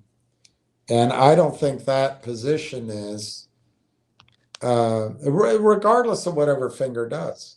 And I'm not insulting Ham by saying don't listen to his call. It would just be me. I'd want to block out the news. I don't want to hear it. I don't want to hear it. If it's good, I don't want to hear it. Because RAILTOWN, to me, is going to be worth more than Finger by the end of the year. But when you compare the race right now, it doesn't look like that. Finger, you know, there's a possibility in any of these stocks, a squeeze can happen, of course. I don't think it's going to happen in Finger. It could happen in RAILTOWN. So to me, I don't want to torture myself. I don't want to listen to the news on Finger. You know, if you want to know the potential for the squeeze in RAILTOWN, Clay, I don't know the updated number, but it was over 50 million shares short, according to Tom Rock. I don't know how, when you net it all out with arbitrage, what it is, but there's 100 million in the float, roughly, just roughly. There's almost 60 million closely held in friends and all that are not selling. And some of it's restricted, by the way. Some of it's restricted. Now, I don't know what the percentages. And then there's another group out of sort of Canaccord and the prime movers in the story. They're not selling. And then there is going to be buying by institutions. So I think I can count up, if you want to just be conservative, say that there's 70 million closely held shares out of 100 million. There's 30 million in the float. That's conservative. I think there's far more that's not going to trade. But there's 30 million sort of maybe, and there's a short of 50 million. Cut that down. And there's buying coming into RAILTOWN. There could be a short squeeze, and I hope to hell there isn't, but there could be. So it's just that tough. That's really tough when the stock you sell goes up while RAILTOWN is just bloody flat. And it's been flat mainly because, I agree with you, mainly because the attorneys, although we don't know why the attorneys took so long. It may have been business decisions. But I understand that frustration. I'll look at the chart on Finger and try to come up with a bullish case and a bear case. I don't think Finger, as I'm talking to you, but I'll also try to get some information on it. I don't think Finger's going to go above $6 by Thanksgiving. And I think RAILTOWN could. I mean, it could take until Christmas too. But I think RAILTOWN's going to be higher than Finger Motion over the next 1 to 2 months. But that doesn't help. I know the stress of it doesn't help watching Finger go up now. I think Finger's going up right now because people bought a lot of calls. It's possible Ham knows something that's going on. And you'd have to listen to his conference calls to find that out. Maybe there's a big contract coming in. Maybe there's an investment that's going to come in above market. It's never happened before. Maybe the group in Singapore can cause it to squeeze. Maybe whoever sold the company to the living style app company just now to Finger, maybe they're getting all their friends to buy. I don't know. Maybe the toad is trying to pump up the price, pump it up, and then the toad's going to you know, they're shorting the stock as it goes up, and maybe the toad's going to do a financing with Finger in the background, without Finger realizing it. I don't know, Clay. I think there's the aspect of, oh my gosh, I'm missing out on Finger. It's going. I should have stayed in it. I've been through that before in my life. But there's a lot of risk in that story in the short run. I'm not trying to condemn Finger. There's a lot of unknowables there. RAILTOWN finally is set up to move, and it's unfortunate. For me, what's going on, Clay, that I don't look at anymore. Silver's going. Silver is running. And it's about to break out. It's the thing I've talked to investors about for 15 years. And it's about to, and you know what I find myself doing? When the stories come up or a video, I don't want to know it right now. I just don't want to know it. Because my focus has to be on RAILTOWN. RAILTOWN has, I think, less risk in its profile than Finger. Finger is a gambler's risk. Counting on the pumping, counting on this, counting on that, and then counting on that people that just got shares in Jiaxing can't sell, or that it's not being pumped up to do a fight. It's a bunch of stuff. I don't know, though. Let me do some research, because I'm giving you my reaction right now as I look at it. But let me find out what I can about Finger going on, and I'll give you a fair assessment.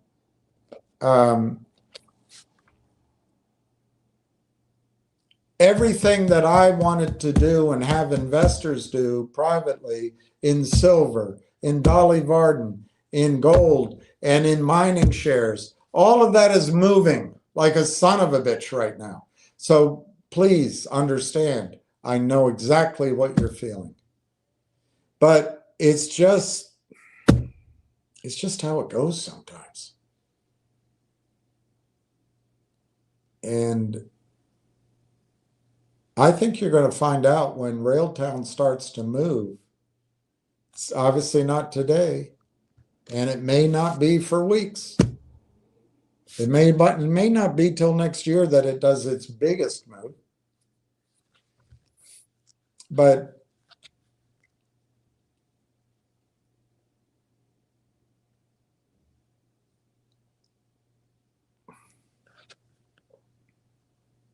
I can't think of an analogy,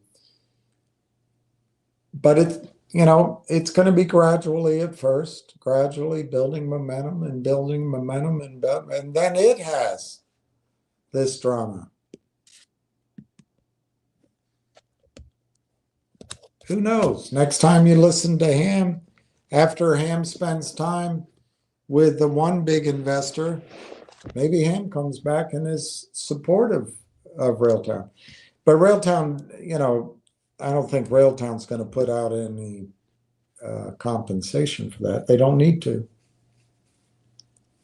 But I know that horrible feeling that your favorite stock that you've been in, like Finger, me it's silver or Dolly Varden or gold or some of the other mining shares, opportunities one by one that were available or no longer available, as I wait and wait and wait and wait and wait and wait. I know that feeling, so I'm not dismissing it. I'm sorry you're going through it. This is why I sold Finger the. Ward Richardson. William, you're behind on your water consumption today. Thank you for bringing clarity to me on this PR this morning. Have a great evening, everyone.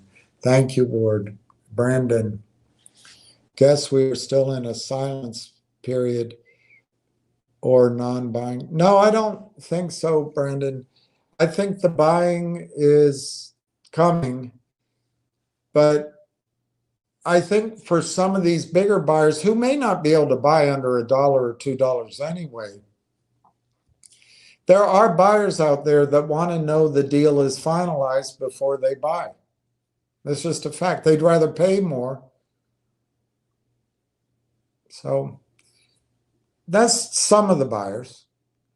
Other buyers, Brandon, looked at that press release and go, what the hell is an amalgamation agreement? They've never seen one before. Down here in where real business is done? No, I'm just kidding. Down here, they're like, what the hell is that agreement?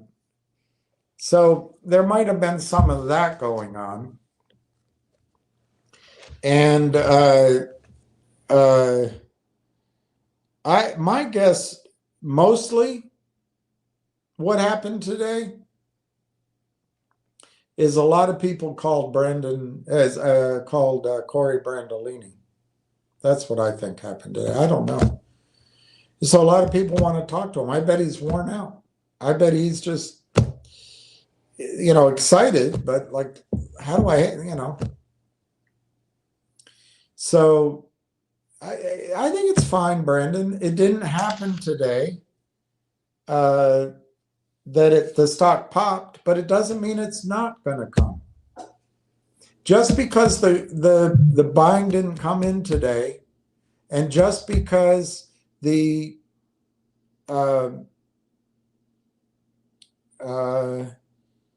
shorts have been successful today, doesn't mean it couldn't start tomorrow. It could start in the middle of the day. It could start without news. But you're right. Today, I think there was buying, but I don't think, look, let me be clear again, Brandon. Under $1, most big buyers, institutional buyers, the big wirehouses, wealth advice, they're not going to recommend the stock under $1. They're not going to do it. It's just not going to happen. I don't think it's going to happen under $2. It might with some smaller institutions. I don't think it's going to happen under $3. But it starts in the 3, 4, 5 range. It starts getting confusing. But certainly after 5, those people will start buying or could start buying. So who's buying beforehand? Well, you're going to have all the insiders and the wanna buyers at RAILTOwn. Canaccord probably, you're right, Canaccord probably cannot recommend the stock yet. Because if they're an official advisor to the firm and there's still, the deal's not completed and there's some negotiation, it may still be on the restricted list at Canaccord. You might be right about that. I think you might be right about AIP. All those networks, since the deal isn't signed, maybe they in an abundance of caution, they're not doing anything yet either. But Brandon, it's not bad. What happened today is not bad. I know the frustration, particularly since people come on and say finger is squeezing, which at the end of the day, there was a lot of volume.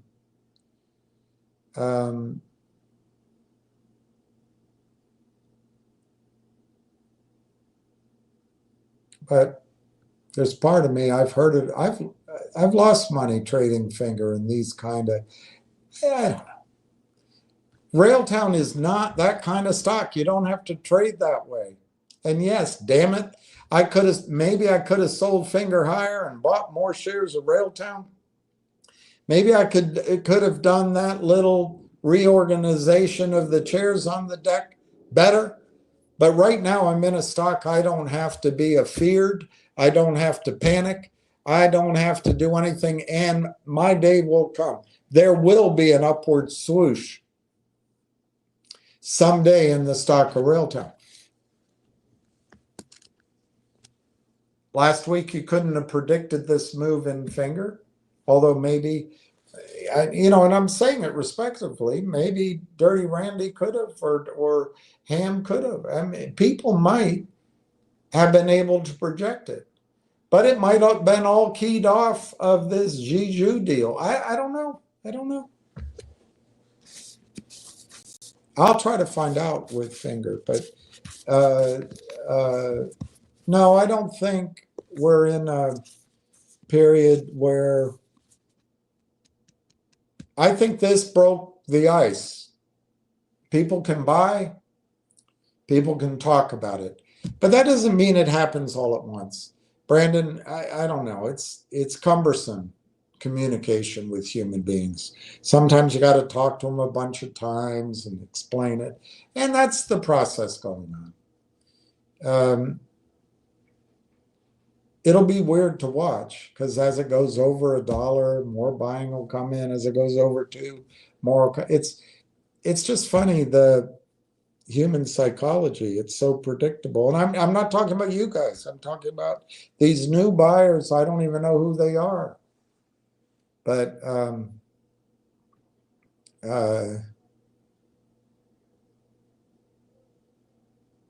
I think this was a good day. And I don't think we have to be worried about where the stock traded today. It would have been great to compare it to Finger. Finger's $2 right now. If I'm right, RAILTOWN will be $2 in 3 weeks or sooner, or sooner.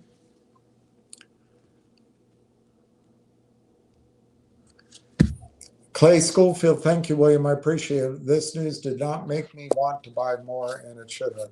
Well, that's a pretty well stated assessment. I think if a salesman, to use that word, had written that press release, or a CEO, somebody in charge of creating value instead of attorneys, you would have wanted to buy it.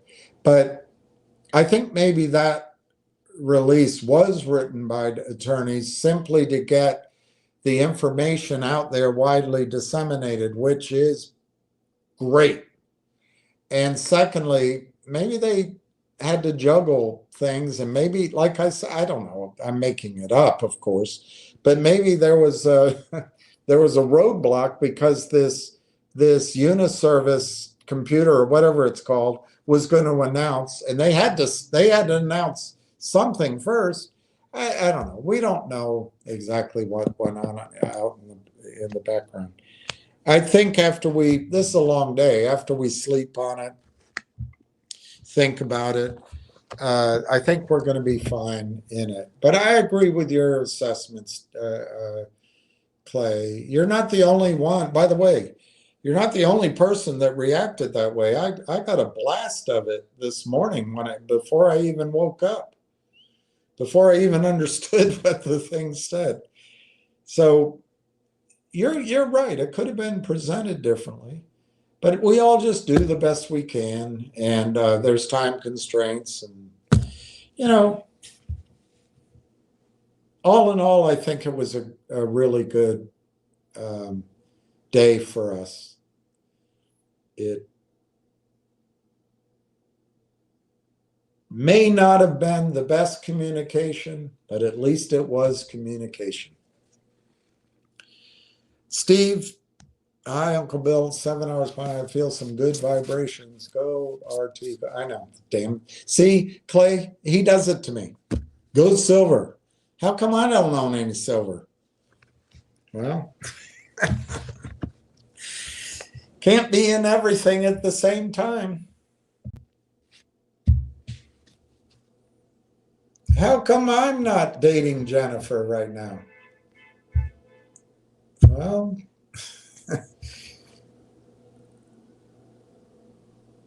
because you're dating you're dating Susan.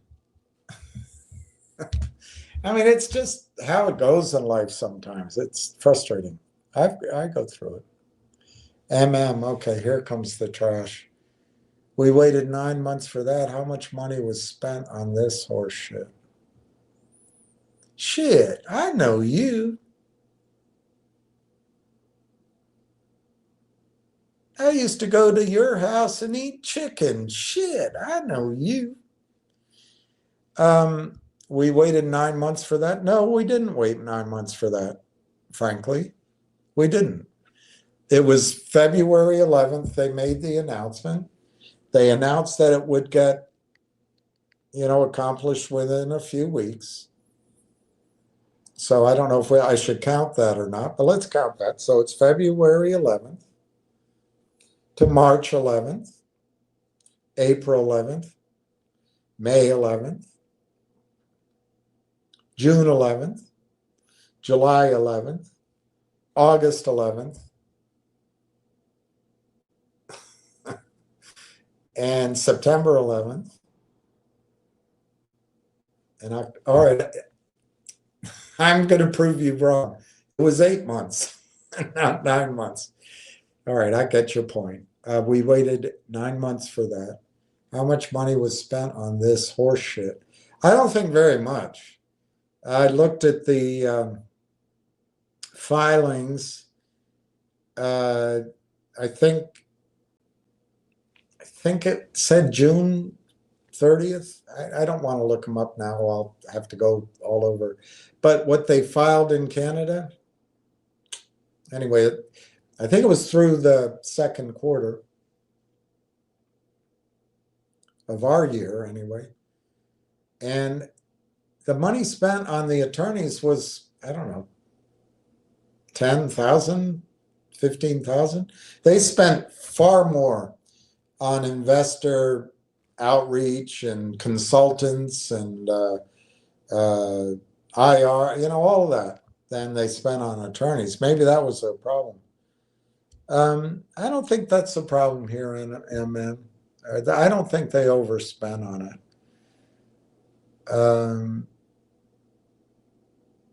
Look, it would have been a better announcement if someone else had written it than the attorneys. But on the other hand, the attorneys felt like, or the regulars felt like, all this information has to get out fully disseminated. So that's good. That's good. I'll try tonight, by the way, to go and see the documents and try to read them tonight. I'm dead tired. I haven't eaten all day.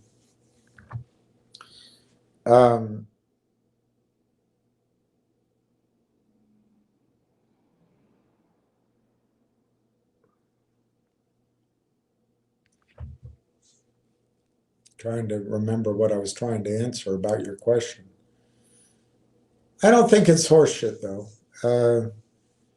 It would have been better if they could have said, you know what? We bought AIP, and now we're going to go kick ass. But they didn't say that. They said, we entered in this complicated agreement, and it's kind of like this. And then down at the bottom, it said, hey, we didn't really buy AIP. We need 15% more. They didn't even tell us that. Thank God for pizza rules. But they need 15% more vote.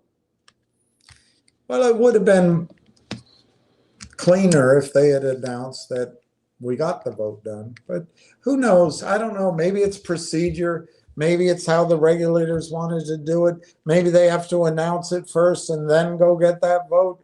Maybe it's like I'm saying, there was some other hard deadline that was something they couldn't control, so they had to announce something. We don't know all that. Look, we can all agree, I think, that it would have been better if they had the shareholder vote already. It would have been better, I think, if the headline had said, we bought it, and left the MOU crap down in the middle of it. No one gives a crap about that Destiny's Child nonprofit group. It's important to the company, but none of us know. When you put MOU in the title of a press release, the computers start selling. That's our corrupt market. But the good thing here with RAILTOWN is there's no planet killer out there. There really isn't. These are just a bunch of these opportunistic day trading, leveraged up, using other people's money shorts that usually play alongside. They're the little minnows riding along by the killer whale, and they're hoping to pick up the detritus from the kill. Well, this time there's no killer whale, there's no kill. So they're trapped. But they're going to use the same, their computers are still going to do the same things.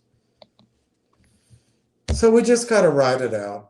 If like everybody here, if you needed to get a pop today to feel like it's trading, I don't know what to say. It might be too late to run back over to finger, but if that's what I don't think you should. I think you should buy more RAILTOWN. You should hold RAILTOWN and own RAILTOWN. Today was an opportunity to buy the stock rather than bitching about the press release. On the other hand, I understand the bitching. I do. It's a big disappointment. But there's a lot of pros that say, hey, I'm going to go buy if they know the story. There's guys like me. I'm a lot like you are, I go, damn it. Why didn't they say it that way? Why didn't it, But I think it was a good day for progress. Like I say, I don't know why today's price action, and of course, if I'm wrong in my targets, that's a different thing. But I believe the stock will be $60 in 6 months. So why does it matter what happens right now? If you don't like $60, use a smaller number. Any number. Any number you can come up with as a target for RAILTOWN is bigger than 60 cents. So anyway. But I do appreciate the frustration. 478,000 volume, up half a penny. I know. It's pretty good volume though. Go Hawks, in today's announcement, they talked about using 50 million shares to buy AIP. In light of that announcement, RAILTOWN finished slightly up. I feel like it's a win for today. Yeah, it's an interesting point. And I actually think the criminals are disappointed to find out that for all their shorting, that all RAILTOWN issued is 50 million shares. I think they're disappointed. By that shorting, they were hoping to do what they always do. So I think it's a great day, and I think it is a win, and I appreciate it. Go Hawks. Slowtronic, $5 plus. I agree with that. It's coming. Michael Lone Sky, what news? 2 pieces of news this morning in a very obtuse way. I've written by attorneys. Bottom line,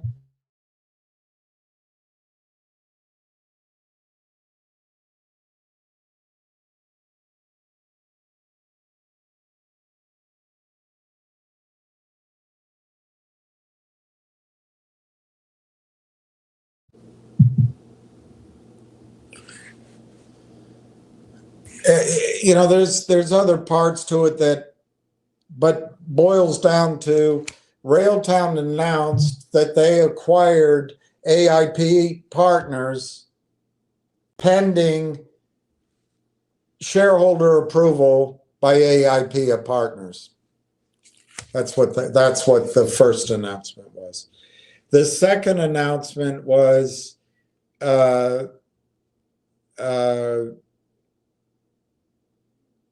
RAILTOWN entered into a enterprise sales. Well, anyway, they entered into a partnership agreement with Uniserve software, computer, whatever, a telecom company, small but growing, but 30 years in existence, who has 3,000 corporate clients that they're going to target conductor to. That was the second announcement.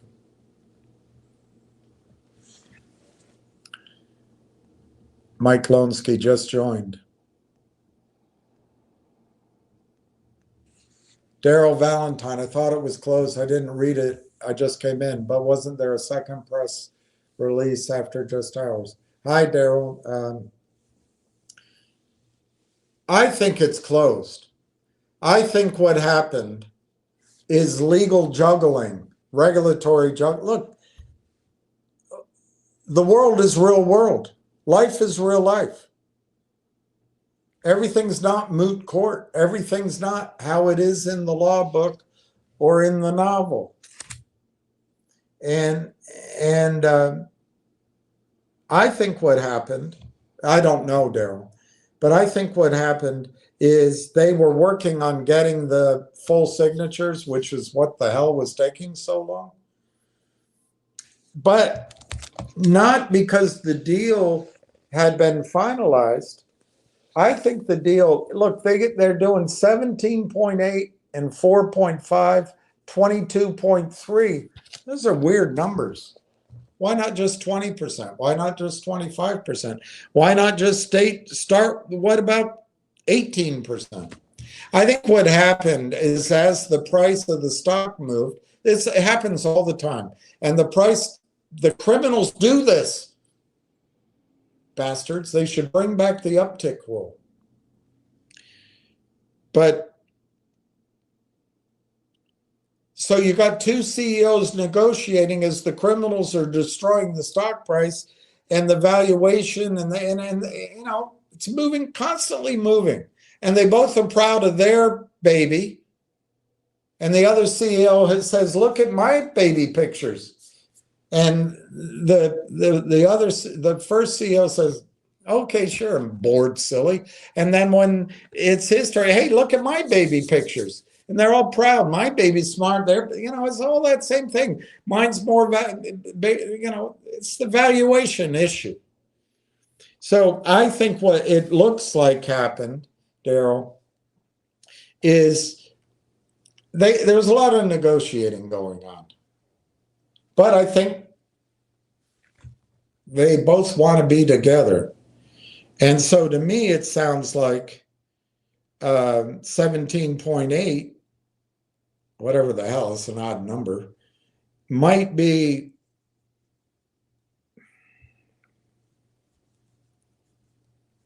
I don't know, let me use round numbers. Maybe Corey said, "We'll give you 15%. And maybe AIP said, "We want 30% or more," you know, let's say it's 30. And they started negotiating. And maybe Corey said, "Look, dude, we're not going up. We'll give you 15%. Well, what if you give us some bonus for getting the deal? Well, first, what would happen is they'd say there'd be an impasse, and they'd think about it. They're together. They're going to conferences together, and maybe from the 30%, AIP says, "Well, all right, we'll come down to 25%," but they're pissed off. They don't want to come down that low. And Corey says, "Look, I really think 15% is fair, but since you came down to 25 from 30, I'll go up to 17.5. And then, you know, they're at another little impasse. So maybe then from 17.5 to 25, maybe AIP comes back and says, "How about you give us a bonus for getting some deals done," or something. And Corey starts thinking, well, maybe. But I'm already at 17 and a half. I don't like it, because what if you just walk away? What if you don't get anything done? How about we give you a bonus, but it's tied to performance? And I want to build in a little minor clawback for whatever, I don't know what. So after back and forth, and I don't know why, it settles out.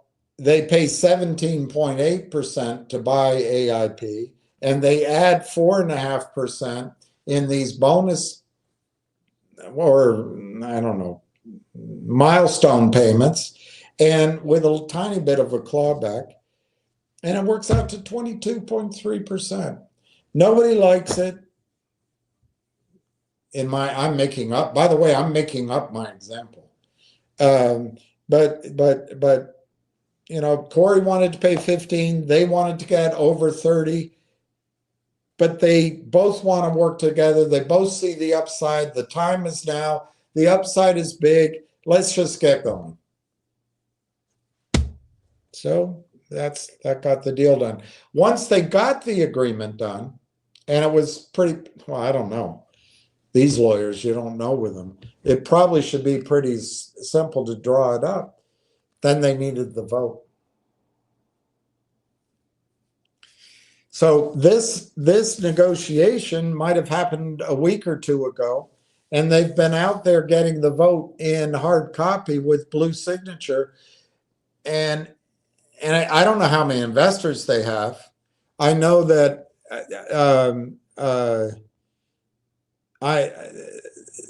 I heard that, and I don't know if it's true. I haven't checked into it, but I think that AIP tried to go it alone, and they found the going difficult. And I think they went out there, they had to get shareholders. So I think they added shareholders at low amounts. And so it's bigger than just, public shareholders. I don't know if they're public, but just these shareholders that came in on I don't know, I'd be making it up if I knew how it happened, but they came in on some equity offering or something. And so they tried to increase the number of shareholders, maybe to go public on their own, but it's taking too long, and this is a better deal. I don't know all the particulars, but it may be that RAILTOwn has a key block of shareholders, but because they added these others, all small and unreachable, it's a process to get through them.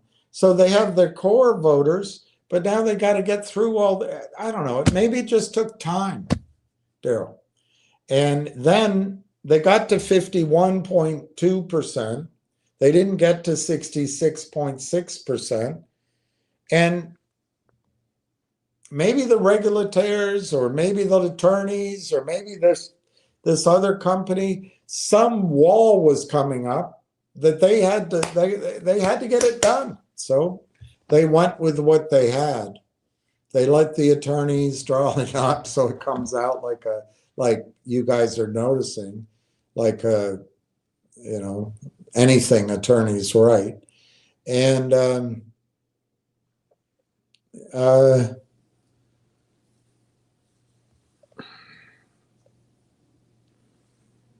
technically, let me put it that way, Daryl. Technically, it's not finished. But I think for all intents and purposes, the deal is in fact done. It's just they got to get those last few signatures. And I bet it's not one person. I bet it could be 30 people that get to 15%. I bet that's the dilemma. I've gone through going down and getting, building a book or getting votes. You go with the biggest ones first, because that's the more bang for your effort. And then you finally get down. It's just as much effort to get a shareholder who I don't know what their cap count is, but a shareholder that owns 150 shares is just as much effort as it's to get the guy that owns, 375,000 shares. So you go for that one first, and that anyway. I just think it's a process, and I think it's fine. I don't think the small shareholders are going to revolt. I don't think they're going to object. I don't think there's some big bad wolf hiding in the dark that's going to organize all the small shareholders. I think they'll get it done, and I think they'll get it done soon. The second press release was, so in other words, I think it's done. They just couldn't say it in the press release. And probably it isn't technically done. So it'd be a little work, but it'll be soon. And then what's the second release is just a partnership where RAILTOWN's conductor, I think the way I read it, will be forced on 3,000 companies. On the other hand, I could be wrong, but it'll be made available to 3,000 companies, all of whom have to upgrade to AI 2.0. I think it's great news. Bill Miko, I burn out enough today going to listen to some Hogan's Heroes in the background while working. Still holding 17.5 a finger and 40K RAILTOWN. Well, your finger, I thought you owned GDC. I guess you got out of GDC. I thought you had 5,000 of that, but maybe you do. You didn't say you don't.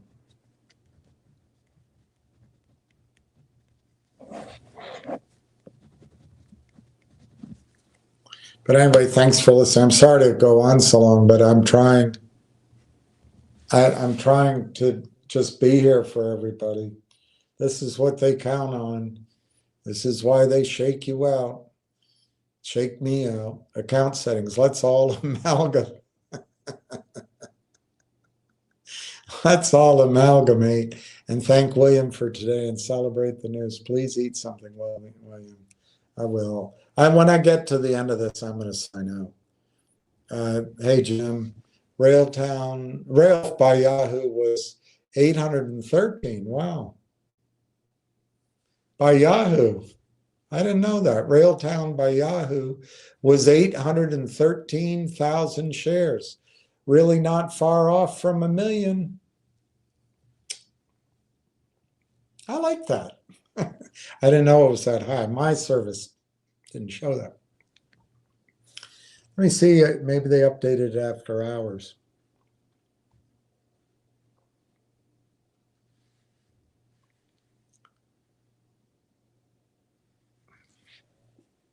Now it says 478. Thank you for saying that. That's great to know. I'm almost legend. Did some AI research into the amalgamation. Oh, how many times have you used that word, if ever? Summary, the RAILTOWN amalgamation should move faster than larger public company mergers since it's a smaller OTC company with fewer investors.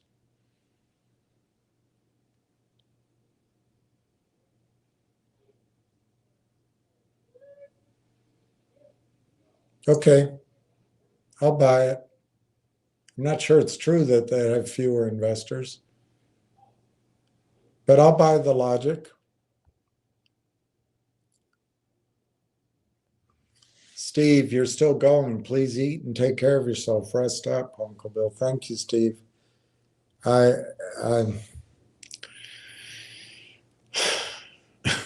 It's just, if the markets were fair, they're just not. I'm almost election. Okay, misspelled. Got it. Sorry. Okay. Got to get the religious sounding event spelled correctly. There's a scene from Family Guy where the preacher, I think it's from Family Guy, where the preacher gets stuck on all these words like congregation and rally the nation and anyway, a bunch of things that end in Tion. And it's really funny how they do it, because sometimes that happens in the religious context. Most likely, what's keeping RailTown from hitting the 2/3 approval threshold are a mix of practical and most likely, oh, it repeated, are a mix of practical and logistical issues. I agree with that. Good point. Thank you. Not outright opposition. Yes, it could be as simple as we need you to sign this document and overnight to it. And the guy's saying, I only own 100,000 shares. Well, we'll pay for it. Well, send me the prepaid thing. I'll try to get it done when I get home. It could be all that. So I think that's exactly right. I don't think it's opposition. I think it's just a pain in the ass procedural process. I agree with you. And a participation issue. I couldn't agree more. Not a sign of internal dissent. So assuming no pushback or surprises, it's reasonable to expect they'll reach the 2/3 threshold fairly soon, possibly within the next few weeks. Okay. Okay, that's probably a better number. That's probably a better number, the next few weeks, especially since the religious amalgamation in the nation, within our congregation, as we stand with determination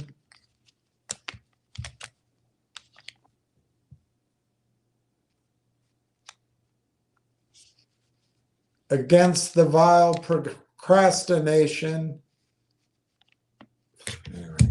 Agreement has been made public. Momentum builds very fast. Investors see progress and want to be part of it. I agree with that. You're the best. That's great.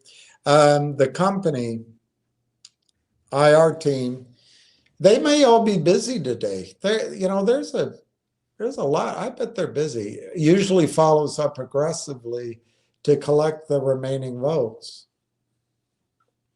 I don't know how big the IR team is at AIP. It might just be phone calls from Dr. Tom Core. Who knows? But I agree with you. Late votes often come within days to weeks once confidence is high and the deal looks real. That's a good point, too. Now that it's been announced, it looks real. It's a good point. So assuming no pushback or anything out of the ordinary, the deal should close within weeks. I agree with that. And it's probably a fait accompli. That's AI's take on it from everything I researched today, from the press releases and the company. That's very good. I'm almost legend. Can you ask it where I should go have dinner tonight? And if the little redheaded girl will be there, and if I should talk to her? Pete the Greek, what makes you think they can get the percentage up to 67%? Well, I have to find out, in fairness. Let me Google, I don't have ChatGPT. What is the shareholder base of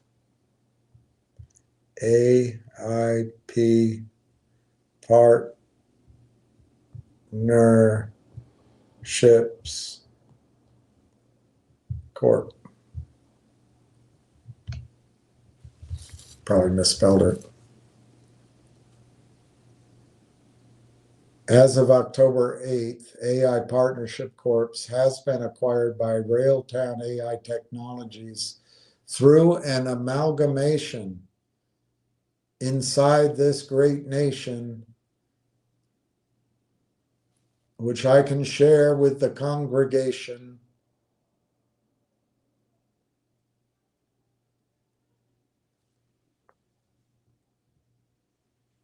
Making it a wholly owned subsidiary. As a result, the shareholder is, so they can't tell me.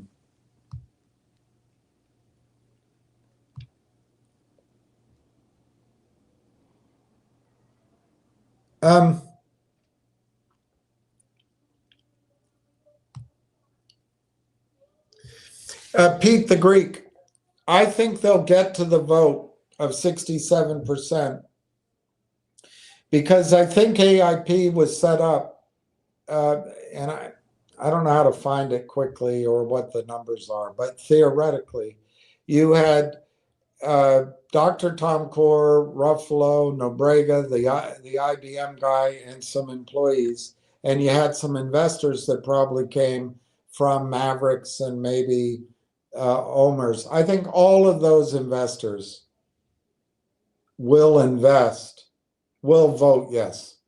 And I think 51% is probably not all of those investors. So I think the number will increase from 51% to some number. Now, will it go above 66.666%? I don't know. But then I'm pretty sure that AIP tried to go public or was thinking about it or whatever. So they were trying to increase the number of shareholders they had. So they may have gotten a lot of shareholders out there that they didn't really know, who could be smaller shareholders by definition. Because remember, I don't know, let's say all the insiders were, I'm making these numbers up just to give an example, but let's say all the insiders are 30 shareholders and all the people that invested. And let's say up in Canada, you need 200 shareholders to go public. So by definition, all those other shareholders, you're going to want them to be small so you can get to that threshold of a bigger number of shareholders. So it may just be that they tried one strategy, they changed their strategy, and the things they did to make that first strategy work are coming back to bite them in the ass. And it means just going 100 shares, 50 shares, 200 shares at a time to get the votes. As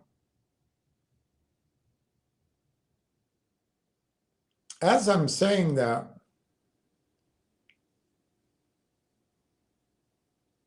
yeah, that's right. I think it's the one share, one vote rule. Of course, there's all those, it's a private company, thank God. So we don't have to deal with the criminal shorts. So it's the shares they have to add up. But my point then would be that instead of talking to just 30 people, now they'd have to talk maybe to 150 people. And to get that extra 15% might not be 30 people. It might be 80 people. It might be 90 people. So it's just a process. But I think it'll get done, Pete. I don't think any of those smaller shareholders have any incentive to dig in their heels and say no. They're not going to change the deal. The deal's already been agreed by 52%. So the deal's not going to change. All they could do is say, we don't want you to do a deal at all. And then we're as AIP partners. Not probably in a very good spot.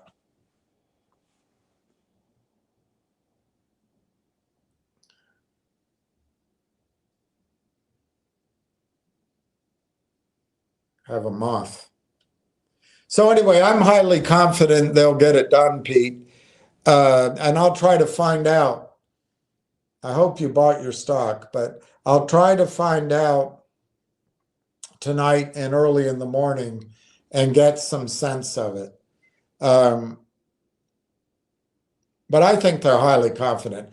I think what you're dealing with is the strategy to go public meant go find a bunch of shareholders. And it was the quantity of shareholders, the number of shareholders, not the number of shares, the quantity of shareholders. So if they all did 100 shares, maybe to get to the percentage, you got to talk to 100 of them. Anyway, I just think it's cumbersome and tedious, but I think they'll get there. There's no small shareholder, particularly like the other gentleman said, after the news is announced, who's going to want to not sign it? Because it's good news. It's really good news. They bought stock at some low price, and they're going to be part of a big story. There's no reason for these small shareholders to not vote yes. It's just you can't reach them all at once on a phone call. It's just one at a time, one at a time. So anyway, I think they'll get it done. I think they'll get it done. And I'll try to get an answer, Pete, as soon as I can. I'm almost legend. Side note, that at first AI said that completing an amalgamation amongst our congregation within our nation with determination of a small company can take 1 to 3 months. But I asked it to specifically gauge RAILTOWN since it's a small and private company. That changed the dynamics. Look, guys, I'm almost legend. If you, I don't know if you add it to it, but they've been working on this a while. Of course, they've been working on bigger picture stuff. They're busy, but they'll get it done. I think it'll be done quickly. Let me find out. Let me find out what I can. Due to stricter filing, shareholder notification, exchange requirements. That's a good observation. I'm almost legend. That's actually the stricter nature. You're right about that. That's good. Thanks for letting me share all of this with you, Sir William, and thank you as always for your unwavering dedication to this roller coaster of a ride. And thank you for go ahead and singing even though you need singing lessons. And thank you for being a rude son of a bitch even though you shouldn't be. No, I don't know. You're welcome. I'm almost legend. Bill Miko, actually I have 6,000 GDC, but I didn't want to set you off. I don't mind GDC. Look, you made your decision, Bill. You know, and some people want to have the action more than the results. My premise is that I think the single greatest, the highest probability way of making a meaningful increase in people's accounts is RAILTOWN. And once that happens, that'll give flexibility to get involved in many splendid things. But until then, that's how I see it. But Bill, you've already explained your wealth and your security. None of it's going to really change your life. You're going to be fine. So, you know, you hold different positions. I mean, if I were in your shoes after this news, I would sell Finger and GDC and buy RAILTOWN. But we've already discussed that viewpoint, and you know, I don't need to go through it again. I mean,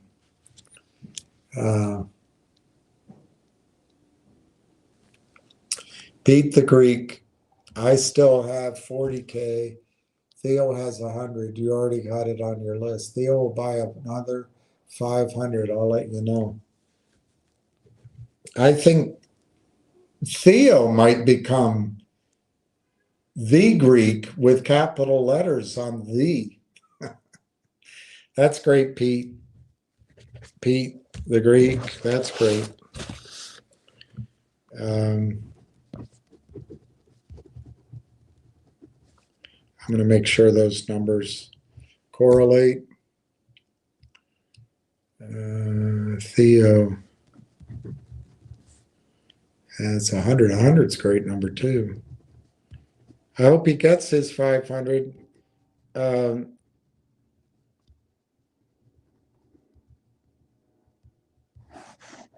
I hope he gets it. I think it's a great opportunity. And I don't think, even though there's this like pause and the stock's down, I could be wrong, but I don't think it'll last long that it stays. It's just the delayed reaction. Let me put it that way. I've seen delayed reactions to news before. Many, many, many, many, many, many, many, many times. I've been on phone calls with clients. I really mean it. It's not unusual to be in love with anyone. It's not unusual.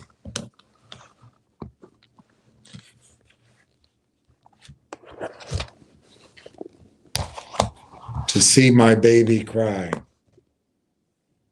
All right, I'm going to sign off. Can I do it just without any more questions? Peace to everybody. That was a long day. And considering it's almost 8 o'clock and I started at 9:25, maybe I can go get a job. Maybe I'm young again. Maybe I can go work. Anyway, that was a long effort for all of you. And we will be rewarded. We just don't know how it'll play out. So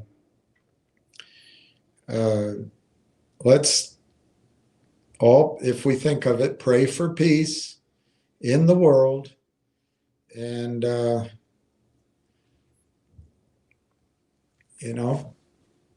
make sure our dogs are happy. And